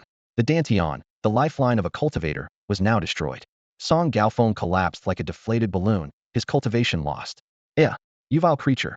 You've destroyed my dantian, he howled in agony, his voice filled with despair. The searing pain only heightened the terror of losing everything he had built. So, you can feel pain too, Su Chen said, his eyes blazing with killing intent. Did you ever consider how much my brothers suffered when you gave the execution order? Crack. Another thunderous sound echoed as larger cracks spread across the sky. The deity was on the verge of breaking through. Su Chen glanced at Song Gaofeng, a flash of madness in his eyes. With a thought, invisible chains shattered with a deafening roar, dragging Song Gaofeng into the chaos realm. This was the first time the chaos realm had ever contained a living being. Bound by chains of order, Song Gaofeng was suspended in the skies above the northern snowfields. He was not dead. In the chaos realm, living beings could still survive. An unbearable chill swept over him, making him shiver uncontrollably. Faced with this unfamiliar world, his screams ceased. Where is this? You wretch. What are you trying to do? Let me go. Song Gaofeng struggled furiously, but with his cultivation destroyed, he was powerless to break free from the chains of order. What am I doing? I'm protecting Hashia, of course. The chains of order from the chaotic world, like sharp arrows, pierced directly through Song Gaofeng's limbs. His anguished screams echoed across the northern snowfields. Su Chen's face twisted with fury as he coldly declared, "The debts you owe, I will collect one by one." He had no time to torment Song Gaofeng further, as his consciousness quickly withdrew from the chaotic world. The divine being was on the verge of breaking through the barrier, and staying any longer would be too late. Roar! The divine being bellowed in rage upon seeing Su Chen escape, unleashing a frenzied assault on the laws governing the 10,000 mountains. Cracks spread across the sky with a series of sharp sounds, the power of the rules rapidly waning, and the strength of all living beings quickly recovering. Follow me. A figure appeared before Chen. It was Wang Dalong. His strength had surged to the level of a venerable master, far surpassing Chen in speed. As Chen's figure vanished into the mountains, the divine being erupted in fury, delivering a full-force strike at the fractured barrier. With a resounding crack, the heavens shattered, and the barrier broke apart. At that moment, it was not just the 10,000 mountains trembling. The entire land of the 9 provinces quaked violently. It's the dragon veins theory awakening. I can feel the presence of the dragon veins. Countless citizens cried out in shock. Long ago, the gods had joined forces to sever the dragon veins of the 9 provinces, leaving the people unable to sense their power. But now, they could feel that long-lost, familiar presence. The air was suffused with a mysterious energy, the unique aura of the 9 provinces' dragon veins. After ages of absence, the dragon veins were reviving. Ha ha ha. Heaven has not forsaken Hashia. Heaven has not forsaken Hashia. The citizens erupted in jubilant cheers. The once extinct dragon veins were coming back to life, and with them, mysterious stone statues began to emerge, signaling that Hashia might be on the verge of a resurgence. The clans were furious. Damn it, how could this happen? Their ambitions had already been exposed to the military intelligence pavilion, and if Hashia regained its peak, their fate would be grim. It's the chaos. The divine being mentioned chaos several times. The clans were struck with fear, suddenly realizing the unusual behavior of the military intelligence pavilion in recent times. The abrupt silence of the seed plan, the frenzy in the Hengshan mountain range, everything seemed to foreshadow the emergence of chaos. But who was chaos? Mu Li?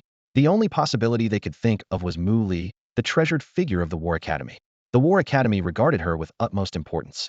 The last time she disappeared, every expert from the academy was mobilized, underscoring her significance. When the clans connected the military intelligence pavilion's frantic withdrawal from the northern defenses with the War Academy's full-scale mobilization, they became even more convinced that Mu Li was chaos. However, with the War Academy guarding her, they had no opportunity to act. What should we do? Are we just supposed to sit back and watch? The clans were unwilling to accept this. The divine being had promised them dominion over this colony, but now, everything was about to slip through their fingers. We still have a chance. The clans turned their thoughts to the descendants of the sinful blood, using them as scapegoats to create internal chaos. Just as they had erased that village 15 years ago, they could pin everything on the descendants of the sinful blood. Remember the upheaval 15 years ago? I think it's time for a repeat. It was feasible 15 years ago. 300,000 elite soldiers had taken the blame. This time, it would be the 100,000 descendants of the sinful blood. As long as Hashia descended into internal turmoil, they would still have a chance. The conversations among the clans were chilling. If their plans were ever revealed, it would bring an unprecedented shock to all of Hashia. At that time, in the 10,000 mountains, with the dissipation of the power of rules, all living beings regained their original strength. The Flame Dragon Legion, with the assistance of the Guardian forces, had successfully left the ancient city. Strangely, the beast hordes did not pursue them. Deafening roars of beasts echoed through the mountains as the 36 demon saints summoned their respective beast hordes.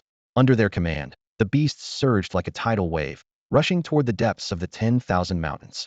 High above the skies, the divine presence weighed down like mountains and oceans. The deity's divine sense spread across the surrounding mountainous areas, attempting to locate Chen. However, the aura of the chaos tree had been concealed by Chen, making it impossible for the deity to detect him. Despite his frustration, the deity did not waste any time and dashed toward the depths of the 10,000 mountains. His target was the dragon vein, the same objective shared by the 36 demon saints. The 2 elders of the military strategy pavilion were instantly thrown into panic. Initially, they had no idea what had alarmed the 36 demon saints and the deity. Now, with the aura of the dragon vein permeating the heavens and earth, it signaled the full revival of the dragon vein. Their intention was to sever the dragon vein of the 9 provinces once more, destroying the foundation of Hashia. Those scoundrels! How dare they attempt to shatter the dragon vein? The elders were so terrified their hair stood on end, their bodies trembling. Hurry, summon reinforcements. Quickly, issue the elders' command. All available forces near the 10,000 mountains must rush to the depths of the mountains and defend the dragon vein at all costs. The dragon vein has just revived. If it is severed again, not even the chaos can restore it. The message spread, and the smiles of the people, which had blossomed with the revival of the dragon vein, froze instantly. Could it be that the deity and the 36 demon saints were targeting the dragon vein? Were they planning to sever it again? Waves of shock and terror gripped the hearts of the people.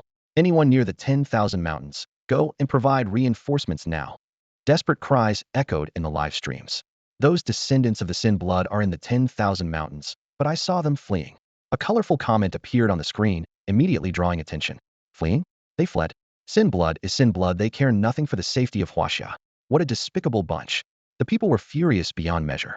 Meanwhile, deep within the 10,000 mountains, the dragon vein was reviving, and the deity and the 36 demon saints were closing in on it. Wang Dalong's voice was low as he led Su Chen, moving stealthily through the wilderness. By the time the deity breached the barrier of the 10,000 mountains, they had already left that valley far behind. Su Chen's expression tightened. The dragon vein of the 9 provinces is within the 10,000 mountains. Wang Dalong replied. There are 9 dragon veins in total, and one of them is here in the 10,000 mountains. What does the dragon vein look like? Su Chen had only heard of it, but had never seen it. The dragon vein is a spiritual entity born of a nation's fortune. Its form is not fixed. It might be a mountain or a river, Wang Dalong said, gazing into the distance. He continued solemnly. In ancient times, the gods waged devastating battles to sever the dragon veins, suffering heavy losses. They will not stand idly by and watch the dragon vein revive again. Su Chen asked, is there no way to resist them? Wang Dalong shook his head. This time, more than one deity has come, and with the assistance of the 36 demon saints, Huaxia's chances are slim. Though spiritual energy has been reviving for a century, Huaxia has yet to produce a strong enough being at the level of a deity. During the century of war, Hashia relied on the dragon veins to connect with the will and battle spirits of its ancestors to fend off the deity's invasions. But now, the dragon vein has just awakened, its power is weak, and it would be difficult to connect with the will and battle spirits of the ancestors. Su Chen's seemingly calm words sent a wave of shock through Wang Dalong's heart. If Su Chen could revive the dragon vein, could he also use it to link to the will and battle spirits of the ancestors? I want to give it a try. A flash of madness appeared in Su Chen's eyes. Wang Dalong clenched his fists tightly, then released them, only to clench them again in a repeated cycle, reflecting his inner turmoil. Su Chen was tied to chaos, and the stakes were too high. If he failed, all hope for Huaxia would be lost. Uncle Long, you must have seen everything that happened in the valley, right? Su Chen said softly. At the time, just as the deity was about to step in, Wang Dalong had appeared. He had likely been in the valley for a while, but chose not to interfere with Su Chen and Song Gaofeng's confrontation. Wang Dalong remained silent, seemingly confirming Su Chen's speculation.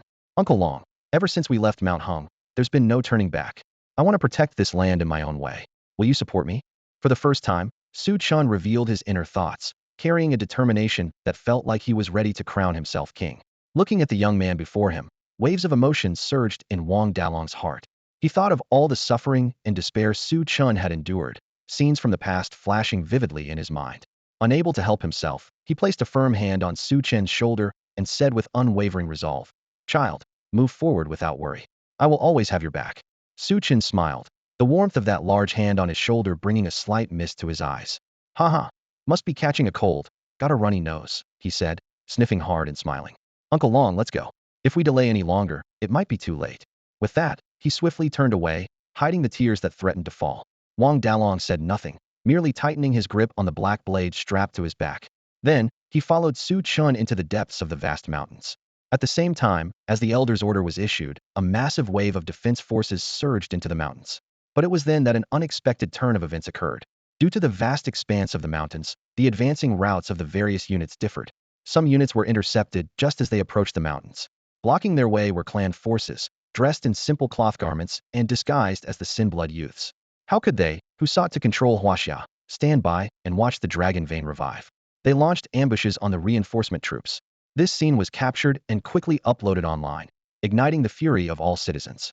Although the photos were taken from a distance and the faces were unclear, the attire was unmistakably identical to that of the Sin-blood descendants. These traitorous scum, instead of helping Hashia safeguard the dragon vein, dared to attack the reinforcement troops. It was infuriating. Arg, they'll kill those Sin-blood descendants. The citizens erupted in rage, seething with the desire to tear those Sin-blood descendants apart on the spot. The frontline reinforcements were equally enraged. They recognized the clans as the culprits and were furious that they had been ambushed in such a critical moment, suffering heavy losses. "Leave no survivors, kill them," commanded the clans. With their deep reserves and numerous powerful warriors, they seized the opportunity of the ambush to annihilate the reinforcement troops. They could not allow the truth to spread at any cost. "Quick, protect the dragon vein." Deep within the mountains, a group of ordinary people raced toward the heart of the range. They were hunters from the 10,000 mountains and nearby villagers. Though their strength could never rival that of the gods, They were willing to sacrifice their lives to delay the enemy until the reinforcements arrived. A century of war had claimed 50 million loyal souls, sons and daughters, fathers and mothers. How many families had been torn apart? How many people had been displaced? This deep-seated grief and hatred for their homeland's suffering had long been etched into their blood and bones, impossible to forget. Fortunately, the people of Hashia were a resilient and unyielding nation. Over the years, more and more individuals had moved to the borders, to the uninhabited corners, silently guarding this sacred land. Their veins carried the blood of Yin and Huang, and their hearts were filled with the true spirit of Hashia. Their upright posture and fearless presence were the true backbone of the nation. Yet, in the bustling cities, how many reveled in their pleasures, sparing a fleeting thought for the fallen souls. The gap between empty words and real action was vast. This nation was ill and desperately needed healing. Chen watched as the hunters and villagers charged fearlessly at the beasts. Despite their lack of strength, not one of them hesitated. They shouted to hold on, that reinforcements were on their way. But when would their reinforcements finally arrive? Standing silently beside Chen was Wang Dalong. Some things Chen needed to see and feel for himself. Uncle Long, let's charge through here as well, Chen said. Wang Dalong did not respond. The ink-black blade in his hand let out a resonant hum, and a dazzling slash tore through the horde of beasts. The hunters and villagers, who had been struggling bitterly, suddenly felt the pressure ease. Seeing Chen and Wang Dalong break through the opening and head deeper into the mountains, the villagers shouted after them. Young man, don't rush ahead. Stay in the middle of use, it's safer that way. To them, Chen was still just a boy, and protecting him seemed like an instinctive responsibility. A person's character often reveals itself in unguarded moments. Chen's eyes flickered slightly. Thank you, uncles and aunts, but I can fight, he said before charging deeper into the mountains without looking back. If my child hadn't been killed by the invaders, he would be about the same age as that boy. A woman wielding dual blades murmured, her gaze lingering on Chen's retreating figure. Stop thinking about that. Focus on protecting the dragon vein. If we're any later, it'll really be too late, a man urged. The hunters and villagers dared not hesitate and threw themselves fully into the battle. Deep within the 10,000 mountains, 36 demon saints blocked every exit, while 3 divine beings stood in the heavens, attacking a mountain riddled with cracks. That mountain was the manifestation of the dragon vein, trapped and unable to escape. The spirit of the dragon vein is within that mountain. Focus and establish a connection with it, Wang Dalong growled, wielding his black blade to cut through the beasts blocking their path, trying to carve out a path for Chen. The hunters and villagers following behind heard Wang Dalong's roar and were deeply shaken. Could this young man in white truly connect with the spirit of the dragon vein? At all costs, they had to get him inside. The villagers grew restless, their determination surging. If Chen could truly connect with the dragon vein, there might still be a slim chance to summon the ancestral battle spirits to protect it. Charge! The hunters and villagers roared. They had long dealt with foreign tribes and mastered countless ways to handle beast hordes. However, the enemy before them consisted of 36 demon saints and tens of thousands of ferocious beasts, an overwhelming number that sent chills down their spines. The beasts blocked every possible route, and the path they had chosen was guarded by 3 demon saints, with waves of beasts surging like a tide. Open the way. Wang Dalong charged forward alone, facing the 3 demon saints heathen. Seizing the moment, he slashed fiercely at the beast horde. With his saint-level strength, his strike tore a bloody gap through the horde, but in the blink of an eye, the beasts regrouped, leaving Chen no chance to break through. This situation was unsustainable. Young man, follow us, the hunters and villagers said as they formed a wedge-shaped formation, shielding Chen within. They used their flesh and blood to carve a path forward. Seeing the resolute determination on their faces, Chen felt his heart wrench. He immediately tried to sense the dragon vein spirit, hoping that by connecting with it even a moment sooner, he could save more lives. However, the mountain was still some distance away, and he could not feel the presence of the dragon vein spirit at all. Don't rush, young man. Focus your mind and sense it, the villagers urged while fending off the ferocious beasts. Claws tore through flesh, and fangs pierced bodies, but they never let a single beast get near Chen. As the villagers sacrificed themselves to protect him, Chen finally began to push forward. Yet every meter he advanced was drenched in blood, forming a crimson path. One by one, the villagers fell, and Chen found himself stepping over their lifeless bodies to move forward. His eyes turned bloodshot, and he dared not look down, fearing that his resolve would falter. Keep moving, young man. This is how Hashia has endured for 100 years, the villagers urged, their blood flowing and their bodies forming a path. Indeed, wasn't Hashia's survival over the past century built upon countless sacrifices? It's up to you now, young man.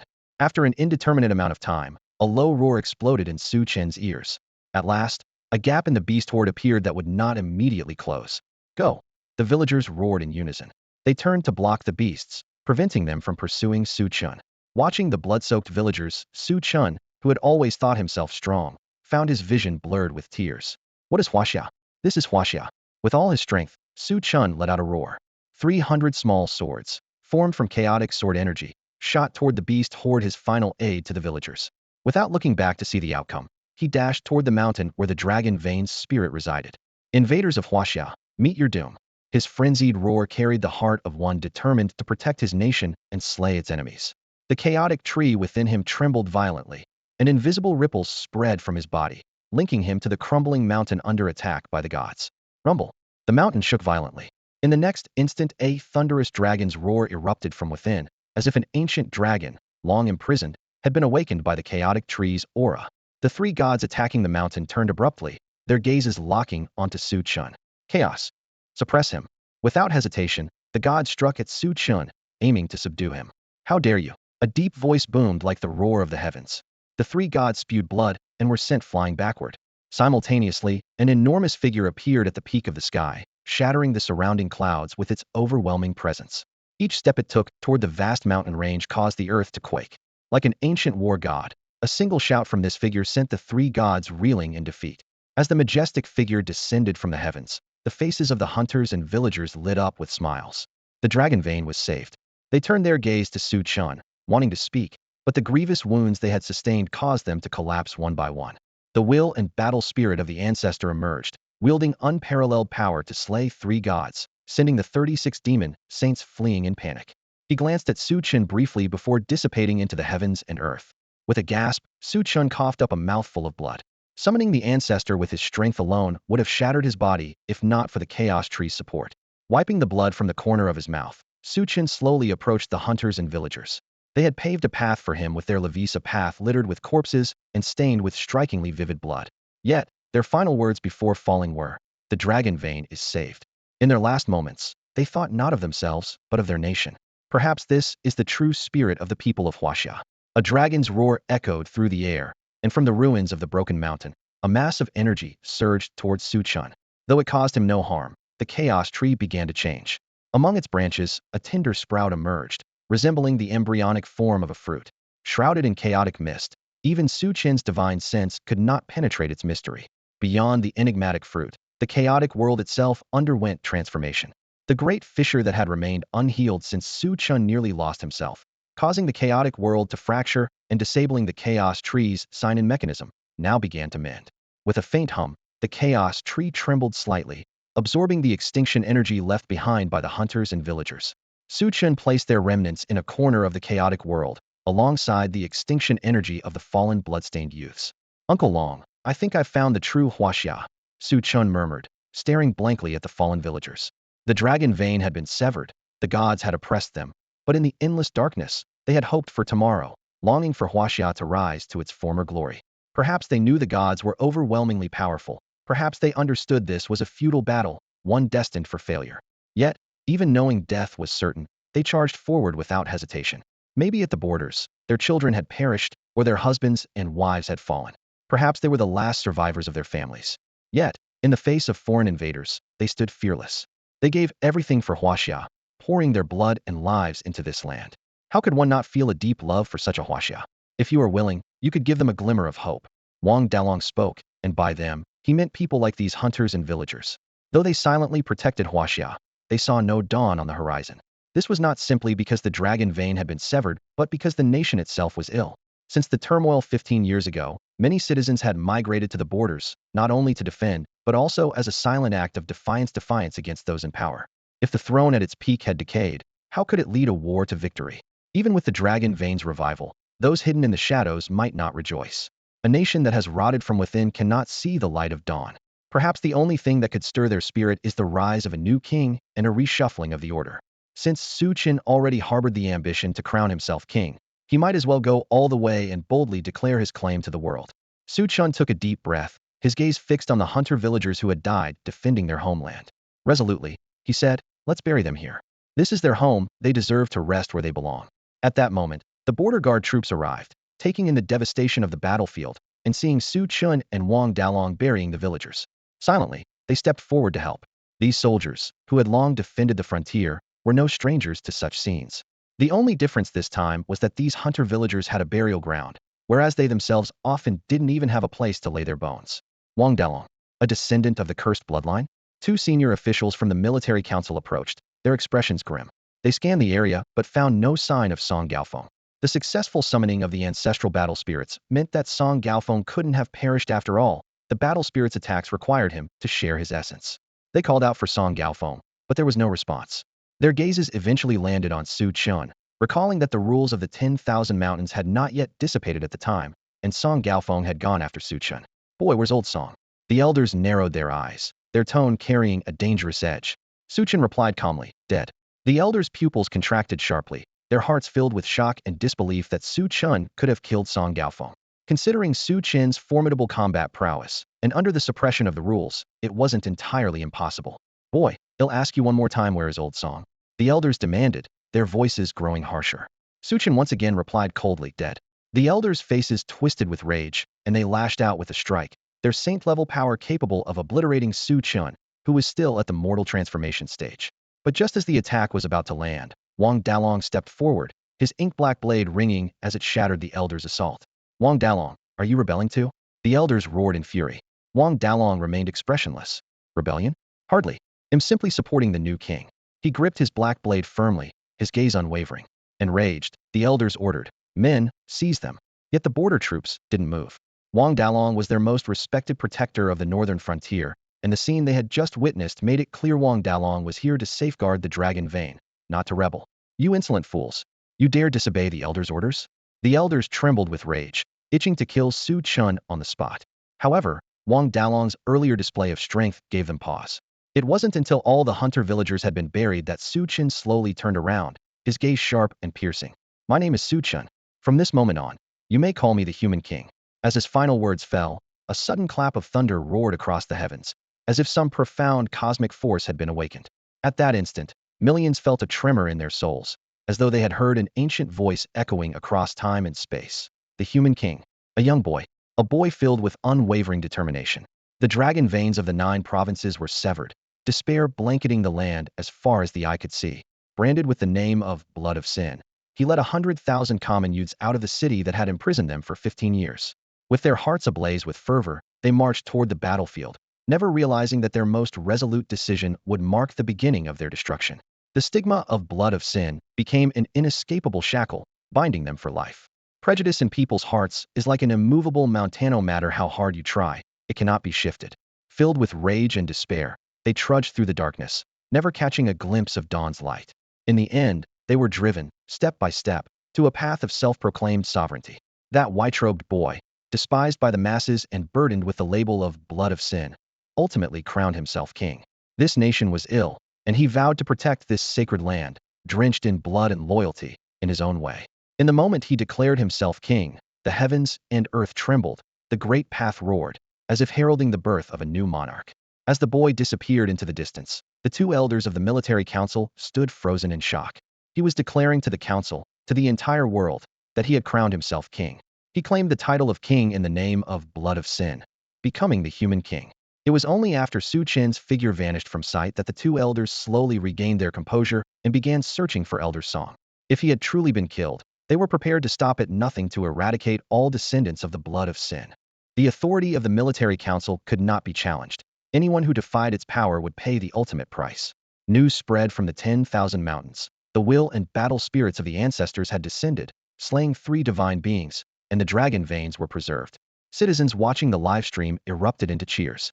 The dragon veins had only just begun to recover, yet they could already sustain the descent of the ancestors' will. Could this signify that the reborn dragon veins would possess even greater power? Heaven blesses Hashia indeed. Thinking of the mysterious stone statues along the banks of the Yellow River, it seemed as though everything was moving in a promising direction. The elder of the military council, Song Gaofeng, was slain by the young king of the Blood of Sin. In the name of Blood of Sin, he crowned himself the human king. This news struck like a thunderclap, leaving the citizens trembling in shock. The young king of the Blood of Sin killed a military council elder, and now he was claiming kingship? This was rebellion. Just as Hashia seemed to be turning toward a brighter future, this group of descendants with the Blood of Sin had caused such an unprecedented calamity. Recalling their heinous actions in blocking reinforcements from entering the 10,000 mountains, the citizens were enraged. These bearers of the blood of sin were seen as vile rebels, a threat that, if not eradicated, would bring great turmoil to Hashia. Now that the dragon veins of Hashia had revived and the stone statues of the ancestors stood guard, there was no longer fear of divine invasions. The internal threat had to be dealt with first. Yes, external threats must be handled only after internal stability is secured. Eradicating this source of chaos was essential to ensuring Waxia's peace. Citizens idly watching the screen furiously tapped away at their keyboards, flooding the chat with comments. Yet few clicked the enlistment link displayed at the top of the screen. Li Tiangang quietly observed the scene, sighing after a long moment. That boy had ultimately been forced onto this path. If the day ever came, Li Tiangang wasn't sure how he would face the people of the world. But the death of Song Gaofeng cast an ominous shadow over his thoughts. Reporting to the elder, at the time, 5 divine beings were sent to the 10,000 mountains. However, only 4 have fallen. One divine being remains unaccounted for. The guard approached and respectfully reported. Li Tiangong's brows furrowed deeply. Had a deity vanished? In the next moment, another guard rushed into the military council chamber, bowing and reporting urgently. Sir, the intelligence division has just sent word the missing deity has reappeared, not just one, but 5 of them. They're in the uninhabited region of the northwest. What? 5? The first guard who had reported exclaimed in shock, but quickly apologized for his outburst and fell silent. Li Tiangong's expression turned grim, his heart filled with doubt. 5 deities? What were they doing in the uninhabited region? At that moment, in the uninhabited zone in northern Waxia, desolate borderland between Hashia and neighboring countries, a place of exile, 5 deities sat cross-legged at the center of the barren expanse, murmuring softly. Blood flowed from their bodies, converging into 5 streams that intertwined and merged before erupting into a torrential rain of blood, scattering across the vast wasteland. The next instant, the sky above the uninhabited zone quaked violently. Soldiers stationed in northern Hashia were drawn by the commotion, their curious gazes fixed on the horizon. But as their eyes locked onto the scene, their pupils constricted in shock. Above the desolate expanse, an ancient continent emerged from the void, its immense size nearly matching the boundaries of the uninhabited region. Its ancient and imposing aura exuded a suffocating sense of bloodshed, sending chills down the spines of the northern border soldiers. Meanwhile, Chen, who had just emerged from the 10,000 mountains, abruptly turned his head to look toward the northern uninhabited zone. Though the distance was too great for him to see the ancient continent, the chaos tree within him began to tremble violently, its direction unmistakably pointing toward the uninhabited zone. Chen's expression shifted slightly. It was the first time he had seen the chaos tree react so intensely. What could possibly be drawing it there? A low growl sounded beside him. The small beast that had vanished after entering the ancient city had returned, standing by Chen's side. It growled toward the direction of the uninhabited zone, tugging at Chen's sleeve with its tiny claws, as if urging him to go. Chen frowned slightly. Even against the natural order, he could sense something extraordinary in that direction. Wang Dalong noticed Chen's unusual behavior and asked, "What's wrong, Chen? Is there something in the north?" Chen couldn't hold back his question. "Uncle Wang, what's in that northern region?" The chaos tree's trembling grew more intense, as if it were about to break free from his body. "The north." Wang Dalong followed Chen's gaze and replied, "That's the uninhabited zone. Some even call it a forbidden land." Chen firmly stated, "I want to take a look." The chaos tree's intense reaction convinced him that something there could help it grow. He didn't want to miss this opportunity. Wang Dalong frowned deeply and cautioned, "That uninhabited zone lies beyond Waxia's borders. Its danger level is far higher than anything within Hashia." However, seeing the resolute look in Chen's eyes, Wang Dalong eventually relented. "It's your decision." Back in the military council chamber, a guard urgently reported, "Sir, new information has come in. A massive ancient continent has appeared in the skies above the uninhabited zone." Li Tiangang's eyes flashed with thought. Deities had appeared in the uninhabited zone, and now an ancient continent had descended. Could it be that the deities summoned it? What could they be planning? Li Tiangang suddenly thought of something, and his face turned deathly pale. Chen. The god's target might be Chen. With the revival of Huaxia's dragon veins and the appearance of those mysterious stone statues, the gods were aware of Chen's existence, but dared not enter Huaxia's territory recklessly. That must be why they went to such great lengths to summon that ancient continent. It could very well be a deadly trap. Realizing this, Li Tiangong's entire body tensed with vigilance. He urgently commanded, "Quick, track down those young men in plain clothes and find out where they are." The soldiers swiftly contacted the reconnaissance units at the front lines. "Child, please don't do anything foolish," Li Tiangang murmured softly, his gaze fixed on the distant horizon. Moments later, a soldier returned, and Li Tiangang impatiently asked, "Where are those boys?" The soldier replied, "They just left the 10,000 mountains and are heading toward the uninhabited zone." Li Tiangong's heart sank to the depths. He was almost certain this was a trap set by the gods to lure Su Chen. He paced anxiously, his mind racing, before suddenly halting as an idea struck him.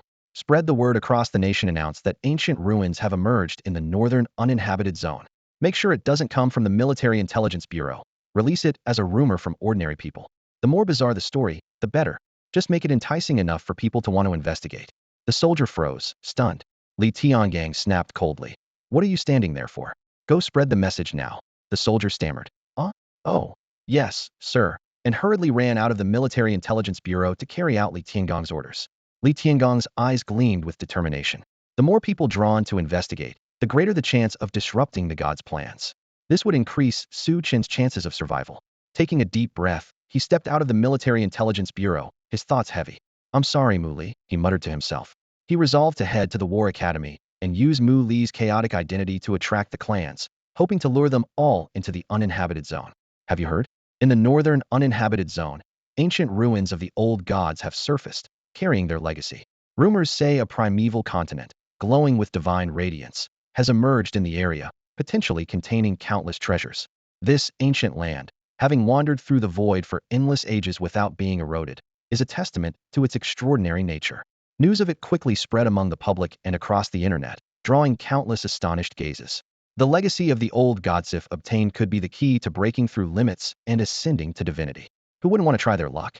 As whispers spread, brave souls were already rushing to the ancient continent in search of fortune.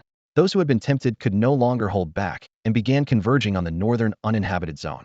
Li Tiangang originally planned to persuade the War Academy to act, but to his surprise, Mu Li and the powerful figures from the academy had not returned from the 10,000 mountains. Instead, they had headed straight for the uninhabited zone, sparing Li Tiangang the trouble. He quickly disseminated the news of Mu Li's journey to the zone. Upon returning to the military cabinet, Li Tiangang immediately issued orders. When word spread that Mu Li had also ventured into the uninhabited zone, the clans could no longer suppress their restlessness. They had already been eager to explore the zone, and now that Mu Li, a being of chaos, was involved, it seemed like a heaven-sent opportunity. Factions from all sides gathered in the uninhabited zone, creating a chaotic scene. This might be the best chance to eliminate Mu Li. If they could destroy this chaotic being, they might still have a shot at becoming the rulers of Hashia. Li Tiangang plotted in silence, determined to eliminate her at all costs. The major clans immediately dispatched numerous powerful figures to the uninhabited zone. "Mu Li, I'm sorry," Li Tiangang murmured. "You have the War Academy to protect you, but I have nothing. I can only ask you to bear some of this burden for me." If the clans discovered that Su Chen was the true chaotic being, they would stop at nothing to annihilate him. Wang Dalong alone would be no match for the clans, who were as fierce as wolves and tigers. But Mu Li was different. As the treasured guardian of the War Academy, she was under their full protection. Killing her would be an immense challenge for the clans. Li Tiangang took a deep breath and gave a resolute order: "Recall King Songnan." The clans have abandoned morality, blocking reinforcements from entering the 10,000 mountains to protect the dragon vein and slaughtering our loyal soldiers. Their crimes are unforgivable. Kill them on sight. Back then, the clans disguised themselves as the cursed blood youth and ambushed the guardian forces. That photo might have fooled the people, but it didn't fool him. Moreover, the guardian forces had already reported the truth to the military cabinet. It was the clans who were the true culprits. Now that the clans had shifted their focus to the uninhabited zone, this was an opportunity. Oldly, the clans have existed since ancient times and are deeply entrenched. Meanwhile, our defensive forces are concentrated on the front lines, holding off foreign invaders. If we openly confront the clans now, it will put us at a great disadvantage. We should wait until the dragon vein fully awakens before making our move, advised Elder Zhao Bingxian in opposition. Li Tianggang's expression turned icy. The clans have blatantly attacked our guardian forces. You may have the patience to endure this, but I do not. Zhao Bingxian frowned. Those cursed blood descendants just declared their independence. If we don't act against them now and instead target the clans, the public backlash will be severe. Backlash my foot, Li Tiangang snapped. It was the clans who ambushed the guardian forces, not those youths. They killed Old Song. Zhao Bingxian roared in anger. Despite the public knowing it was the clans who ambushed the defense forces, their hatred for the descendants of the sinful blood far surpassed their resentment toward the clans. The crime of killing a grand elder of the military council and declaring oneself king was an unbearable burden. Crack. Li Tiangang clenched his fists tightly, his thoughts surging. If the clans are not eradicated, there will never be peace in Hashia. In the name of the Grand Elder of the Military Council, I order the King of Tsangnan to return immediately for reinforcements. The Elder's command, the highest order of the Military Council, was absolute and could not be overridden, even by other Grand Elders. Yes, sir. The guards immediately rushed out of the Military Council. Oldly, Zhao Bingxian was furious, questioning, "Why do you always give me the impression that you're protecting those descendants of the sinful blood?" Li Tiangang ignored Zhao Bingxian's anger, gazing into the distant, darkening sky as he murmured, "Old Zhao, if one day you find out you wrongly accused those sinful blood youths, what would you do?" Wrongly accused? They killed Elder Song and declared themselves rulers. There was no mistake. Song Gaofeng deserved to die. Zhao Bingxian was both shocked and enraged, watching as Li Tiangang walked away. His heart was shaken. He actually said Song Gaofeng deserved to die? At some point, snowflakes began to drift from the sky. It was the first snow of the year 2122 in the Blue Star calendar, exceptionally cold and starkly white, as if the heavens themselves were mourning for the human world. As they approached the uninhabited zone, the chaotic tree within Su Chen's body trembled more violently, and even the small beast on his shoulder could barely contain itself, darting back and forth between his head and shoulders. What is that? Su Chen caught sight of an ancient continent suspended in the sky above the uninhabited zone, his heart pounding. The continent was vast beyond measure, stretching endlessly tens of thousands of square kilometers, encompassing nearly the entire uninhabited zone. The chaotic tree trembled even more intensely at that moment, and the small beast grew frantic, leaping wildly atop Su Chen. Whatever they sought was on that ancient continent. Wang Dalong frowned deeply. The ancient continent resembled a primordial battlefield, exuding a fierce and overwhelming aura. "Brother Chen, I feel like something inside is calling to me," Zilong suddenly said. Su Chen's eyes narrowed as he looked at Zilong, then at Fat Tiger, the cook, and the others. Their eyes gleamed with the same fervor, as though they shared Zilong's sensation. Su Chen felt a slight tremor in his heart. For the first time, even the detached chaotic god leaves had sensed something. What could possibly be inside that ancient continent? "Let's move," Su Chen commanded, and the entire Flame Dragon Legion advanced. Beneath the ancient continent, a faint, hazy mist cascaded down, enveloping the entire uninhabited zone and obscuring the scene within. Su Chen approached the ancient continent, standing at the edge of the uninhabited zone. Feeling its presence up close, his heart quaked. How could they get up there? The ancient continent floated in midair, and to fly in the sky, one needed to reach the venerable realm. Aside from Wang Dalong, none of them, including Su Chen, had reached that level. "I sense something strange about this mist," Wang Dalong remarked. The mist beneath the ancient continent continuously drifted down, giving an ethereal and elusive impression. "I'll try." Zilong instinctively reached out to touch the mist, but disappeared before he could finish speaking. Su Chen's expression changed abruptly. "Zilong, it's a teleportation array. This mist seems to have teleportation properties," Wang Dalong said, having sensed the energy fluctuations in the mist at the moment Zilong vanished. Boom. A powerful aura erupted from Wang Dalong's body as he unleashed his Saint Realm strength. He reached out to touch the mist, attempting to resist with his power and investigate further. Yet the same thing happened and vanished the moment he touched the mist. "Uncle Long." The sinful blood youths roared in unison. "No more hesitation, go in." Su Chen led the charge, and the entire Flame Dragon Legion plunged into the mist. The scene shifted abruptly. A vast expanse of mountains emerged in Su Chen's view. This was the distinctive terrain of that ancient continent.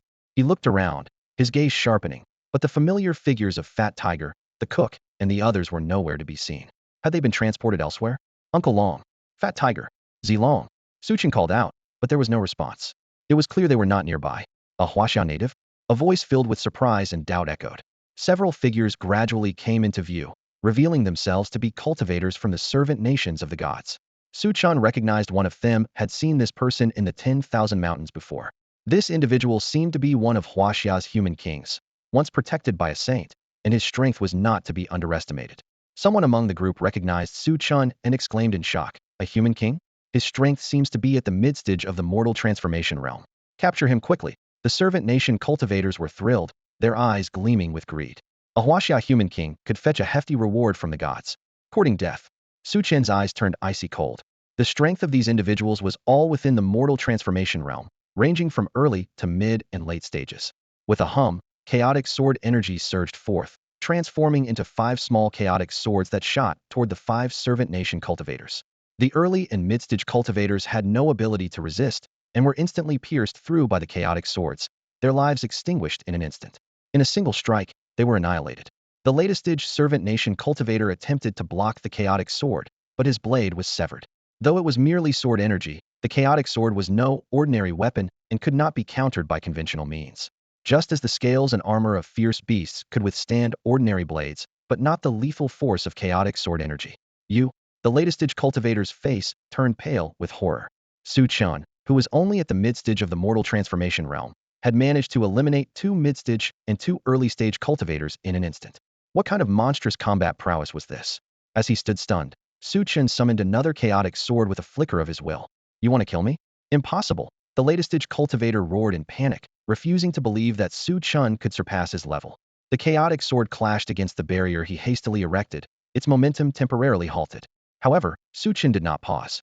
With a powerful punch, he struck the hilt of the chaotic sword. Crack! The barrier shattered on impact, and the chaotic sword pierced through the latest stage cultivator's skull with precision.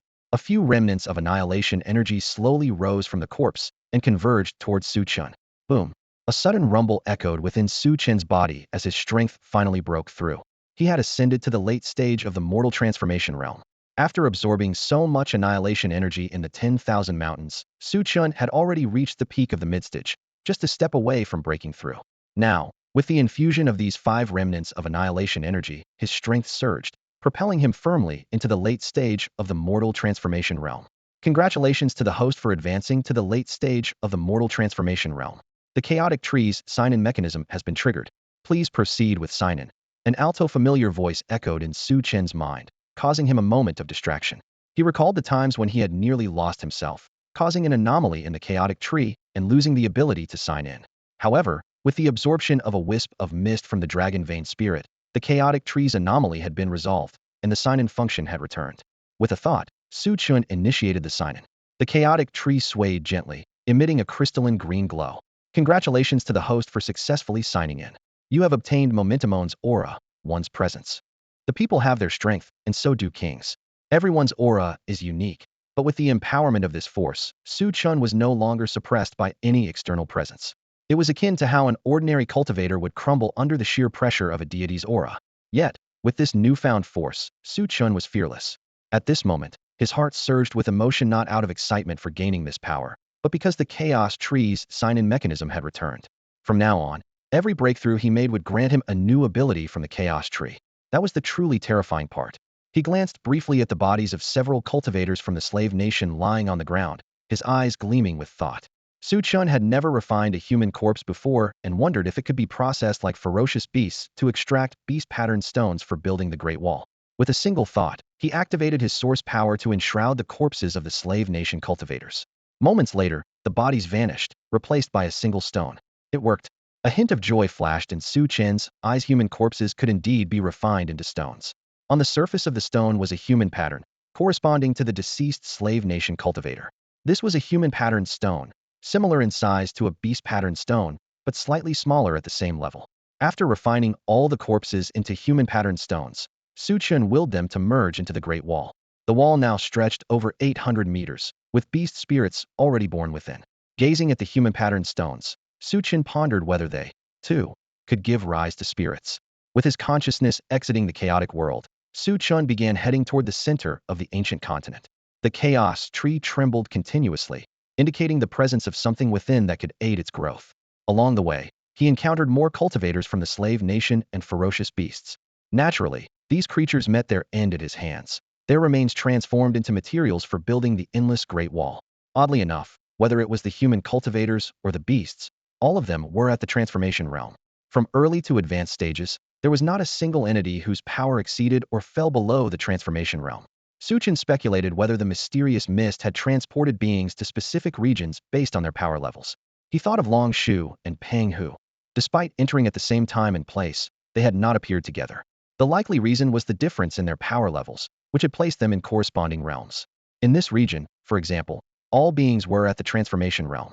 If this theory was correct, would he need to surpass the transformation realm to leave this place? Chen's expression darkened. If Long Shu, a Saint Realm expert, had also been transported here, did that mean there was a Saint Realm domain ahead? To reach the center of the ancient continent, he would likely need to achieve the Saint Realm. However, he was currently only at the transformation realm, with numerous major realms condensed essence, spirit transformation, mastery, sovereignty, and kinghood standing between him and the Saint Realm. The goal seemed impossibly far off. By the time he reached the heart of the ancient continent, who knew how much time would have passed. Quick, over there, catch him. Don't let him escape. The low roars of slave nation cultivators echoed, accompanied by the sound of the earth trembling, as if a beast horde was also charging in their direction. Clearly, Chen's earlier rampage, killing slave nation cultivators and beasts, had drawn the attention of others in this region. As he watched the overwhelming wave of slave nation cultivators and beasts surging toward him, Chen's gaze grew cold. It was they who had destroyed the great border fortress. It was they who had slaughtered countless loyal souls of Hashia. Though he had left position 111, this was still a battlefield. Chen's dormant blood began to boil, and his cold soul stirred restlessly. A tremendous force erupted from within him, and his expression twisted with fury. The king of Hashia stood tall, inviting all the foreign tribes to meet their end. Slay them. A thunderous roar echoed through the heavens and earth, as an overwhelming wave of battle intent surged like an unstoppable tide. Years of humiliation and suppressed rage erupted in this moment, transforming into boundless fighting spirit and murderous intent. It was like a volcanic eruption, a flood breaking through its barriers. Buzz. The void trembled as a colossal chaotic sword energy, spanning 10 meters, materialized. Slash. With Chen's commanding voice, the massive sword descended with a deafening crash, unleashing the might of chaos and showcasing the power of Hashia. The sharp sword energy surged like a tidal wave, obliterating everything in its path and crashing mercilessly into the crowd. Blood splattered, and anguished cries reverberated across the land, bearing witness to the ferocity of that strike. Is this the human king of Hashia? So powerful. The foreign invaders were struck with terror, their once fierce assault grinding to a halt as they felt the tremors of that devastating blow. In the name of the human king, I sentence you invaders to death. Chen's eyes shone with divine brilliance as he stretched out his arms, his fingers curling into a firm grip. With a sudden pull, a resounding crack echoed as the firmament tore apart, and 2 meteors broke free from the void's constraints, appearing at the apex of the sky. Starfall formation, meteor descent. As Chen's strength grew, so did his mastery of the starfall formation. Once, he could summon only a single meteor, but now, 2 descended with apocalyptic force. The moment the meteors tore through the spatial barrier, they plummeted at staggering speed, igniting fiery trails as they collided with the atmosphere. The deafening sonic booms shook the earth. Scatter! The cultivators of the vassal nation shouted in panic. The lethal aura emanating from the meteors was overwhelming, filling them with a visceral fear of death. They scattered in every direction, desperate to evade the impending impact. But the meteors fell too fast, offering no time to escape. Boom! The meteors struck the ground with earth-shattering force, causing the land to quake and mountains to sway. Violent shockwaves rippled outward like raging waves, snapping ancient trees and sending rocks flying in every direction. The destruction was indiscriminate. Even those who managed to evade the direct impact were pierced by the shrapnel of shattered stones, leaving them dead or gravely injured. The sheer ferocity of the attacks silenced the entire forest. All eyes turned to the young man standing tall on the high slope, his white robes billowing as he exuded an aura of solitary majesty. First, a sword, and then 2 meteors. Each strike was unparalleled in its dominance and devastation. Countless cultivators of the vassal nation lay dead, their screams of agony and the rain of blood a testament to the invincibility of this man. A creeping fear began to take root in the hearts of the invaders, causing their offensive to falter. Don't be afraid. No matter how strong he is, he's just one man, someone shouted, trying to rally their morale. Exactly. He may be powerful, but he's still just one person. There's so many of yous. If we wear him down, he'll fall. Besides, the beast horde is on its way. That's right. His strength is formidable, but his spiritual energy is finite. He can't last forever. We'll exhaust him with wave after wave. Who's going first? The sudden question left the cultivators dumbfounded. That was right, who would go first? Though they were all part of the vassal nation under the gods, there were still rivalries and conflicts of interest among the various factions. Chen's overwhelming display of power meant that whoever went first would undoubtedly face a brutal death. No one wanted to be the first to step forward. Allow me to make the choice for you. Chen's voice rang out coldly. Suddenly, the sky above was filled with countless small chaotic swords, densely packed, and numbering 108 in total, each radiating an aura of destruction. With a single gesture from Chen, the small chaotic swords trembled slightly before shooting out like arrows toward the cultivators of the slave nation. Now, having reached the high stage of the mortal transformation realm, he was absolutely invincible. The 108 streams of sword energy wove through the enemy ranks like serpents, leaving blood splattered everywhere in a scene of utter carnage. Lower and mid-stage cultivators were utterly defenseless against the chaotic sword energy, as the Tao they practiced was worlds apart from the profound intent of chaos. Any cultivator below the high stage of the mortal transformation realm couldn't withstand even 2 strikes. Watching their companions fall in droves, the cultivators of the slave nation were filled with terror. Who was this Hua Wang? How could he be so fearsome? His spiritual energy seemed inexhaustible. Even after unleashing 2 consecutive attacks, he could still summon a sword formation. Was he truly just at the mortal transformation realm? Don't fight him one by one. Everyone, attack together. I refuse to believe he can hold out against all of us. With a deep breath, the slave nation cultivators rekindled their fighting spirit and charged towards Su Chen on the high slope. Hua Wang, prepare to die. Streams of energy converged, their power multiplying exponentially. Yet Su Chen stood his ground, unmoving. You destroyed the borderlands that stretched for thousands of miles. Today, I will use your blood and bodies to rebuild it and honor the fallen souls. His star-like eyes shone with depth, divine radiance flowing from them, as the sound of shattering chains echoed through the void. Before the torrents of energy could reach him, invisible chains of order interwove before Su Chen, forming a massive net. The converging energy, resembling a giant sphere, failed to penetrate the net and instead rebounded. The slave nation cultivators were stunned. They couldn't see the chains of order. All they saw was the energy sphere abruptly reversing course a meter away from Su Chen. Fear gripped their hearts, but in the next moment, their combined energy sphere was redirected into their own ranks. It was a devastating collective strike, akin to the impact of a meteor. Screams filled the air as swathes of slave nation cultivators were annihilated, falling victim to their own attack. This was Su Chen's terrifying Dao technique, comprehended from the laws of order within the chaotic world reverse void chaos. Gazing upon the field of corpses, Su Chen shouted powerfully. With the blood and bodies of foreign invaders, build the Great Wall. Channeling his primordial energy, he enveloped the corpses. What was he doing? The slave nation cultivators felt an eerie force wrapping around their fallen comrades' bodies, a power that instinctively filled them with dread. Buzz. As the corpses trembled and emitted a low hum, human-patterned stones began to emerge. The slave nation cultivators felt their hair stand on end, their souls nearly fleeing their bodies. This Hua Wang was refining their comrades' corpses, turning them into stones. His earlier words about rebuilding the Great Wall of Hua using their foreign blood and Bodhiesh truly meant it. An overwhelming sense of horror and despair consumed them. Before this Hua Wang, even death offered no escape. He was a demon, the very embodiment of terror.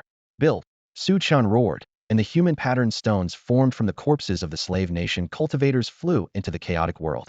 The clanging sounds echoed through the chaos as the length of the Great Wall rapidly grew. The great frontier of 10,000 miles had fallen, yet at this moment, it was reforged. A wall was built anew with the blood and bodies of invaders. This was Su Chen's self-imposed mission. The cultivators of the servant nation were filled with terror as they beheld the king of Hashia for the first time. His overwhelming dominance and ferocity were beyond anything they had imagined. His strength seemed utterly indomitable, and for a fleeting moment, they saw a glimpse of the Hashia of old. Back when the classic of mountains and seas was unsealed, gods and demons sought to enslave the nations of Blue Star. Under the onslaught of divine forces, every nation bowed in submission, every nation but Hashia. They had witnessed countless Hashia warriors charge fearlessly toward the invincible gods, sacrificing themselves in the face of certain death. Though their bodies fell, their unyielding spirit remained unbroken. At this moment, the cultivators of the servant nation saw the embodiment of that indomitable Hashia spirit, both in body and soul. He was the king of men, the young king, the king of Hashia. Suddenly, a deafening roar of beasts echoed in the distance. The beast horde had arrived. The eyes of the servant nation cultivators burned with fervor. The stronger Su Chen appeared, the greater his value in bargaining with the gods. They had to assist the beasts in taking him down today. Capturing the king of Hashia would be a monumental achievement, one that would surely earn them lavish rewards from the gods. Driven by greed, the cultivators cast aside their initial fear and reignited their fighting spirit. Yet this time, they did not charge forward but waited silently for the beasts to attack. The savage beasts, filled with bloodlust, lunged at Su Chen the moment they saw him. Su Chen roared, "You vile creatures! How dare you set your sights on the sacred land of Hashia? Who gave you the courage?" His aura surged like a storm, exploding with the momentum of a Kingan invincible force. With a single sword strike, chaotic energy tore through scales, hides, bones, and organs. Meanwhile, the small beast perched on Su Chen's shoulder, which had remained inactive until now, let out a low growl at the horde. Though it was no larger than a palm, it showed no fear of the massive beasts towering over it. After its growl, it leapt directly into the beast horde, defying the odds. Su Chen's eyes narrowed slightly. Ever since the small beast had left that ancient city deep within the 10,000 mountains, it seemed to have grown. Though he couldn't sense any energy fluctuations from its body, as if it were a void of chaos, he couldn't help but worry as it charged toward the horde. But in the next instant, his pupils contracted sharply. The small beast darted through the horde like a flash of white lightning, its every step landing squarely on a beast. Each creature it touched bled from its mouth and nose, collapsing to the ground with bloodshot eyes, its internal organs seemingly shattered by what appeared to be a gentle step. Impressive, Chen exclaimed, exhilarated. This was the first time he had seen the small beast in action, and its ferocity far exceeded his expectations. The beast turned to glance at him, its expression exuding a sense of pride. Chen chuckled and said, "Defying heaven itself, fight well, and I'll give you a new name." The moment the words left his mouth, the small beast seemed to explode with energy, wreaking havoc within the horde. Clearly, it was dissatisfied with the name Chen had given it, something he had long noticed whenever he called it defying heaven. It would completely ignore him. Is this what it means to be the king of men? Even the small beast at his side was this fierce. The cultivators of the servant nation stood in stunned silence, their gazes fixed on the palm-sized creature. The ferocious beasts couldn't even touch it before their internal organs were crushed by a single stomp, leaving them dead on the spot. It was overwhelmingly powerful. While the small beast fought fiercely, Chen directly activated his primal energy, instantly refining the corpses of the beasts and forging them into a great wall stretching for miles. Witnessing the seamless coordination between the man and the beast, the cultivators of the servant nation quickly abandoned any thoughts of continuing their attack on Chen and turned to flee. Flee? Did I say you could leave? In an instant, Chen condensed chaotic sword energy, but just as he was about to attack, a sudden and intense sense of mortal danger enveloped him. Without hesitation, Chen stepped half a meter sideways. Clang! The sound of metal clashing rang out as a rusty halberd pierced the spot where Chen had just stood, crashing toward the cultivators of the servant nation. The violent force shattered rocks, annihilating the remaining 100 or so elite cultivators in an instant, turning them into a rain of blood. The halberd trembled slightly, and the falling blood was drawn toward it, consumed entirely.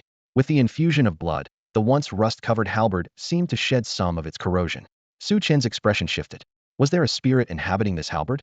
He couldn't sense anyone nearby, and the attack felt as though it had been initiated by the halberd itself.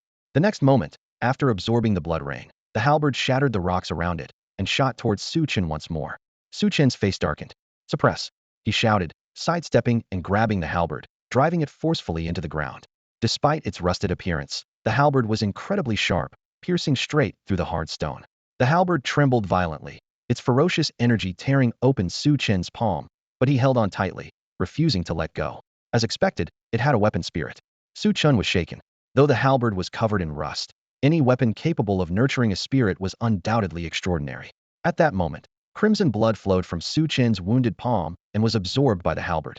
The halberd, which had been trembling intensely, gradually calmed down, and Chen felt an inexplicable sense of connection, as if the halberd now belonged to him.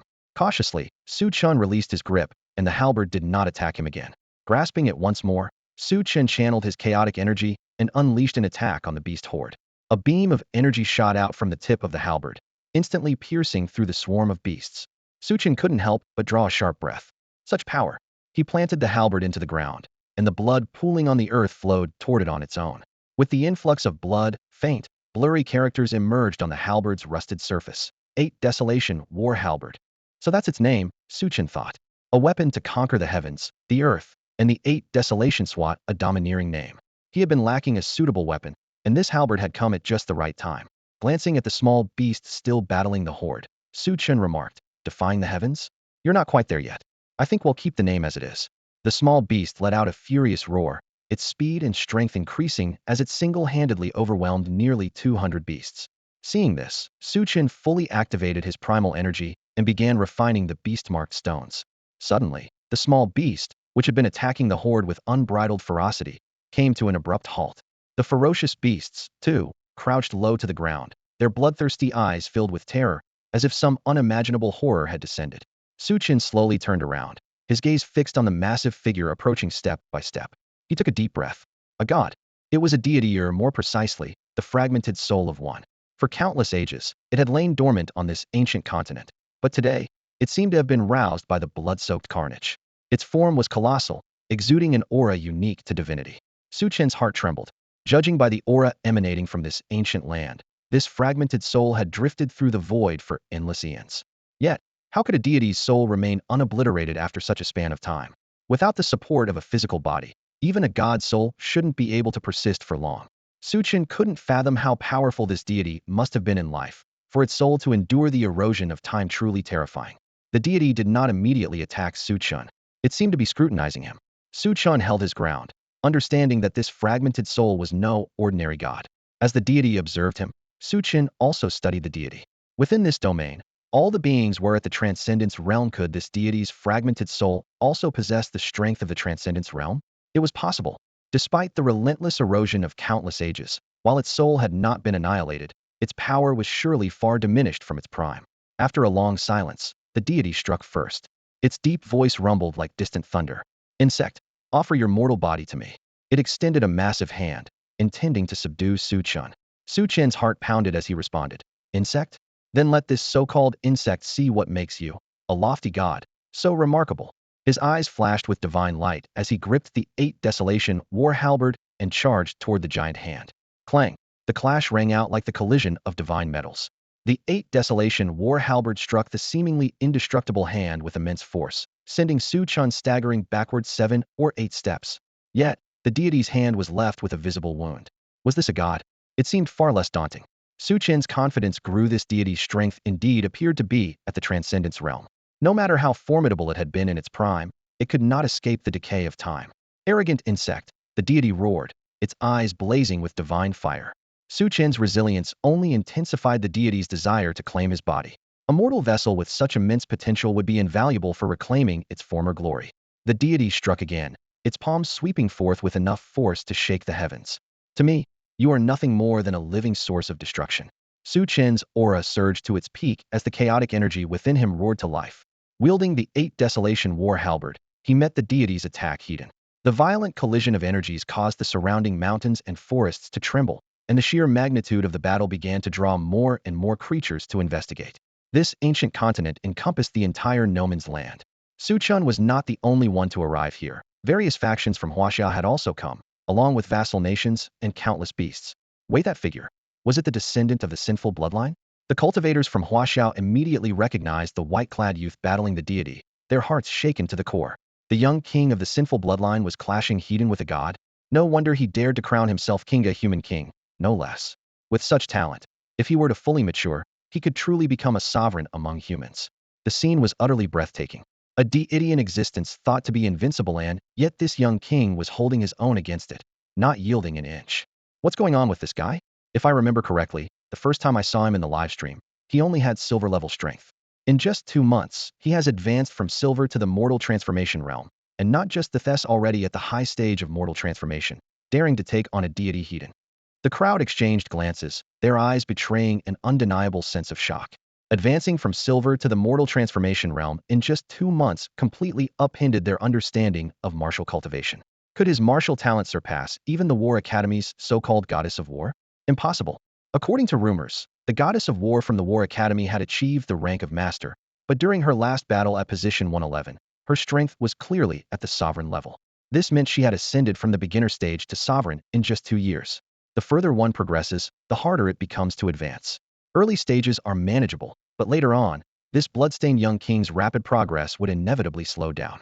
There was no way he could surpass the War Academy's goddess of war. Mu Li's martial talent was widely recognized as the strongest in the War Academy and even in all of Hashia. While this bloodstained young king was advancing quickly, it was still just the beginning. His future remained uncertain. Look over there, someone suddenly exclaimed. At that moment, the battle between Su Chen and the deity took a dramatic turn. The deity encased Su Chen in a cocoon of supreme soul energy, intending to completely consume him. After all, a deity was a deity unmatchable. Watching Su Chen's figure disappear, the crowd shook their heads, understanding in their hearts that no mortal could overcome a god. But in the next instant, clang, a sharp resonance shook the heavens and earth. The 8 Desolations, breaking all limits. Within the deity's soul cocoon, a beam of light shot skyward. The deity roared in agony, its voice echoing with pain. The soul cocoon shattered, and Su Chen emerged unscathed, his black eyes flashing like lightning, his white robes billowing in the wind. What? How is this possible? The distant onlookers were stunned. Su Chen had shattered the deity's lethal strike, not only breaking free from its confinement, but also injuring the divine being. You insolent ant, you shall die? The deity was enraged. Soul energy was incredibly precious, and Su Chen's attack had severely wounded him, forcing him to expend even more soul energy to recover. Unforgivable. The deity's eyes burned with divine flames as his hands formed a seal, materializing a spear forged entirely of soul energy. Insignificant ant, let this spear of judgment end your transgressions. Die. With a furious roar, the deity hurled the soul energy spear at Su Chen. It was the most powerful strike he could muster in his current state, meant to annihilate the one who dared to injure him. No one has the right to judge my sins. Su Chen's eyes blazed with divine light as he pushed his chaotic energy to its peak. Infusing the 8 Desolations battle halberd with his sword intent, he wielded it as both a halberd and a sword. Flash! With a thunderous shout, the spirit within the battle halberd seemed to awaken once more, unleashing an overwhelming surge of battle energy. Clang! The halberd clashed violently with the spear, and for a moment, the world seemed to freeze. Space itself paused, only to shatter in the next instant with a piercing scream. The 8 Desolations battle halberd obliterated the soul energy spear, leaving the deity grievously wounded and retreating in agony. So this is a god. Prepare to die? Su Chen hurled the 8 Desolations battle halberd with all his might, piercing straight through the deity's soul energy form. The divine flames in the deity's eyes dimmed sharply. Spare me, please. Spare me, young one. The deity fell to his knees before Su Chen, begging for mercy. He had endured countless ages, waiting for a new vessel to be reborn. Now that a living being had finally entered this ancient land, his chance had come. He didn't want to die, didn't want his endless years of waiting to be in vain. Su Chen's battle intent surged like a rainbow. With one hand behind his back, he pointed the 8 Desolations battle halberd at the deity. Who is weeping? It is the god, the once proud god. The entire world seemed to freeze in that moment. Everyone stood in stunned silence, witnessing a scene that shattered their understanding of reality. A god, once deemed invincible and the master of life and death, was now kneeling on the ground, begging for mercy, his face twisted in fear. Standing before him was a young man dressed in white, wielding a massive halberd, exuding an unparalleled aura of dominance. The overwhelming presence of a true king radiated from him, forcing even the divine to bow in submission. Was this the legendary human king of Hashia? He was breathtakingly magnificent. Even the female cultivators from the vassal states were momentarily lost in admiration for this extraordinary young man. With such talent, if he were to grow stronger, he would undoubtedly live up to the title of human king. Yet, he had slain the elder of the military affairs pavilion and was now branded a traitor. If he continued to rise, he could very well become a threat to Hashia itself. Amid the shock, some began to recall Su Chen's identity. Branded with the stigma of rebellion and now proclaiming himself king, his potential rise could unleash a catastrophe far worse than the one 15 years ago. Most of those present had come for personal gain, chasing after the so-called treasures and remnants of the old gods, whether out of greed or opposition. Su Chen's displayed talent left them both awestruck and deeply uneasy. Just then, the atmosphere shifted sharply. The god, still kneeling and pleading moments before, suddenly launched a ferocious attack. A soul-powered spear materialized and shot towards Su Chen with no warning, carrying the entirety of the god's soul energy in a deadly ambush. But Su Chen had been ready. His eyes flared with divine brilliance, and the 8 Desolation halberd in his hands trembled with a resonant hum as chaotic sword energy surged into it, bursting forth in a radiant explosion. 8 Desolation battle domain. The path of breaking limits suppress. Su Chen swung his arm, and it seemed as though he wasn't wielding just a halberd but the entire 8 Desolation world itself. With the power of chaos backing him, he smashed it down onto the soul-powered spear. Crack! The spear shattered instantly, and the divine flames in the god's eyes flickered, on the verge of extinguishing. Not giving the god a moment's respite, Su Chen poured all his chaotic energy into the 8 Desolation halberd. Boom! A beam of divine light erupted from the halberd's tip, piercing straight through the god's forehead. The god had fallen. Chaos surged as the sacred tree of chaos trembled, absorbing every ounce of the god's soul energy. Perhaps this deity had existed for far too long, and its soul energy had been nearly depleted. The resulting extinction essence wasn't as overwhelming as that of a living god. Even so, it was enough for the chaos tree to produce 30 chaos god leaves in one go. The only regret was that the god lacked a physical body, making it impossible to use as material for the construction of the Great Wall. Having personally slain the god, Su Chen's own strength was baptized by the extinction essence, propelling him closer to the condensed core realm. Su Chen turned to face the onlookers, a mix of cultivators from the vassal states and those from Hashia. With just one cold glance, everyone instinctively took a step back, intimidated by the sheer power he had displayed in slaying a god. His gaze locked onto the Hashia cultivators, and he asked in a chilling tone, "Don't you claim to be patriots? The enemies from the vassal states are standing right next to you. Why aren't you taking action?" The Hashia cultivators' expressions shifted, unable to muster a response. Clang! Su Chen pulled the 8 Desolation halberd from the ground, swinging it with immense force. A blinding beam of divine light shot forth, slicing through one of the vassal state cultivators who failed to dodge in time, severing him in two. The human king of Waxaihe's unstoppable. Run. The cultivators from the servant nation looked terrified and furious, but above all, deeply anxious. This Hashia man, Chen, was no ordinary figure. He had even managed to slay deities. They were no match for him, and fleeing for their lives was their only priority. As the cultivators of the servant nation scattered in panic, the cultivators from Hashia wore grim expressions, caught in a dilemma. Neither staying nor leaving felt like the right choice. Chen observed them calmly, yet the Hashia cultivators felt an invisible sense of impending danger. Humph, what does it matter to you whether we contributed or not? One of the cultivators couldn't help but sneer, breaking the tense silence. Chen smiled faintly. Oh, it doesn't matter. You can criticize me, insult me as you wish, and even demand the execution of my brothers before the masses, he said, his voice growing louder with each word until the final sentence was nearly a roar. Sin blood, who gave you the audacity to use such a name? You kneel. The thunderous roar exploded like a storm, and the overwhelming presence of the human king descended like a crushing mountain, slamming down on the Hashia cultivators. With a resounding thud, their knees hit the ground heavily. Overwhelmed and unable to resist, they found themselves forced into submission, frozen in shock as they stared at their kneeling forms. For a brief moment, they were dazed, but anger quickly surged in their hearts. You insolent wretch! How dare you, a descendant of sin blood, make us kneel? One of them shouted, but before he could finish, Chen's 8 desolation halberd swept out with immense force. The violent strike sent them flying, their blood painting the sky. The strike was precise, severely injuring over 30 cultivators without killing a single one.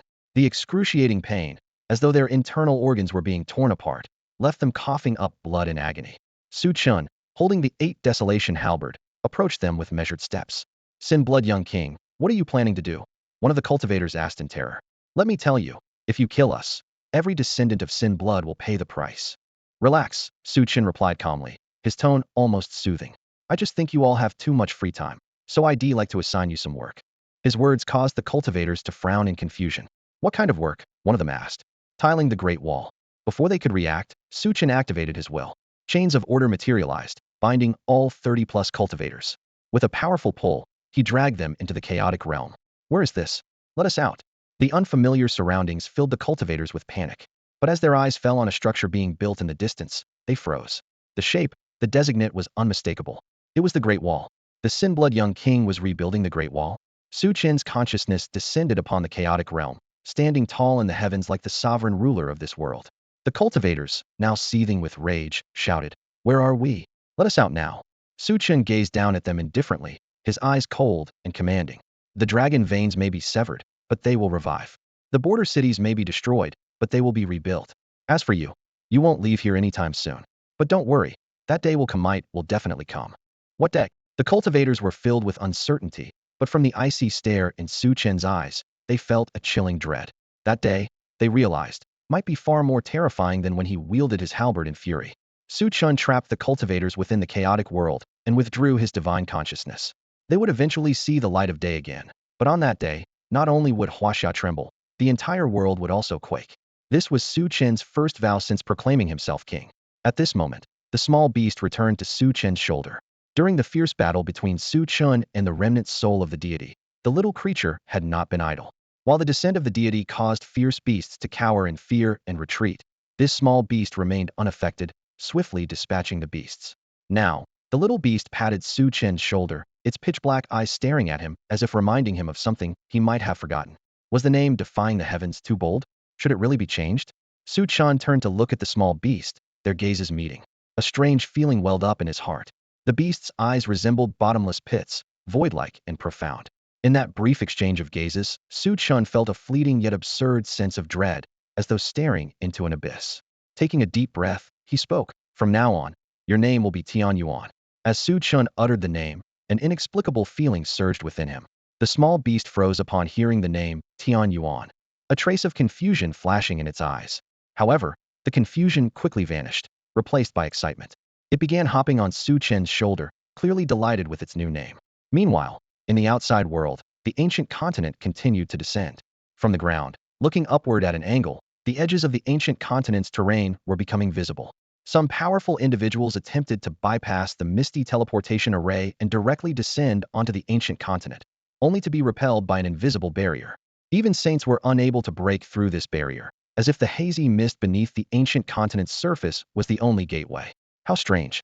So many people have gone in, yet I can't see a single soul from here, a cultivator muttered as they hovered in the air, surveying the ancient continent. While they could observe the landscape, no signs of humans or beasts were visible. Someone remarked, "This barrier is peculiar. The terrain we see might not even be real." Despite witnessing numerous people entering, no trace of them could be found, suggesting that the true scenery within was obscured. Just then, the heavens trembled violently, and a massive stone stele appeared above the ancient continent, towering hundreds of feet high. Its emergence brought an overwhelming pressure that forced all airborne cultivators to crash heavily to the ground, as if flight was forbidden in its presence. Faces turned pale with shock. The aura emanating from the stone stele was even more oppressive than that of a deity, making it difficult for them to breathe. "Look, there's writing on the stele," someone exclaimed, drawing everyone's attention to it. Ancient, imposing characters began to surface on the stele, causing those who saw them to widen their eyes in shock. The inscription read, "The deity Kinos has fallen. Slayer human king of Hashia." Below this was a smaller annotation, detailing the state of Kinos at the time of his demise, a wisp of a remnant soul, peak of the mortal transformation realm. The massive stone stele stood like a journal of the ancient continent, chronicling endless secrets. Major events were recorded in history. As people read the descriptions written in ancient characters, an audible gasp swept through the crowd.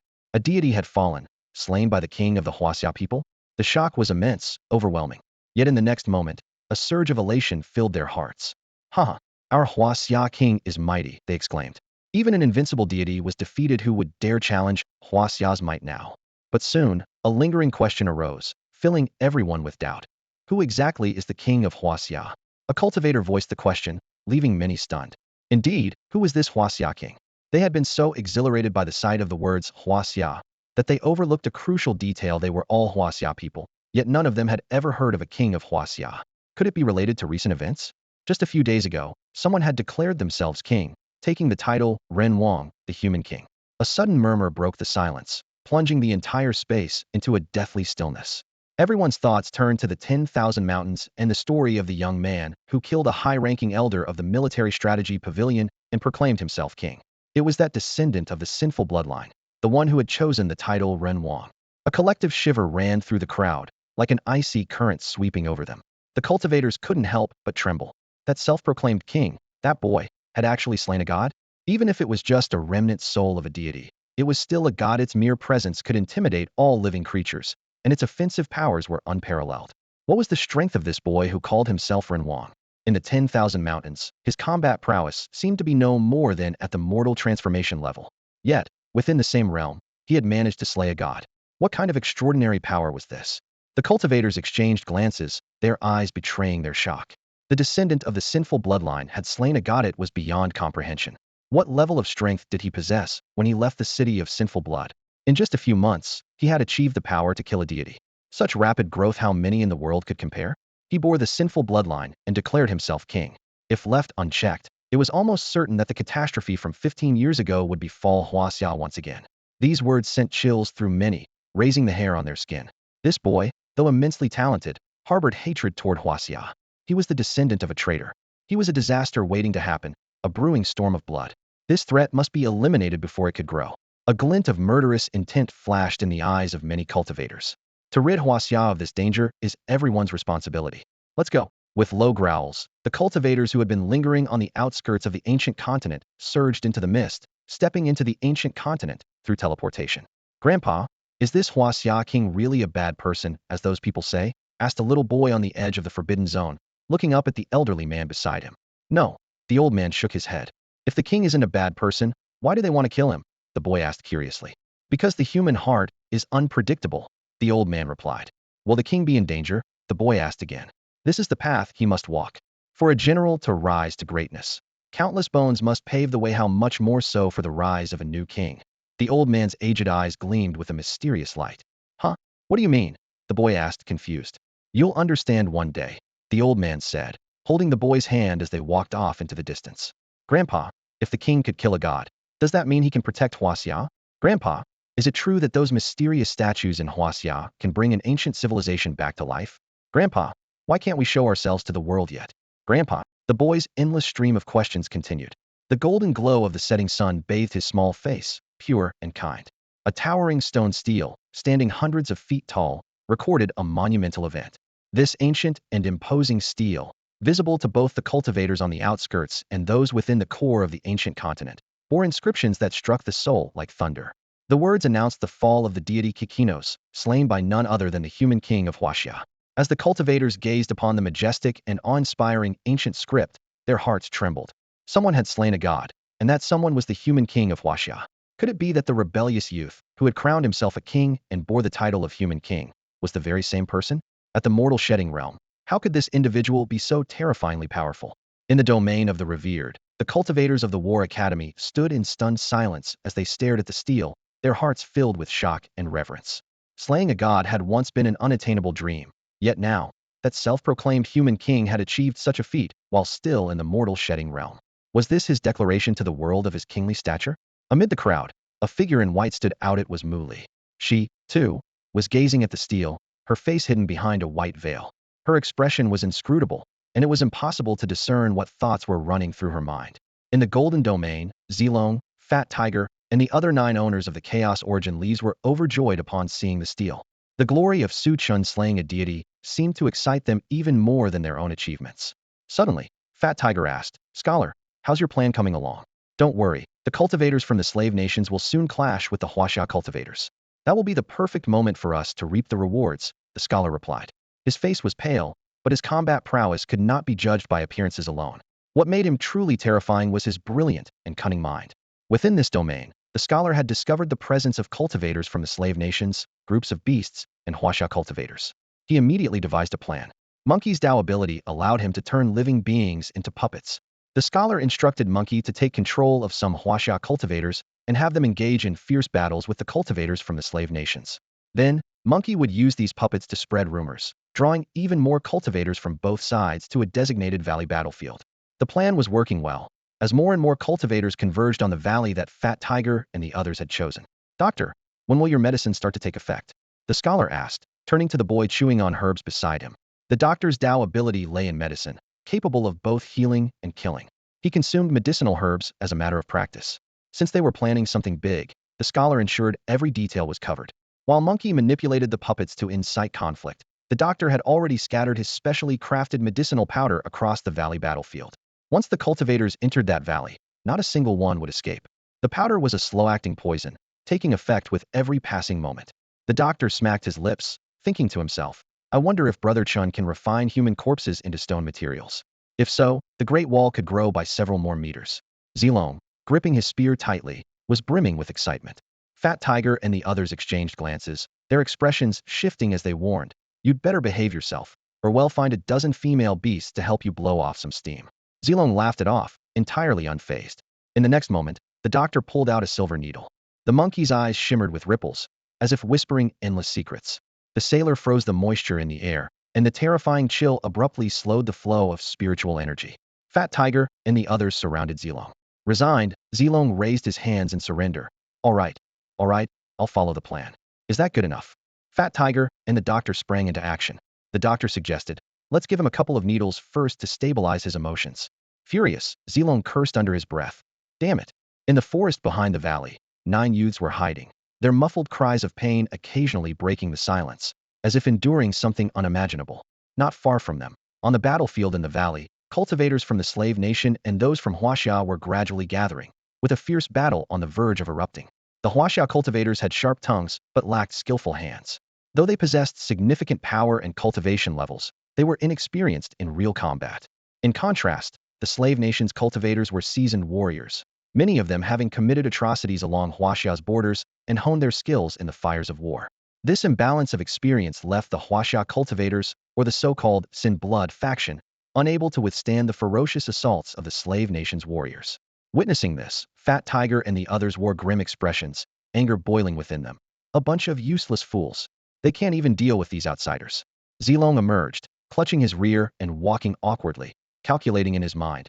It should be about time. Their intense movements should accelerate the effects of the drug. Those slave nation cultivators probably can't hold out much longer.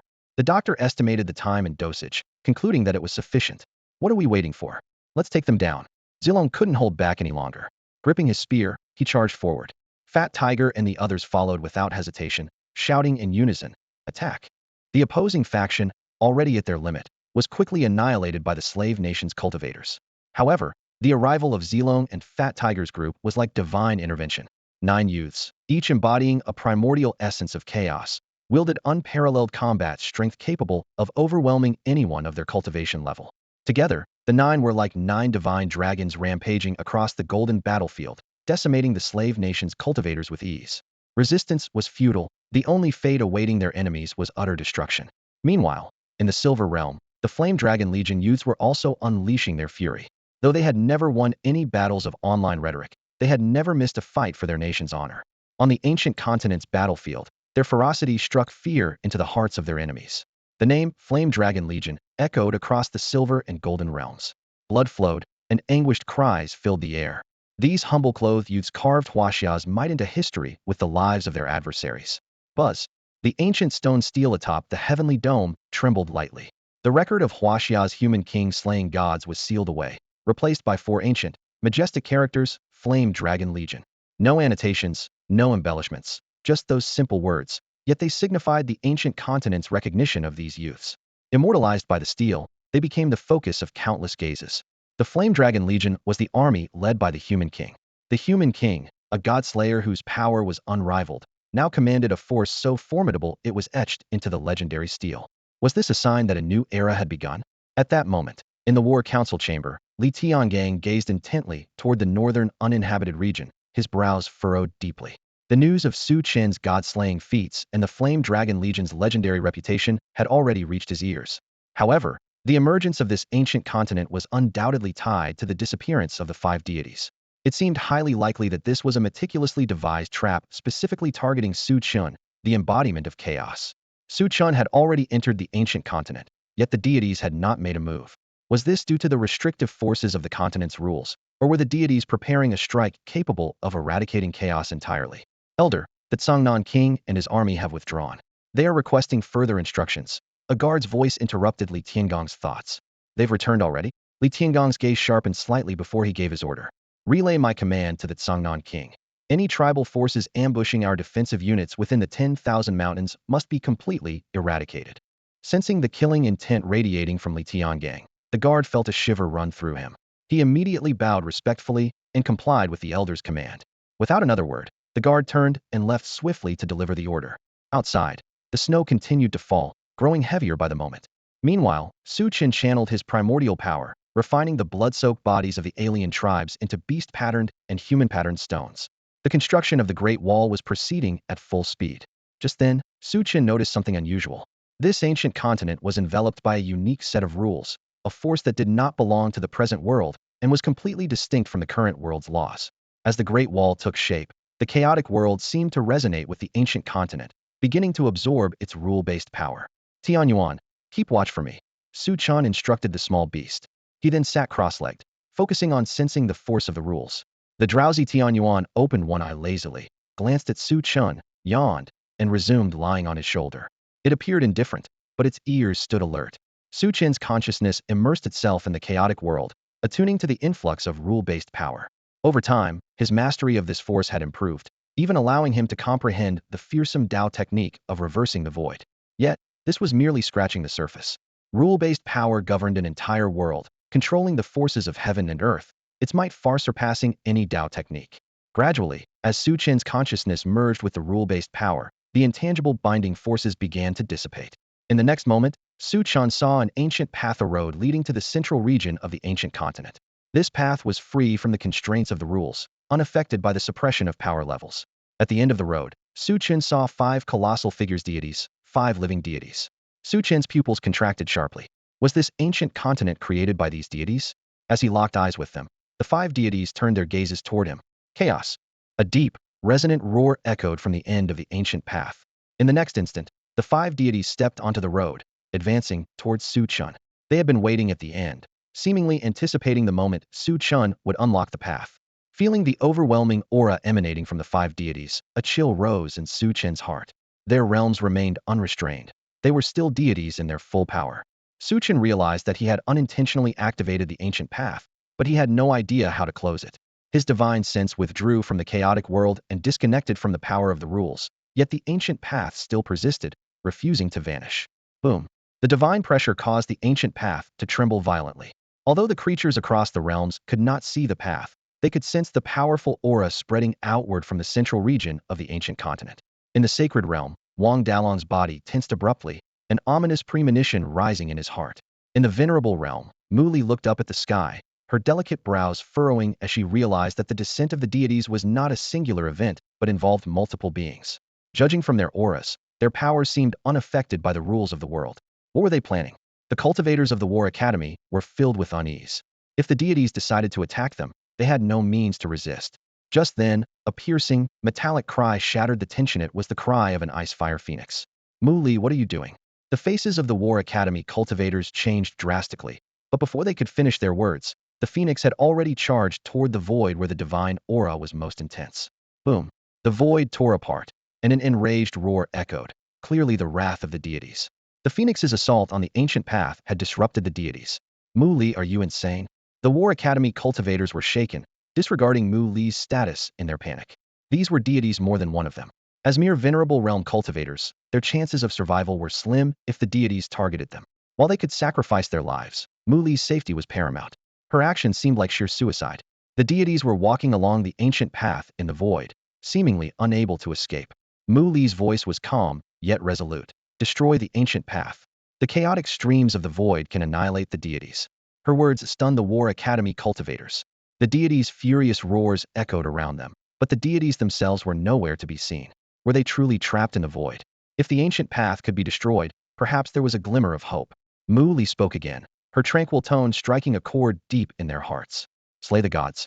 The path of martial arts has always been a defiance of the heavens. What cultivator doesn't dream of defying the heavens and slaying the gods? Yet the overwhelming power of the deities had always deterred them, fear shackling their hearts. But Muli's determination, her calm mention of slaying the gods, seemed to embody the true spirit of a strong heart in the pursuit of ultimate power. Taking a deep breath, the War Academy cultivators let out a unified roar. Fight! If even they did not dare to strike at the deities, how many cultivators in Hashia would stand up to challenge divine authority? The War Academy had nurtured generation after generation of loyal protectors of the nation, and this generation would not falter. The cultivators unleashed their most powerful techniques, sending out waves of energy. Though they could not see the ancient path, they followed Muli's direction to attack. The external impact caused significant damage to the path, with cracks even beginning to appear. The deities were enraged. If the ancient path collapsed within the void, they would be mercilessly obliterated by the chaotic streams. Despite their overwhelming killing intent, the deities were unable to tear through the void imbued with the power of the rules, and could only charge along the ancient path. Their primary target was Chen. Witnessing the scene, Chen's eyes burned with intense light. While the ancient path could not be closed, the growing cracks indicated that it could be destroyed. Gods, have you ever felt despair? Clang! The 8 Desolation war halberd struck the ancient path with a thunderous crash, the deafening sound accompanied by a powerful backlash that caused Chen to stagger back 2 steps. Yet, when he looked at the ancient path again, it remained completely unscathed, as if untouched. Chen frowned deeply. The cracks that had appeared on the surface of the path seemed to suggest it could be destroyed, but his attack had failed to inflict any damage. Was his strength insufficient? His heart tightened as he immediately channeled the power of chaos, merging chaotic sword intent into the 8 Desolation war halberd, and unleashed a full-force strike. The ancient path trembled slightly, but remained intact. Even when the venerated cultivators of the War Academy joined forces to attack, they only managed to leave faint cracks on the path. Chen's transcendence realm strength was far from enough to shake it. As the 5 deities charged forward, Chen's expression grew increasingly grim. Their target was clearly the transcendence domain. The deities, progressing through stages from saint, monarch, venerable, grandmaster, spirit transformation, to origin condensation, had never revealed themselves until now, leading the cultivators of various domains to associate them with the transcendence domain. That domain was home to the king of Hashia, and it was suspected that the king of Hashia had slain the remnant soul of a deity, drawing the attention of other deities. The king of Hashia was finished. No matter how extraordinary his talent, he was ultimately just at the transcendence realm. The aura emanating from the deities suggested that they were unaffected by the power of rules. With a mere flick of a finger, they could effortlessly crush the king of Hashia. At this moment, it wasn't just the cultivators from the slave nation who were gloating. Even those from opposing factions wore smug smiles. The terrifying martial talent Chen had displayed would undoubtedly make him a pillar of Hashia if left to grow. But now, with the deities intervening, any potential threat would be extinguished in its infancy. The cultivators of the War Academy furrowed their brows. When the deities bypassed the other domains, they had vaguely suspected that Chen might be their target. And now, their suspicions were confirmed. That man possessed a monstrous martial talent, leaving him unchecked could have dire consequences. What should they do? That guy killed a Grand Elder of the War Bureau. He's a traitor, someone said, sparking immediate rebuttals from others. A traitor? What defines a traitor? Betraying people or betraying the nation? He grew up in the city of sinful blood, and perhaps he does have a rebellious streak. But I've never seen him do anything to harm his country. All I've seen are those young warriors slaying foreign invaders and even deities. No matter his character, he still considers himself Hashia. He's protecting this nation. As long as he defends the country, he's our ally. As for the War Bureau, our War Academy has been drifting further apart from Themdit. You see that?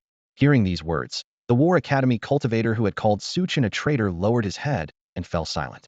Muli, can you still sense that ancient path? The War Academy cultivators asked. However, due to the obstruction of the rules, they couldn't enter the Transcendence domain and could only attack the ancient path. Muli frowned and shook her head. When the deity passed by earlier, she sensed the ancient path through its aura. However, now that the deity has left the skies above the realm of the exalted, their attacks on the same location yield no results. It seems the ancient path only truly exists when the deity is present. Without even the faintest trace of the deity's aura, it appears that the ancient path can only be perceived in the domain where the deity manifests. Seeing Mu Li shake her head, the cultivators from the War Academy sighed helplessly. If even Mu Li couldn't sense the ancient path, they were at a loss. Perhaps this was simply that person's fate. At this moment, 5 deities stood still on the ancient path above the mortal transformation realm, the exit just within reach, yet they did not take another step forward. Suddenly, a small, fluffy white beast appeared on the ancient path between Chen and the deities, blocking their way. One of the deities murmured, sensing the aura of the abyss emanating from the little beast, their eyes betraying an uncharacteristic fear, like the dread one feels when staring into the depths of an abyss. The beast growled lowly at the deities, as if warning them not to come closer. One of the deities extended a massive hand, attempting to seize the beast, a hand like the judgment of the heavens itself, brimming with boundless power. The little beast's fur bristled as it darted behind Chen, refusing to come out again.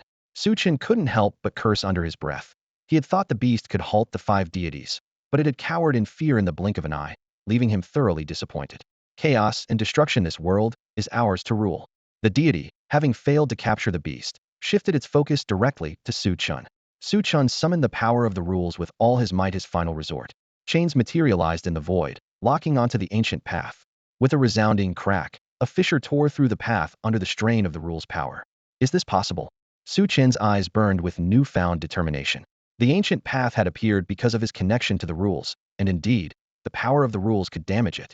Sensing danger, the deities immediately tried to rush off the ancient path. Chen let out a cold laugh. Arrogant gods, remember this in your next life. Hashia will not be trampled upon. The chains shattered as the power of the rules transformed into spears that pierced through the ancient path. With a fierce pull, the path collapsed with a deafening roar. The deities cried out in alarm. Their way forward severed, they retreated at full speed, attempting to escape through the other end before the path completely disintegrated. The onlookers were stunned. Was the human king of Hashia actually pursuing deities? How could this be? How could a cultivator from the mortal transformation realm stand against deities? A thunderous noise reverberated through the void, the heavens trembling violently, as if something monumental had crumbled. In the name of the gods, I command all cultivators of the realms to annihilate the human king of Hashia. A piercing roar echoed through the void, the deity's final cry. In the next instant, a torrential rain of blood poured down, and the power of the rules in the skies above the ancient continent rapidly dissipated. All living beings were now free from the constraints of the realms. As the countless droplets of blood rain fell from the sky, all the cultivators stood frozen in shock. A god had fallen? Buzz. The ancient stone tablet hovering above the old continent trembled once more. Everyone's hearts tightened instantly, dreading the revelation of a truth they didn't wish to face. God Sung Tu Jij fallen. God Loki Miller fallen. God Jackham fallen. God Grey Kid fallen. God Hai Ao Lag fallen. Slayer the king of Hashia. Hiss. All the cultivators gasped sharply and slowly closed their eyes, unable to bear the sight of the chilling record. 5 gods, 5 entire gods had been slain by a cultivator in the transition realm. The transition realm, it was merely the transition realm. There was an insurmountable gap between it and the realm of gods. How could he have possibly slain gods without their power being suppressed? And yet, the stone tablet, the chronicle of this ancient continent, could not be wrong. It clearly recorded the slayer, the king of Hashia. With the strength of the transition realm, He had killed 5 gods. Both the cultivators of the slave nation and those of Hashia tensed at this moment, their hearts unable to find peace. That king of Hashia, could he truly be invincible? If even gods could not match his might, what was the point of attacking Hashia? Some cultivators from the slave nation murmured in fear, their minds filled with dread. They were truly terrified. With such a king of Hashia standing guard, who could possibly breach Huashia's defenses? And even if they did, wouldn't they face the king's judgment? After waging war against Hashia for so many years, this was the first time they felt the urge to retreat. It seemed he had successfully shattered the ancient path, and those gods had failed to escape the chaotic void currents that claimed their lives. Though it was the chaotic void currents that killed the gods, there was no denying his overwhelming strength. The cultivators of the War Academy stared blankly at the grand words etched on the stone tablet. The 4 characters of King of Hashia shone with unparalleled brilliance. Muli also gazed at the same words, her expression remaining calm and unreadable, leaving others unable to discern her thoughts. Chen sat cross-legged on the ground. The ancient void path had shattered, and the space had closed. Although Chen hadn't obtained the blood-filled corpse of a god, in the final moment before the space sealed, the chaos tree absorbed a trace of the extinction source power. Even though it was only a small fragment of the energy, it brought about a significant transformation in Chen's body. The extinction source power, birthed from living gods, was unimaginably terrifying. Threads of this power coursed through Chen's flesh, tempering his meridians. The spiritual energy within his meridians began to transform into liquid. Gas turning into liquid. The increase in capacity also meant a surge in power. Condensing essence. This was the realm beyond the transition realm. By condensing gaseous spiritual energy into spirit essence, one's offensive power would skyrocket. Boom! A thunderous sound erupted within Chen's body, and his aura surged dramatically. Congratulations, host. Your strength has advanced to the condensing essence realm, triggering the chaos tree's sign-in mechanism. Please proceed to sign in. The familiar voice echoed in Chen's mind, stirring his emotions. Without hesitation, he signed in. The chaos tree swayed, emitting a crystalline green glow. Congratulations, host. Sign-in successful. The Darking Soul has been activated. Chen's eyebrows furrowed slightly. The Darking Soul? This time, the sign-in provided no explanation about what the Darking Soul was. Chen felt puzzled. This time, the change was an activation rather than the usual acquisition. He seemed unable to sense the presence of the soul of Darkin, leaving him with a heavy heart full of doubts. However, when his consciousness touched the chaos tree, his expression changed dramatically. At that moment, he noticed that the blood-red patterns on the trunk of the chaos tree had grown significantly. Against the backdrop of the tree's vibrant green, a strange red glow emanated, adding an eerie touch. Chinga, a voice interrupted his thoughts as Pang Hu, Zilong, and the others appeared in his line of sight. Before the gods fell, they had shattered their blood bodies with divine power, scattering a torrential rain of blood that dissolved the barrier over the ancient continent. Now, with the rules dissipated, various realms had merged into one. Pang Hu and the others, through their connection to the chaos tree via the chaos leaves, had quickly located Chen. How did you get here so fast? Chen asked in surprise. Although the realms had merged, the vastness of the ancient continent still made the journey a lengthy one. Hee, Chinga, before the rules vanished, we successfully stepped into the Transcendence realm and were directly transported to this domain, conveniently close to you, Zilong explained.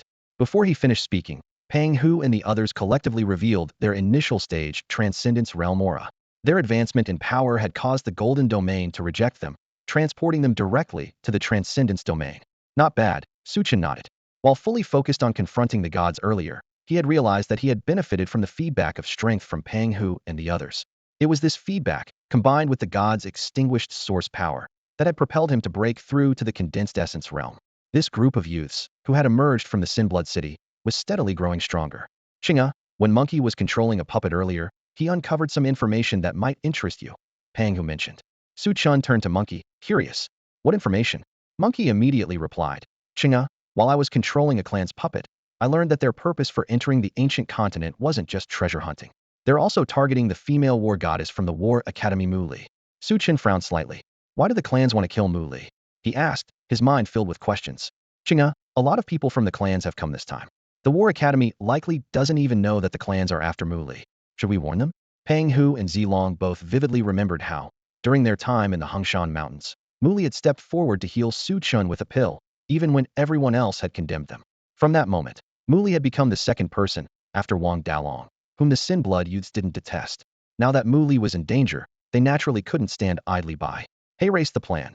You all leave first, and he'll go find the cultivators from the War Academy to warn them about the clan's intentions, Monkey suggested. Everyone had heard the gods' decree before their fall, ordering the cultivators of the vassal nations to hunt down the human king of Hashia. With the restrictions of the rules now gone, any powerful enemy could appear before Chen at any moment. Staying here any longer was dangerous, so Monkey decided to handle the warning himself. Yeah, Chinga, take the brothers and leave first. He'll go with Monkey, Pang Hu and Zilong said almost simultaneously. Chen glanced at them. My life isn't that precious, and besides, Uncle Long is here too. Not to mention, the item the chaos tree needs is still deep within the ancient continent. How could I leave so easily? He paused before adding, Pang Hu, Zilong, you two go find the other brothers. Monkey and I will handle the War Academy. Chinga watching Chen walk off into the distance. Pang Hu and Zilong couldn't help but sigh. Chinga was so proactive. This ancient continent resembled a battlefield, its scars of war becoming increasingly evident the deeper one ventured. Towering mountains were cleaved in half, majestic peaks split vertically into two.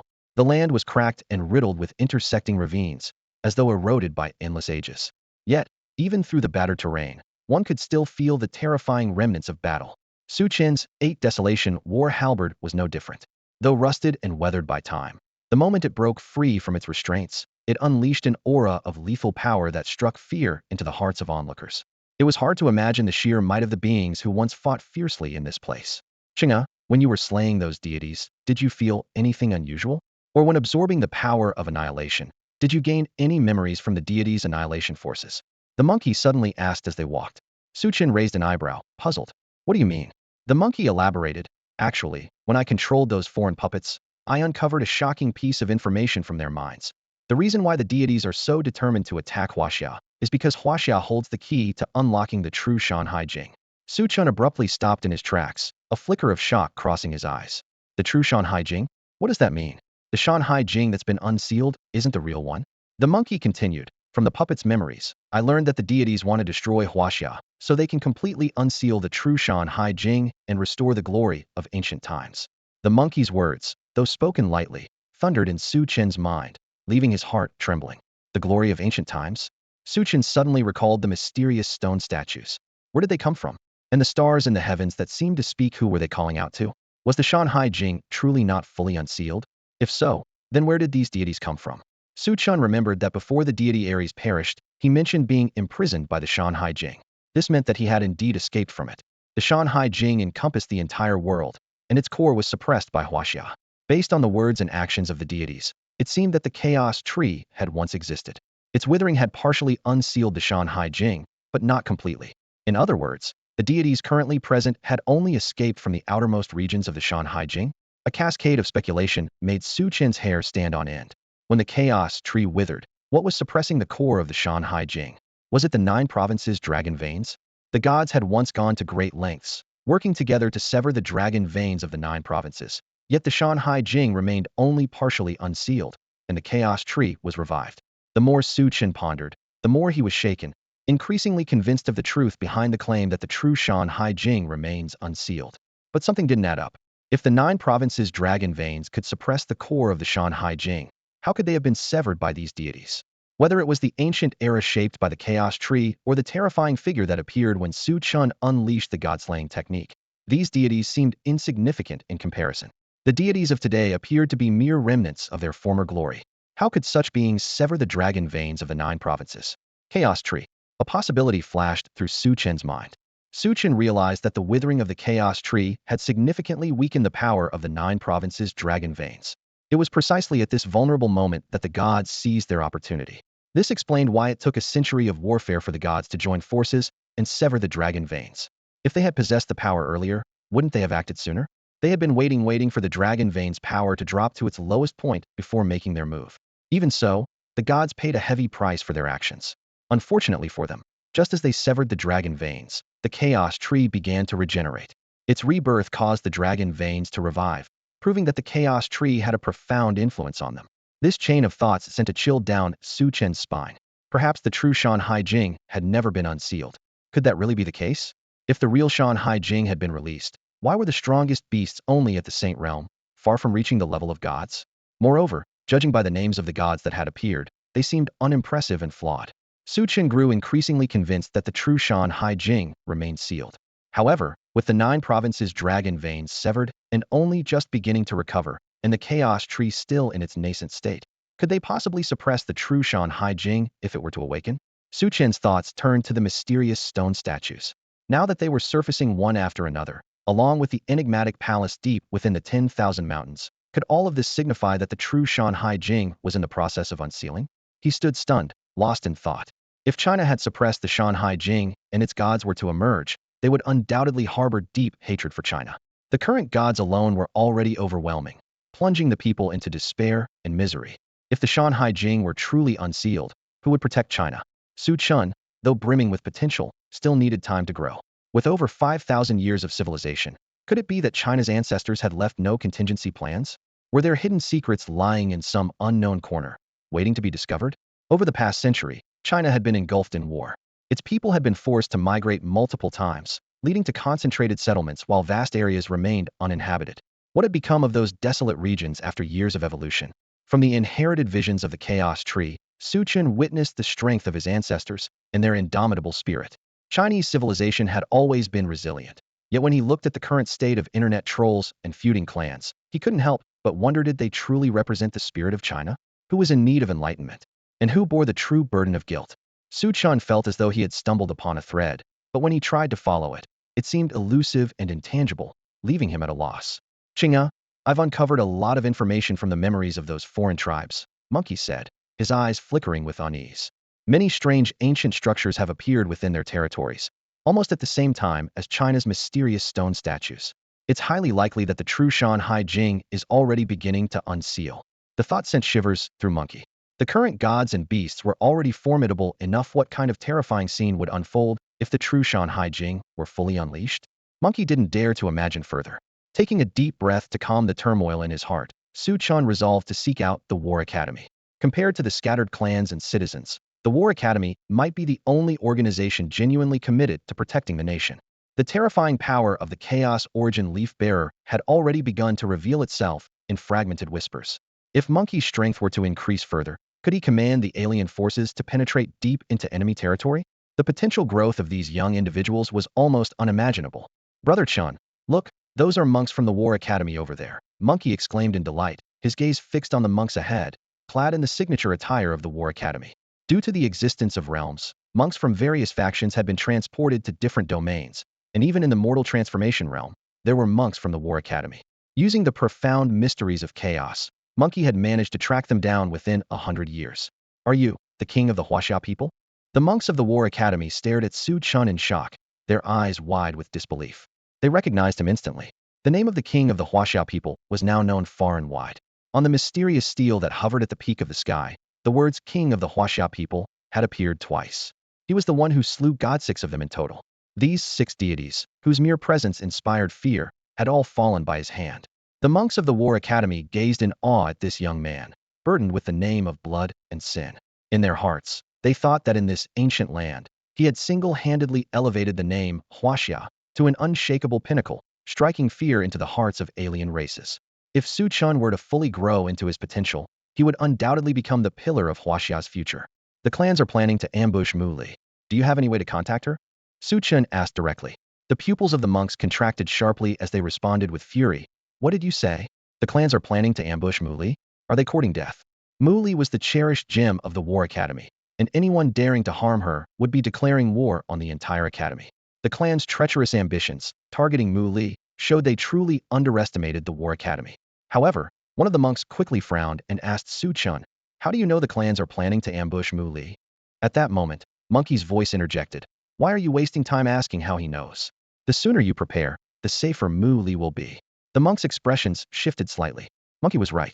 Regardless of whether Su Chen's claim was true or not, informing Mu Li and the other War Academy elites to stay vigilant was the wisest course of action. Better safe than sorry. If the clans were indeed planning an ambush, they could minimize the danger. The monks exchanged glances and nodded in unison. One of them took out a piece of talisman paper, wrote the words, "Beware of the clans," and then activated their spiritual energy to burn the paper. After completing the ritual, the monks finally seemed to relax a little. Both Monkey and Su Chen watched the scene with astonishment. This talisman paper could transmit messages over vast distances. Despite the advancement of modern technology, communication was often hindered by disruptions caused by spiritual energy surges. The ancient realm's foundational rules prevented signals from penetrating through domains, which was why most monks rarely carried technological communication devices. This talisman paper, however, was remarkably unique. Noticing the surprise on Su Chun and the monkeys' faces, one of the cultivators from the War Academy explained, "Every cultivator has their own path. The War Academy has a rune master, and these talisman papers are all his creations."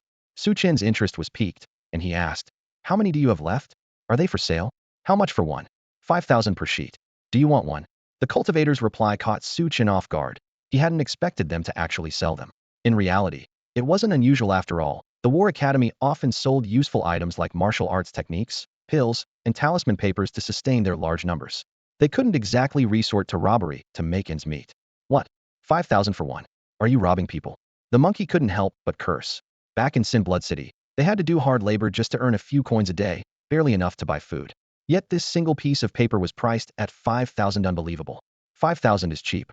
On the black market, a talisman like this goes for at least 10,000. Take it or leave it. One of the cultivators responded coldly, turning to leave. Wait.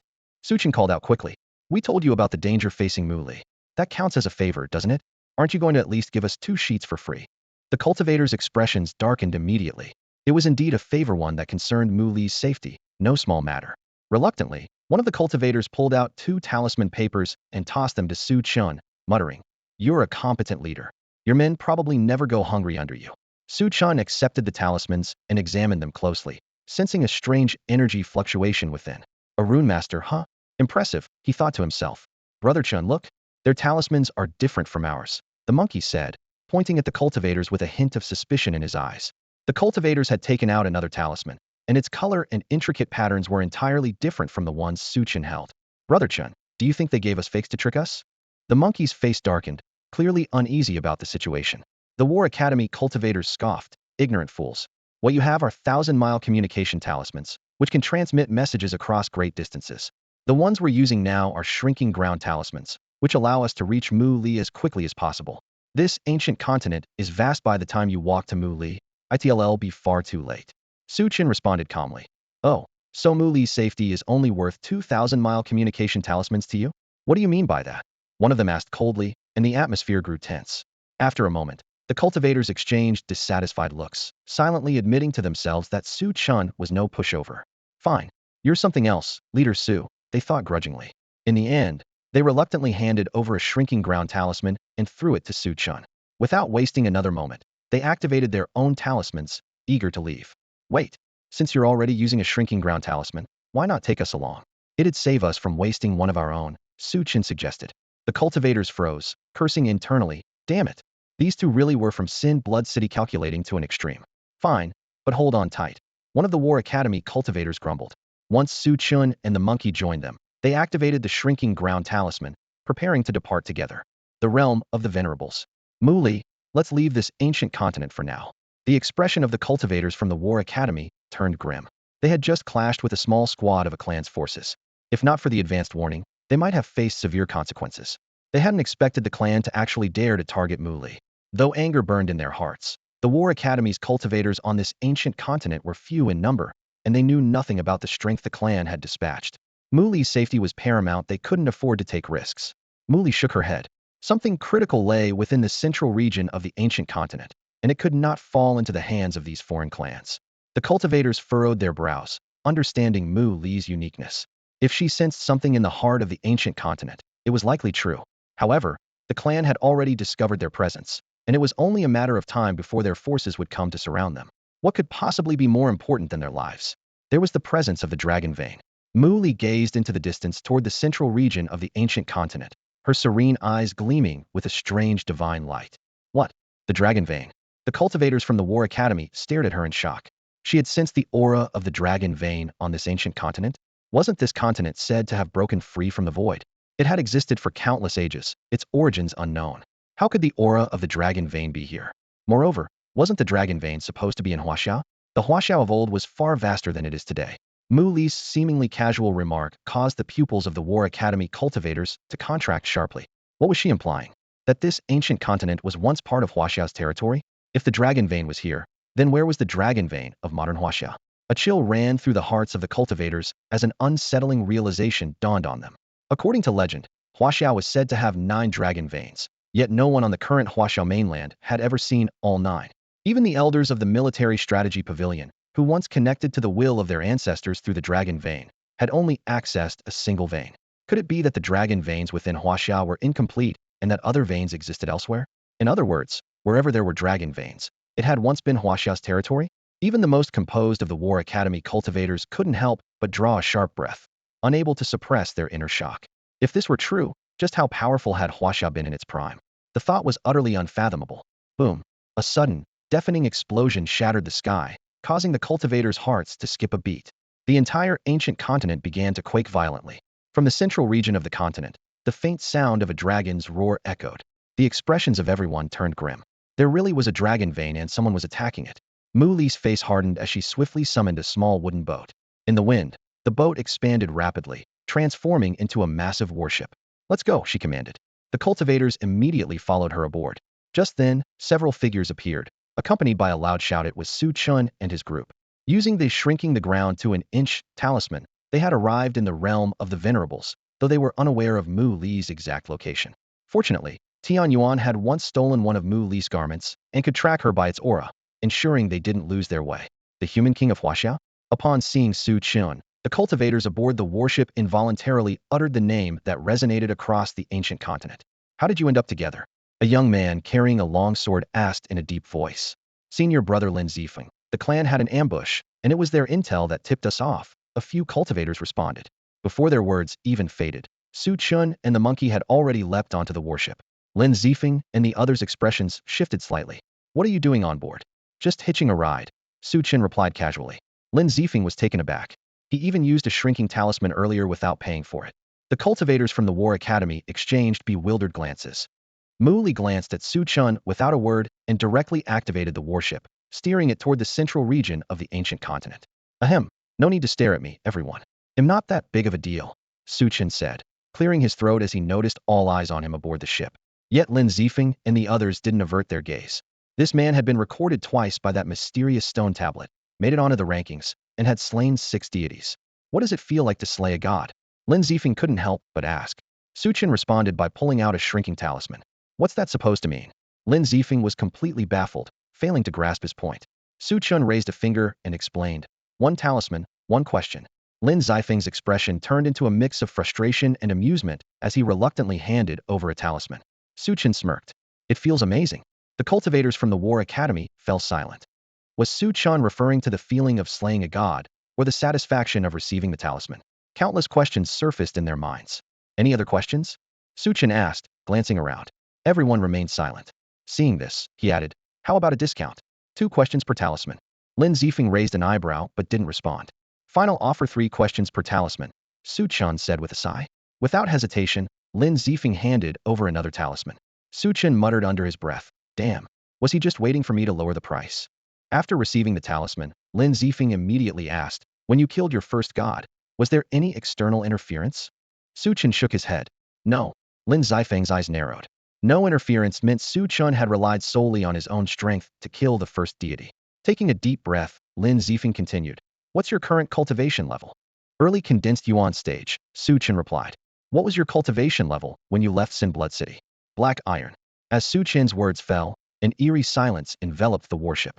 Lin Zifeng stared at Chen in shock. How long had it been since this guy left Sin Blood City? Yet he had skyrocketed from black iron to the condensed yuan stage. What kind of monstrous growth rate was this? Almost instinctively, their gazes shifted to the graceful figure at the bow of the ship. Mu Li had taken 2 years to ascend from the initial stage to the revered stage. But how long would it take Chen? By all logic, trapped in Sin Blood City, there shouldn't have been anyone to guide his cultivation. Had he reached this level purely on his own? And not just him, his Yanlong Legion, recorded by the stone tablet hovering above the ancient continent, was proof of their extraordinary prowess. These youths, imprisoned in Sin Blood City for 15 years, what kind of monsters were they? The king of China. In that moment of daze, Lin Zifeng and the others felt as though they were witnessing the rise of a new kingdom man carving his path to the pinnacle, step by step. The warship flew at an astonishing speed, and in the blink of an eye, it reached the central region of the ancient continent. There stood a towering peak that pierced the clouds, leaving everyone in awe. Atop the mountain rested a coiled dragon. Though it was merely a stone statue, it exuded an intimidating aura that subdued all beasts. However, at this moment, The dragon was under attack by a swarm of crows. The crows surged like a dark tide, countless in number, numbering in the tens of thousands. They crazily crashed into the mountainside, shattering themselves with immense force, their remains turning into a bloody rain. The vegetation on the mountain withered instantly upon contact with the blood, as if corroded. The crows' intent was clear: they were trying to pollute the dragon vein and destroy it. Lin Zifeng and the others immediately realized the crow's purpose and felt a growing unease. It's Uncle Long. Su Chen's pupils contracted sharply as his gaze locked on his several figures at the base of the coiled dragon peak. At the foot of the mountain, a faintly visible ancient stone gate stood, before which two figures were resisting the attacks of three white-winged black crows. Wang Dalong and the second elder of the War Academy were fiercely holding their ground. These three white-winged black crows were no ordinary creatures. Each was 10 meters in size, radiating a monstrous aura. Their wings were frost white, while their bodies were jet black, giving them an eerie appearance. A chill ran through the group. These demon saints seemed to be the ancient inhabitants of the continent. Could it be that they had been released when the seals were broken? Attack! Su Chen roared, unleashing 300 streams of chaotic sword energy, forming a massive dragon of sword energy that slashed through the swarm of crows. Mu Li formed hand seals, summoning an ice-fire phoenix.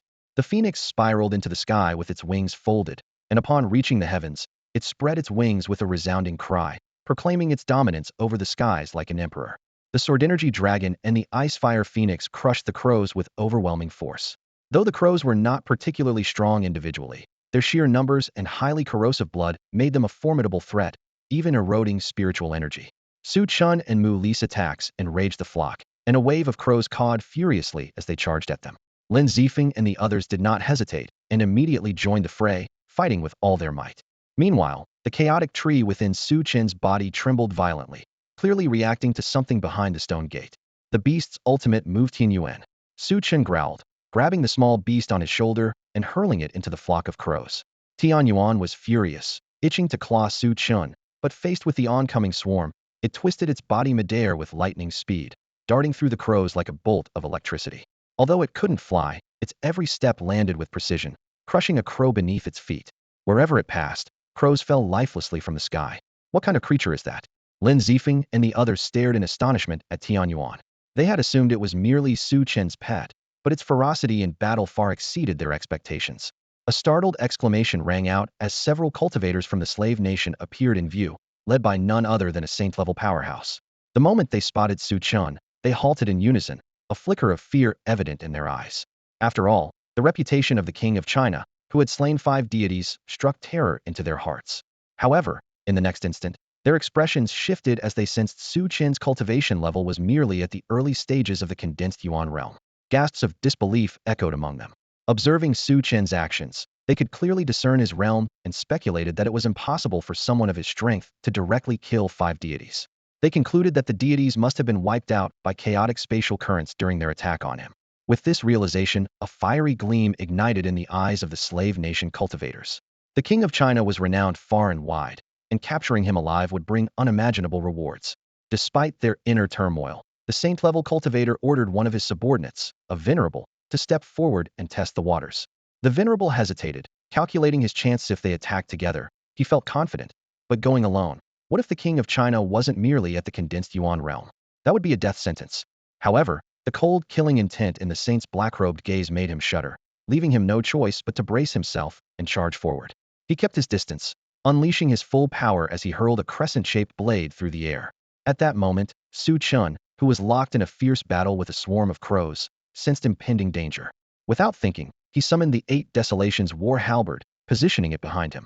A piercing clang resounded as the weapons collided, the force of the impact sending Su Chen flying. This sight filled the venerable with elation. His assumption was correct. The King of China was indeed only at the condensed Yuan realm. The King of China is mine. The black-robed saint, seeing Su Chen sent flying, surged forward like a black eagle, his aura overwhelming. Witnessing this, Wang Dalong's killing intent soared. His ink-black blade swept through the air, unleashing a 100-meter-long arc of destructive energy toward the saint. With a sickening splatter, the saint failed to withstand the attack, spewing blood as he was sent hurtling backward. The slave nation cultivators were struck with panic. Their focus had been entirely on the King of China, completely overlooking Wang Dalong's existence. The King of Hades, the Blade Maniac. The slave nation cultivators were shaken. They recognized Wang Dalong as the guardian of China's northern frontier. The black-robed saint, wiping blood from the corner of his mouth, roared in fury, at all costs, capture the king of China alive. As you command, Saint. The cultivators swarmed forward. At this moment, the king of Hades was entangled by 3 white-winged black crows. With him unable to stay by Su Chen's side, they were confident they could subdue the king of China. As the slave nation cultivators charged toward them, Mu Li remained silent, but subtly moved closer to Su Chen. The foreign invaders' resolve was palpable. Lin Zifeng and the others also began converging towards Su Chen. Suddenly, a group of figures appeared beside Mu Lit was a clan battalion. Sinblood descendants? They too had noticed Su Chen. Their gazes flickered between the approaching slave nation cultivators, the embattled Wang Dalong, and the second elder of the War Academy. The clan cultivators' eyes burned with fervor. Search high and low only to find it effortlessly. Heaven is truly on our side. With a commanding shout, the clan battalion charged straight toward Mu Li. The clan's betrayal. How dare you? The monks of the War Academy were furious. Faced with the alien invaders, the clan chose to attack. These were the true sinners, the real traitors. A bunch of scum. You dared to harm Mu Li. The War Academy will stop at nothing to annihilate you and crush the traitors, roared the second elder of the War Academy, his beard bristling, his eyes blazing with murderous intent. The future of Hashia will be ruled by the clans. All of you will be prisoners, for following the gods is the true path, sneered a clan monk. Eliminating Mu Li, that chaotic one, will be the end of it all. Ghost second, this one's yours, Wang Dalong called out, signaling for the second elder of the War Academy to handle the 3 white-winged ink ravens alone. He was heading to support Su Chen and Mu Li. Go, and wipe out those clan scum for me. The second elder growled, his eyes filled with bloodlust. Wang Dalong wasted no words. With a fierce slash, he forced back one of the ravens and charged through the opening. Su Chen, get ready. Wang Dalong bellowed, holy power surging like a tidal wave. The monument of myriad realms, suppress. Buzz. An invisible ripple spread out like a pulse from the earth, sweeping across the battlefield in an instant. The monument of myriad realms, a divine artifact Wang Dalong had obtained from the sky-piercing general, had the power to suppress the cultivation levels of all beings. Within the monument's field, every cultivator below the saint realm was forcibly reduced to the mortal transformation realm. The sudden change threw many cultivators into chaos, their blood and energy in turmoil, nearly causing internal injuries. What's going on? Why has my strength dropped to the mortal transformation realm? Both the alien cultivators and the clan members were struck with panic. The sensation was eerily similar to the suppression they had experienced within the 10,000 mountains, where the power of the rules had forcibly compressed their cultivation. Su Chen's strength was also suppressed to the mortal transformation realm, but within this domain, he feared no one, not even the gods. This was his battlefield. Su Chen suddenly turned to the clan forces, memories flooding his mind, blood-soaked figures, desolate graves, and anguished cries still echoing in his ears. You deserve to die. Su Chen's voice was hoarse and low, his eyes gleaming with a crimson light, as if another soul was awakening within him. A guttural roar, like that of a wild beast, rumbled from his throat. In a flash, he appeared before a clan monk. With one hand gripping the monk's neck and the other pressing down on his shoulder, Su Chen's eyes flared with blood-red light. He let out a ferocious roar, kill, rip. The sound of tearing echoed as the monk's bloodied head was brutally torn from his body, sending a spray of blood onto Su Chen's white robes. The sheer savagery and ferocity of the act were overwhelming. Even the monks of the War Academy were shaken to their cores, their hearts trembling at the sight. The bloodstained young man in white seemed more beast than human. But behind that brutal strike lay a hatred so deep, so consuming, that only someone who had endured his pain could truly understand his emotions. Clan scum, you're worse than the aliens. Today, I'll take some payback. Su Chen's eyes burned with blood-red light as he clawed at the air, pulling down 2 meteors from the void. Celestial killing formation, falling stars. Boom. The ground quaked violently as dust and debris filled the air. The area struck by the meteors was reduced to rubble, and over a dozen cultivators were crushed into unrecognizable pulp. They might have been masters or revered figures in life, but under the suppression of the mortal transformation realm, they were no match for the overwhelming might of a human king. Seeing their comrades die tragically, the clan cultivators were furious. One of them roared, Sinblood, young king, you're courting death. We originally intended to let you live a little longer, but since you seek death so eagerly, we shall oblige. He turned to the foreign cultivators and shouted, messengers of the gods, shall we join forces? The slave nation cultivators, intimidated by Su Chen's overwhelming power, were eager to comply with the clan's request and immediately agreed. Clan members, you sinful beings, if you dare to step out of this ancient continent, the War Academy will investigate your ancestors for 18 generations. Lin Zifeng and others were enraged, accusing the youth from Sinblood City of being a descendant of Sinblood, blaming the true Sin blood lineage on the clan. They condemned the clan for openly colluding with foreign races, calling it an unforgivable crime. Too bad for you, you won't get the chance to leave here alive. The clan cultivators sneered in response. Despite their suppressed strength, they had the advantage in numbers. The War Academy had only about a dozen people. How could they possibly stand against them? The clan's sins are unforgivable. In the name of the human king, I sentence you to death. With a metallic clang, the 8 Desolations battle halberd swept out, unleashing a divine brilliance. The clan cultivators fought back with all their might, but the divine light tore through their weapons with ease, then severed their bodies. Lin Zifeng and the others were deeply shocked by what they witnessed. At the same level of power, Su Chen was simply invincible. The clan cultivators were both furious and terrified. Su Chen's strength far exceeded their expectations. Only now did they realize that this so-called Sin-blood young king had already slain 6 gods. The title of human king from Hashia was recognized by the mysterious ancient stele. Blood spilled from gods. Names were etched into the stelethis was the honor of a king. A sense of dread enveloped the hearts of the clan cultivators. If even gods couldn't suppress him at the same level, how could they possibly kill this Hashia human king, recognized by foreign races, gods, the stele, and the ancient continent? At this moment, Su Chen's voice rang out powerfully. In the name of the human king, I declare war on the clan Rest until one of us perishes. His kingly aura swept through the air. Su Ho, the first general of the Flame Dragon Legion under the human king's command, obeyed the order, vowing to fight the clan to the death. The monkey roared with a fierce determination that intensified the fear in the hearts of the clan cultivators. Send the signal. Summon all clan forces across the ancient continent.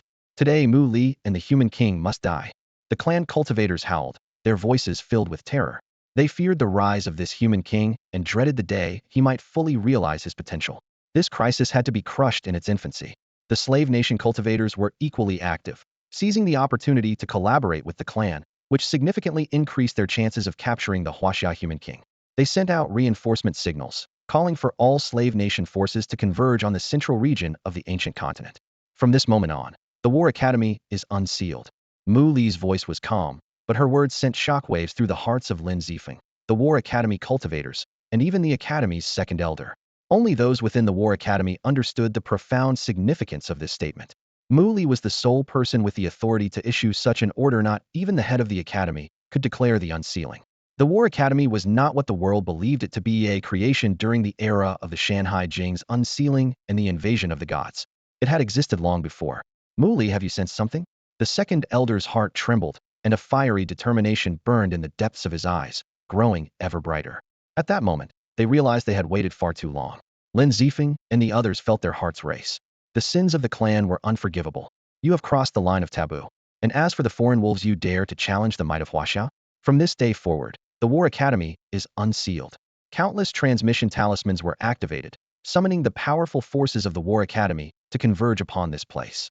The vast land of Hashia holds countless secrets yet to be uncovered. The mysterious appearances of an old man and a child on the edge of the uninhabited zone might only reveal their true significance at certain moments. Neither Su Chen, Wang Dalong, nor the clans truly grasped the deeper meaning behind the phrase, War Academy unsealed. However, the unrest visible on the faces of the Academy's cultivators hinted that the moment they had been anticipating was drawing near. Signals were being transmitted continuously, and voice transmission talismans were dispatched incessantly. Cultivators from across the ancient continent were converging toward the central region. Su Chen, wielding the 8 Desolation war halberd, was an unstoppable force. Wherever he went, no clan cultivator or servant nation warrior could escape his wrath. On this battlefield, no one could stand against him. His opponent, the black-robed Saint Envoy, though a powerful figure in the Saint realm and unaffected in strength, fought alongside a one-eyed clan powerhouse. Yet even their combined might could not suppress Su Chen. The key to breaking the seal lay in destroying the monument. Once shattered, all cultivators' powers would be fully unleashed.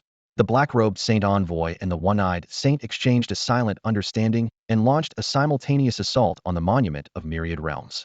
Wang Dalong roared, Su Chen, end this quickly. One of his hands controlled the monument, suppressing numerous cultivators, while the other gripped his ink-colored blade, fending off the 2 Saint realm powerhouses.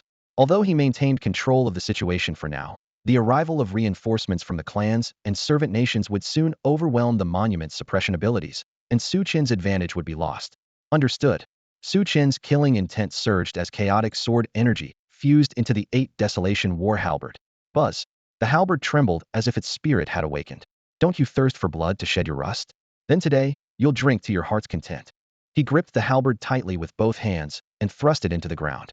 At the moment the halberd tip pierced the earth, stones within a 100-meter radius were repelled by an invisible force, crashing heavily back to the ground.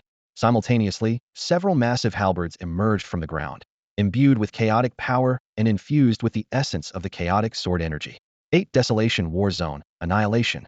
The halberd's spirit roared, and 10 halberds of spiritual energy erupted from the earth, radiating outward in 10 directions from Su Chen like a crimson storm, annihilating everything in their path. The might of the human king is unstoppable. The might of the human king is unstoppable. The cultivators of the servant nation shouted in fear and rage, overwhelmed by a sense of helplessness.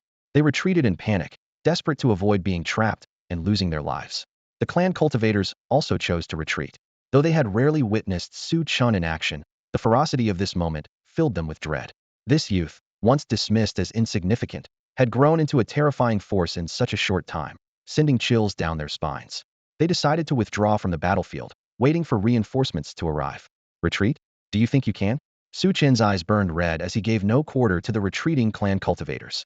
With a sweep of the 8 Desolation War halberd, he cut down every enemy in his path. Orbs of annihilation energy rose one by one, transforming into nourishment. Lin Zifeng and the others watched in shock as Su Chen, clad in blood-soaked white robes, stood amidst the carnage. Was this truly a human? The clan forces were utterly annihilated, leaving the slave nation cultivators trembling in fear. Was this the power of the king of Hashia? Suddenly, a deafening dragon roar erupted, shaking the heavens and earth. At some point, Panlong Peak had been drenched in blood, with the blood rain from the transformed crows corroding all the vegetation on the peak. The once lush and verdant Panlong Peak was now barren and desolate. Even the massive stone dragon coiled around the peak's body was riddled with cracks, as if on the verge of collapse. A dragon vein. It was the aura of a Hashia dragon vein. The remaining slave nation cultivators were horrified. They had heard a dragon's roar earlier, but hadn't realized it was from the dragon vein. When they arrived, their attention was completely drawn to the king of Hashia. Now, hearing the roar again, they could sense faint traces of the dragon vein's energy emanating from the stone gate. Su Chen's expression shifted slightly as he finally understood why the chaos tree had been trembling so violently. It was being drawn by the dragon vein. But how could there be a dragon vein on this ancient continent, which was said to have broken free from the void? Suddenly, a figure darted past Su Chen. It was Mu Li, rushing toward the stone gate at the base of Panlong Peak. Su Chen glanced at the crumbling stone dragon and followed without hesitation, with Monkey and Lin Zifeng close behind. Caw! The white-winged ink crows let out a piercing screech, sharp enough to strike at one's very soul. Su Chen and Monkey groaned, spitting blood immediately. These white-winged ink crows were true demon saints, and even the venerable cultivators like Mu Li and the others were left pale-faced from the sound. Wang Dalong, lend a hand. These white-winged ink crows are growing stronger, shouted the second elder of the War Academy. Initially, the crows had just broken free from their restraints and hadn't yet adapted, but as the battle continued, their attacks became increasingly fierce. Wang Dalong deflected the black-robed holy envoy and the one-eyed saint from the clan with a powerful strike and turned back. The stone dragon was cracking, and the dragon vein here was about to collapse. Join forces with those 3 white-winged ink crows and block Yin Luo and his group. The black-robed holy envoy and the one-eyed saint spoke almost in unison, their thoughts clearly aligned. Courting death. Wang Dalong's killing intent surged. The clan cultivators had already been annihilated, and the slave nation cultivators were nearly wiped out. No longer needing to divide his focus to control the 10,000 Realms monument, he could now go all out. Together with the War Academy's second elder, he fiercely resisted the onslaught from 5 saint-level opponents. Caw! 3 white-winged inked crows screeched, summoning the swarm of crows attacking Panlong Peak to charge at Su Chen and his group, attempting to stop them from reaching the stone gate. The sky darkened as the dense swarm of crows blotted out the heavens. Lin Zifeng and the others' faces turned grim. Though they knew the crows weren't individually powerful, their blood was highly corrosive, and with such overwhelming numbers, they couldn't guarantee they wouldn't be drenched in the blood rain. Sky Abyss, what are you doing? Su Chen roared in anger. The small beast, Sky Abyss, erupted in fury, its fur standing on end. With a roar, the very space around them shattered. The crows were instantly shredded by the fragmented space, their blood rain swallowed up entirely. Even the few droplets that managed to fall were blocked by the chaotic barrier Su Chen raised, shielding himself, Mu Li, and the others. The blood rain couldn't corrode the barrier. Lin Zifeng and the others swallowed hard, their gazes shifting between the small beast Sky Abyss and Su Chen. What kind of monstrous duo were these two? Su Chen single-handedly broke through the layers of resistance from the clan forces and the slave nation's cultivators, showcasing an unparalleled kingly might. Meanwhile, Tian Yuan, with his immense power, slaughtered countless crows, both of them exuding an awe-inspiring presence. At this moment, within the military affairs pavilion, a soldier respectfully reported to the elder. Shocking news had come from the ancient continent. The young king from the city of sinful blood, bearing the title of human king, had slain 6 deities in succession. His name had been engraved on the mysterious stone stele of the ancient continent, marked as the human king of Hashia. The soldier's voice trembled, clearly filled with reverence and amazement for this young king. To slay 6 deities was undoubtedly a symbol of unparalleled glory, as if heralding the rise of a new human king. Although Li Tiangang had not witnessed the scene firsthand, he could imagine that at the moment the name was carved into the stele, all beings across the ancient continent were gazing up in awe at the name of the Hashia human king. Li Tiangang was momentarily lost in thought, pondering. The fall of 6 deities had been a result of their plan to hunt Su Chen, yet they had never expected that even deities, so lofty and invincible, could be slain by a king. He understood that, while deities were considered undefeatable, he now saw a nemesis to their supremacy. Meanwhile, in the central region of the ancient continent, a dragon vein appeared to have emerged, with the young human king and Mu Li from the War Academy at its center. Moments ago, the ancient bronze bell of the War Academy resounded incessantly, as if signaling an extraordinary event. Li Tiangang frowned slightly, contemplating. How could a dragon vein emerge from this ancient continent that had broken free from the void? And that bronze bell, no matter how significant the past events, it had only ever tolled 3 times at most. Yet now, its continuous ringing was unprecedented. What could it signify? As each signal echoed across the ancient continent, cultivators from all directions converged toward the central region. The cries to annihilate the Hashia human king and Mu Li reverberated throughout the land. The frenzied momentum stirred the winds and clouds, causing the ruins of past battles to boil with fervor. The heavens were shrouded in dense, oppressive clouds, filled with unease and restlessness. The ancient continent, dormant for countless ages, seemed to awaken fully on this day. Behind an ancient stone gate lay a vast cavern. Su Chen and his companions stepped inside, where they were greeted by the sight of a stone pool surrounded by 12 stone statues of various animals. These were none other than the 12 zodiac guardian beasts of Hashia. Lin Zifeng and the others, who followed behind, were astonished. Rat, ox, tiger, rabbit. As they gazed upon the lifelike statues, they confirmed in their hearts that these were indeed the 12 zodiac guardians of Hashia. Su Chen frowned, deep in thought. First the dragon vein, and now the 12 zodiac guardians. Could this ancient continent truly have been part of Hashia's territory? Noticing Su Chen's expression, Lin Zifeng spoke calmly. Hashia in the past was far larger than it is today. Su Chen's eyes narrowed slightly as he pondered. Was ancient Hashia more than 9.6 million square kilometers? This ancient continent, having emerged from the void, contained a dragon vein. Could it be that ancient Hashia had endured a devastating war that shattered its mountains and rivers? Could today's Hashia be only a fraction of what it once was? The thought of such a possibility made Su Chen's body tense abruptly. Su Chen suddenly turned his head, his gaze locking onto Mu Li. He asked, "What did you mean earlier by the unsealing of the War Academy?" Doubts lingered in his heart. If ancient Hashia had been so glorious and had endured brutal wars, surely they must have left behind contingencies. Otherwise, how could they suppress the Shanhai Jing?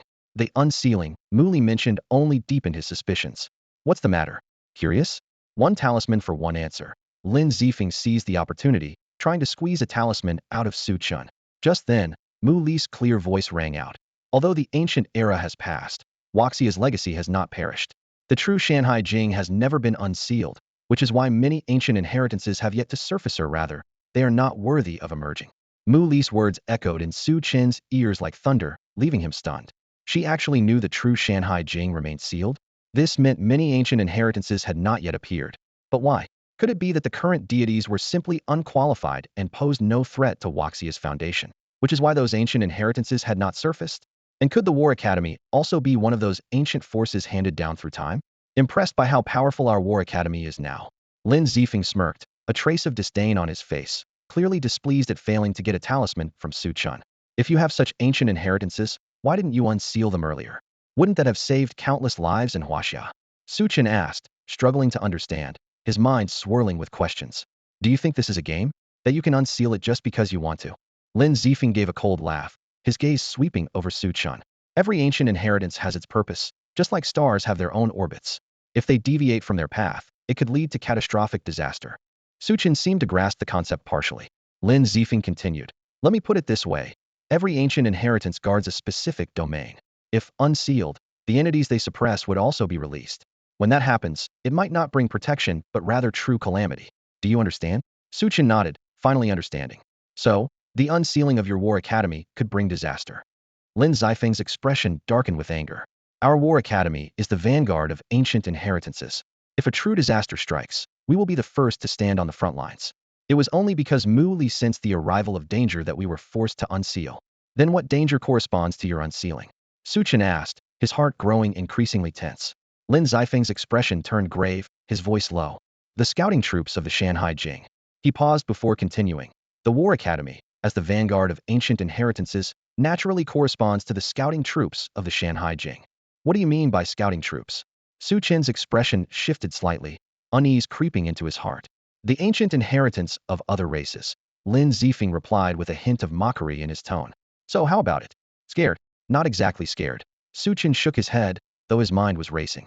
He asked, since we're on the same side, and your war academy is an ancient inheritance, could you lend the Yanlong Legion a hand? Maybe send over some talismans and weapons or something. Get lost. Lin Zifeng's face turned black with fury. Inwardly, he thought, this kid is still way too naive. This is just a fragment of the dragon vein, not a complete one. Mu Li gazed at the stone pool before her, the clear water reflecting what seemed to be the faint silhouette of a divine dragon swimming beneath the surface. A fragment. Chen was slightly taken aback. It was the first time he had heard such a concept. The vast land of the 9 provinces, with present-day Hashia being only one of them, had its heart in the central province. The revelation left not only Chen, but also Lin Zifeng and the others deeply astonished. To think that the current Hashia was merely one province out of 9. This information was utterly novel to them. Mu Li glanced around and softly said, the 9 provinces were once sustained by 9 dragon veins. However, 8 of the provinces have long been shattered. This ancient land must be a fragment of one of those provinces, carrying a remnant of its dragon vein. Judging by its condition, this fragment is on the verge of losing its dragon vein properties. The dragon's shadow in the water had already faded to near invisibility. Losing its dragon vein properties? Chen looked at Mu Li with confusion. From his angle, he caught a glimpse of her face partially veiled by white silk. That fleeting moment of beauty stunned him momentarily, but he quickly redirected his gaze back to the stone pool. Mu Li shook her head.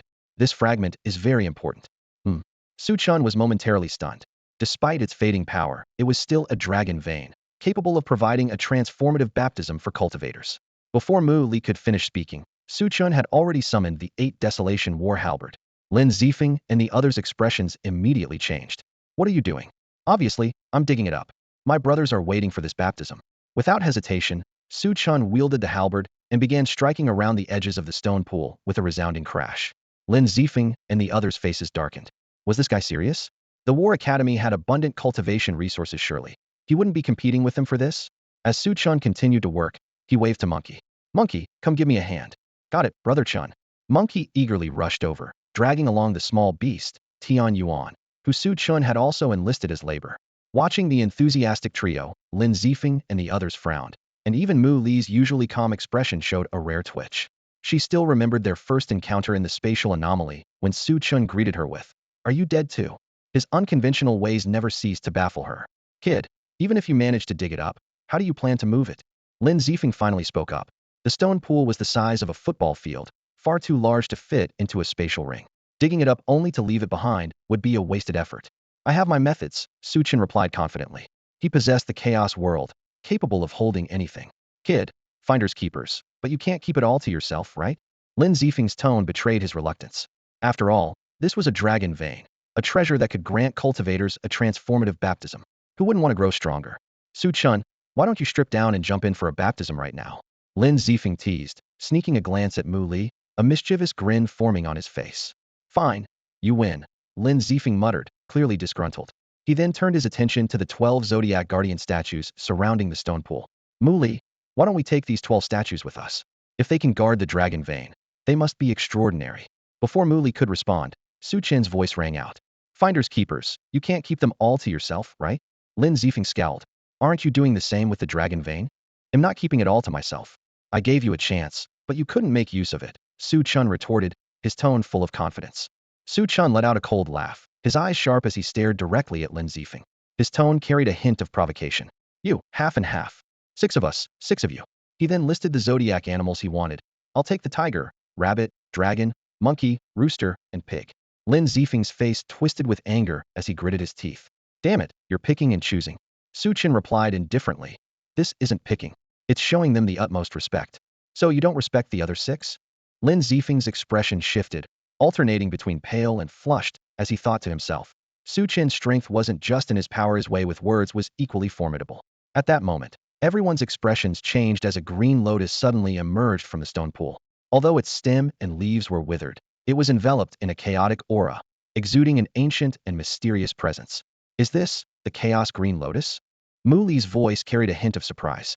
You can take all the 12 zodiac statues and the residual veins, but this is mine, Mu Li declared firmly. Fine. Su Chen agreed without hesitation, though he had his own calculations. The Chaos Green Lotus wasn't particularly important to him, especially since he already had the Chaos Tree. Besides, this withered lotus wasn't worth being overly greedy about.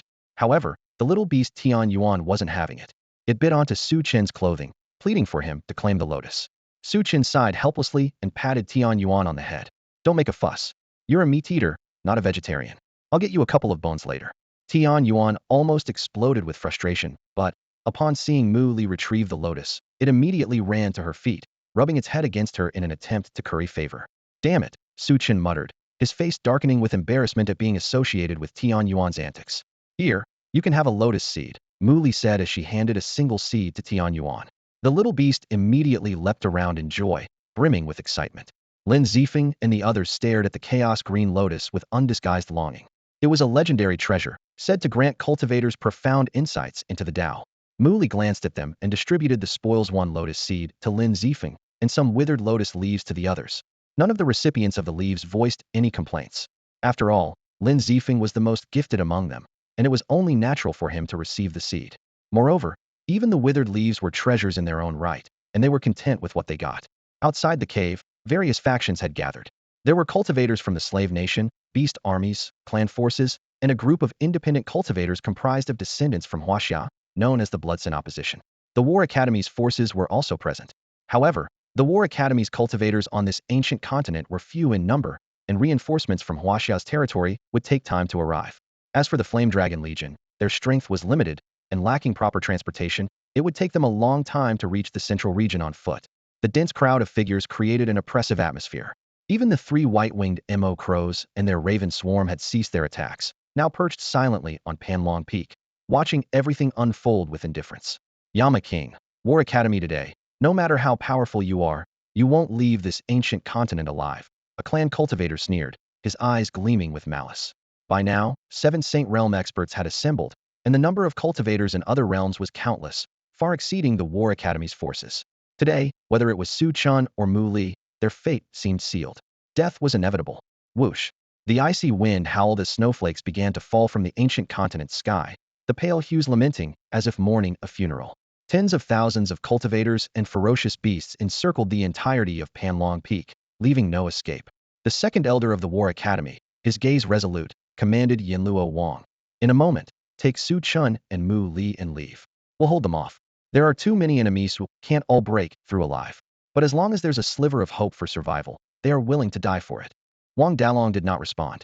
Instead, he turned to glance at the stone gate behind him, then drove his ink-black blade into the ground. Folding his hands atop the hilt, he stood facing the countless foes.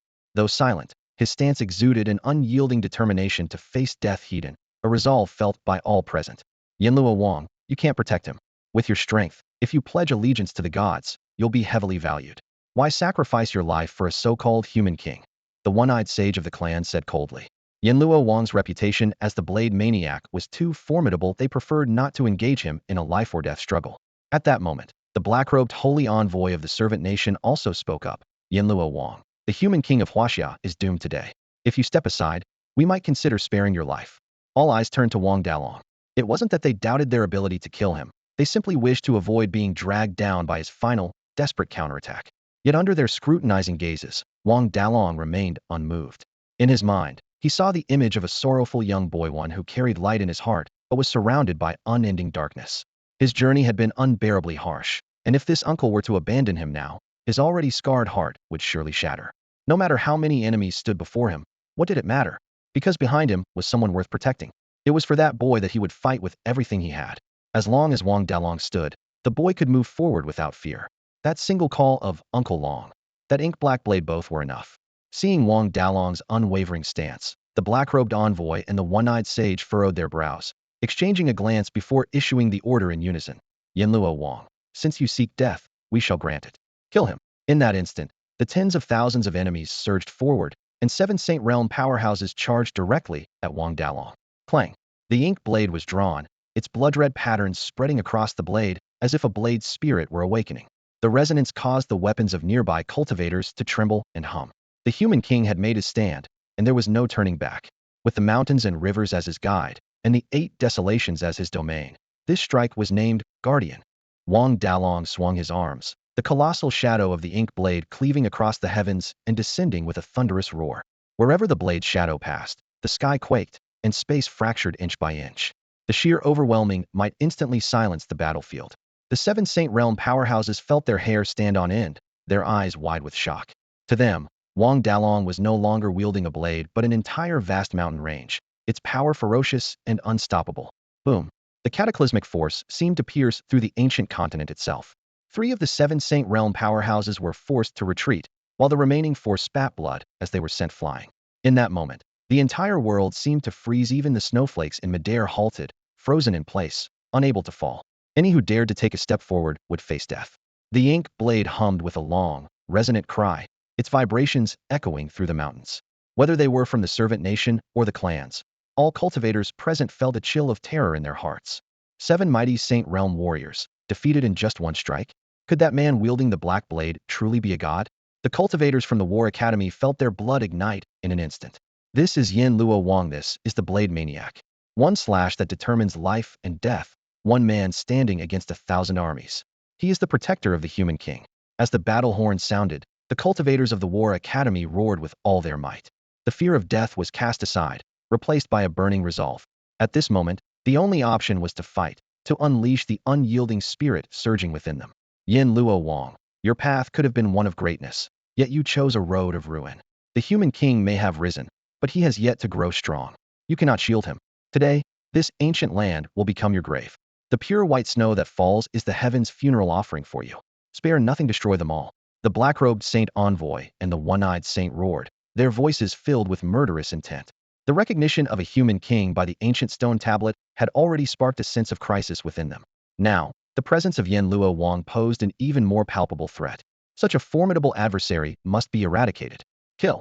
The 7 Saint Realm warriors unleashed their killing intent, mobilizing their full strength. All the vassal state cultivators and clan warriors followed suit, charging forward with furious battle cries. A swarm of insects. You dare challenge the might of Hashia?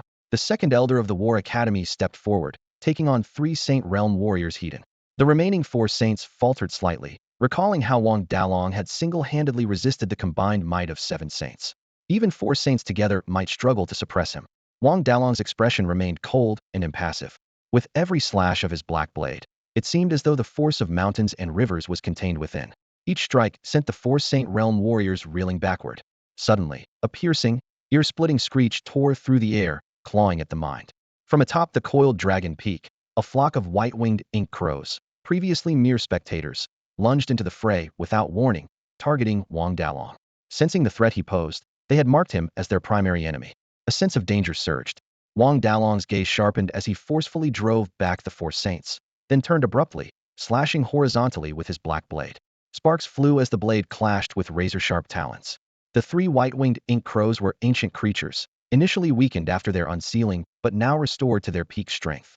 Though Wang Dalong was powerful, the exertion of repelling the 4 saints left him vulnerable. The crow's talons struck him, sending him flying with wounds so deep they exposed bone. His shoulders and back were covered in gashes, one of which nearly pierced through his chest. Blood soaked his robes, yet Wang Dalong's expression remained calm. In that moment, it seemed only the thought of a certain ill-fated boy could stir his emotions. Huh. Yanluo Wang, you're finished this time. Seeing Wang Dalong injured, the 4 saints were ecstatic, giving him no chance to recover as they launched a relentless assault. The 3 white-winged ink crows shrieked again, diving toward him. Yanluo Wang, I'm here to help you. The second elder of the War Academy, enduring a strike from the black-robed Saint Envoy, broke free and redirected his attack toward the ink crows, easing the pressure on Wang Dalong. Second elder. The cultivators of the War Academy cried out in alarm as they watched the second elder vomit blood and tumble through the air. Yanluo Wang, You may die, but you must live long enough to carry hope out of Hirkil. Despite his own injuries, the second elder fought desperately to assist Wang Dalong. The less harm Wang Dalong suffered, the greater the chance he could escape with Su Chun and Mu Li, the last vestiges of hope. Clan traitors, foreign beasts, you all deserve death. The cultivators of the War Academy bellowed with rage, their hatred boundless, their attacks unrelenting. Snowflakes continued to fall, though now they were stained a glaring crimson. Wang Dalong was once the guardian of the northern frontier. With him there, the region had never fallen. However, everything changed with the appearance of the descendants of the cursed bloodline. He should have basked in endless glory, but his life was shattered by these cursed descendants. Watching Wang Dalong, his bloodstained garments fluttering as he stood proudly on the battlefield, the opposing cultivators couldn't help but frown. To them, Wang Dalong's current plight was entirely the fault of those cursed descendants. One of them, a young boy, had committed heinous acts in the mortal domain, slaughtering countless innocents. His sins were unforgivable, deserving of death. The three-headed white-winged dark raven was a formidable foe, and it seemed Wang Dalong wouldn't last much longer. Yet, the cursed descendant had fled, leaving him to face the battle alone, a disgraceful betrayal. The opposing cultivators' eyes glinted coldly, their hatred for Su Chun growing even deeper. Suddenly, a deafening dragon's roar erupted, shaking the entire ancient continent violently. The barrier was corroded by the blood rain of the divine, revealing a strange new power. This was not the original rule of the ancient continent, but the unique barrier rules of the dragon veins. All living beings had their powers forcibly suppressed to the lowest levels. This was the dragon veins' way of self-preservation. Every living being felt the terrifying formation of this barrier, their strength compressed to a fraction of what it once was. King of the underworld, it seems the heavens have sealed your fate, snarled the one-eyed saint of the clan. Although they were all in the saint realm, there were levels even within that. Wang Dalong was clearly at the peak, far surpassing them in power. But under the suppressive force of this barrier, they were all brought to the same starting line, stripping Wang Dalong of his advantage. Where there had been a sliver of hope moments ago, now Wang Dalong's death seemed inevitable. The opposing cultivators furrowed their brows, while the second elder and the other cultivators from the War Academy looked utterly despondent. They had fought with all their might, placing their hopes on Wang Dalong's strength. But now, the last shred of hope had been crushed by the dragon vein they sought to protect. Pale snowflakes fell on their faces, cold as ice, as if heaven and earth mourned their impending doom. Was this truly the end? Suddenly, with a rumble, the stone gate at the foot of Panlong Peak swung open, and several figures stepped out. The king of the Hashia people, Mu Li. The gazes of the enslaved nation's cultivators and the clan's cultivators burned with intensity. Uncle Long, Su Chen softly called out, looking at the blood-covered man standing before the stone gate. Wang Dalong turned his head, gripping his black blade tightly. No words were needed, the look in his eyes said it all. King of the Hashia people, surrender peacefully, and we may spare your life. The black-robed saint emissary bellowed. After all, the benefits of a living king far outweighed those of a corpse. Su Chen slowly turned his head, his gaze sweeping over the dense sea of figures. Killing intent flickered in every pair of eyes, and the hostility was palpable, as if the entire world stood against him. If the whole world stands against you, then break it and rebuild it. Boom. A terrifying force erupted from within Su Chun. Now, an enemy army of tens of thousands dares to disturb the lands of Hashia, defile the blood of Yanhuang. Their crimes punishable by death. Crack. The sky shattered, and two meteors plummeted from above. One thundered towards the enslaved nation's cultivators, while the other hurtled straight at the clan's forces. Without warning, the killing intent reached an overwhelming zenith.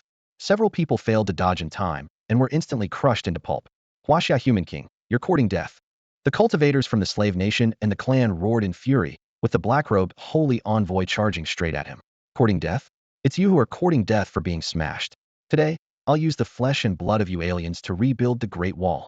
Su Chen's eyes burned with killing intent as he brandished the 8 Desolations war halberd, the wind howling with its movement. Clang.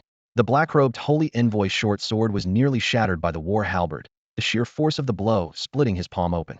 Die! Before the holy envoy could regain his footing, Su Chun surged forward in a flash. The chaotic sword intent infused the 8 Desolations war halberd, and divine radiance pierced through the holy envoy's forehead with unrelenting precision. Boom. The holy envoy's body froze instantly, as if struck by lightning, and he fell to the ground with a thud. His eyes gradually lost focus, signaling the rapid approach of death. What? Killed in a single strike? Impossible. The crowd was horrified. A holy envoy, a saint-level powerhouse, had been slain in an instant by the Hashia human king? He was someone who had once slain gods, defeating even deities of the same level. Shocked whispers spread through the crowd as they suddenly realized something. They had assumed the presence of the rule-based power would suppress the Yanluo king's advantage, but they had overlooked how it amplified the Hashia human king's dominance. Even gods couldn't stand against him, let alone mere mortals like themselves. Under this rule-based power, he was the king, the true king. Almost instinctively, everyone took a step back. Feeling their own fear, they were both ashamed and furious, but none dared to step forward recklessly. If even saints were helpless, who among them could possibly stand a chance? The second elder of the War Academy and its cultivators stared at the young man wielding the 8 Desolations war halberd, standing tall and unyielding amidst countless enemies. Their minds were momentarily dazed. Was this the same boy who had borne the stigma of sinful blood and walked out of the city of sinful blood despite the scorn and bias of the world? This boy had become a king recognized by this ancient continent and the mysterious stone tablet as the Hashia human king. Even gods would bow before him. They had thought they were doomed this time, yet he alone had struck fear into countless enemies, forcing them to retreat. Was this the majesty of the human king? Useless cowards! What are you afraid of? The one-eyed saint bellowed in anger. The rule-based power was dissipating rapidly, and his strength had its limits. Once the rule-based power exceeded his boundaries, he would be doomed. His words brought a slight steadiness to the hearts of the crowd. The human king had limits in his cultivation level. This was their hope. Clang! The sound of blades clashing reverberated as a heavy sense of impending death engulfed the one-eyed saint. His face turned pale with fear.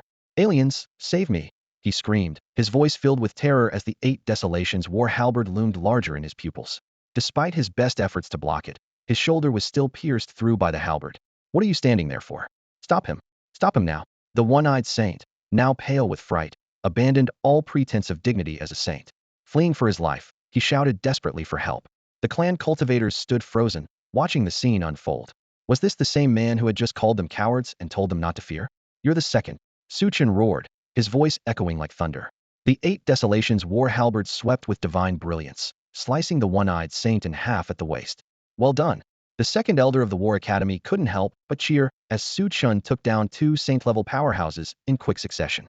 Kill. The cultivators of the War Academy found new hope, seeing a glimmer of victory in Chen's defiance. Wisps of intangible starlight began to rise from the War Academy cultivators, converging towards Chen. It was the source of hope, the power of faith, and the rarest nourishment for the chaos tree, the power Chen longed for the most. The chaos tree was reactivated and restarted by the power of faith, relying primarily on faith as nourishment, supplemented by the energy of annihilation. However, Chen, burdened with the name of blood of sin, was unable to obtain the power of faith. For a long time, the chaos tree could only rely on the energy of annihilation to sustain its growth, causing the blood-red patterns on its trunk to extend further. At this moment, the radiance of faith descended, enveloping Chen. The surface of the chaos tree, covered with ancient and intricate patterns, seemed to come alive again under the baptism of this divine light. In Chen's mind, a historical panorama unfolded. The heroic and invincible figures of his ancestors, the scenes of gods and demons shedding blood, were vividly imprinted. An era unrecorded in ancient texts unveiled itself before Chen. Unlike before, this time Chen did not stand on the shoulders of his ancestors to experience that grand war with them. Instead, he stood alone atop the peaks of countless mountains, overlooking the vast and boundless battlefield. The sight before him was one of devastation, skies torn asunder, earth crumbling. No matter how mighty, all eventually turned to mere skeletons under the ravages of war. Watching the unyielding ancestors charging forward, an overwhelming sadness rose in Chen's heart. As if sensing his emotions, those ancestors turned their heads in unison to look at Chen, their gazes piercing through the endless years. Chen's heart clenched suddenly, pulling him back to reality. Rumble. The ancient continent shook violently as towering stone statues, each over 100 meters tall, emerged from the earth, scattered across the land. Clad in armor and wielding weapons, they stood in combative stances.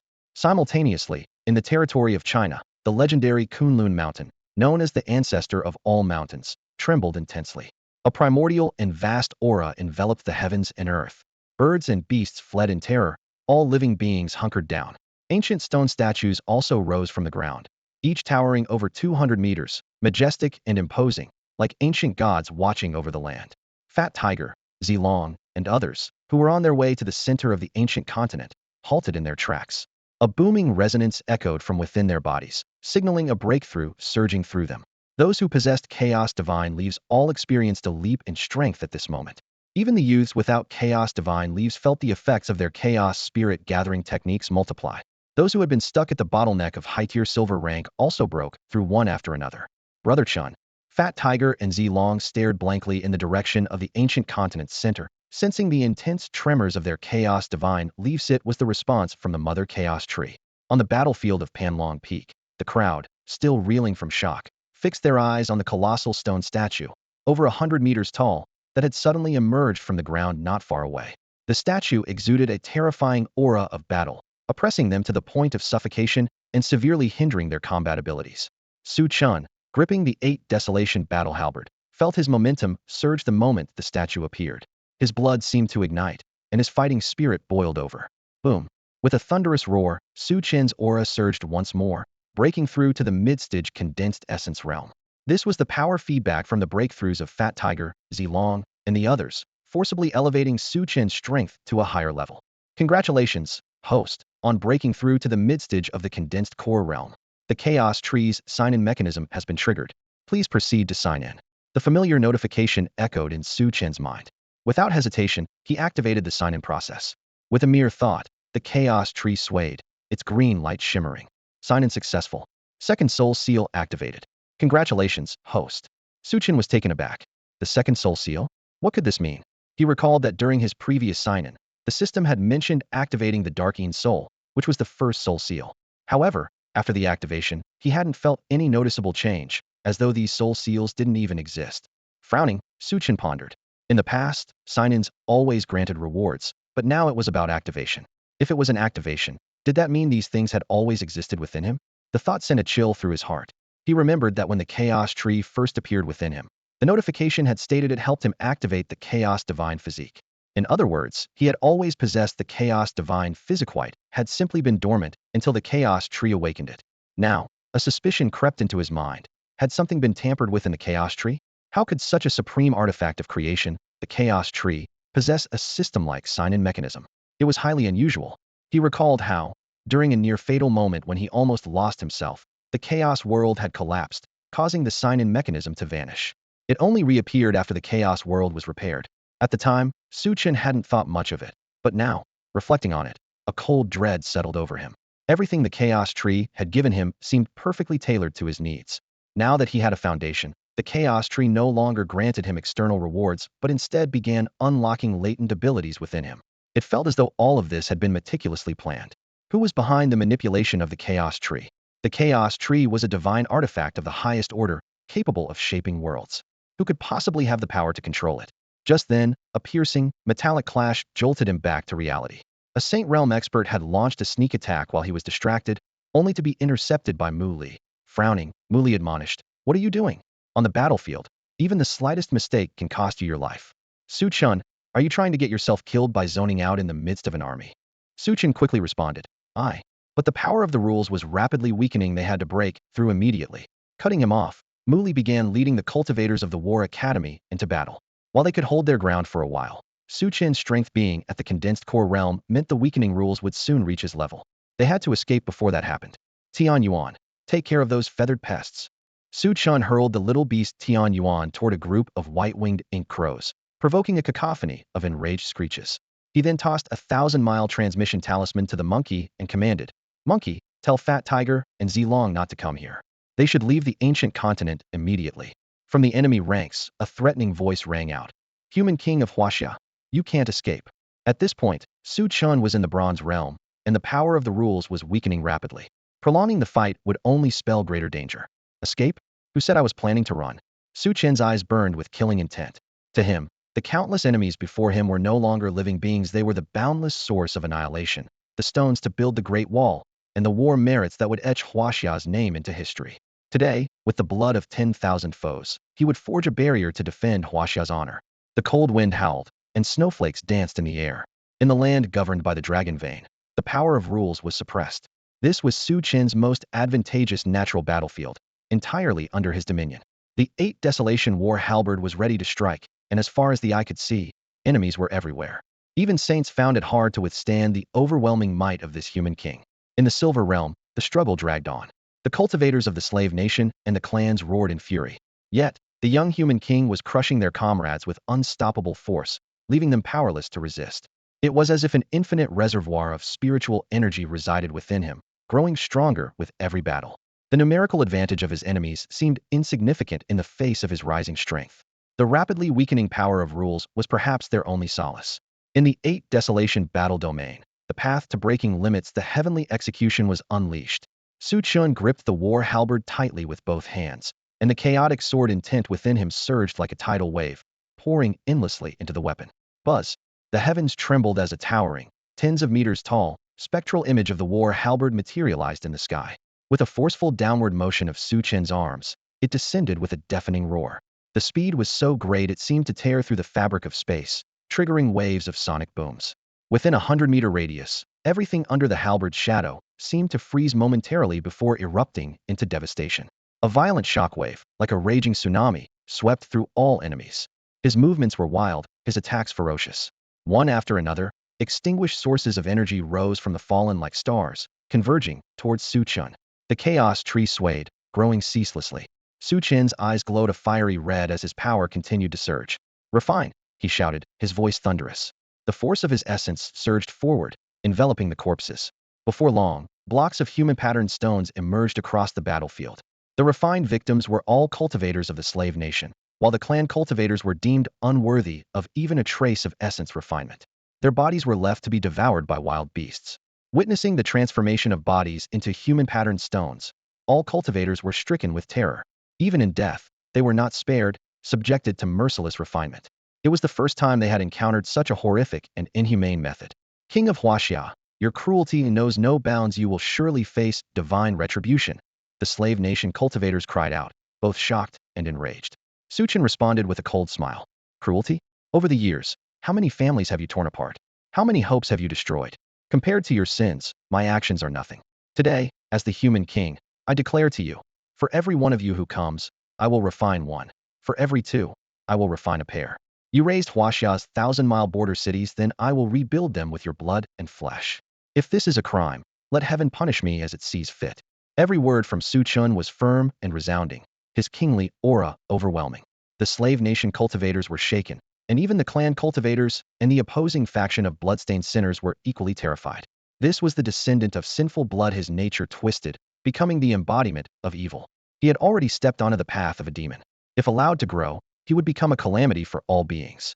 Audacious, Su Chun suddenly turned, sweeping the 8 Desolation war halberd with immense force, obliterating a clan cultivator on the spot. "You are more detestable than the foreign tribes. You are not even worthy of being refined. Your corpses will be left to bake under the scorching sun, to rot in icy rain, to be pecked apart by crows, and to be torn to pieces by wild beasts. Your souls will be cast into the endless abyss, condemned to eternal damnation, never to be redeemed." The overwhelming hatred seemed as if it could stain the pristine white snow crimson. Every word and phrase from Su Chun exuded a murderous intent that struck fear into the hearts of the clan cultivators and terrorized the opposing faction. They felt an unprecedented sense of crisis. "Sin blood, young king, if we let you leave alive today, we will atone for our failure with our lives. After your death, we vow to dedicate ourselves to eradicating all descendants of Sin blood, fighting relentlessly until the end." The power of the rules had returned to the Golden Realm. They could not afford further delay. Both the clan cultivators and the opposing faction were resolute in their intent to kill Su Chun at any cost, ensuring he would not leave this ancient land alive. "I remember every one of your grudges. If anyone dares to flee today, they are nothing but cowards. Come on, shatter them." Su Chen's eyes were bloodshot, his fighting spirit surging like a tide, his killing intent as vast as the sea. The depth of his hatred could only be quenched with blood and life. "King of Yinluo, you're letting your anger cloud your judgment. The power of rules is quickly fading, and it has already returned to the Golden Realm. If you don't break through now, once the enemies regain their full strength, it will spell disaster." The second elder of the War Academy spoke up, attempting to get Wang Dalong to reign in the rampaging Su Chun. The wisest decision now was to break through the encirclement rather than linger in battle. They wouldn't last until the enemies fully recovered. Wang Dalong spoke coldly, his ink-black blade slashing through the air, every strike claiming the life of an enemy beneath the soul of his blade. "What do you mean by this?" The second elder of the War Academy frowned deeply, sensing that Wang Dalong's confidence in Su Chun might be excessive. However, in the next moment, a bloodied head flew toward him. It was the head of a Saint Realm cultivator. This was already the 3rd Saint Realm expert Su Chun had slain. On another battlefield, the small beast Tianyuan was holding its own against 3 white-winged ink crows. Despite its adorable and seemingly harmless appearance, when it fought with ferocity. Even ancient beings of the Saint Realm couldn't endure its onslaught. With a sharp and pained cry, one of the white-winged ink crows had its head kicked violently by Tianyuan. Though the strike appeared minor, the crow's eyes burst instantly, and it died on the spot. Witnessing this, the second elder of the War Academy felt a tremor in his heart. The combined combat prowess of this man and beast was truly extraordinary. Even if the unique power of the dragon vein dissipated entirely, most of the Saint Realm experts here had already been slain by the two. At that point, he and Wang Dalong would emerge as unbeatable forces. It wasn't just the second elder who noticed this. The cultivators of the Servant Nation and the clan cultivators also sensed the growing threat. If all the Saint Realm experts fell, they would have no means to confront the king of Yanluo. Retreat. The Servant Nation cultivators were the first to falter. Under the suppression of the rules, the human king of Hashia was an invincible presence. Once the rules dissipated, no one would be able to restrain the king of Yanluo. With so many servant nations under the gods, there was no need to risk their lives here. Following the orders of two Saint Realm experts, the servant nation cultivators retreated en masse, their beast hordes following suit. The sudden withdrawal of the servant nation left the clan cultivators and the opposing Sin Blood faction in disarray. Initially, there had been 7 Saint Realm experts. Su Chun had slain 3, Muli had killed 1, and the servant nation had taken 2 with them when they left. Only 1 Saint Realm expert remained. Meanwhile, Tianyuan had already trampled one of the 3 white-winged ink crows to death, and the remaining 2 were on the verge of defeat. A moment ago, their confidence had been unshaken. Now, they were gripped by an intense sense of impending doom. Retreat from the ancient land for now. Without the power of the rules, there will be plenty of opportunities to kill the Sin Blood young king. The last remaining Saint Realm expert felt a chill run down his spine. With all the other Saint Realm experts gone, he would undoubtedly become the primary target. Having painstakingly cultivated to the Saint Realm, he had no intention of dying here. Before he could finish his thought, he was already fleeing into the distance. Didn't you say relentless to the death? Turns out you're all cowards after all. Su Chen's eyes gleamed coldly. Using the 8 Desolation War domain as a bow and the 8 Desolation War halberd as an arrow, he drew his arm back. The war halberd shot forward like a burst of lightning, instantly piercing the fleeing Saint Realm expert and pinning him against the rocky face of a distant mountain. Buzz! The mysterious stone tablet hovering above the ancient land began to tremble and hum. 4 ancient characters slowly emerged on its surface. Hashia Human King. There was no further explanation, only those 4 words. At this moment, the second elder of the War Academy frowned, recalling something he had read in an ancient text about such stone tablets. This was known as the Spirit Communicating Boundary Stele. Not only did it record the events of this ancient land, but it also transmitted information, sending messages to the realm that had created it. Surrounded and besieged from all sides, the resistance was ultimately shattered by a single war halberd. The might of the human king shook the entire ancient continent. Thousands of soldiers fled in panic, and the mysterious stone stele once again engraved the name of the Hashia human king. Lin Zifeng stood in a daze, staring at the white-clad youth wielding the war halberd. Emerging from the city of sinful blood, scorned and rejected by the masses in the Hengshan mountain range, he rose to power in the vast 10,000 mountains, his name reverberating across the land. Step by step, he ascended to the throne of supremacy. Even when surrounded by countless enemies, his brilliance remained untouchable. How fortunate to be born in this era. How fortunate to witness his glory. If one day peace returns to the land, and I am still alive, I will proudly tell future generations that I once bore witness to the rise of a human king. A soft yet resolute voice echoed in his heart. Like Lin Zifeng, the cultivators from the War Academy were also left in stunned silence, their gazes fixed on the white-clad youth. In their memories, those in plain clothes were weak and downtrodden, bullied by the masses. Yet, the scene before them shattered their preconceptions. The magnificent feat of one man standing against thousands of soldiers struck a chord deep within them. The Hashia Human King? Perhaps when they had first heard this title, they had dismissed it with a wry smile. But now, they felt a flicker of pride, as if they were fighting alongside the human king himself. Perhaps one day, this moment would become a supreme honor. A faint divine radiance of faith began to rise from the War Academy cultivators, converging towards Su Chun. Astonishingly, a tender sprout emerged from the trunk of the chaos tree, hinting at the birth of a 5th branch. When the 4th branch had emerged, Su Chen's affinity with the heavens and earth had surged dramatically, allowing him to pierce through the darkness of night with his vision and sharpen all of his senses to a new level. What transformative changes would the birth of the 5th branch bring? Unfortunately, the divine starlight of faith was sparse, and the 5th branch only managed to sprout a single leaf, showing no further signs of growth. Su Chun turned his gaze to the cultivators from the War Academy, finally locking eyes with the Academy's second elder. He had heard the elder's words moments ago. The spirit-linked steel? transmitting information to the realm that created it? The second elder of the War Academy spoke up. I came across some fragmented records in an ancient text about steels like this one, but I cannot confirm whether this particular steel is a spirit-linked steel. Wang Dalong frowned. The second elder's words had stirred a memory within him. During his time guarding the northern frontier, he had encountered a legend in a dilapidated ancient temple. Waxia's boundaries might have once extended far beyond their current limits. Coupled with the discovery of dragon veins across this ancient continent, it was conceivable that other realms might truly exist. If this steel was indeed a spirit-linked steel, who had created it, and to where was it transmitting information? This ancient continent had endured for endless ages. Could there really be beings capable of escaping the constraints of time itself? The second elder of the War Academy took a deep breath and issued a warning. Young man, whether or not that is a spirit-linked steel, you must remain vigilant. The world is far greater than what we can see. It's possible that someone from an unknown realm has already set their sights on you. What do you plan to do now? Will you return to the War Academy with us? The potential Su Chen had demonstrated gave the second elder a glimmer of hope. Given time, this young man will undoubtedly grow into a pillar of strength for Hashia. For now, only Wang Dalong stands by his side to protect him. Meanwhile, Su Chen, burdened with the name of Sin Blood, is scorned by the masses. Especially after the battle on the ancient continent, the opposing factions of clans and Sin Blood enemies will vilify Su Chen to the extreme. A situation where the entire populace becomes his enemy is not out of the question. In such circumstances, relying solely on Wang Dalong may not be enough. Thank you for your kind offer, senior, but my brothers enjoy roaming freely. I'm afraid the War Academy wouldn't suit them, Su Chen politely declined. While the War Academy could provide significant support, he had his own path to follow. Rather than being nurtured like a flower in a greenhouse, he preferred to make his mark in the world with bold and daring actions. The Great Wall, spanning thousands of miles, still awaited him to rebuild it. Seeing Su Chen decline, the second elder of the War Academy didn't insist. Instead, he admired Su Chen even more. He understood that possessing a fearless heart was a necessary trait for becoming strong. Those who avoid challenges out of fear will never achieve greatness.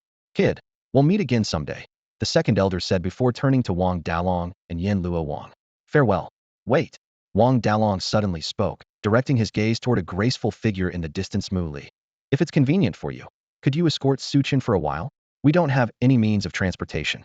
At this, the second elder's expression subtly changed, and the other cultivators from the War Academy, including Lin Zifeng, raised their eyebrows.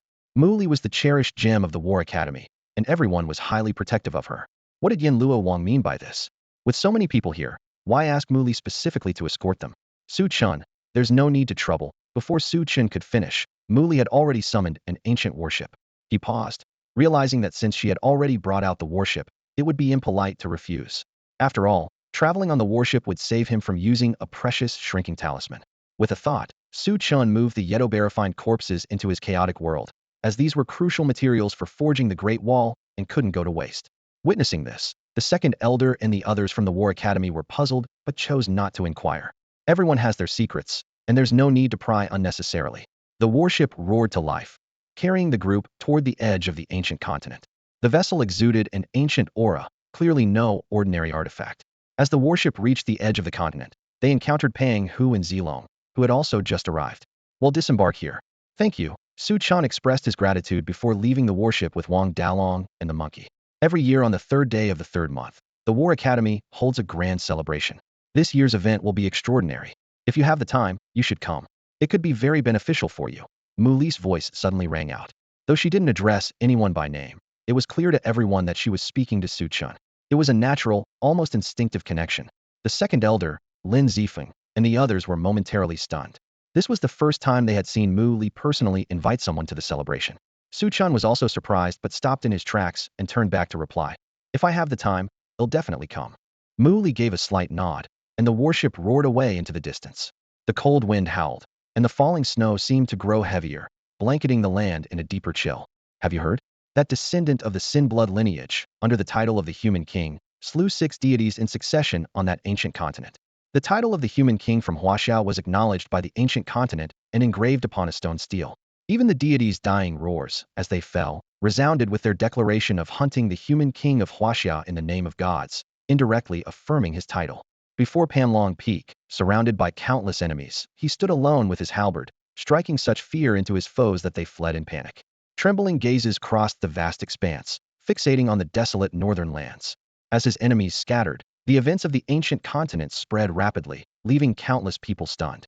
Once, in their minds, the sin-blood youths were frail, clad in coarse garments, and utterly powerless. Yet now, this once fragile sin-blood youth had grown into a king who could terrify armies. The title of the human king from Hashia struck fear into the hearts of alien races. They should have been elated by this, yet their hearts were devoid of joy. They still remembered the anger and sorrow of the masses in the Hungshan Mountains, the cries of despair, and the complete fracture between the sin-blood descendants and the people.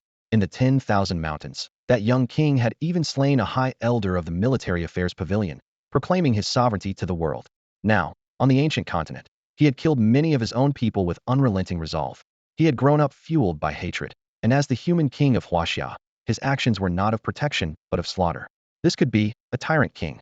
I have a foreboding that the tragedy of 15 years ago will repeat itself. Only this time it will be even more devastating. A bloody storm is brewing. He must not be allowed to continue growing. With the revival of the dragon veins and the protection of so many stone statues, Hashia does not need him as its king. Soft murmurs of discussion echoed among the people, and the drifting snowflakes felt colder than ever. Chen, I brought you some good stuff. On the outskirts of the ancient continent, Pang Hu and Zilong, along with others, began tossing alien corpses out of their spatial rings. Among them were cultivators from vassal nations as well as the remains of fierce beasts. These were their spoils of war, destined to be used as materials for building the endless border city walls, with nothing going to waste. As for the sin-blood adversaries, Pang Hu and Zilong unceremoniously discarded their corpses in the wilderness, leaving them for scavenging birds and beasts they weren't even deemed worthy of becoming building materials. Chen nodded in acknowledgement before taking out all the chaos divine leaves. This expedition to the ancient continent had been fruitful. Combined with the leaves Pang Hu and Zilong had previously acquired, the chaos tree had now produced a total of 1,000 leaves. Each leaf represented a profound truth of the great Tao, akin to 1,000 roots of the chaos tree. Every holder of a chaos divine leaf would provide Chen with a proportionate feedback of power. The more chaos divine leaves there were, the faster Chen could grow. As Chen grew stronger, it would, in turn, accelerate the growth of the chaos tree, which would then feed back to Pang Hu, Zilong, and the other holders of the chaos divine leaves. It was an incredibly terrifying and virtuous cycle. Once Pang Hu and Zilong had distributed all the chaos divine leaves, Chen did not immediately begin refining the alien corpses. He had another grand gift prepared for the youths who had yet to receive a chaos divine leaf. To the dragon veins stone pool. Relax your minds. We'll take you to a place. Chen instructed the group of youths without chaos divine leaves to ease their spirits. Then, the chains of order from the chaotic world bound them, pulling them into the chaotic realm. What is this place? The sudden shift in the world caused the boys' expressions to change slightly. The scene before them was shrouded in a gray haze. There were no flowers, trees, mountains, or rivers, only a stone pool about the size of a soccer field. The barren and deathly silent environment stirred unease in their hearts. Outside, Pang Hu and Zilong stared blankly at the boys with sin bloodlines who had disappeared into thin air, their minds filled with confusion and uncertainty about what had just happened. Wang Dalong's gaze sharpened as he glanced deeply at Chen. Clutching his ink-black blade tightly, he stood silently by Chen's side, guarding him. Chen's consciousness descended into the chaotic world. The stone pool still held traces of the dragon veins' power. Following a set order, groups of 1,000 entered for the baptism. As soon as the sin-blooded boys saw Chen, they dropped all their wariness and followed his instructions to step into the stone pool. A roar echoed a dragon's cry and the boys screamed in pain. Chen shouted sternly, "Focus your minds. Hold on." At the same time, he unleashed chains of order to suppress the restless remnants of the dragon veins' power. The boys gritted their teeth, enduring the agony as their bodies began to transform rapidly, their flesh and bones undergoing a profound rebirth. Although they lacked the chaos divine leaf and were considered the weakest in the flame dragon legion, they all yearned to grow stronger. Even with the chaos spirit gathering technique, the gap between them and those who possessed the chaos divine leaf continued to widen. At an age when they should have been brimming with ambition and pride, how could they willingly fall behind? They may not have voiced it, but deep down, it stung. This baptism was their chance to narrow the gap. The water in the pool felt like countless blades tearing through their bodies, excruciatingly painful, but they gritted their teeth and persevered. One group after another entered the pool. Chen exerted all his strength to control the chains of order, assisting the sin-blooded boys in completing their baptism. After an unknown amount of time, all of them had finally undergone the baptism, with most achieving breakthroughs on the spot. Unfortunately, this dragon vein baptism did not directly enhance Chen's own strength. However, their growth would bolster the combat power of the Flame Dragon Legion, enabling them to slay more enemies. The resulting annihilation energy would indirectly benefit both the Chaos Tree and Su Chen himself. Su Chen let out a long breath. The process of using the power of rules to assist the boys in their baptism far from easy. Once his consciousness withdrew from the chaotic world, he began refining the corpses of the alien races. Each beast-patterned or human-patterned stone created through this process tempered Su Chen's martial foundation. This unique form of cultivation ensured his strength did not grow too rapidly, preventing instability in his foundation. Within the chaotic world, the construction of the city walls continued with the sound of clanging and hammering. Meanwhile, the broken sections of the wall in the distant mountains extended further. Have you seen the news? In a certain mountain region in the northwest, someone is rebuilding the Great Wall. Photos began circulating online, showing the wall being constructed according to the original proportions of the ancient border wall, but scaled up significantly. The wall stood over 10 meters high, and every stone was intricately engraved with vivid beast patterns. What was even more astonishing was that the stones seemed to contain some form of energy, as if the wall itself was nurturing beast spirits capable of autonomously defending against alien invasions. As they looked at the photos, the citizens were filled with awe and trembling excitement. Who could possess such incredible power to construct such a vast and majestic wall? Who was rebuilding the Great Wall? It seemed that hidden within China were extraordinary individuals silently protecting the nation. This revelation filled the people with exhilaration and a renewed sense of security. Instinctively, their thoughts returned to the boy burdened with the name of Sin Blood. We have the dragon vein, the stone statues, and powerful protectors watching over us in silence. With all this, do we really need the so-called human king of China anymore? 1,500 meters. Across the entire ancient continent, the combined efforts had resulted in the construction of a 700-meter section of the Great Wall. This monumental project had greatly solidified Su Chen's martial foundation, to the point where he often felt he was on the verge of breaking through to the high stage of the condensed Yuan realm. As the wall extended further, the connection between the chaotic world and the real world grew increasingly intertwined, enhancing and complementing each other.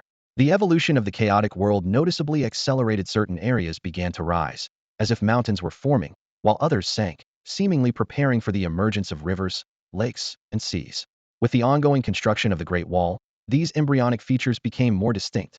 The rules governing the chaotic world continued to develop and solidify, and as Su Chen delved into these principles, he gained subtle insights into the laws of the real world. These were the forces of heaven and earth, vast and infinite, though with Su Chen's current strength, he could only glimpse a fraction of their essence. Unbeknownst to him, his people were fervently discussing him. However, Su Chen paid no mind to their chatter. He had his own path to follow. Building the Great Wall was his way of safeguarding the true Hashia.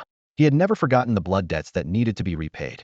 Elder Song Gaofeng of the military council was still trapped in the snowy plains of the chaotic world's northern region.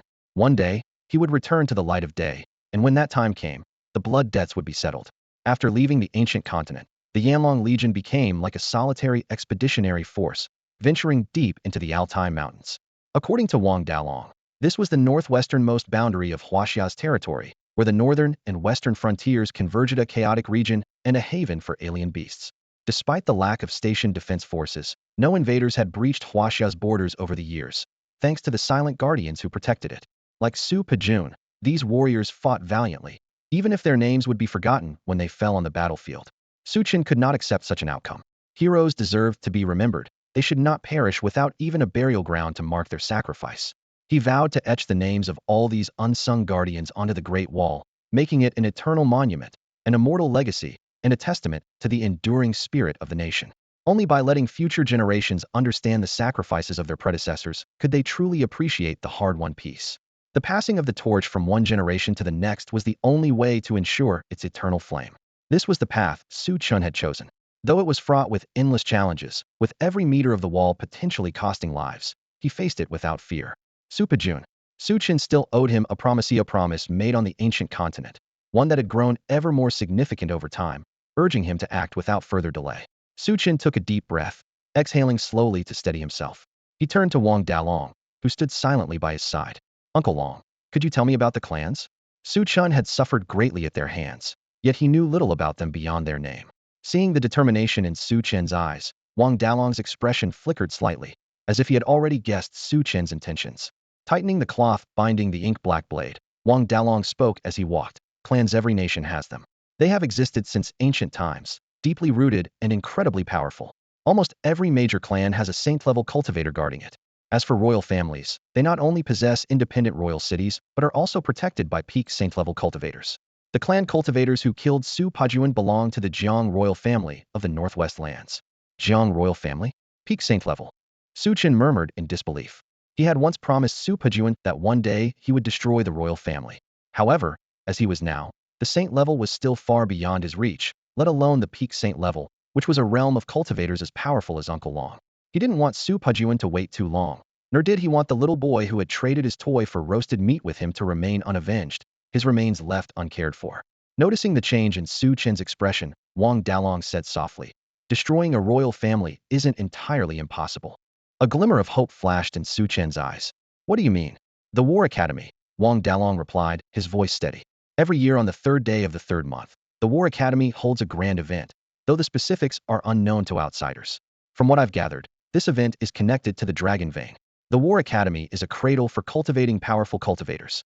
Over the past century of conflict, many loyal and brave generals have emerged from there. Thanks to the Dragon Vein, they have the resources and confidence to nurture such strong cultivators without unsealing the vein." "Are you saying the Dragon Vein is beneath the War Academy? How does that relate to destroying the royal family?" Su Chen asked, puzzled. Wang Dalong shook his head. "The Dragon Vein isn't beneath the War Academy, but they know how to locate it. The annual event on the third day of the third month is likely their way of finding the Dragon Vein and extracting resources for cultivation. This time, the Dragon Vein has appeared in the 10,000 mountain range. After being severely damaged by divine forces, it's likely hiding somewhere to recover and won't leave the Northwest lands. If the War Academy can lure the Dragon Vein near Jiang Royal City, that would be your chance. When the Dragon Vein reveals itself, it emanates a unique power of rules, suppressing the strength of all living beings to an extreme extent, rendering them almost powerless to harm it. This is the Dragon Vein's self-protection mechanism. Within that domain of rules, Su Chun would be an invincible force. At that moment, destroying the royal family might not be impossible. However, Wang Dalong sighed. It's easy to say, but incredibly difficult to achieve.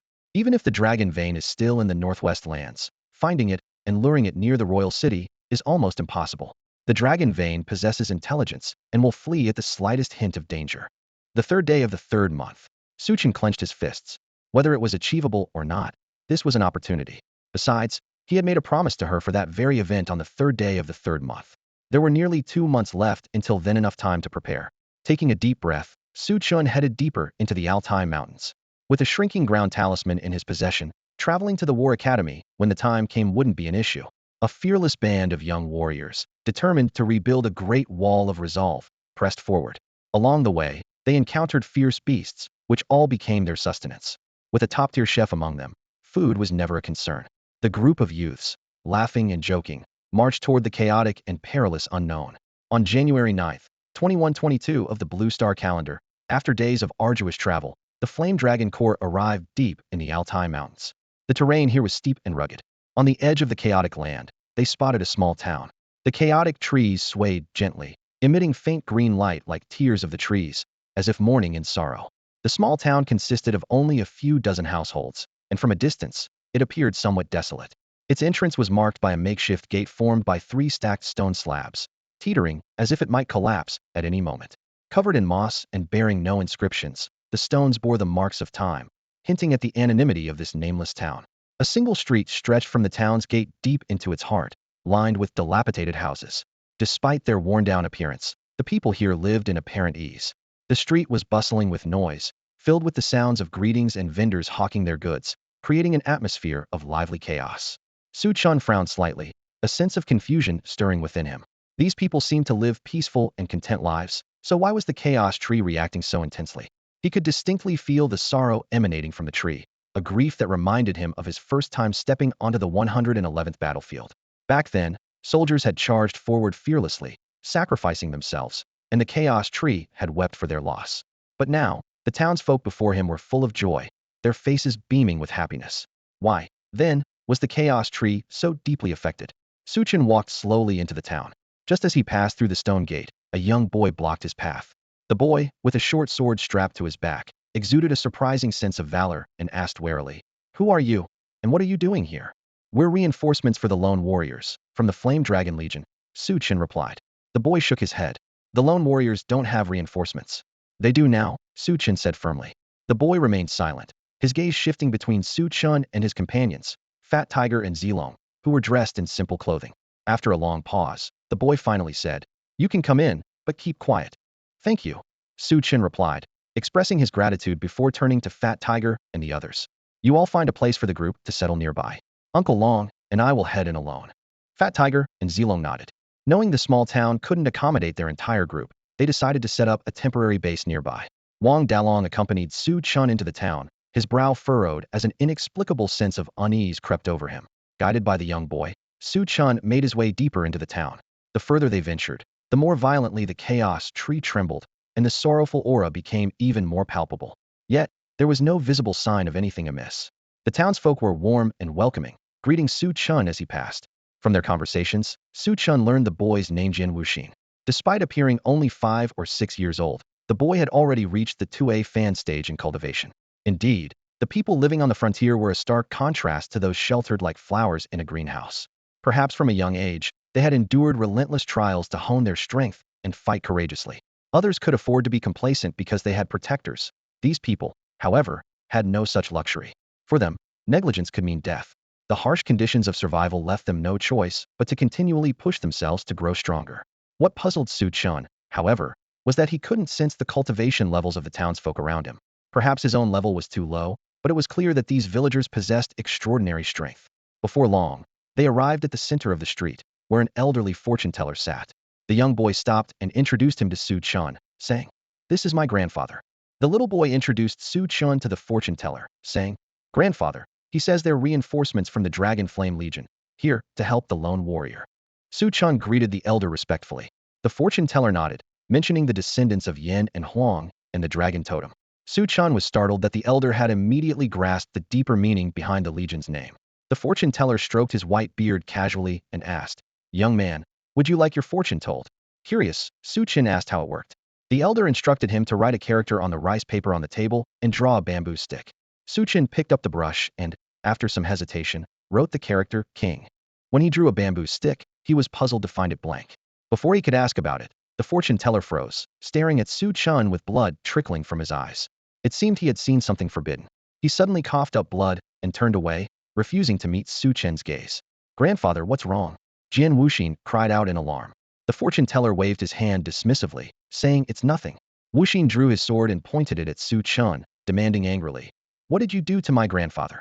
The elder shouted, "Wuxin, show some respect. The problem lies with me, not him." Only after confirming his grandfather was truly all right did Wuxin lower his sword and apologize. Su Chen shook his head and watched the fortune teller intently, waiting for an explanation. But the elder avoided the subject, telling Wuxin, "It's getting late, show our guests to their rooms." When Su Chun tried to ask about the divination, the fortune teller said, "Young man, forgive this old man's limited abilities. I cannot read your fortune." He then began packing up his things. Su Chun felt uneasy, intuiting that the fortune teller had seen something but chose not to reveal it. Could the vision have been harmful? "Su Chun, it's getting dark. Let's go and leave them be," Wang Dalong spoke up. Noting the dimming sky, Su Chun decided not to press the matter. They bid farewell to the fortune teller and Jian Wuxin before leaving the town. After they left, Wuxin asked, "Grandfather, what happened earlier?" The fortune teller gazed at Su Chen's departing figure and said slowly, "I saw nothing but chaos and void in him. When I tried to look deeper, a wrathful voice from beyond our time injured my spiritual essence." Blood still stained his eyes as he thought. A young man who writes king, draws a blank lot, and whose fate I dare not divine how peculiar. Reinforcements for the lone warrior? Wuxin looked up at his grandfather hopefully. "Grandfather, night is falling. Can I join the battle tonight?" The fortune teller shook his head. "It's not your time yet." Before Wuxin could protest, the elder instructed him to take the fortune-telling equipment home and wait for his return. Then he strapped on a sword and left town. Villagers greeted him warmly along the way. From a hilltop outside town, Su Chun watched the fortune teller depart alone, wondering why the seemingly capable villagers didn't join him. "Haven't you noticed?" Wang Dalong asked softly, his eyes betraying unease. "Noticed what?" Su Chen had sensed something strange about the town, but couldn't pinpoint it. Then Su Chen's brow furrowed as realization dawned. The villagers moved mechanically through the streets, repeating the same actions endlessly with fixed smiles. As darkness fell, no one closed their shops or lit lanterns, yet they continued their cheerful commerce in the growing dark. Wang Dalong's voice was heavy with sorrow. "These aren't real villagers living peaceful lives, they're just phantoms born of lingering attachments." Su Chun stood in a daze, staring at the desolate little town, a surge of complex emotions welling up in his heart. He finally understood the grief conveyed by the chaos tree and realized why he couldn't sense the villagers' levels of strength. It turned out they had long since passed away. The town was merely a manifestation of their lingering will from life. They had longed for peace and prosperity, but war had destroyed everything. Their unfulfilled wishes now existed only as a reflection of the beauty they once yearned for. The seemingly harmonious yet dilapidated town was, in reality, almost completely empty. Only the fortune teller and the little boy, Jian Wuxin, were still alive. Although he knew the villagers were nothing more than lingering wills, Jian Wuxin still smiled warmly when greeted by their enthusiastic welcomes, sweetly calling them uncle and auntie. The fortune teller tirelessly cast fortunes for the villagers, almost every prediction being an auspicious one. It seemed to offer comfort, or perhaps it was a form of prayer for the loyal souls who had passed. They worked so hard, only to help these lingering spirits find true peace. The little boy, innocent and unaware, would retreat at nightfall, leaving only the fortune teller to carry a sword and walk into the unknown darkness alone. That solitary figure appeared towering and noble, stirring Su Chen's heart with unrest. The seemingly tranquil scene struck harder than the brutal deaths on the battlefield. These villagers were ordinary, nameless people who only wished for a stable life. Yet, when foreign invaders threatened their homeland, they cast aside their dreams and charged into the battlefield without hesitation. Perhaps it was only in the moment of their death that they dared to reveal their deepest emotions. They didn't want to die. The seemingly harmonious scene was, in truth, a hollow shell of what once was. They had perished for their loyalty. Su Chen felt a sharp pang in his chest, his emotions overwhelming him. Taking a deep breath, he stepped back into the town. Facing the warm and welcoming villagers, he wanted to ask for their names, but suddenly realized they couldn't hear him. They were just lingering wills, their actions and words fixed like a projection. The real people were long gone. Clenching his fists, Su Chen walked toward the center of the street. The little boy, Jian Wuxin, who was about to close his door, glanced at him. "Can you tell me the names of those villagers?" Su Chen asked. As he spoke, he condensed his chaos sword chi into a small sword the size of a thumb, imbued with the profound essence of chaos sword intent, as an offering of gratitude.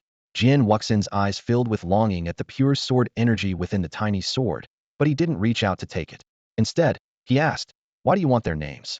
"Su Chen, loyal souls deserve to be remembered," he replied. The little boy shook his head. "They prefer peace and don't want to be disturbed. They protected this land. Their names belong on the Great Wall." Su Chen countered, "The Great Wall has been destroyed. I am rebuilding it." Jian Wuxin stared at Su Chen, his gaze fixed on the unwavering determination in his expression. After a long pause, he stepped out of his house. "I can tell you their names, but there's no need for a reward." Su Chen froze for a moment and immediately withdrew the chaos sword intent. "I never intended to disrespect the loyal souls," he said solemnly. Jian Wuxin said no more, leading Su Chen toward the edge of the village and beginning to introduce the villagers, one house at a time. "Grandfather said that every house in this small town has seen generations of owners come and go. They came from all directions, converging here to silently guard the borders of this land." The first words spoken by Jian Wuxin struck Su Chen deeply. Each house changing hands over generations may seem like a simple statement, but upon reflection, it paints a harrowing picture. Waves of people from across the land migrated here, only to fall in battle, one group after another. Their loyal souls spilled blood on the battlefield, leaving behind only traces of their existence in this small town. After a century of conflict, how many owners has this town welcomed, and how many has it lost?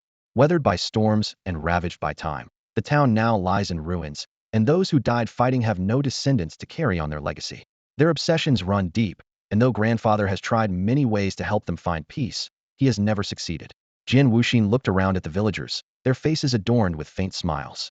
In life, they had endured enough suffering, and in death, their lingering obsessions kept them from resting. As he spoke, Jian Wuxin slowly walked to the street, gazing at the old houses. After a moment of silence, he said softly, "I only remember the last owners of these homes. As for how many came before them, I do not know." The last owner of the first house on the street was Zhang Daniu. He came with his family of 3, all of whom perished in battle. The second house belonged to Li Dongsheng, who arrived with 3 generations of his family, all of whom met the same fate. The third house was home to a mother and daughter, orphans of war. The mother was named Wang Fong, and the daughter, Xiaoyu, was only 10 years old when they arrived. Both died in battle. The fourth house, Jian Wuxin walked slowly, introducing the owners one by one. His eyes grew misty, but he stubbornly held back his tears. Though only 5 or 6 years old, he bore a maturity far beyond his age. Su Chen followed quietly behind Jian Wuxin. Each mention of died in battle struck him like a heavy blow. On the Great Wall, stretching thousands of miles, countless unfamiliar names were etched into its stones. Perhaps many of them had no burial place, their bodies never recovered. Yet now, the Great Wall stood as their tombstone, a testament to their sacrifice, as they continued to watch over the sacred land for which they gave their lives. Those names carved into the wall seemed to form a mysterious connection with the villagers, who were but remnants of obsessions. Gradually, the smiles faded from the villagers' faces. They stopped tending their stalls, ceased their wandering, and turned their gaze towards Su Chen, their eyes filled with unfamiliarity and confusion. Jian Wuxin's expression shifted slightly. It was the first time he had seen the villagers display such emotions. They were mere fragments of lingering thoughts. Why did they now seem to possess awareness? Almost instinctively, he turned his gaze to Su Chen. Su Chen halted and stared at the villagers, his voice steady and resolute. The peace and prosperity you longed for will be realized by future generations. Your sacrifices will not be in vain. This sacred land will never be violated. My name is Su Chen, your successor. Though Su Chen knew these lingering spirits could not hear his words, he still felt compelled to speak, hoping to bring peace to their restless souls. As his words fell, the lingering obsessions turned into specks of starlight, drifting toward him as if they were a source of hope, a force of faith. It was as though these obsessions had heard Su Chen's voice, entrusting their hopes to him as their successor. The power of faith converged, and the light of the chaos tree suddenly intensified. Mysterious golden patterns spread across the surface of the chaos tree. Under the suppression of the golden radiance, the glow of the blood-red patterns seemed to dim slightly, though they did not recede. The golden light was sacred, while the blood-red light was sinister, the two forces silently opposing each other. The golden patterns appeared to be an inherent feature of the chaos tree, whereas the blood-red patterns emerged after absorbing massive amounts of the energy of annihilation. Though formed later, the red patterns were like a blade, forcibly tearing through the golden markings and claiming a place on the tree trunk. At the same time, the fifth branch, which had previously been just a tender sprout, began growing at a visible rate after absorbing the power of faith. The chaos world trembled violently, its territories extending and expanding. Su Chen suddenly realized that the branches of the chaos tree seemed to correspond to regions within the chaos world. The emergence of each branch would cause the world's territory to multiply. The sensation of a world being newly formed, of chaos evolving into order, was both strange and profound. Su Chen could feel the purest essence of universal rules being nurtured and growing within. The primordial energy of the chaos world became increasingly dense, and from the northern snowfields, the roars of beasts echoed through the icy rivers. This was the first living being conceived within the chaos world, seemingly granted a great opportunity as part of its evolution. They're gone. Jian Wuxin's voice interrupted Su Chen's thoughts. The villagers, once transformed by their obsessions, had disappeared. Their spirits had found solace and could finally rest in peace. Although Jian Wuxin didn't know what methods Su Chen used, he was deeply grateful that the villagers were now at peace, a wish he and his grandfather had long harbored. Now that it had been fulfilled, words of thanks were only natural. Su Chen turned to look at Jian Wuxin, a thought crossing his mind. This 5 or 6-year-old child, if the old fortune teller were to fall, could he truly fend off thousands of enemies alone? Sensing Su Chen's gaze, Jian Wuxin seemed to understand his thoughts. Gripping the short sword on his back tightly, he resolutely declared, "One day, I will grow up and fight thousands of enemies on my own." He firmly believed he would become strong enough to stand alone against countless foes. But what if you haven't grown up yet, and your grandfather has already fallen? How will you fend off thousands of enemies then? Xilong's voice cut into the conversation. He, along with Peng Hu and the others, had entered the small town, drawn by the distant sounds of beastly roars. They were here to seek Su Chen's command for the next attack. Jian Wuxin glared at Xilong. "My grandfather is a Saint Realm powerhouse. He's strong. He won't fall." Jian Wuxin's parents had died in battle shortly after his birth, leaving his grandfather to raise him single-handedly. His grandfather had defended this place for years, never allowing the enemy to breach the defenses, even when the town was almost deserted, with only him remaining. In Jian Wuxin's heart, his grandfather was a war god who would never fall. Even gods can perish. How could a Saint Realm? Xilong's words were abruptly cut off by Su Chen's stern rebuke. "This guy is as stubborn as a mule." Su Chen once again conjured a small sword of chaos, imbued with the gentle essence of the chaotic swordsmanship's profound truths, and slowly extended it toward Jian Wuxin. However, Jian Wuxin coldly refused. "I don't need it." Annoyed by Xilong's words, he turned his head away in defiance. Xilong scoffed dismissively. "Kids these days have no appreciation for good stuff." Fuming, Jian Wuxin immediately drew his sword and retorted. "Who are you calling a kid? You're only a few years older than me." He shouted angrily, his frustration evident. "I'm 15, nearly 16. That makes me at least a decade older than you. Come on, call me Big Bro Therno, uncle." Xilong puffed out his chest, straightened his back, and looked down at Jian Wuxin with a taunting smirk. "You're asking for it." Jian Wuxin roared with rage and slashed at Xilong. Despite being only 5 or 6 years old, his strength had already reached the transcendence realm, and his strike was unstoppable. Zilong immediately raised his spear to counter. At that moment, Su Chen shouted loudly, and a surge of chaotic sword energy erupted, instantly dispersing their attacks. Turning to Jian Wuxin, Su Chen spoke sternly. If you wish to grow stronger before your grandfather falls, this small sword might aid you. If you don't need it, let it dissipate on its own.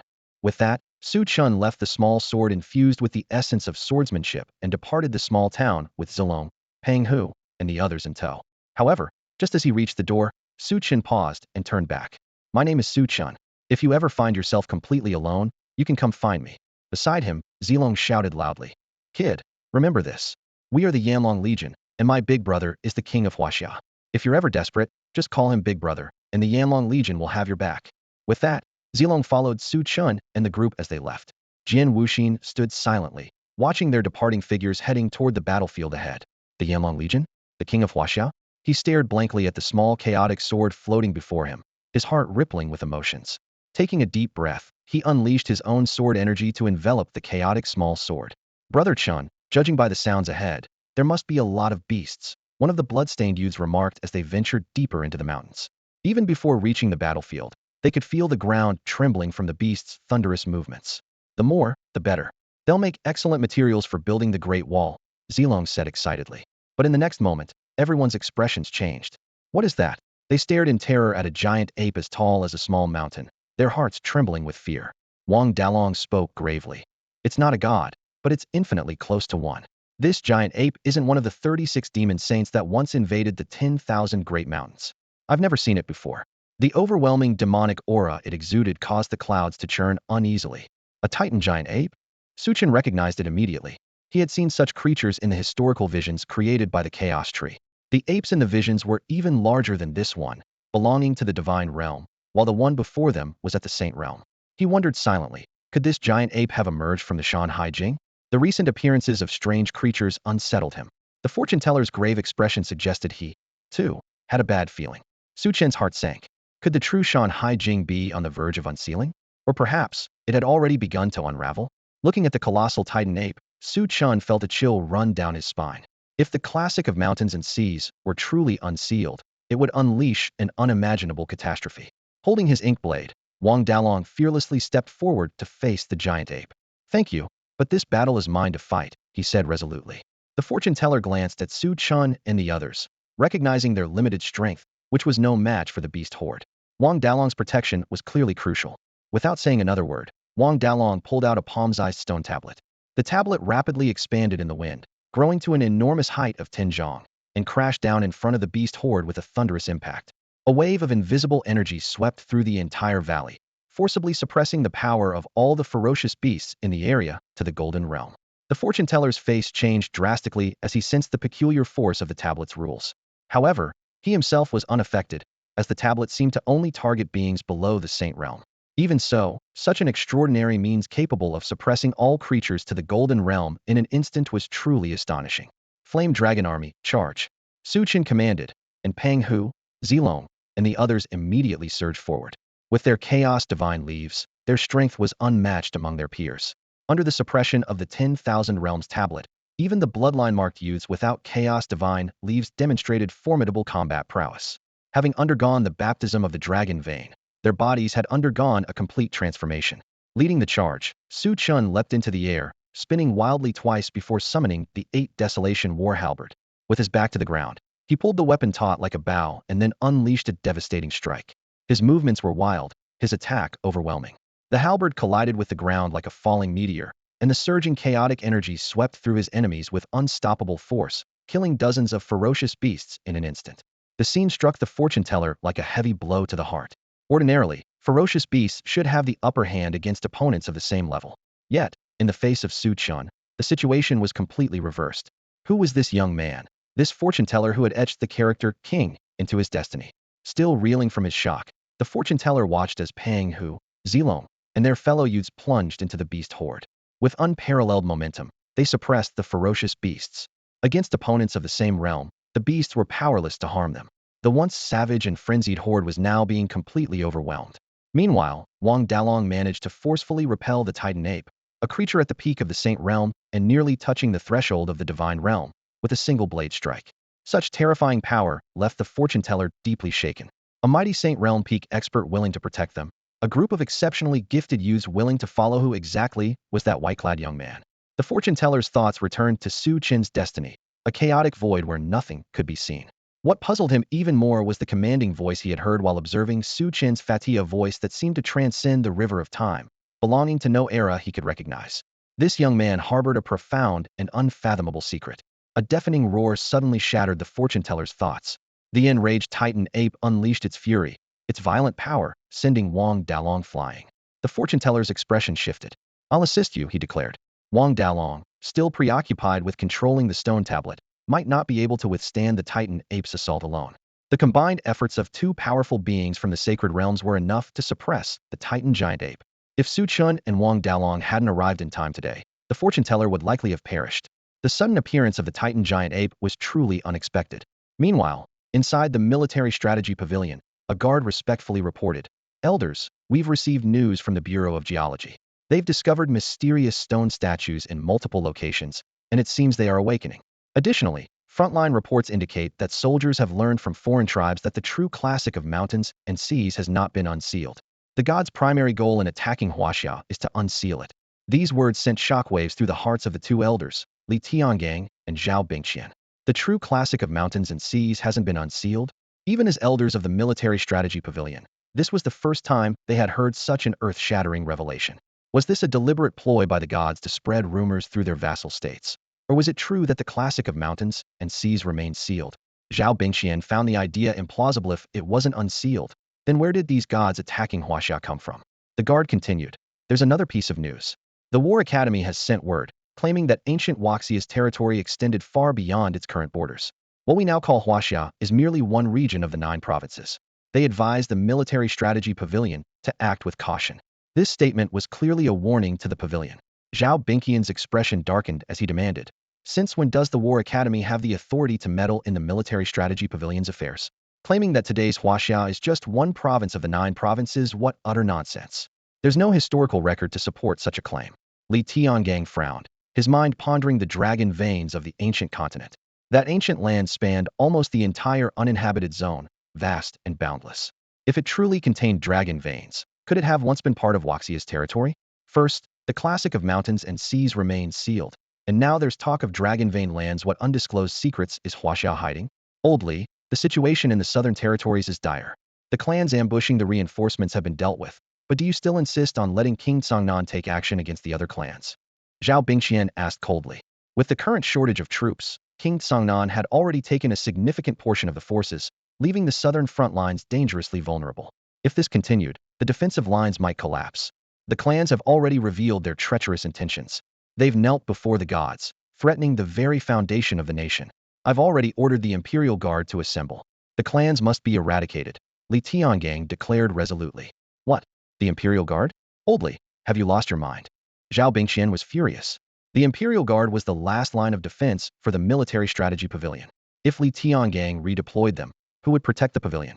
Old Li, the clans are deeply entrenched, and eliminating them will come at a great cost.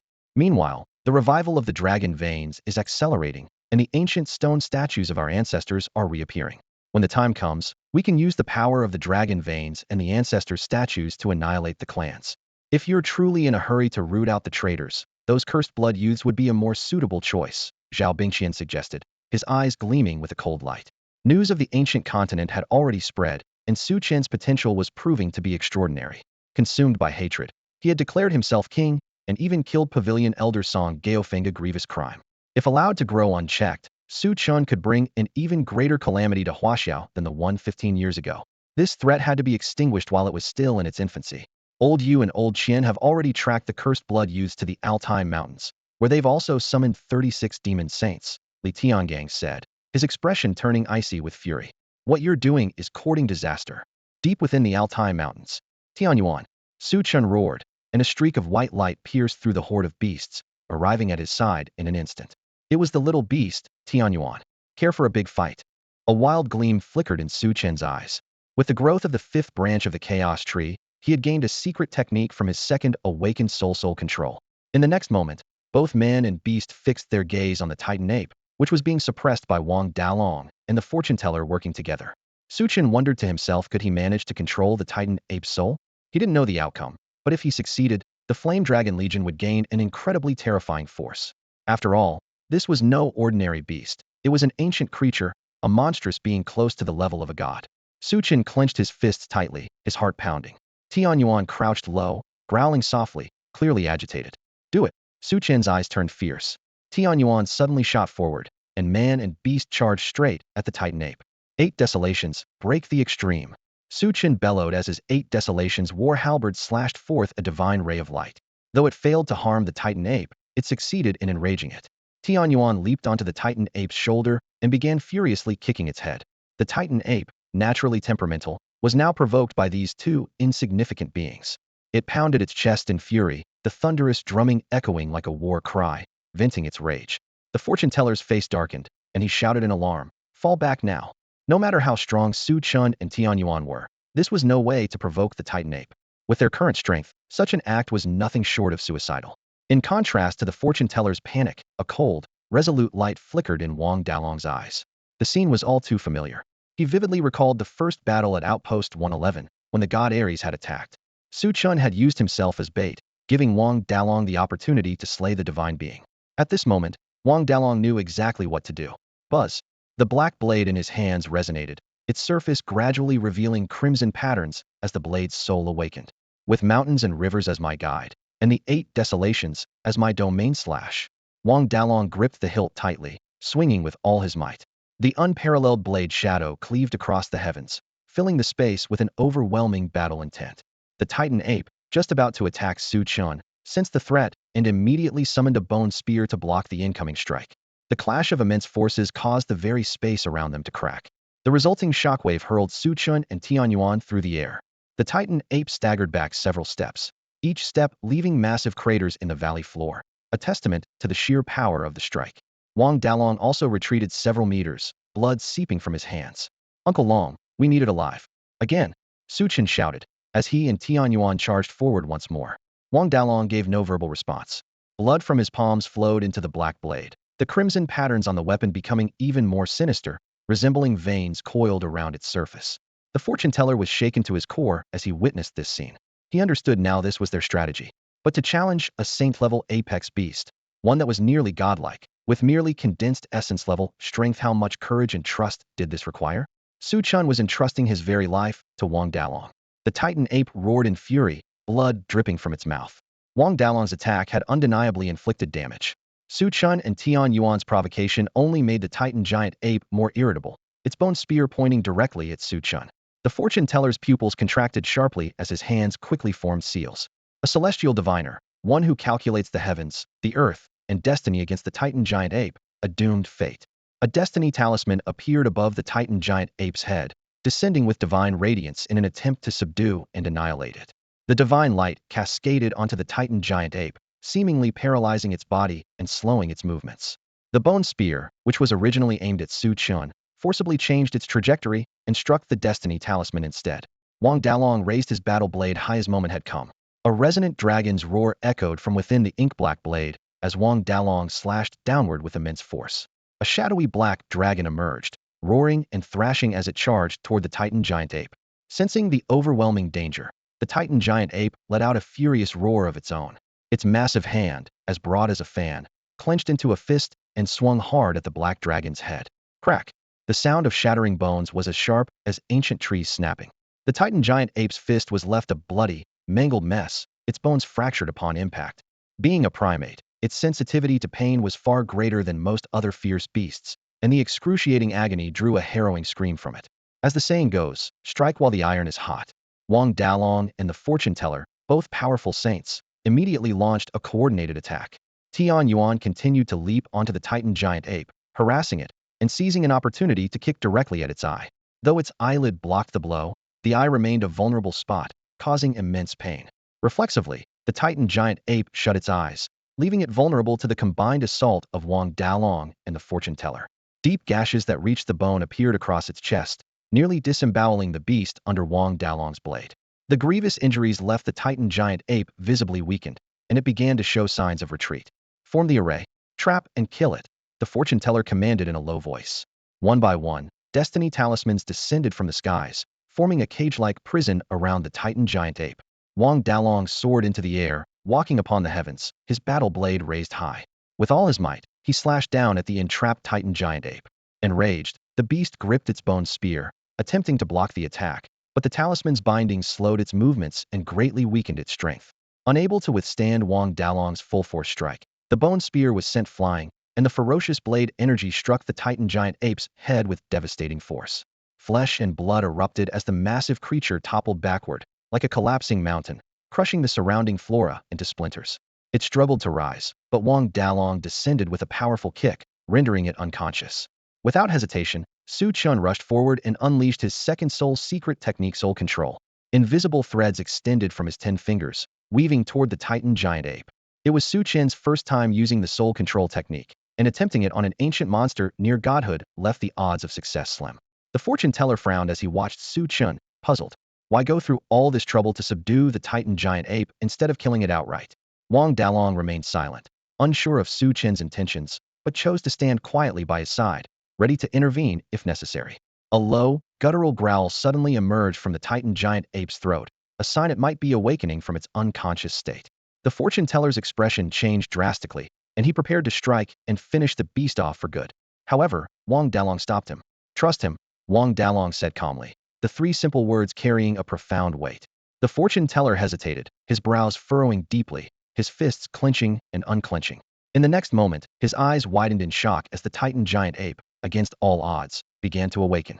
A deep growl rumbled from its throat as the unconscious Titan giant ape opened its eyes once more. Still lying on the ground, its gaze revealed a hint of struggle, as though resisting some unseen force. Blood spurted from Chen's mouth. This Titan giant ape was a terrifying ancient beast, its power nearly divine, with an immensely strong soul. Its resistance had instantly inflicted serious damage on Chen. Wang Dalong frowned slightly, his thoughts racing. I'm fine, Chen muttered under his breath and immediately focused his energy on activating his second soul secret technique, soul control. At that very moment, the darkened sky suddenly lit up with a streaking meteor. A mysterious voice echoed across time and space. Reaching Chen's ears once more, it was the voice of the speaking star. The abyss descends, signifying both destruction and renewal. Darkness shrouds the way. Who will guide us forward? As the voice resonated, Chen's soul control technique surged with unprecedented power. The Titan giant ape let out a piercing roar. Its once struggling eyes grew hollow, then began to regain their color, as though invisible threads were weaving life back into them. Rise, Chen commanded in a low voice. The Titan giant ape obeyed, standing up with a thunderous motion that sent shattered rocks tumbling and the ground quaking. Even the usually composed fortune teller couldn't hide his shock, his face filled with disbelief. Chen had actually managed to control the Titan giant ape? What level of power was this? Chen was only at the intermediate condensed core stage, while the Titan giant ape was a near-divine ancient beast of the sacred realm. How could someone at the condensed core stage dominate a peak sacred realm creature? Waves of astonishment surged in the fortune teller's mind. Chen's every move shattered his understanding of reality. Who exactly was this young man? Wang Dalong, too, couldn't hide his astonishment, his eyes flickering with unease. Chen had truly gained control over the Titan giant ape. Yet Chen himself appeared relatively calm. He turned his gaze to the heavens, where the speaking star reappeared. As its voice echoed, Chen felt something stir deep within him, causing his soul power to surge explosively, crushing the Titan giant ape's resistance in an instant. The abyss? The darkness? Chen instinctively glanced at the small beast, abyss, recalling the moment he first encountered it in a mysterious realm within the Hengshan Mountains. Its gaze had felt like staring into an endless void, which was why he had named it Abyss. Could this encounter have entangled him in some greater cause and effect? Back then, he had found Abyss in a floating continent suspended in the void. To this day, Chen still didn't know what species Abyss belonged to. As for the darkness, Chen thought of the black mist that had once engulfed the entire Hengshan mountain range. He had also seen this mist in the historical visions shown by the Chaos Tree. Could this be the same darkness the star had spoken of?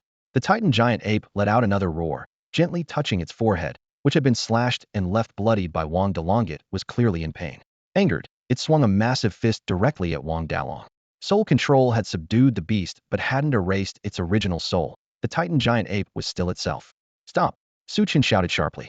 The Titan giant ape's fist halted mid-swing, its movement frozen. The fortune teller's heart nearly leaped out of his chest. He had thought the control had failed and was about to retaliate. Attack the beast horde, Chen commanded. The Titan giant ape let out a deafening roar, and suddenly launched an attack on the beast horde. With its peak saint-level power, it effortlessly crushed the ferocious beasts into fragments.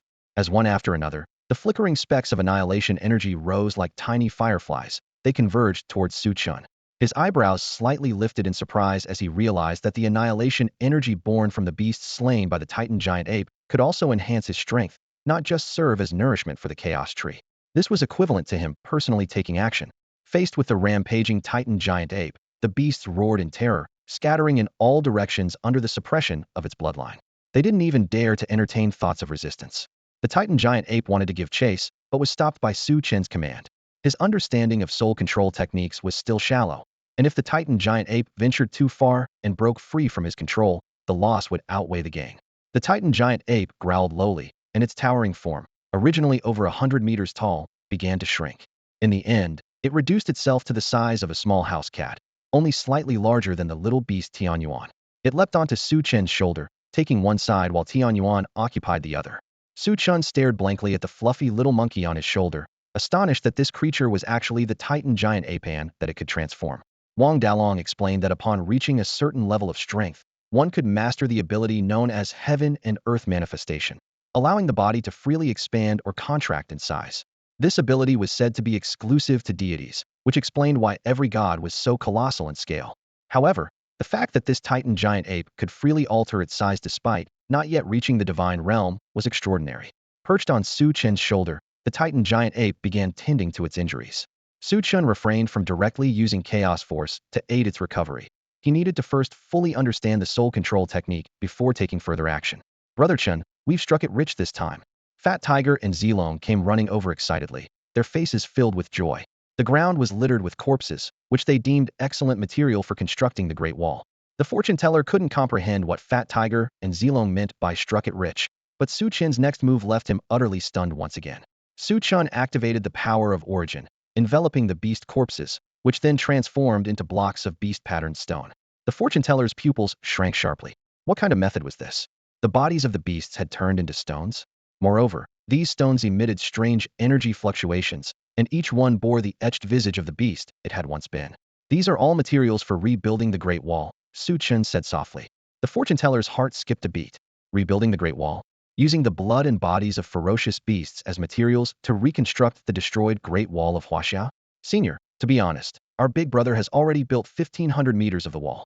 These beasts are nothing compared to what he's done. Our big brother even slew a god and refined its blood and body into the foundation stones for the Great Wall, Zilong and the others said proudly, their faces brimming with admiration for their elder brother. The fortune teller stood frozen, staring at Su Chen in disbelief. Slaying a god, refining a god's blood and body into foundation stones for the Great Wall. And the wall was already 1,500 meters long. Looking at the white-clad youth standing tall and composed, the fortune teller was silent for a long time. What a pity, Zilong sighed, shaking his head. Our big brother once slew 6 gods in the ancient continent, but didn't manage to preserve a single one of their bodies. Otherwise, the wall wouldn't be just 500 meters longer, it'd be far more than that. At this moment, the fortune teller felt as though countless bolts of lightning had struck his heart. Slaying 6 gods in a row. What kind of monster was this? Deities are supposed to be synonymous with invincibility.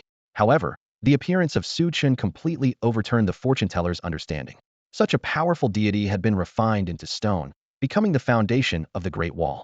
To build the Great Wall with the flesh and blood of foreign invaders, what an awe-inspiring display of determination. The fortune teller took a deep breath, suppressing the waves in his heart, and asked, "Young man, may I read your fortune once more?" His curiosity about Su Chen grew stronger as he sought to uncover the origins of this extraordinary young man. Using his destiny, he intended to glimpse Su Chen's past and present lives. Su Chen frowned slightly, recalling the incident in the small town where the fortune teller had been severely injured after reading his fortune. He couldn't help but feel concerned, fearing that his own fate might be entangled with great karmic forces and unwilling to bring harm to the fortune teller. As if seeing through Su Chen's thoughts, the fortune teller immediately said, "I have long glimpsed the secrets of the heavens and am already burdened with karma. One more won't make a difference." Having read the fates of fallen heroic spirits and revealed heavenly secrets, he was already deeply entangled in karma, unable to escape his destiny. All right, Su Chen relented, seeing the fortune teller's insistence. He paused his process of refining the beast carcass, wrote a single character, and prepared to draw a lot. However, the fortune teller shook his head and said, "No need to write or draw lots. Just place your hand on this." As he spoke, a crystal ball appeared in his hand, glowing faintly with flickering light. Su Chen could sense a pulse of soul energy emanating from it. Following the fortune teller's instructions, Su Chen placed his hand on the crystal ball. The fortune teller formed intricate hand seals, and a beam of light shot into the crystal ball. His eyes glimmered with an extraordinary light, as if trying to pierce through Su Chen's past and present lives. However, when the crystal ball's glow enveloped Su Chen's hand, it suddenly shattered into pieces. The fortune teller let out a cry of agony as blood streamed from his eyes. Su Chen's expression changed drastically, and he was about to rush over to check on him. But the fortune teller stopped him. It's fine, he said, waving his hand. Yet, his heart was shaken as he felt the same chaotic void as before.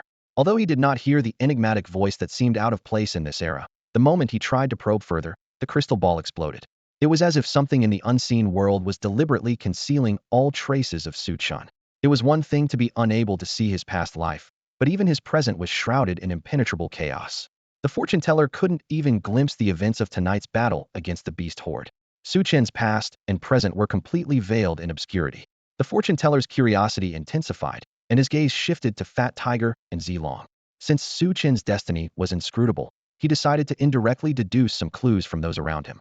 Everyone, if you don't mind, would you allow this old man to read your fortunes? Having spent a lifetime reading fortunes for countless people, he had often turned them away. Yet today, he found himself unusually persistent. Fat Tiger and Zilong stared at the fortune teller in astonishment. The old man was bleeding from his eyes, yet he still wanted to read their fortunes. It was perplexing. Are you sure you're all right? Fat Tiger couldn't help but ask. The fortune teller firmly replied, I'm fine. Fat Tiger shrugged and said, all right then, read mine. I'm probably destined to be a great general now, the greatest general of all. No sooner had he spoken than Zilong angrily retorted, nonsense. I'm the greatest general. Meanwhile, Monkey remained silent, watching the scene unfold. The scholar and the other 8 owners of the initial source leaves remained silent, their thoughts known only to themselves. Seeing that Pang Hu agreed to have his fortune told, the fortune teller immediately took out a crystal ball and instructed Pang Hu to place his hand on it. Pang Hu complied, and the fortune teller began chanting an incantation, releasing a beam of energy as his eyes sparkled with a peculiar light. This time, the crystal ball did not shatter. However, when the fortune teller looked into Pang Hu's destiny, he saw nothing but emptiness. How could this be? The fortune teller was stunned, his heart filled with doubt. What's wrong? Don't tell me it's something bad. Pang Hu asked nervously, noticing the fortune teller's strange expression. It's nothing. Maybe there's an issue with the crystal ball. Let me check. The fortune teller replied, retrieving the crystal ball and examining it carefully. Finding no abnormalities, he took out a new crystal ball and signaled Pang Hu to try again. Yet, the result was the same emptiness. The fortune teller could see neither Pang Hu's past nor his future. His brows furrowed deeply as his confusion grew. Well, senior, how is it? Pang Hu asked cautiously. You are exceptionally talented, unfathomable, with the bearing of a great general. The fortune teller said, unable to discern Pang Hu's destiny and merely responding in a way that would satisfy him. Haha, I knew it. I'm destined to take the top spot as the first great general. Pang Hu exclaimed excitedly, clearly pleased with the result. Yeah, right. You only have the potential of a general, not the title of the first great general. Zilong scoffed, though he felt a tinge of unease. Stepping forward, he placed his hand on the crystal ball. Senior, can you read my fortune next? The fortune teller nodded, performing the incantation to probe Zilong's destiny, but once again, he saw only emptiness. Zilong's heart skipped a beat as he anxiously asked, Senior, what's the result? Hold on for a moment, the fortune teller replied, gesturing for the others monkey, the actor, and the resto give it a try as well. Haha Zilong, looks like you're out of luck. Pang Hu laughed mockingly. Not even qualified to be a general, haha. Shut up. The senior only said to wait. Maybe my destiny is so strong that he needs more time to observe it. Zilong retorted, maintaining a calm facade while inwardly panicking. Monkey stepped up to test his fortune, but the result was still emptiness. The actor followed, and the outcome remained unchanged. One by one, the cook, the scholar, the flag bearer, and the other 9 owners of the initial source leaves all tried, but all their results were the same emptiness. Unwilling to give up, the fortune teller turned to the crowd of the Yanlong Legion, selecting a few youths to test, but no matter who it was, the result was always emptiness. The fortune teller stood there in a daze, his mind swirling with questions. He was certain that neither the crystal ball nor his incantation was faulty. Could it be that these young people didn't truly exist in this world? How about you give it a try? The fortune teller finally asked, turning his gaze to Wang Dalong. Without a word, Wang Dalong placed his hand on the crystal ball. The fortune teller activated his incantation, and his heart stirred as he glimpsed Wang Dalong's pasta valiant general on the battlefield. However, his presence was only partially revealed. The fortune teller saw Wang Dalong guarding the northern frontier, yet there was no connection to the events involving these youths around him. The fortune teller stared blankly at Su Chun and the others, growing increasingly certain that the issue was not with the crystal ball or his technique. The problem lay with these young people themselves. The fortune teller's mind was in turmoil. A group of vigorous, fearless young men seemed to have neither a past life nor a present one, as if they had appeared out of thin air, existing beyond the bounds of the world. He thought of the obsessions of the villagers in the small town. Though they no longer existed, they could still be perceived by others. However, these young men were clearly different. They were flesh and blood humans. The young man in white was rebuilding the Great Wall, while his brothers were slaughtering fierce beasts to gather stones for its construction. Their presence left tangible traces in the world, yet their fates were shrouded in chaos and void, entirely indiscernible. If it were only Su Chun, it might still be understandable. Perhaps he was an extraordinary being, his destiny obscured by the will of the heavens. But now, tens of thousands of youths, all with fates equally void and undefined. In all his years of fortune-telling, the fortune teller had never encountered such a bizarre phenomenon. Taking a deep breath, he turned to Su Chun and asked, "Young master, what are your plans moving forward?" It was clear to him that this band of young warriors was not under the control of Wang Dalong, a Saint Realm peak cultivator. The true leader was this young man in white. "We'll stay here for a while," Su Chun replied, glancing at the now miniature Titan giant ape on his shoulder. He understood that the appearance of this ancient being signaled the gradual unsealing of the core of the classic of mountains and seas. He worried that if they left, the fortune teller alone would be unable to hold this place. The fortune teller seemed to read Su Chen's thoughts and shook his head. Compared to other defensive lines, this one is relatively safe. The beast hordes don't attack every day, and I still have the strength to fight. The place that truly needs reinforcements is called the 10-mile soul-crushing slope. 15 years ago, a garrison force was sent to aid that location, but that force, alas. The fortune teller trailed off, shaking his head with a sigh. However, Su Chun and his companions Fat Tiger and Xilong felt a pang in their hearts. 15 years ago, that phrase carried a weight too heavy for them. Wang Dalong's voice broke the silence. "The garrison force you mentioned, were they the Azure Dragon Army?" Su Chun and the others turned to look at Wang Dalong, who nodded as he met their gazes. The Azure Dragon Army, China's most elite special forces. They were the ones who, 15 years ago, failed to stop the 300,000 traitorous invaders. They were also the parents and elders of Su Chun and his group of bloodstained youths. Su Chun and his companions stood frozen, stunned. This was the first time they had heard the name Azure Dragon Army used to describe their parents, instead of the label of traitors. "I don't know the name of that force," the fortune teller said. "I only know they bore a dragon emblem on their chests, and their combat prowess was extraordinary." His eyes reflected a flicker of reminiscence.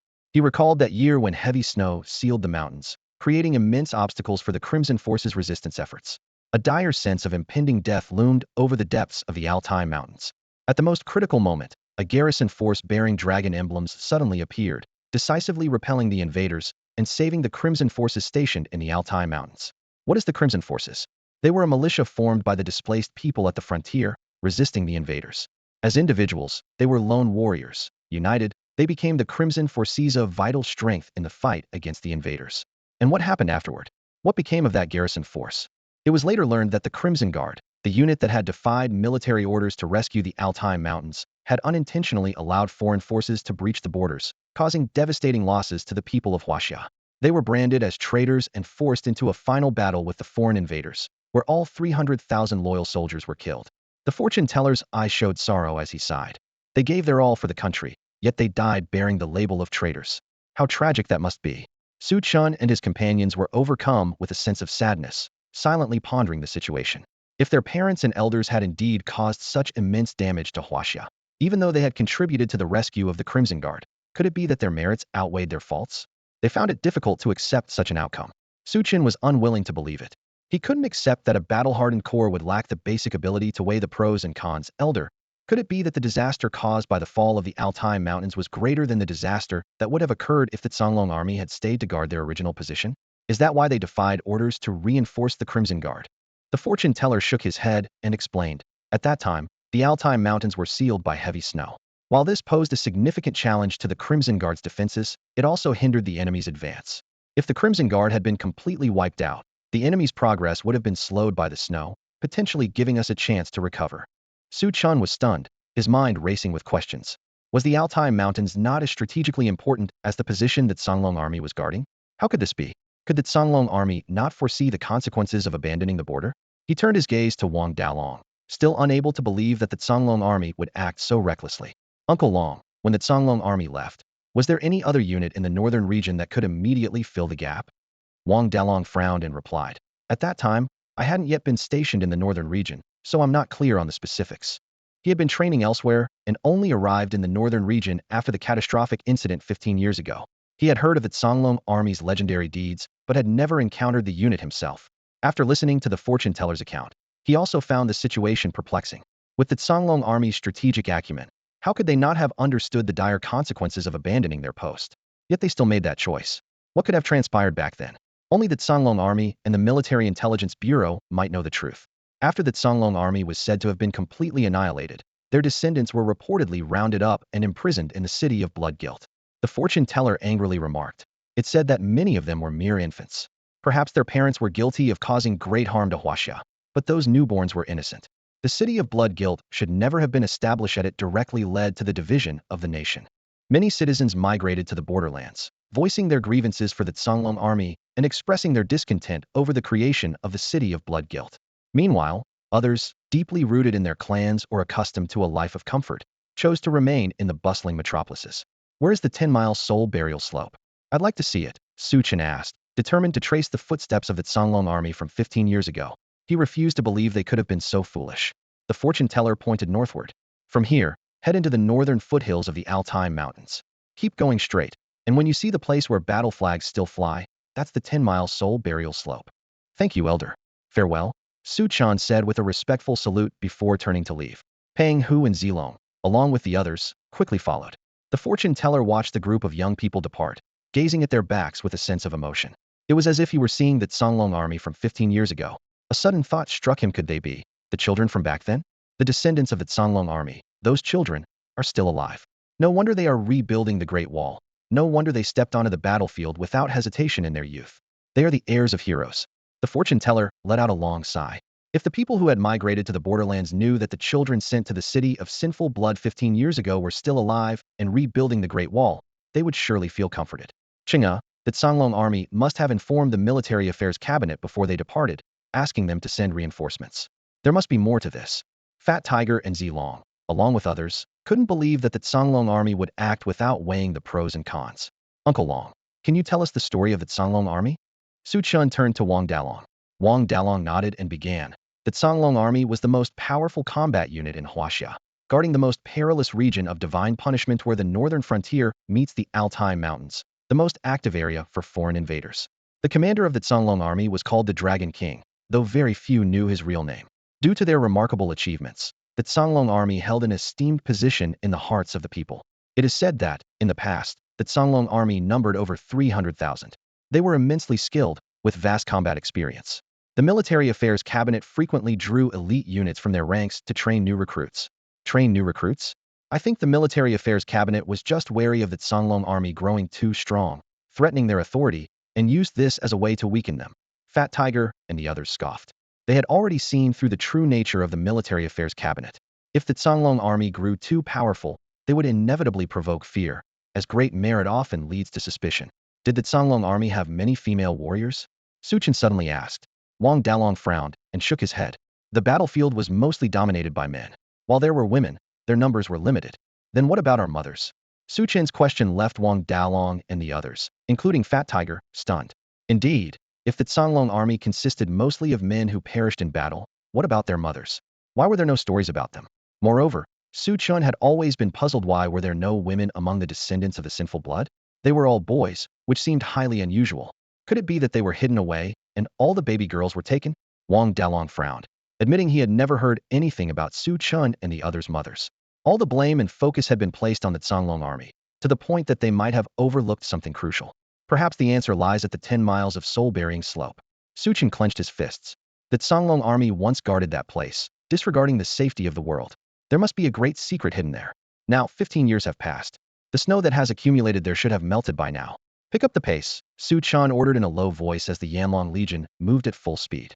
Guided by the fortune teller's directions, the Yanlong Legion headed north without rest, except for meals and sleep. All the young warriors were eager to uncover the secrets of 15 years ago. After nearly 10 days of arduous travel, They crossed the ridgeline and officially reached the northern foothills of the Altai Mountains. Due to the ridge blocking the sunlight, the northern slope remains shrouded in shadows, with temperatures significantly lower than the southern side. The dim and chilling environment sends shivers down one's spine. Defending against the invasions of other tribes in such a place is even more challenging, as the harsh natural conditions are almost unbearable. Even with spiritual energy as protection, the bone-piercing cold can still be felt.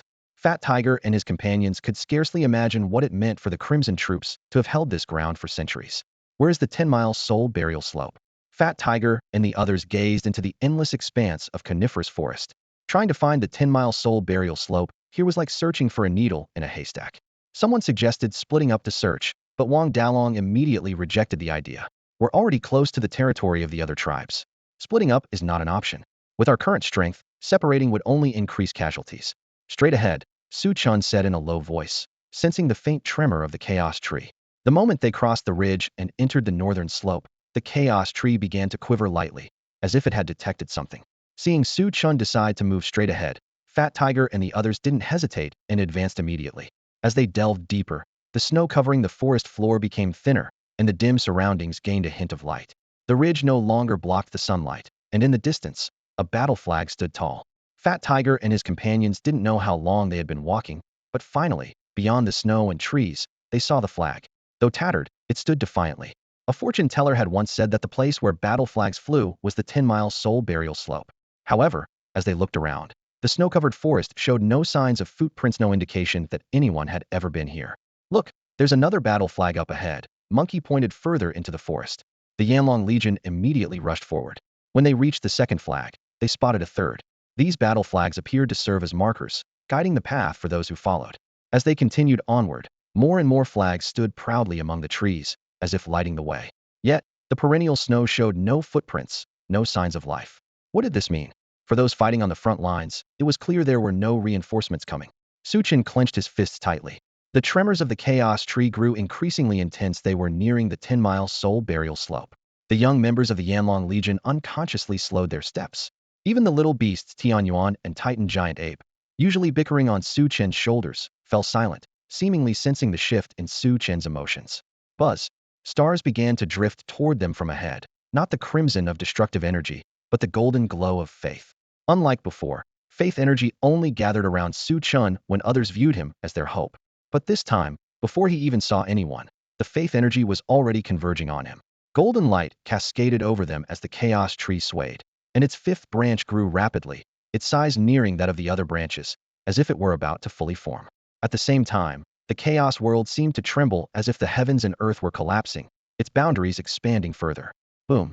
A resonant sound erupted almost simultaneously from within the bodies of Fat Tiger and the other chaos divine leaf bearers. Their auras surged dramatically, breaking through their limits. The tremendous growth of the chaos tree brought immense benefits to them. Su Chun, who had already been on the verge of reaching the high stage of the condensed core realm, now broke through powerfully due to the collective advancements of Fat Tiger and the others. Yet, this sudden surge in strength brought no joy to Su Chun. He stood in a daze, a deep sense of familiarity washing over him, as if he had been here before. The faint starlight transformed into unfamiliar silhouettes, their faces radiating kindness and warmth. In their sincere gazes, Su Chun saw hope. Despite the devastation they had endured from war, their faces were adorned with smiles, and their eyes shimmered with a light of hope. This stood in stark contrast to the anxiety and fear etched on the faces of the people today. Fearlessly, they charged toward the foreign invaders, smiling even in the face of death. Su Chun couldn't fathom what kind of belief sustained them through it all. A strong sense of familiarity surged in his heart, leaving him momentarily stunned. At the age of 4, he had been sent to the city of sinful blood, and his memories of life before that were hazy, as though his recollections from before the age of 4 had been wiped clean. Yet, that sense of familiarity made Su Chen feel, for a fleeting moment, as if he had been here once before. Brother Chen, Peng Hu and the others called out cautiously, seeing Su Chen frozen in place, lost in thought. They could not perceive the brilliance of faith that surrounded him. They only saw his still, unmoving figure. Su Chun returned to his senses slightly, took a deep breath, and continued forward, leading the way. His strength had now advanced to the high stage of the condensed Yuan realm, yet there was no sign of the system's notification. He had already awakened his first and second souls, but it seemed his current strength was insufficient to awaken the third. Following the direction of the battle flags, Su Chun and his companions pressed on. As they advanced further, the the glow of faith grew increasingly vivid. The 12 zodiac guardian statues Su Chen had placed in the chaotic world seemed to be influenced by this glow, beginning to emit a faint light of their own. After an indeterminate amount of time, Su Chen came to a stop. In his view appeared an endless mountain ridge, towering about 10 meters high, resembling a natural fortress that protected the lands of Hashia and resisted foreign invasion. Along the ridge, battle flags stood every dozen meters, stretching endlessly as far as the eye could see. Below the slopes, crumbling thatched huts were scattered about, serving as the only shelter against the cold winds. To be precise, there were other structures on the slopes graves. Countless earthen graves, densely packed together, interspersed among the dilapidated huts. The huts and the graves, the living and the dead, they had never abandoned one another on this battlefield, in life or in death. Could this be the 10-mile soul burial slope? Su Chen shook his head. This was not the 10-mile soul burial slope. It was the 100-mile, the 1,000-mile soul burial slope. An endless mountain ridge, endless battle flags, endless graves, all together forming an immortal monument to the spirit of the nation. They had built this monument with their blood and lives, yet how many could truly see it? Beneath the layers of snow, no footprints of the living had been seen for many years. Wang Dalong gazed at the countless unmarked graves, not even adorned with a single tombstone, and with a crisp sound, he saluted. It was the highest respect he could offer to these crimson soldiers, the deepest acknowledgement of their sacrifices. Salute. Su Chen commanded in a low voice, and the young soldiers of the Yanlong army snapped to attention, saluting in unison. Though they had not witnessed the blood-soaked battles of the 10-mile soul burial slope themselves, the desolate graves alone were enough to attest to the harrowing intensity of the wars fought here. Perhaps the commotion here had caught the attention of the crimson troops stationed at the 10-mile soul burial slope. Figures began to emerge from the thatched huts, and even some heads peeked out from the gaps between the earthen graves. They wore no armor, only patched and tattered clothing that seemed on the verge of falling apart. Seeing Su Chen and his group appear from the rear, they froze, seemingly stunned. Perhaps it was because they hadn't encountered outsiders for years, leaving them momentarily unable to process what they were seeing. Their expressions of disbelief only deepened the heavy feeling in Su Chen and his companions' hearts. It was as if these people had never imagined anyone would ever come here again. Who are you? A middle-aged man dressed in black was the first to break the silence. He could tell that these youths, clad in simple garments, were not members of Huaxia's elite defense forces. However, the man could sense an immense and overwhelming power emanating from Wang Dalong. Without a doubt, Wang Dalong was a peak Saint-level powerhouse. A lineup consisting of such a figure alongside a group of youths barely transitioning into their cultivation stages seemed rather peculiar. Before Su Chen and the others could respond, the man in black spoke again. Young ones, go back. This place doesn't need reinforcements. It wasn't so much that reinforcements weren't needed, but rather that he couldn't bear to see these young lives thrown away in vain. The wars at the 10-mile soul burial slope were far more brutal than anywhere else. With the strength of Su Chen and his group, staying here would only result in more graves being added to the field. As the man in black finished speaking, the Crimson Troop soldiers had already turned back toward their huts. They had long grown accustomed to days without reinforcements. Watching their frail figures retreat, Su Chen spoke softly. 15 years ago, a guardian unit came here. They defied military orders and were labeled as traitors. They were called the Azure Dragon Army. 15 years later, their descendants have walked out of the city of Blood Sin and returned to this land. They have not aligned themselves with the military cabinet, but have established their own force, named the Flame Dragon Corps. Su Chen's voice was not loud, but it struck the ears of the Crimson Troop soldiers like a thunderclap. They abruptly turned their heads, their sharp eyes locking onto Su Chen and every member of the Flame Dragon Corps. At that moment, their bodies trembled, their breathing grew heavy. These soldiers, hardened by countless battles, found their eyes growing misty for the first time. The words Azure Dragon Army, Descendants, and City of Blood Sin tightened their chests, leaving them nearly unable to breathe. Men who had long since bled without shedding tears began to sob. At first, it was just one person quietly crying, then two, then three, until it grew to 10, 100. When the floodgates of tears broke, every emotional barrier they had maintained for 15 years collapsed. The emotions they had suppressed for so long erupted like a volcano, overwhelming their hearts and releasing a torrent of tears. The sound of their wailing echoed across the 10-mile soul burial slope. They were alive, the children were alive. These were the descendants of the Azure Dragon Army, the bloodline of loyal souls. They had returned, alive and well. The once unyielding Crimson Troop soldiers broke down entirely, falling to their knees, collapsing before the graves, and crying freely. They had been fearless and invincible, sustained only by the last shred of hope in their hearts to protect the children of 15 years ago. As long as the invaders were kept from breaching the mainland, those children would remain safe. Now, they had found hope, they had found the future. The surging brilliance of their faith transformed into golden beams of light, shooting into the sky and converging towards Chen. Only they knew the hidden truths of 15 years ago. These children were the true hope of Hashia. The divine radiance of faith surged like a boundless tide, transforming into pillars of light that tightly enveloped Chen. The golden patterns on the chaos tree glimmered with an intense brilliance, seemingly striving to completely overshadow the scarlet patterns. At this moment, the fifth branch fully formed. Within the chaotic world, the primordial energy of heaven and earth grew unimaginably dense. Creatures within the northern glaciers roared thunderously, enduring the baptism of this primordial energy. The Great Wall emitted a faint glow, and the 12 zodiac guardian statues Chen had placed on the wall began to show signs of revival under the same baptism. Chen paid no attention to the changes within his body. His gaze was fixed on the crimson-armored soldiers sobbing in anguish. With unwavering determination, he declared, 300,000 loyal souls, willing to bear the accusations of treachery, ventured deep into the Altai Mountains. I want to know what secret was buried by that great snowstorm 15 years ago.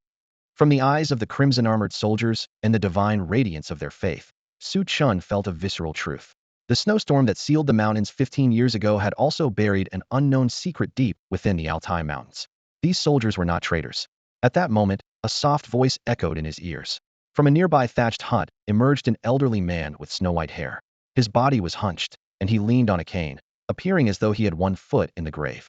Yet, with his arrival, the Titan ape perched on Chen's shoulder, resting with its eyes closed, suddenly opened them and stared at the old man with heightened vigilance. Even Wang Dalong stood tense beside them, sensing an overwhelming aura emanating from the elder. A god? No, something was different.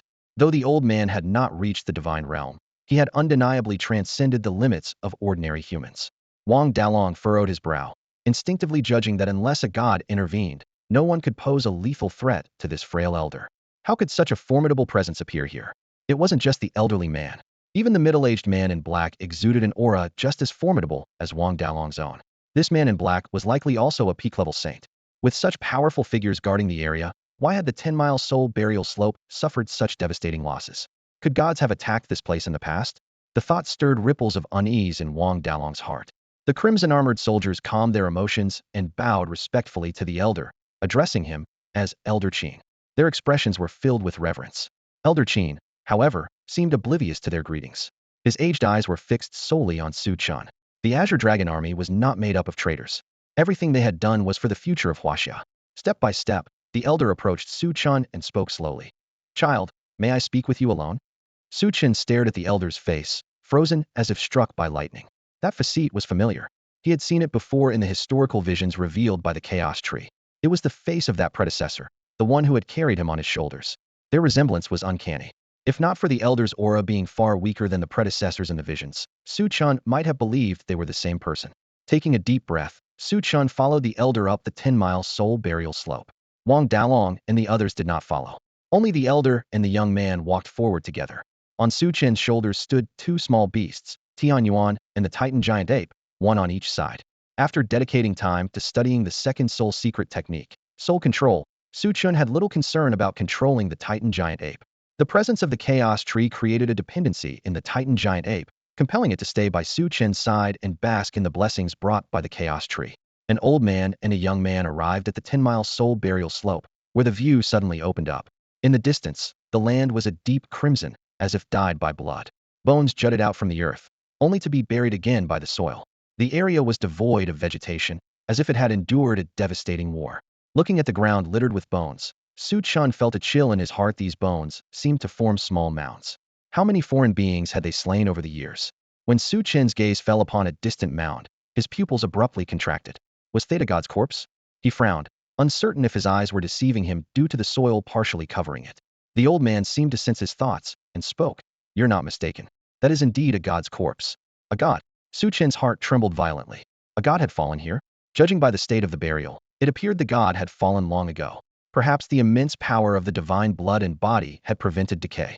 According to Chen's understanding, people of this era believed gods were invincible. Even the military strategy pavilion had only relied on dragon vein power to fend off divine invasions. There had never been a recorded case of slaying a god. Yet here was a place where a god had fallen, and it had happened many years ago. The dragon vein had only been severed a few months prior. This implied that when the god fell, it was in a time before the gods had joined forces to sever the dragon vein.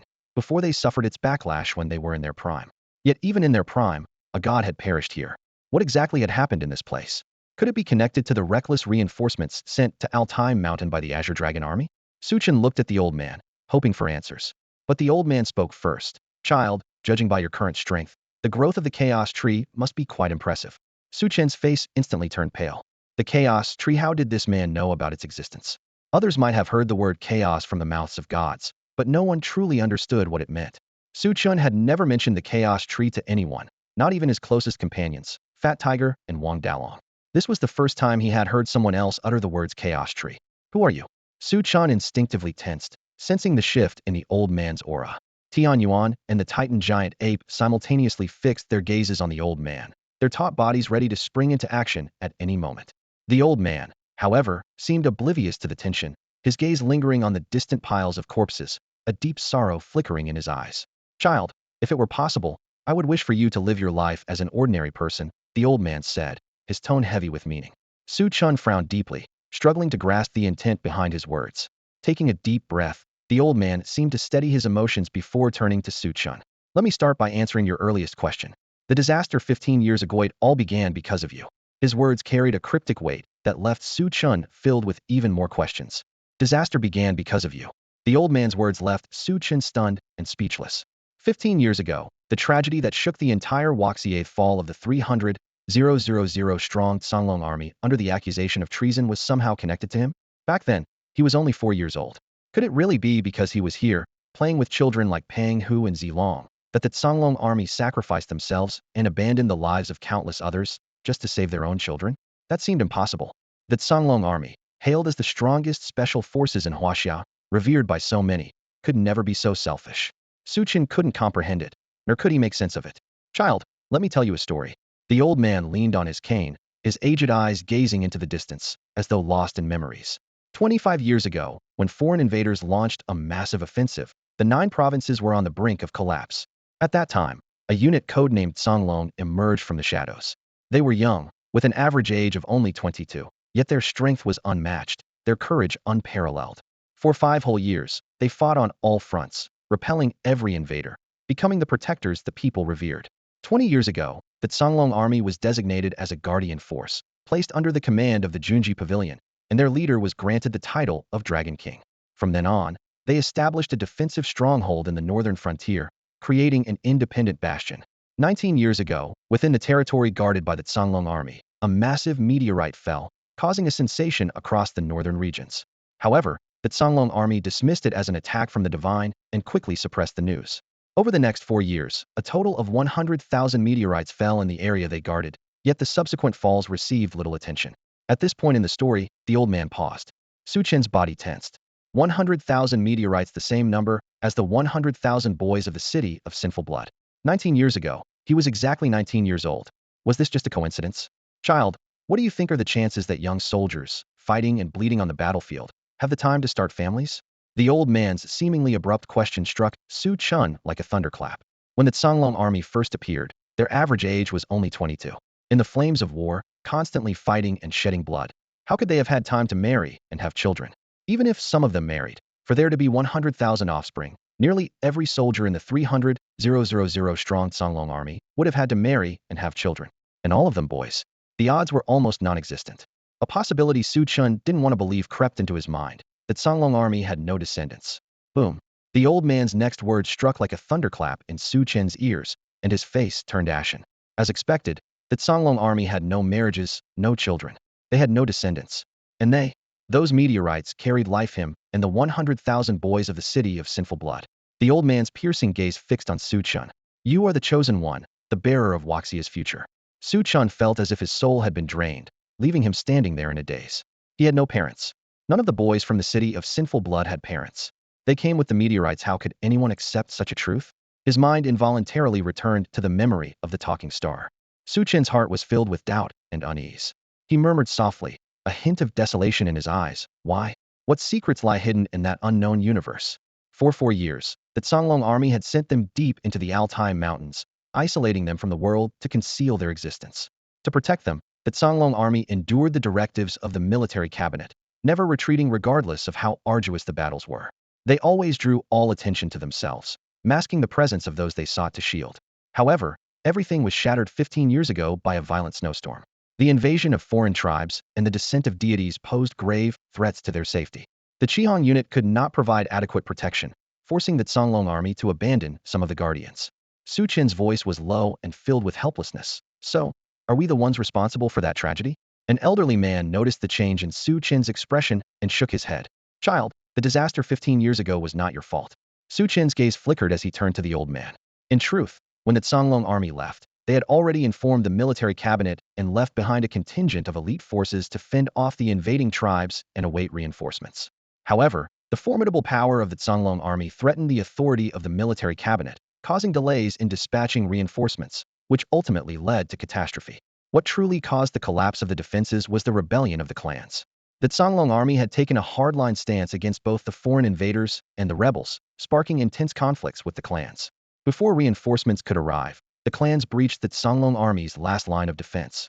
Surrounded on both sides, the foreign tribes crossed the borders en masse, unleashing a blood-soaked storm that swept across Jiuzhou.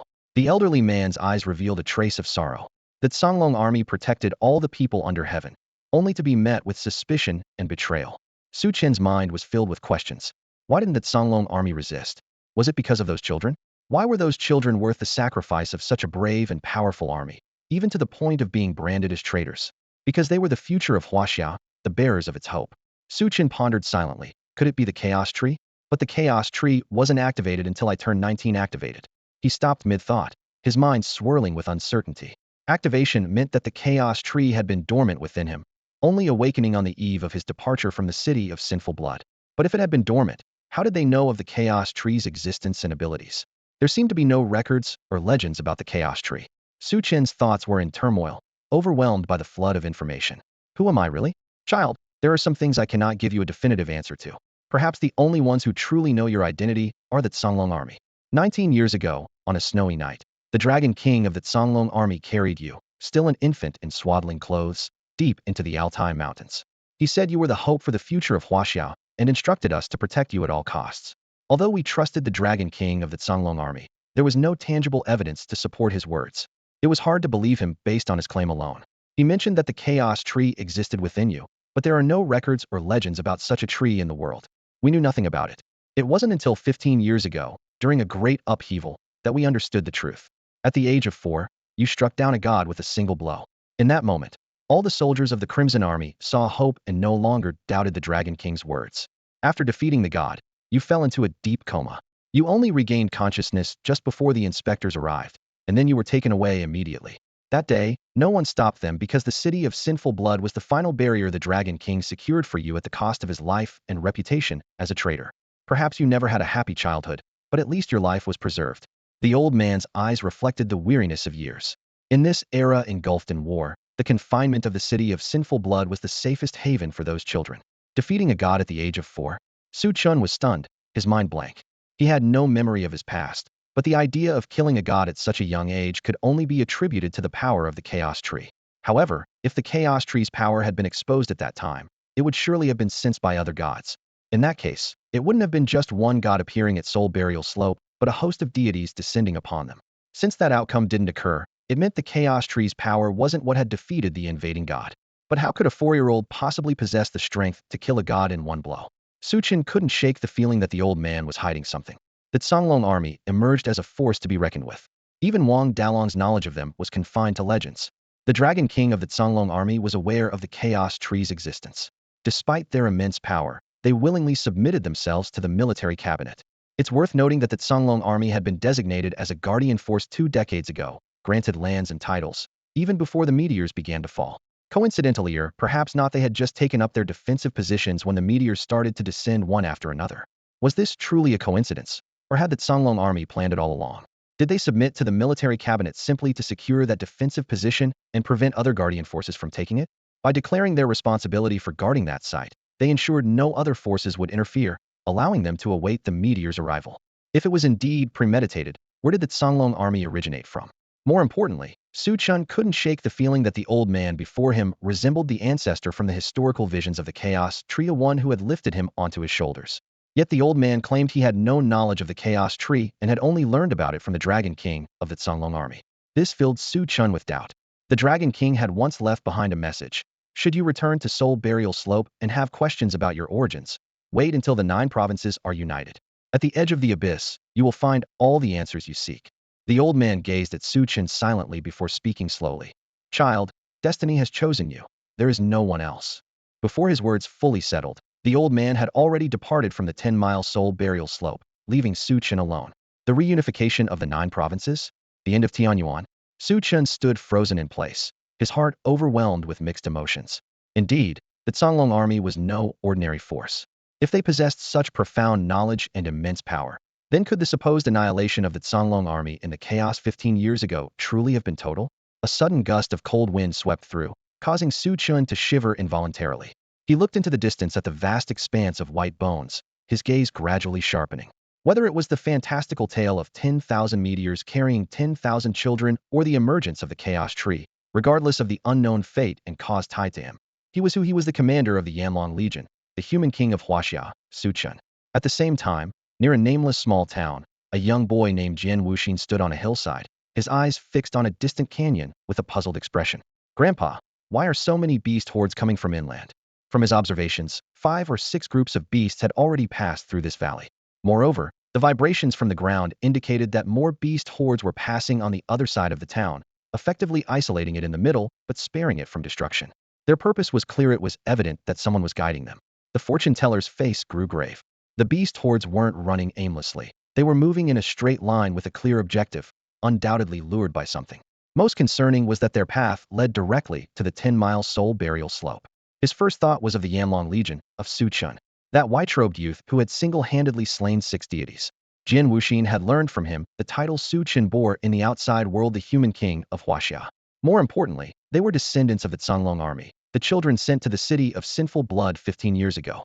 Now they had emerged, their talents and potential immense. Given time, they were destined to soar. Someone might be targeting those youths. The fortune teller spoke coldly, his intuition telling him that these beast hordes were heading straight for Su Chen and his group. Or rather, someone was luring the beasts to annihilate the Yanlong Legion. After all, those tens of thousands of youths were the descendants of the formidable Canlong army, which had made countless enemies. It was not out of the question that this was a deliberate attack against them.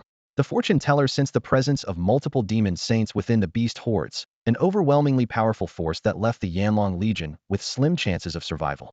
Grandpa, what did you say? Someone is deliberately directing the beast hordes to target the human king of Hashia. Jian Wuxin's expression changed drastically, and an intense sword aura emanated from his entire being. When Su Chen had left, he had left behind a trace of pure chaos sword intent in the town. Over the past few days, Jian Wuxin had comprehended it and absorbed it completely. Now, he seemed to have transformed into a living sword embryo. Wuxin, stay in the town. I'm going to the 10-mile Soul Burial Slope to take a look. The fortune teller couldn't sit idly by. He had seen immense hope in Su Chen, a human king of Hashia capable of slaying deities. His potential was boundless and must not be extinguished at the 10-mile Soul Burial Slope.